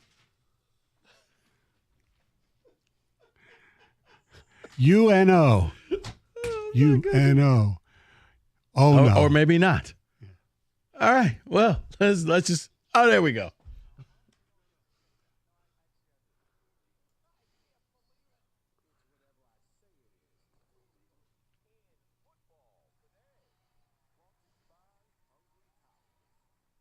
Well, guys, in a shocker, it is happening again. Just like it did before.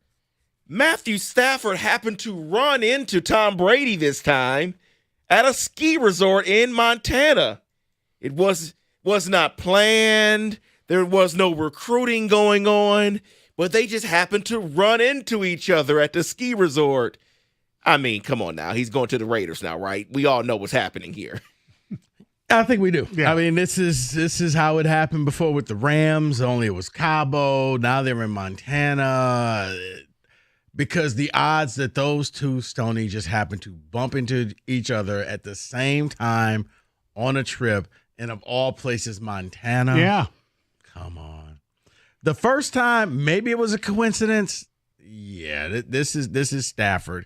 He wants to go to L.A. I mean, he wants to go to Vegas, which makes sense because that means his wife can stay in L.A., continue doing her thing.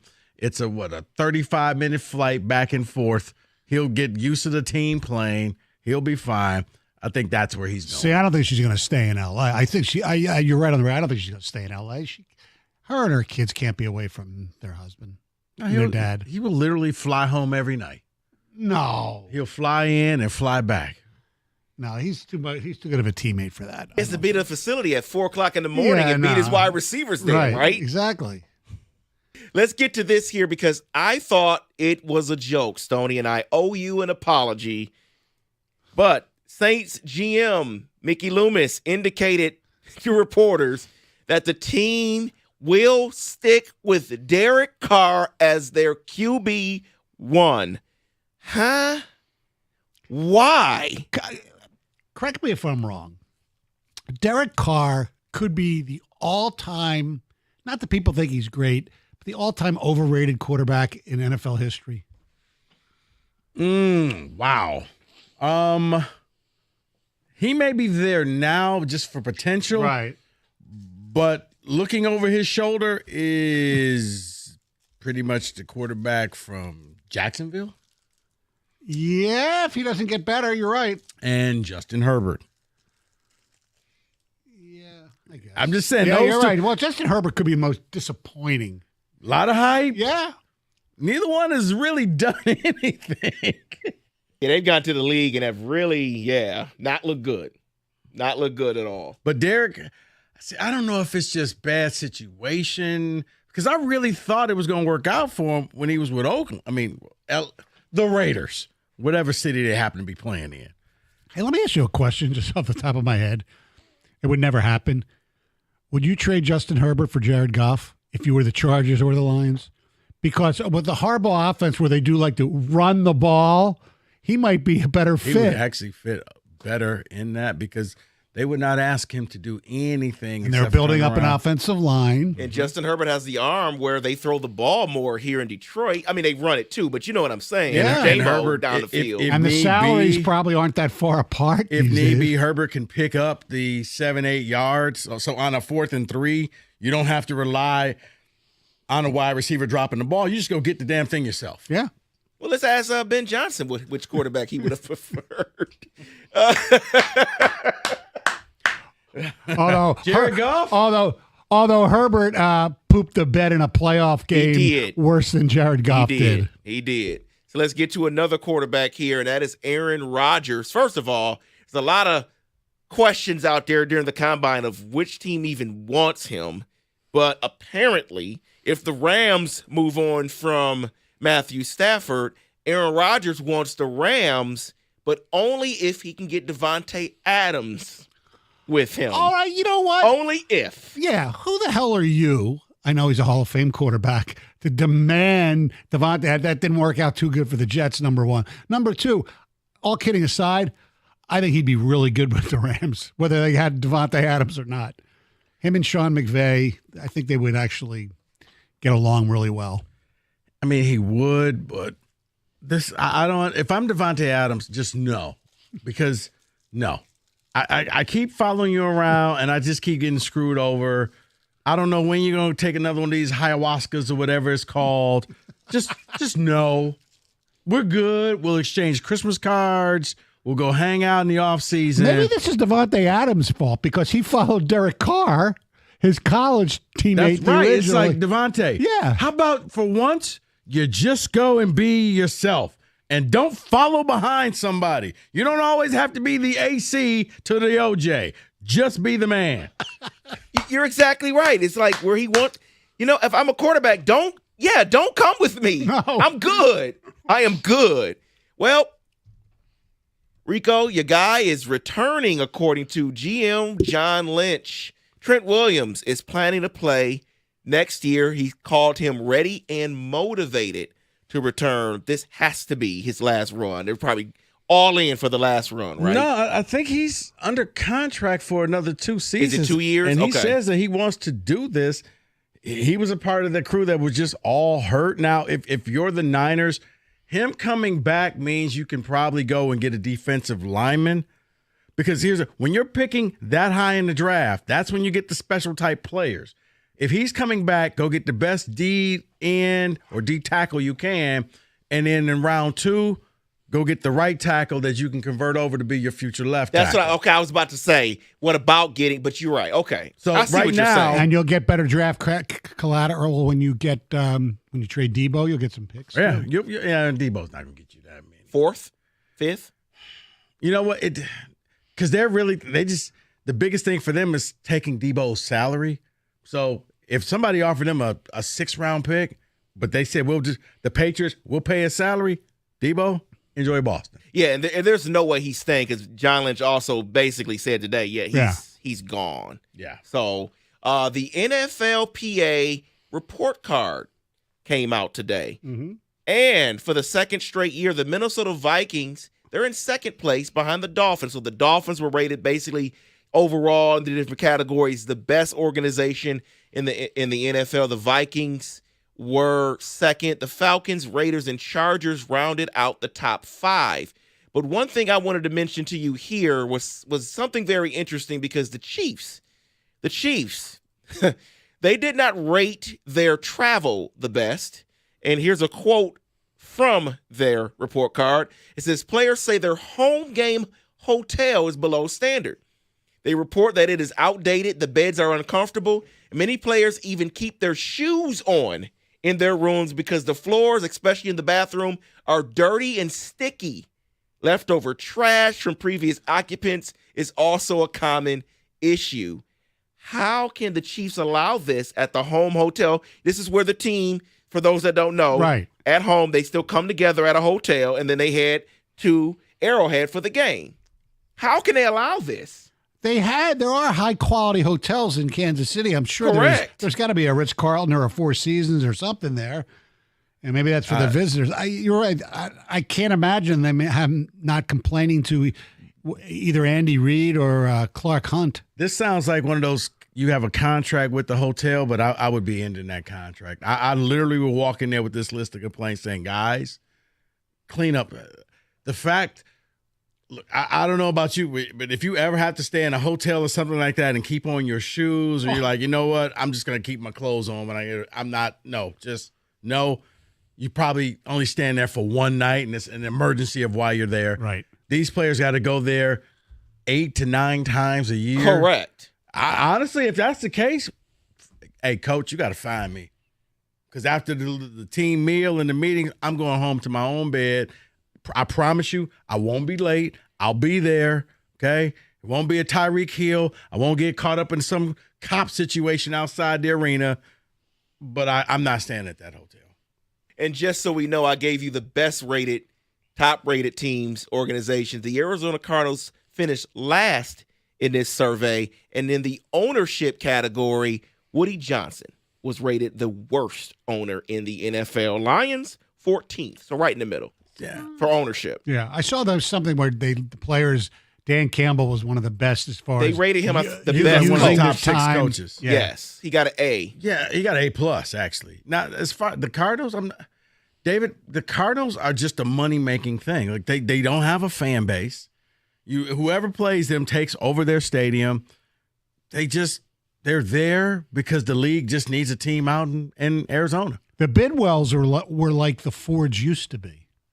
Correct. You're exactly right about that. But nobody says, "Oh, I want to go to play for the Cardinals." No, you don't. That's punishment.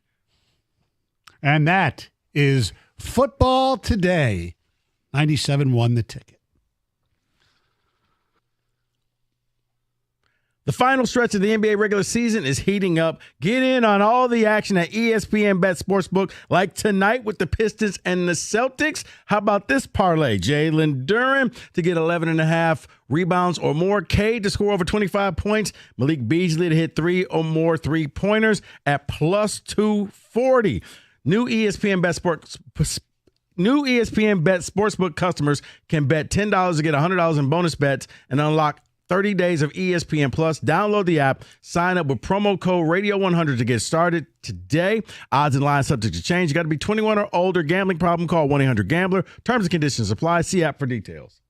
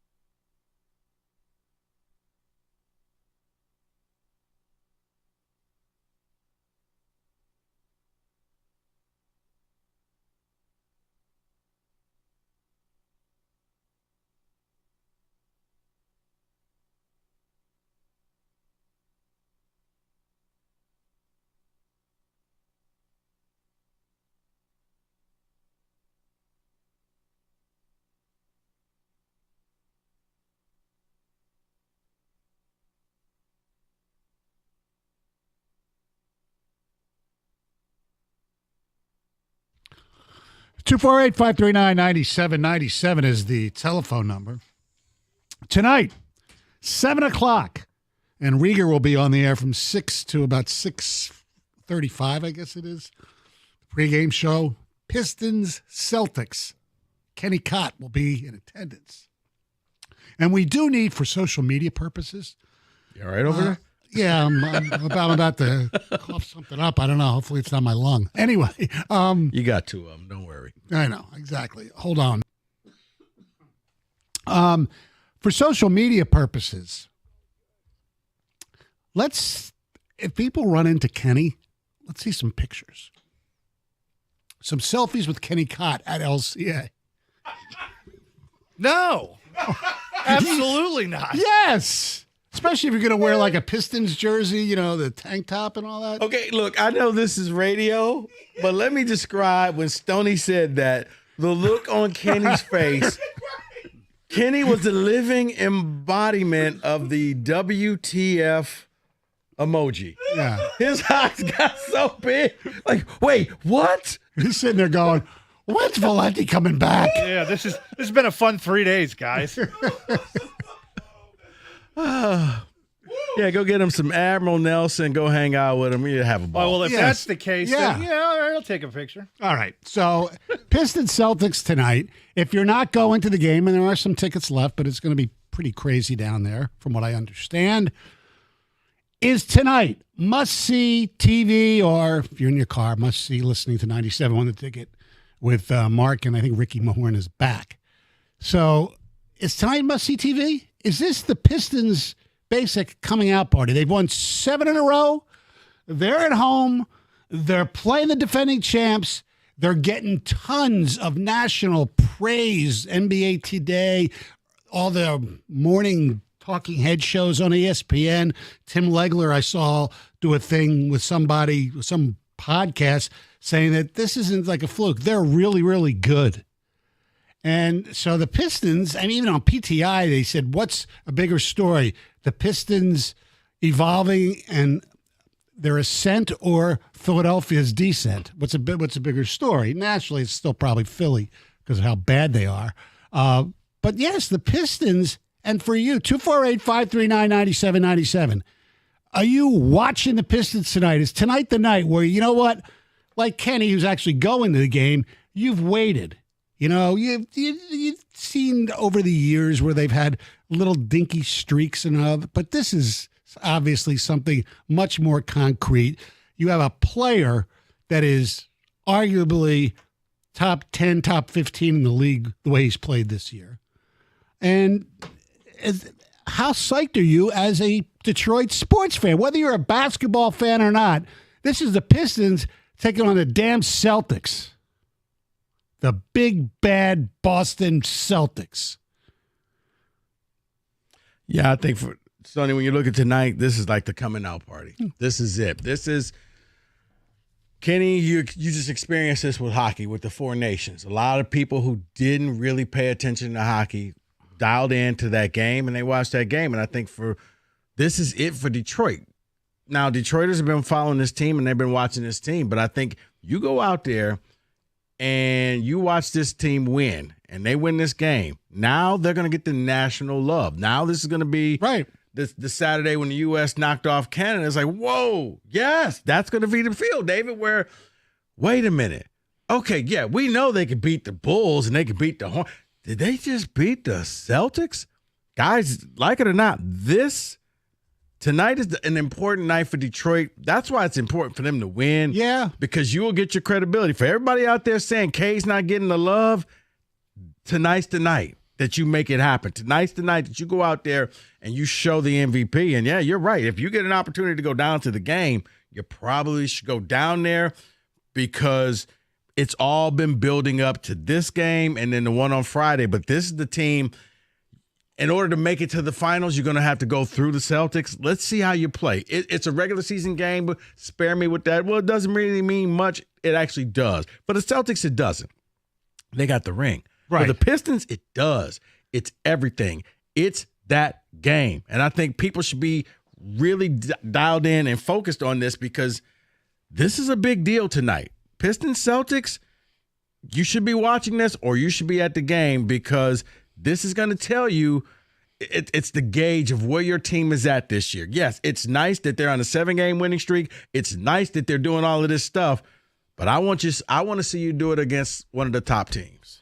248-539-9797.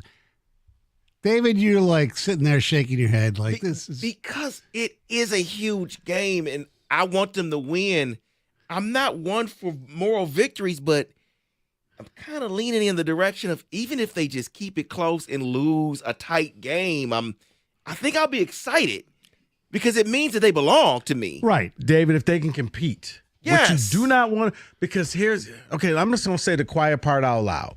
If they go out there and get blown out, then everything that's happened this year was fugazi. Right. Fool's gold, didn't mean anything. Unless they blow out Denver Friday night, who's also really good. But I don't think that's going to happen. But for 48 hours, you're going to sit there and you're going to question how good were we, or were we just beating the bottom feeding teams? So, that's why this game is important. So, yes, you want to win the game. Moral victories, no. But I need to see Cade. I need to see the Cade that everybody keeps telling me he is.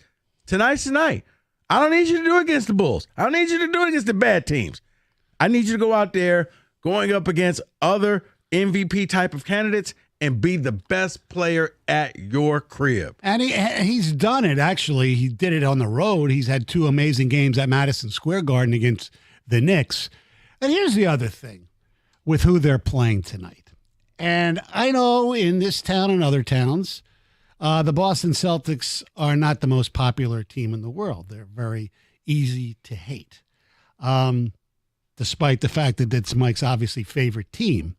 That shouldn't give you a reason to hate them anymore, but I know there's some people out there who probably do believe that. Anyway, for me, I have this dilemma, conundrum, whatever word you want to call it, about this particular team, and I might need some help from you guys. So that's coming up next. 97.1 The Ticket.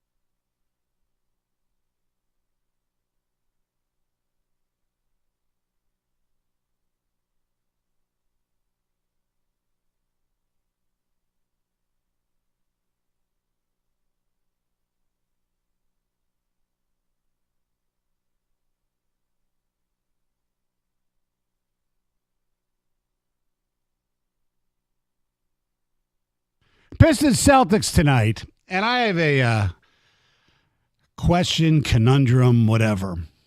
And I wonder if other people this happens to, or am I just an idiot? As most of you know, I grew up in Philadelphia. So in my day when I was growing up as a kid, the Boston Celtics were the Antichrist. I mean, Wilt was my favorite athlete, and it was always Wilt versus Russell, and the Celtics won like 95% of them except for the 1 year. And then as I got older, Celtics Sixers 2.0, Doc and, versus Larry Bird and that whole crew. Then I move here and I embrace the bad boys because the bad boys played basketball the way my Philadelphia Flyers, Broad Street Bullies played hockey. So I love the bad boys. And who was their biggest rival? The Celtics. My whole life, I've always hated the Boston Celtics. Even, the Garnett and Pierce and Ray Allen, that whole faux big three, whatever you want to call it, I didn't like them either. However, I have found that maybe it's an age thing, that their last, and this group of team, the team that won the championship, and I noticed it a few years before when they lost to Golden State in the finals, right? Who on that team, though, is really like hateable? Jason Tatum's not hateable. Jaylen Brown is not hateable. Holiday is not hateable. So I don't hate the Celtics players. There's still something about the uniform, so I'm not going to root for them. But like when the Celtics would have played like LeBron or whatever, I was rooting for the Celtics against the Heat. And I found it really weird. So is there that team who you hated your whole life that for some reason, because of the players and not the jerseys, because I know we root for the jerseys, you know what? I don't hate them as much as I did. Like the Cowboys, I think I will always hate, especially especially as long as Jerry Jones and that family owns the team. And Ohio State, I will always hate. I hated them even before I moved here because I thought they were boring. Anyway, 248-539-9797. The Celtics aren't as hateable to me anymore. And also, as you grow older, there's, like, for me, I hated the New York Rangers as a kid, but like my best friend was a Ranger fan from college, and I kind of was glad he got to at least experience the championship. Like, I won't feel that way about the Leafs, but I don't hate the Leafs. I just love the fact that they are what they are. David's looking at me like a disgust because he would never love the Browns or anything. I don't love the Celtics. I just don't find them as hateable as I used to. Yeah, I was just talking to Kenny. Everybody I hated growing up, I still hate. Yeah. Can't stand the Celtics. Can't stand the Avs. I can't stand Ohio State, Michigan State. I don't think I can ever root for any of them. Right. I get it. Don't matter who's playing. Don't matter the player. Can't do it. Right. But do you find the Celtics players hateable? I guess I don't look at them because they just wear the uniform, so I ignore the actual player. I just say, you wear it, I hate you. The minute you leave, I may love you. Okay. Well, no, David, that's how I am with like Michigan. Like certain players, I like certain players, don't like the team. Right. And then it's like Ambry Thomas. Once he left, I can root for you again. Will Johnson, I can root for you again. When he was there, like when Will would get a pick six, like I'm happy for him because, yeah, cool, good for you. Don't like your team. So I hope they win. I hope you lose, 40-7, but you scored a 7. See, you're exactly right. Cam Hayward, one of the greatest Pittsburgh Steelers of all time. Love him. But the minute he steps back in that horseshoe on a Saturday when he's available and he can watch them play, I hate him that moment. For 3-4 hours, I can't stand him. When the camera shows him, I'm like, ugh, I grin. I'm like, you, ugh. But when he's a Steeler, love every moment. So with Chris Spielman, well, you're not that much of a Lion fan. I was back then. Okay, and so I did love him as a Lion. Right. Yes. So when Chris Spielman would go to the horseshoe to watch a game, Couldn't stand him. He hated the guy. Couldn't stand. Don't show him on the camera. I don't want that. 248-539-9797. Is it possible not to hate teams that you used to hate when you were younger? Number one. Number two is tonight must-see TV with the Detroit Pistons. And to take a page out of Mr. Celtic Mike Valenti's repertoire. This is the biggest regular season Piston game we've had in a long time. And a lot of times people say, oh, you don't talk about Pistons. You don't talk about Pistons. Well, you know what? I don't know. I love the frickin' Pistons. And I hope they win by 30 tonight. So I'll have that to talk about tomorrow. But I guess it's not must-see TV. I guess you don't care. No, I think it's must-see TV, Stoney. Yeah. I'm going to equate it to the fact that they're getting off work and getting ready to drive down to the LCA. 2.5 hours before tailgate. Tailgate. Hang out with Kenny. Tailgate. Yeah, get your picture of the Kenny Cott selfie booth. Kenny's going to be at the Google entrance, just in case you want to know. All right, I'm definitely not going to be at the Google entrance then. How about that? Hang out with Rieger before the game. Oh, no, you won't be there in time. I might stop by. Yeah. But no, I think that this is a big game for the Pistons. Yeah. Because this game validates your season so far.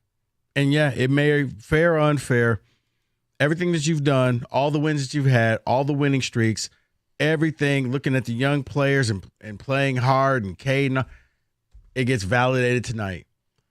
If you win, man, it really works. And I don't care who plays for the Celtics or not.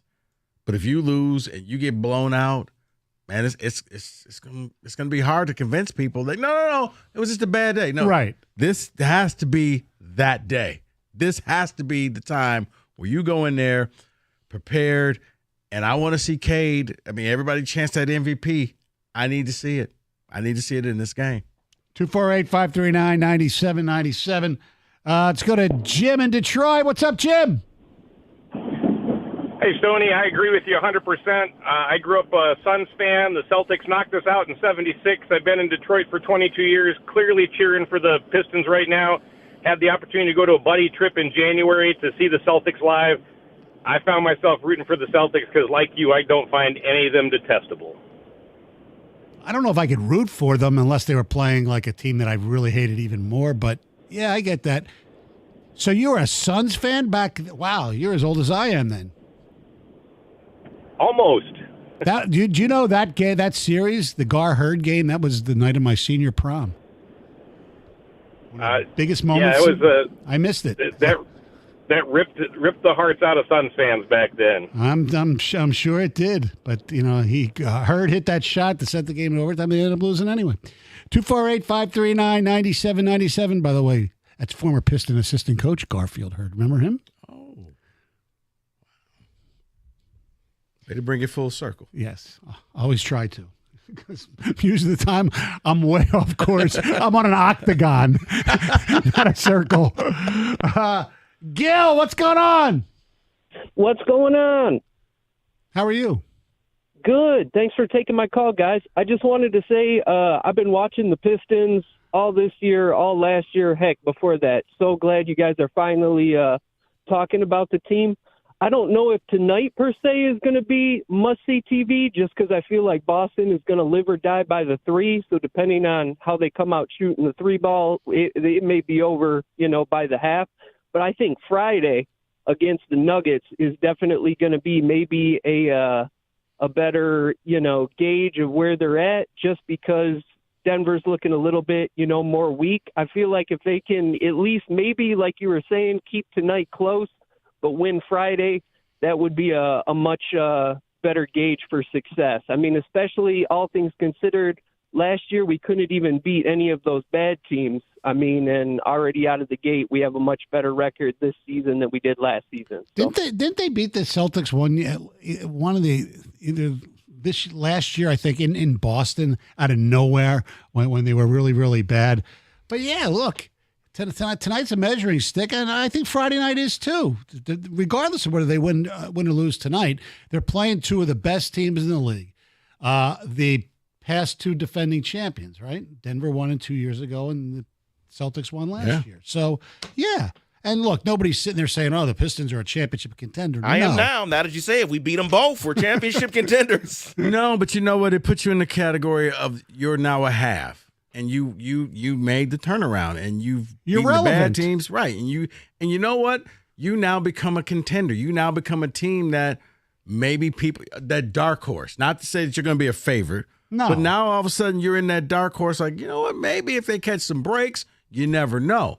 Correct. Especially, guys, if you want to say, why don't you see more about Cade? It's games like tonight and it's games like Friday. That's how you become that guy. I said it before and I'll say it again.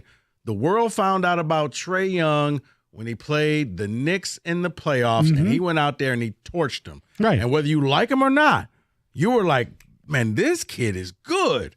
Cade, it's your time now.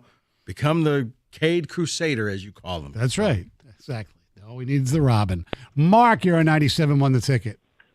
Thank you, gentlemen, for taking my call. I'm a lifelong Pistons fan, and I'm really excited. But I feel like if we lose to the Celtics tonight or Denver on Friday, those are two really tough teams, I'm still excited because we're finally headed in the right direction. Correct. We have really good coaching. We're a fun team to watch. The fast break, I believe we're second in the NBA in fast break points. We're playing defense finally. We have a respectable defense. It's not great. It's not bad boys era or going to work era great, but we're headed in the right direction. I just feel like it's been, what, guys, 17 years since the Pistons mattered? Pretty much. Going to work crew. It's finally, it's just refreshing to watch the game and we're competitive. I know we're beating bad teams, but the first step in becoming a good team is beating the bad teams. You're correct. If I could put this in perspective, guys, I would say 86, 87 bad boys where the pieces started to fall into place. We're not there yet, but you can see it on the horizon. I just hope if people tune in tonight and we lose, they say, you know what, I'm just turning my TV off. I don't want to watch the Pistons anymore. I hope they don't do that because this team is for real. They're fun to watch. They've got some great young players with tons of potential. And it's exciting. I'm very excited for once in a long time. And look, it's an interesting comparison because in 86, I think they lost to the Hawks in the first round, right? And then 87, they lost to the Celtics. 88, they lost to the Lakers. And 89, they were champs. I think I have those years correct. 248-539-9797. Specs at LTU, guys. You've heard me talk about it. If you're looking to get into the radio business, you want to get into the television business, or you're a graphic design artist, let Specs at LTU get you started on your new career path. You simply have to be curious. You got to go visit the website, ltu.edu/specs. You're going to learn more about the broadcast media arts, the digital media arts, and graphics communications program taught through Specs at LTU right here in Southfield on the campus of Lawrence Tech. Classes will be starting up pretty soon for the next semester, so get yourself on the register. You're going to be taught by people like myself who work in the business. It means we're not going to waste your time. You're going to learn from day one what it takes to make it in your new field. And with the hands-on approach and the expert faculty, you're going to learn the practical skills you need to succeed in today's media industry. So what are you waiting for? Be curious. Visit the website, ltu.edu/specs to learn more. Then make magic by enrolling in Specs at LTU certificate program today.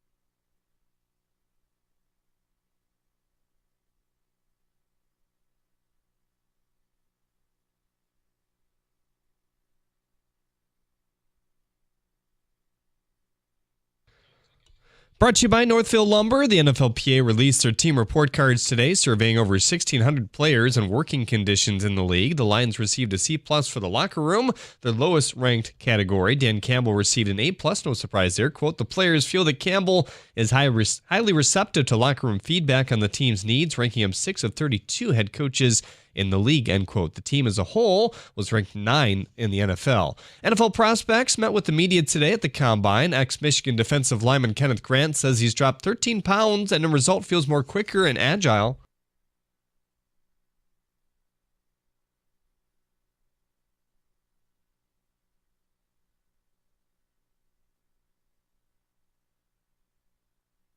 Audio via CBS, Grant says he's met with the Lions, and it's a spot where he'd like to play. The Pistons look to extend their winning streak to 8 tonight against the second-ranked team in the East, the Celtics. Here if they can do it right here on 97.1 The Ticket at 7. Tom Izzo's 8th-ranked Spartans are back at it tonight against number 16 Maryland as well. Tip at 6:30. You can watch that on Big Ten Network. The Twins beat the Tigers 4-0 this afternoon in spring training. Tarek Skubal threw 2 innings, allowing a hit and no runs in his debut.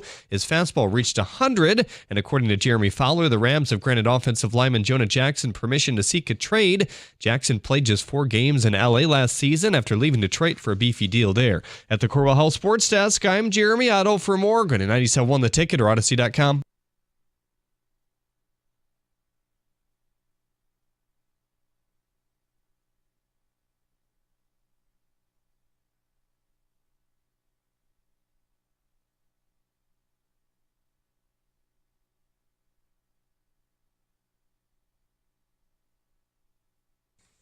Five o'clock hour. We've touched upon a lot of different things today.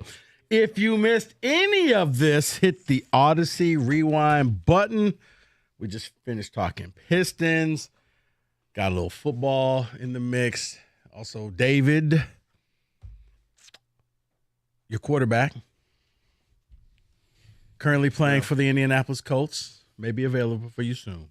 Yeah, I forgot to put that in the football today. Anthony Richardson, yeah, they're getting competition, man. I That's crazy. I mentioned that him to the Steelers. I don't want him. Okay, don't be like every fan, okay?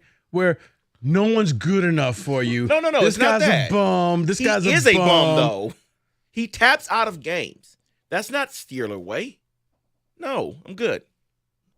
Okay. What is the Steeler way these days, by the way? Dance on top of logos. I'm not even. This is Detroit. I won't get into it, but the Steeler way right now is losing. You make the playoffs. By the way, I do want to mention this because, some people say Brad Holmes has a propensity for acquiring people like this. There is a former Lion who has supposedly asked permission to be traded by the Los Angeles Rams. Mm-hmm. I just saw that. And it's not who you're thinking of. So it's not Matthew Stafford? Jonah Jackson. Get the band back together. Would you take him back?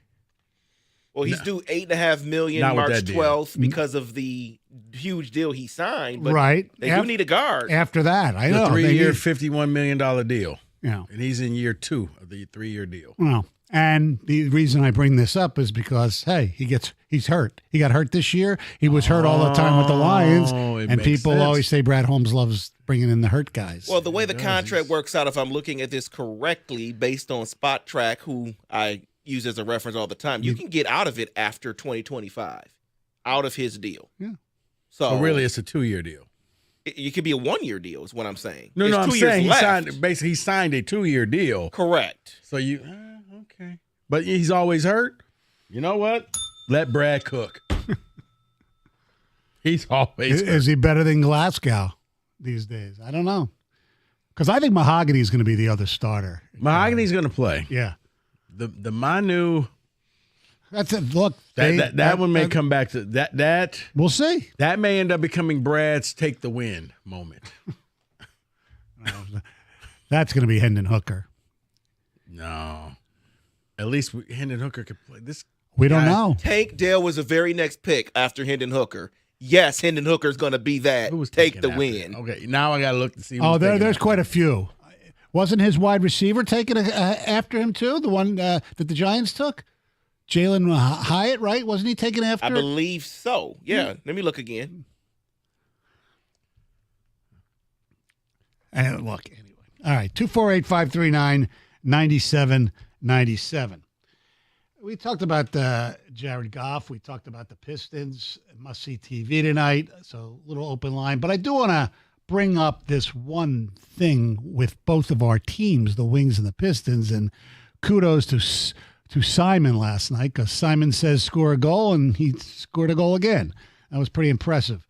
Kind of made up for the point that they lost to Minnesota on Saturday at Little Caesars Arena. Right now, okay, and a lot of people hate this saying, but it's true. If the season ended today, okay, we would have in this town, the Detroit Pistons would be starting their playoff series on the road as the 6th seed against the 3rd seed New York Knickerbockers. And the Detroit Red Wings would start on the road against the Toronto Maple Leafs. You talk about theater from both of these series in the first round. Now, look, the Celtics, who the Pistons play tonight, actually have, more successful and all that. But for the Pistons in this era, first playoff game to be at Madison Square Garden, and the Wings return to the playoffs to take on a team that hasn't won a Stanley Cup since 1967, since before I started watching the game of ice hockey. Yeah, that would be pretty cool. A team like Toronto, who every year disappoints their fans. There weren't even 4 rounds of playoff hockey the last time they won a cup. Correct. I don't even think there was 3 rounds. There was 2. There were original 6. Right. So it was the last year of the original 6, because the Flyers and the Blues and the North Stars and all those came the following year. And they've only won 1 playoff series since like 2004? Something like that? Yeah, something so that's like what? We're talking 20 years of not winning the first round of the playoffs, but 1 year. Right. I want to face them. Yes. The pressure. Could you imagine what it would be like to be a Leafs fan, and if that happens? They're gripping the steering wheel so tightly in Toronto. The team, the management, the fans, all the pressure is on them. Yeah. None of it's on you if you play them. All of it's on them. And they had a couple of weird injuries yesterday, I saw. So, yeah. And look, are they a better team than the Wings? Are they more talented? Absolutely. And they have to figure out what they're going to do with Marner, who's a free agent. I mean, he played pretty damn well in the World Championship. But Nylander, I heard, got hurt at the end of the game yesterday. I don't know. I haven't heard how serious it is. And who's the defenseman? Tanev, right? He got hurt too. Yeah, they're a little bit banged up right now. Yeah, too bad. So sad. I don't think anybody's crying for the Toronto Maple Leafs in the city. All right, who's got a better chance of winning? The Pistons over the Knicks or the Wings over the Leafs? 248-539-9797. Who wins? How many games do the Detroit teams win in that series? In those series, I think historically speaking, you're probably looking at the Wings would probably feel better, because you're right. All the pressure on Toronto. Are we going to blow this thing again? I can only imagine what a guy like Matthews is going to feel like if it goes to a Game 7. Oh, I know. I think the last time I think they played in the playoffs, the Wings and the Leafs, was 93, when the Leafs upset the Wings Game 7 at Joe Louis Arena on the Borashevsky overtime goal, if I'm not mistaken. And in 87, they played, and the Leafs blew a 3-1 lead, and the Wings came back and won that series. Jacques Demers' first year, I believe, as head coach. So, yeah. Yeah, and 2004 was their last playoff series win. Wow. And the Pistons-Knicks, I remember covering one series that they played the Knicks in Madison Square Garden in the 90s. That team beat the Knicks.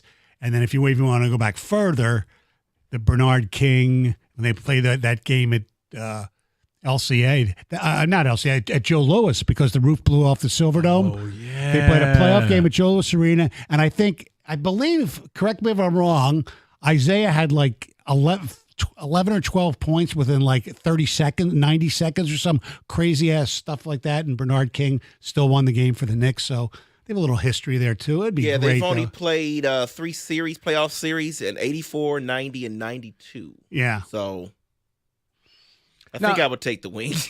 No, but here's the thing: the Pistons have shown that they can beat the Knicks, so it would be a series. And as I stated before earlier, this would be the opportunity on the biggest stage in the mecca of basketball for the Pistons and Cade Cunningham to go out there and beat the Knicks. They're good, but the Pistons match up well against them. That I could see both teams taking the series if it ended today. I think the Wings, just because I think that the Maple Leafs will be gripping. Yeah, The and Pistons- hockey, there's more upsets than there are in the NBA. Usually, the puck luck. Yeah, and usually whatever happens, it's crazy. The Pistons Knicks. What's interesting about that possible series is, Thibodeau, the head coach of the Knicks, has always been defense. They ain't playing Knicks defense this year, and part of that is because of Karl Anthony Towns. He's not a great defender, so that has a lot to do with it. And the other thing about the Knicks, they play their starters like it seems almost like 38 minutes a game in the regular season, and they don't play their bench enough, and they're going to just wear down for what? I don't understand what they do sometimes. And Stoney, I have an interesting question regarding the Red Wings. Yeah. So if we keep winning and win our way into the 3rd seed in the Atlantic, we get Florida. I would much rather have the Leafs than Florida. Oh, yes. Well, unless one thing. There's some rumors that Matthew Tkachuk might be done for the year. He'll be back for the playoffs. I don't know. I would assume. I think you'd have to. I would assume so, but yeah. Didn't he puncture his spleen or something a couple of years back, and he still played? I mean, Yes. something Last year, I last think. year, yeah, it was crazy. The guy plays. He'd have to cut his arm off. Puncture spleen. For hockey, that's nothing. But your yes. knee. Whatever. I know. Put some tape on it. Exactly. The Tkachuks are getting, I know some people are a little sick of it. I'm sorry. I think it's great. The Tkachuks did the Kelsey's podcast this week. I think that's cool. People sit there, the NHL, they don't do enough to promote their players. They don't do this, they don't do that. So now they're actually on, they're doing a lot of media things, and now people are ripping them for going on the media now. No, don't rip them. You can hate them on the ice because they're they're hard to play against. One of them's a big rat, but off the ice, promote the game. Damn right. I mean, the Kelsey brothers, the Tkachuk brothers, that's great. That's great for the sport. Yeah, I hate both of them, all of them, the Kelsey brothers and the Tkachuk brothers. I hate them. Why would I want to listen to that? Well, you won't. You don't because you hate them. But I think it's fascinating. How do you hate them? They're all Pastor. annoying. They're all annoying, okay? Yes. The pastor hates them. Yeah, how does that happen on Sundays? Hate's not supposed to come out. Is it Sunday? It's like, no, I'm just joking. I'm just joking. I mean, unless you're preaching about Satan, or former NHL player Miroslav Shatan, spelled Satan. I mean, maybe that's it. I don't know. I hate the New Jersey Devils. The Neutral Zone Trap was brought to us by Satan. They are the devils. 97 won the ticket.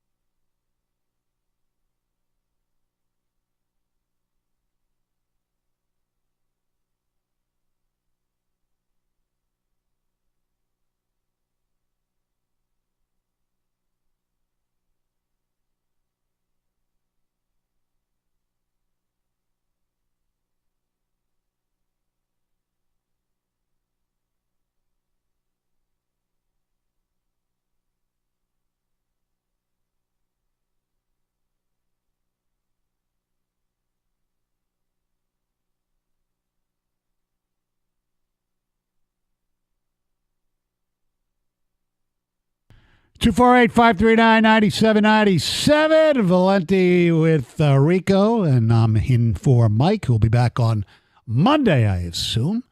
248-539-9797. By the way, we were talking, about the Pistons must-see TV coming up tonight. If you can't get to a TV, damn right, you got to listen to it right here on 97.1 The Ticket. Rieger will be live from Little Caesars Arena coming up at 6 o'clock. Last night, we didn't really talk about it at all, but Luka against his former team, the Dallas Mavericks, he had some stares at Nico Harrison, the general manager, at the bench, things like that. And it's being reported that no surprise, the Mavericks had issues with Luka Doncic's social habits like smoking hookah and drinking beer. And they were afraid that he wouldn't take care of his body over the next 5 years, so that's why they didn't want to sign him to that deal. Yeah, I'm sorry. He could smoke 10 joints before a game. He could probably still hit for 23 points. It's not about that. I know. It's about the defensive side. I know. If they're going to score on him, then it doesn't matter how many points you score. I know. So you were in favor of that trade? I was in favor of the trade because he was going to make close to like 300. I think over million. Yeah, but that's a lot of money to invest for your player to just not take good care of themselves, Stoney. It's like a basic thing that you want. Okay, I shouldn't have to put it in your clause. Take care of yourself. Don't do this. Study the playbook. Like there's certain inalienable things that you just should do as an athlete that nobody has to tell you this. It's like as a person, you don't have to get up and say, "Hey, David, go brush your teeth." You just do that type of stuff. I agree with you, but I believe, and I could be completely wrong, that some people, when they get to a certain age, they grow up. And I think it would be worth the investment that he grow up. So you're going to pay him over $350 million, hoping that he grows up. No, because here's what I've learned.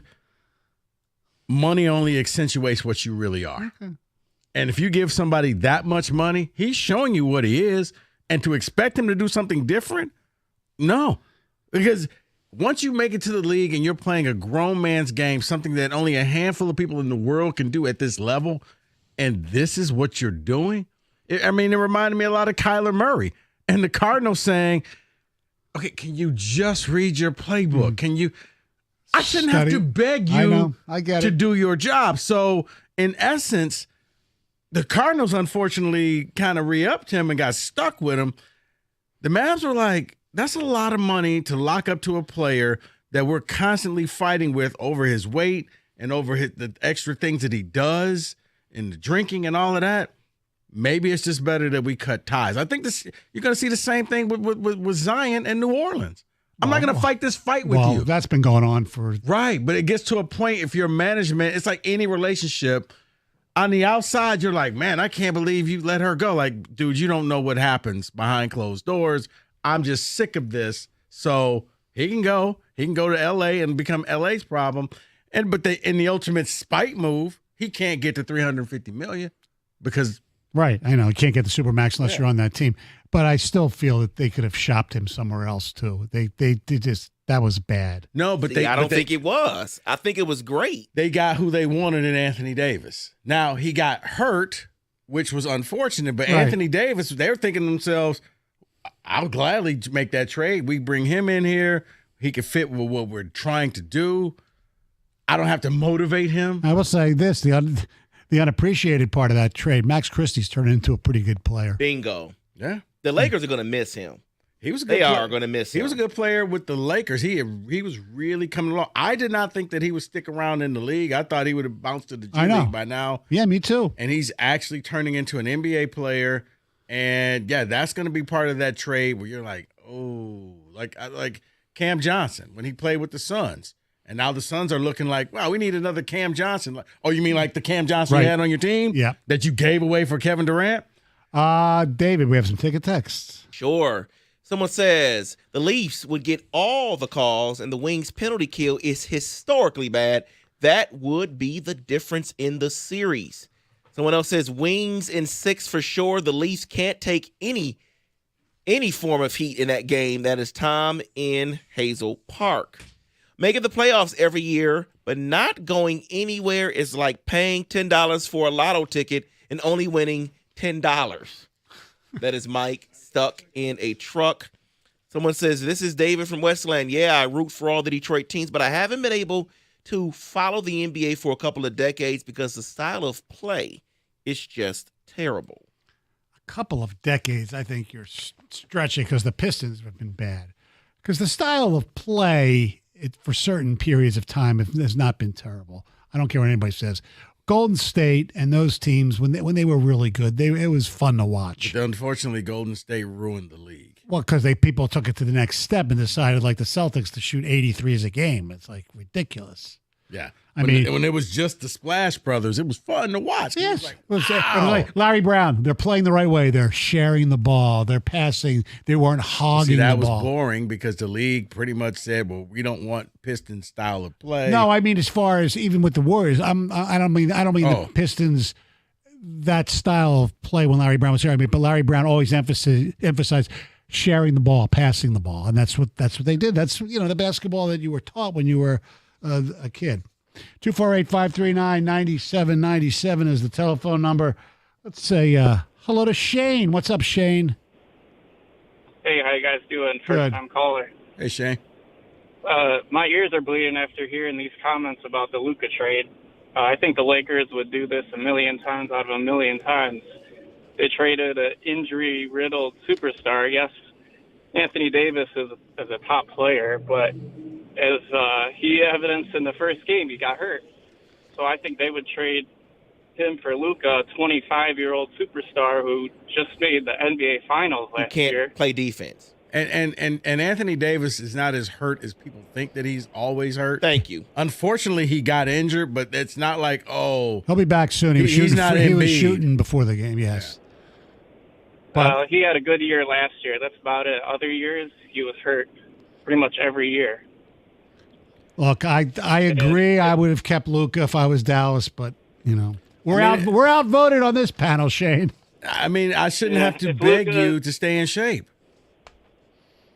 Well, I mean, we'll find out now that he is in shape. I mean, he just made the NBA Finals smoking and drinking, so I hate to see what he can do. And he's Right, so actually you think getting older and smoking and drinking is going to be a good combination? Right. Nikola Jokic, he's a unicorn, okay?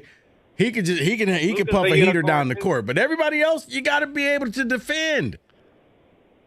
Luka's a unicorn too. I think he is too, but they are right, Shane. He does have to play better defense. 248-539-9797. There's nothing better than starting my day off with Planet Fitness. Did that the other day, and I'm feeling great. I love the cardio. I go to the one in West Bloomfield. I get on that recumbent bike for about an hour, listen to podcasts, both from this station and some others as well. And what's great about Planet Fitness, judgment-free zone, everything's clean, and they have great deals, $15 a month, $1 down. That's right, $1 down, $15 a month. And if you like more than the cardio stuff, well, they have new plate-loaded equipment at all the Detroit locations, including the plate-loaded hack squat, supine bench press, seated calf machine. Check it out today.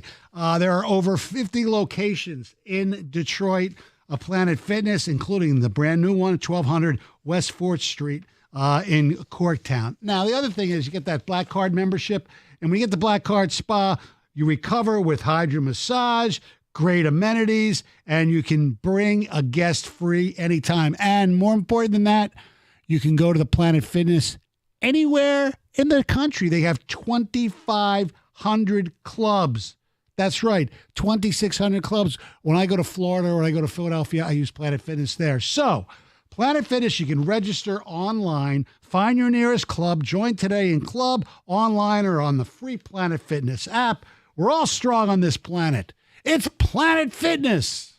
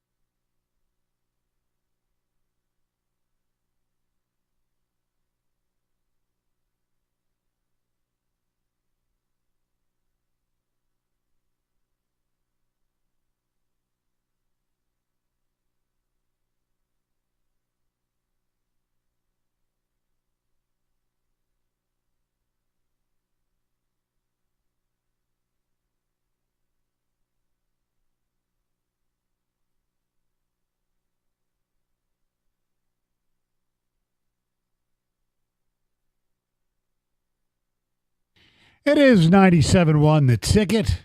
Of course, tonight it's the Pistons and the Boston Celtics. And we were talking about the fact that I grew up with probably as much hate for any team except for the Cowboys as a kid, and it was the Boston Celtics, because they used to rip my soul apart as a Sixers fan. And when I moved here, it was pretty damn tough as well with the Celtics Pistons all the Dr. time. J. Larry Bird choking each other. Yeah.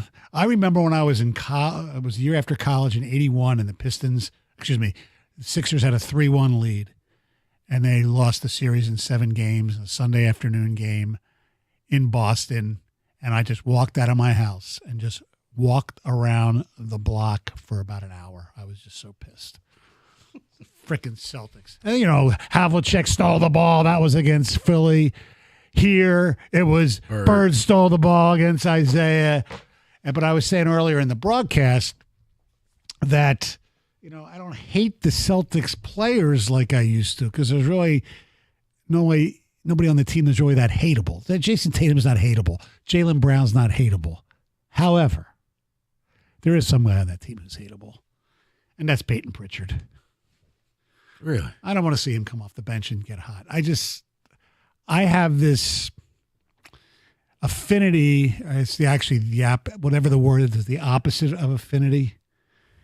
I can't stand. It's like the guys, the white guys from Duke. It's like those guys. I can't stand those players, most of them. Go back for J.J. Redick, Grayson Allen. I can go on and on and on. They just bother me, and I don't know why. John Stockton, I hated. I'm like a reverse racist, Rico. I hate small white guys. I was noticing the theme. I just didn't want to go down that. Go there.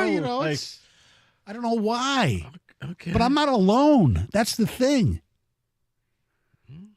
But it's not but it's only the guards. Like besides he was on a Celtic, I admired Larry Bird, No, I hated Bird. But Bird was one as I got older. You appreciate how good he was. You started to realize, I hate him because he's so good. And right. He just gets things done. Like Jerry West, I never hated. Dave DeBusschere. I mean, go on and on. But it's the guards. I didn't even, like Mike Jaminski, I didn't hate. Leitner was had nothing to do with. David, are you as uncomfortable with this as I am? Well, yes, I am. Did you hate? Yes, I am. 248-539. Well, you say you're not the only one. I'm like, the only what? Reverse racist? Like, what are we doing here? No, I'm not the only. A lot of people that I know, they can't stand for whatever reason, whether the personality. I think there's a subconscious. Honestly, I think there's a subconscious. Well, maybe that's you, David. You hate all the Pittsburgh quarterbacks right now. I do, actually. There's something subconscious that you feel because of the stereotype that these little white guys, you think you can do what they can do.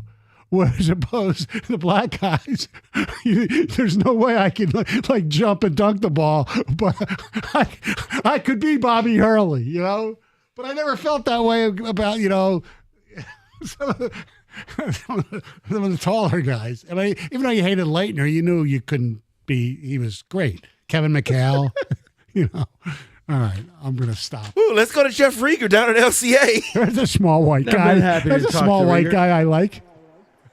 Wow, I consider myself average, not small, Snowdy. Okay. Like 5'8", 5'9" on a good day. I kind of feel that's average. Okay. I feel the average male is about 5'8", 5'9", don't you think? I guess. I don't know. What's going on, boys? There are a lot of Celtics fans here, believe it or not. I believe it. They're a team that a bunch of front runners. So is Jaylen Brown playing today? Do we know this? I do not know. You would know. You're down there. Well, I mean, he's questionable. He's got some injury just popped up on the injury report, so maybe there's a chance that's good news for the Pistons. Is he warming up? People seem fired up. I don't know. I'm in the concourse. Porzingis was questionable, too. Yeah, so. he's questionable, too, but he's got the flu, I think, so maybe he'll cut it out. I mean, Fontecchio's not playing, so that should really hurt the Pistons. Oh, yes. Whew, how can they win today? I'm actually going to take back the bet I just made. Yeah. Yeah. Look, so what's going on, boys? Well, do you think it's must-see TV tonight? Yeah, I mean, listen, if you're asking me, because you guys know me, if I had to choose one, Maryland, Michigan State, Pistons, Celtics, I'm choosing Maryland, Michigan State for my hatred for Rico's team. But hell yeah, I'm watching both games. Absolutely. Okay. I mean, this is a great Wednesday. It's very dreary outside. I mean, it's kind of depressing, but you got two pretty huge games, I feel. So you would rather yes Maryland win than the Pistons win? Yeah, oh yeah, for sure. Yeah. I mean, Stoney, you're pretty much locked in. If you win today, there's a chance the Pistons are the 4 seed, correct? So, I mean, listen, that's home court advantage. That's pretty awesome. But there's still games left. I know. I need Michigan State to lose, so Michigan has a chance to still win the Big Ten. So, yes, and absolutely. Okay. That's what I would say. Okay. I know I'm the only one that would say that. No, Rieger, I saw all the Maryland students lined up to go in there to root on your Turtles tonight. Yes, the Crab Five. Oh, yeah. They call them the Crab Five. Oh, I know. What is it? It's a stripe-out game. I saw somewhere in Michigan State 5 games on the road where teams do special things like the maize out, or in Illinois, the orange out. So, yes, this is the stripe-out game on a Wednesday. So it's a big day. But I actually, and I know you guys talked about it, I got to get to the bottom of this Ben Johnson stuff. Like, is he legitimately taking shots at his former quarterback, or is he just pandering to his new fan base? Is any Lions fan concerned that Ben Johnson at the Combine is trashing Jared Goff and his lack of mobility? I think he's just effing around, to be honest with you. But you never know. But the thing is, because he knows Goff can't reply back. That's what it's like, a little unfair. Like, if Goff was there, then you could turn around and be like, hey, your former coach said this, and they can give jabs back. As I told Stoney, Rieger, if I was Goff, I'd just drive down to Indy right now and grab the first person with a camera and say, let me tell you a little bit about Ben Johnson. Oh, that'd be great. Well, see, I think Goff is too classy, though, so when people ask him, they will at OTAs, like, hey, what'd you think of those comments by Ben Johnson? We're going to keep that between ourselves. I love Ben. But that would be sweet if he decided to shoot back, and it only makes it better when they play each other twice next year. Oh, I know, because you love trolling. Oh, yeah. I mean, actually, you guys don't know this. I told this to Wojo yesterday. Ben Johnson actually came to me, and he said, hey, can I get a couple pointers? Yeah, I took him under my wing. Absolutely. Made him a great troller. So Rieger, how many points does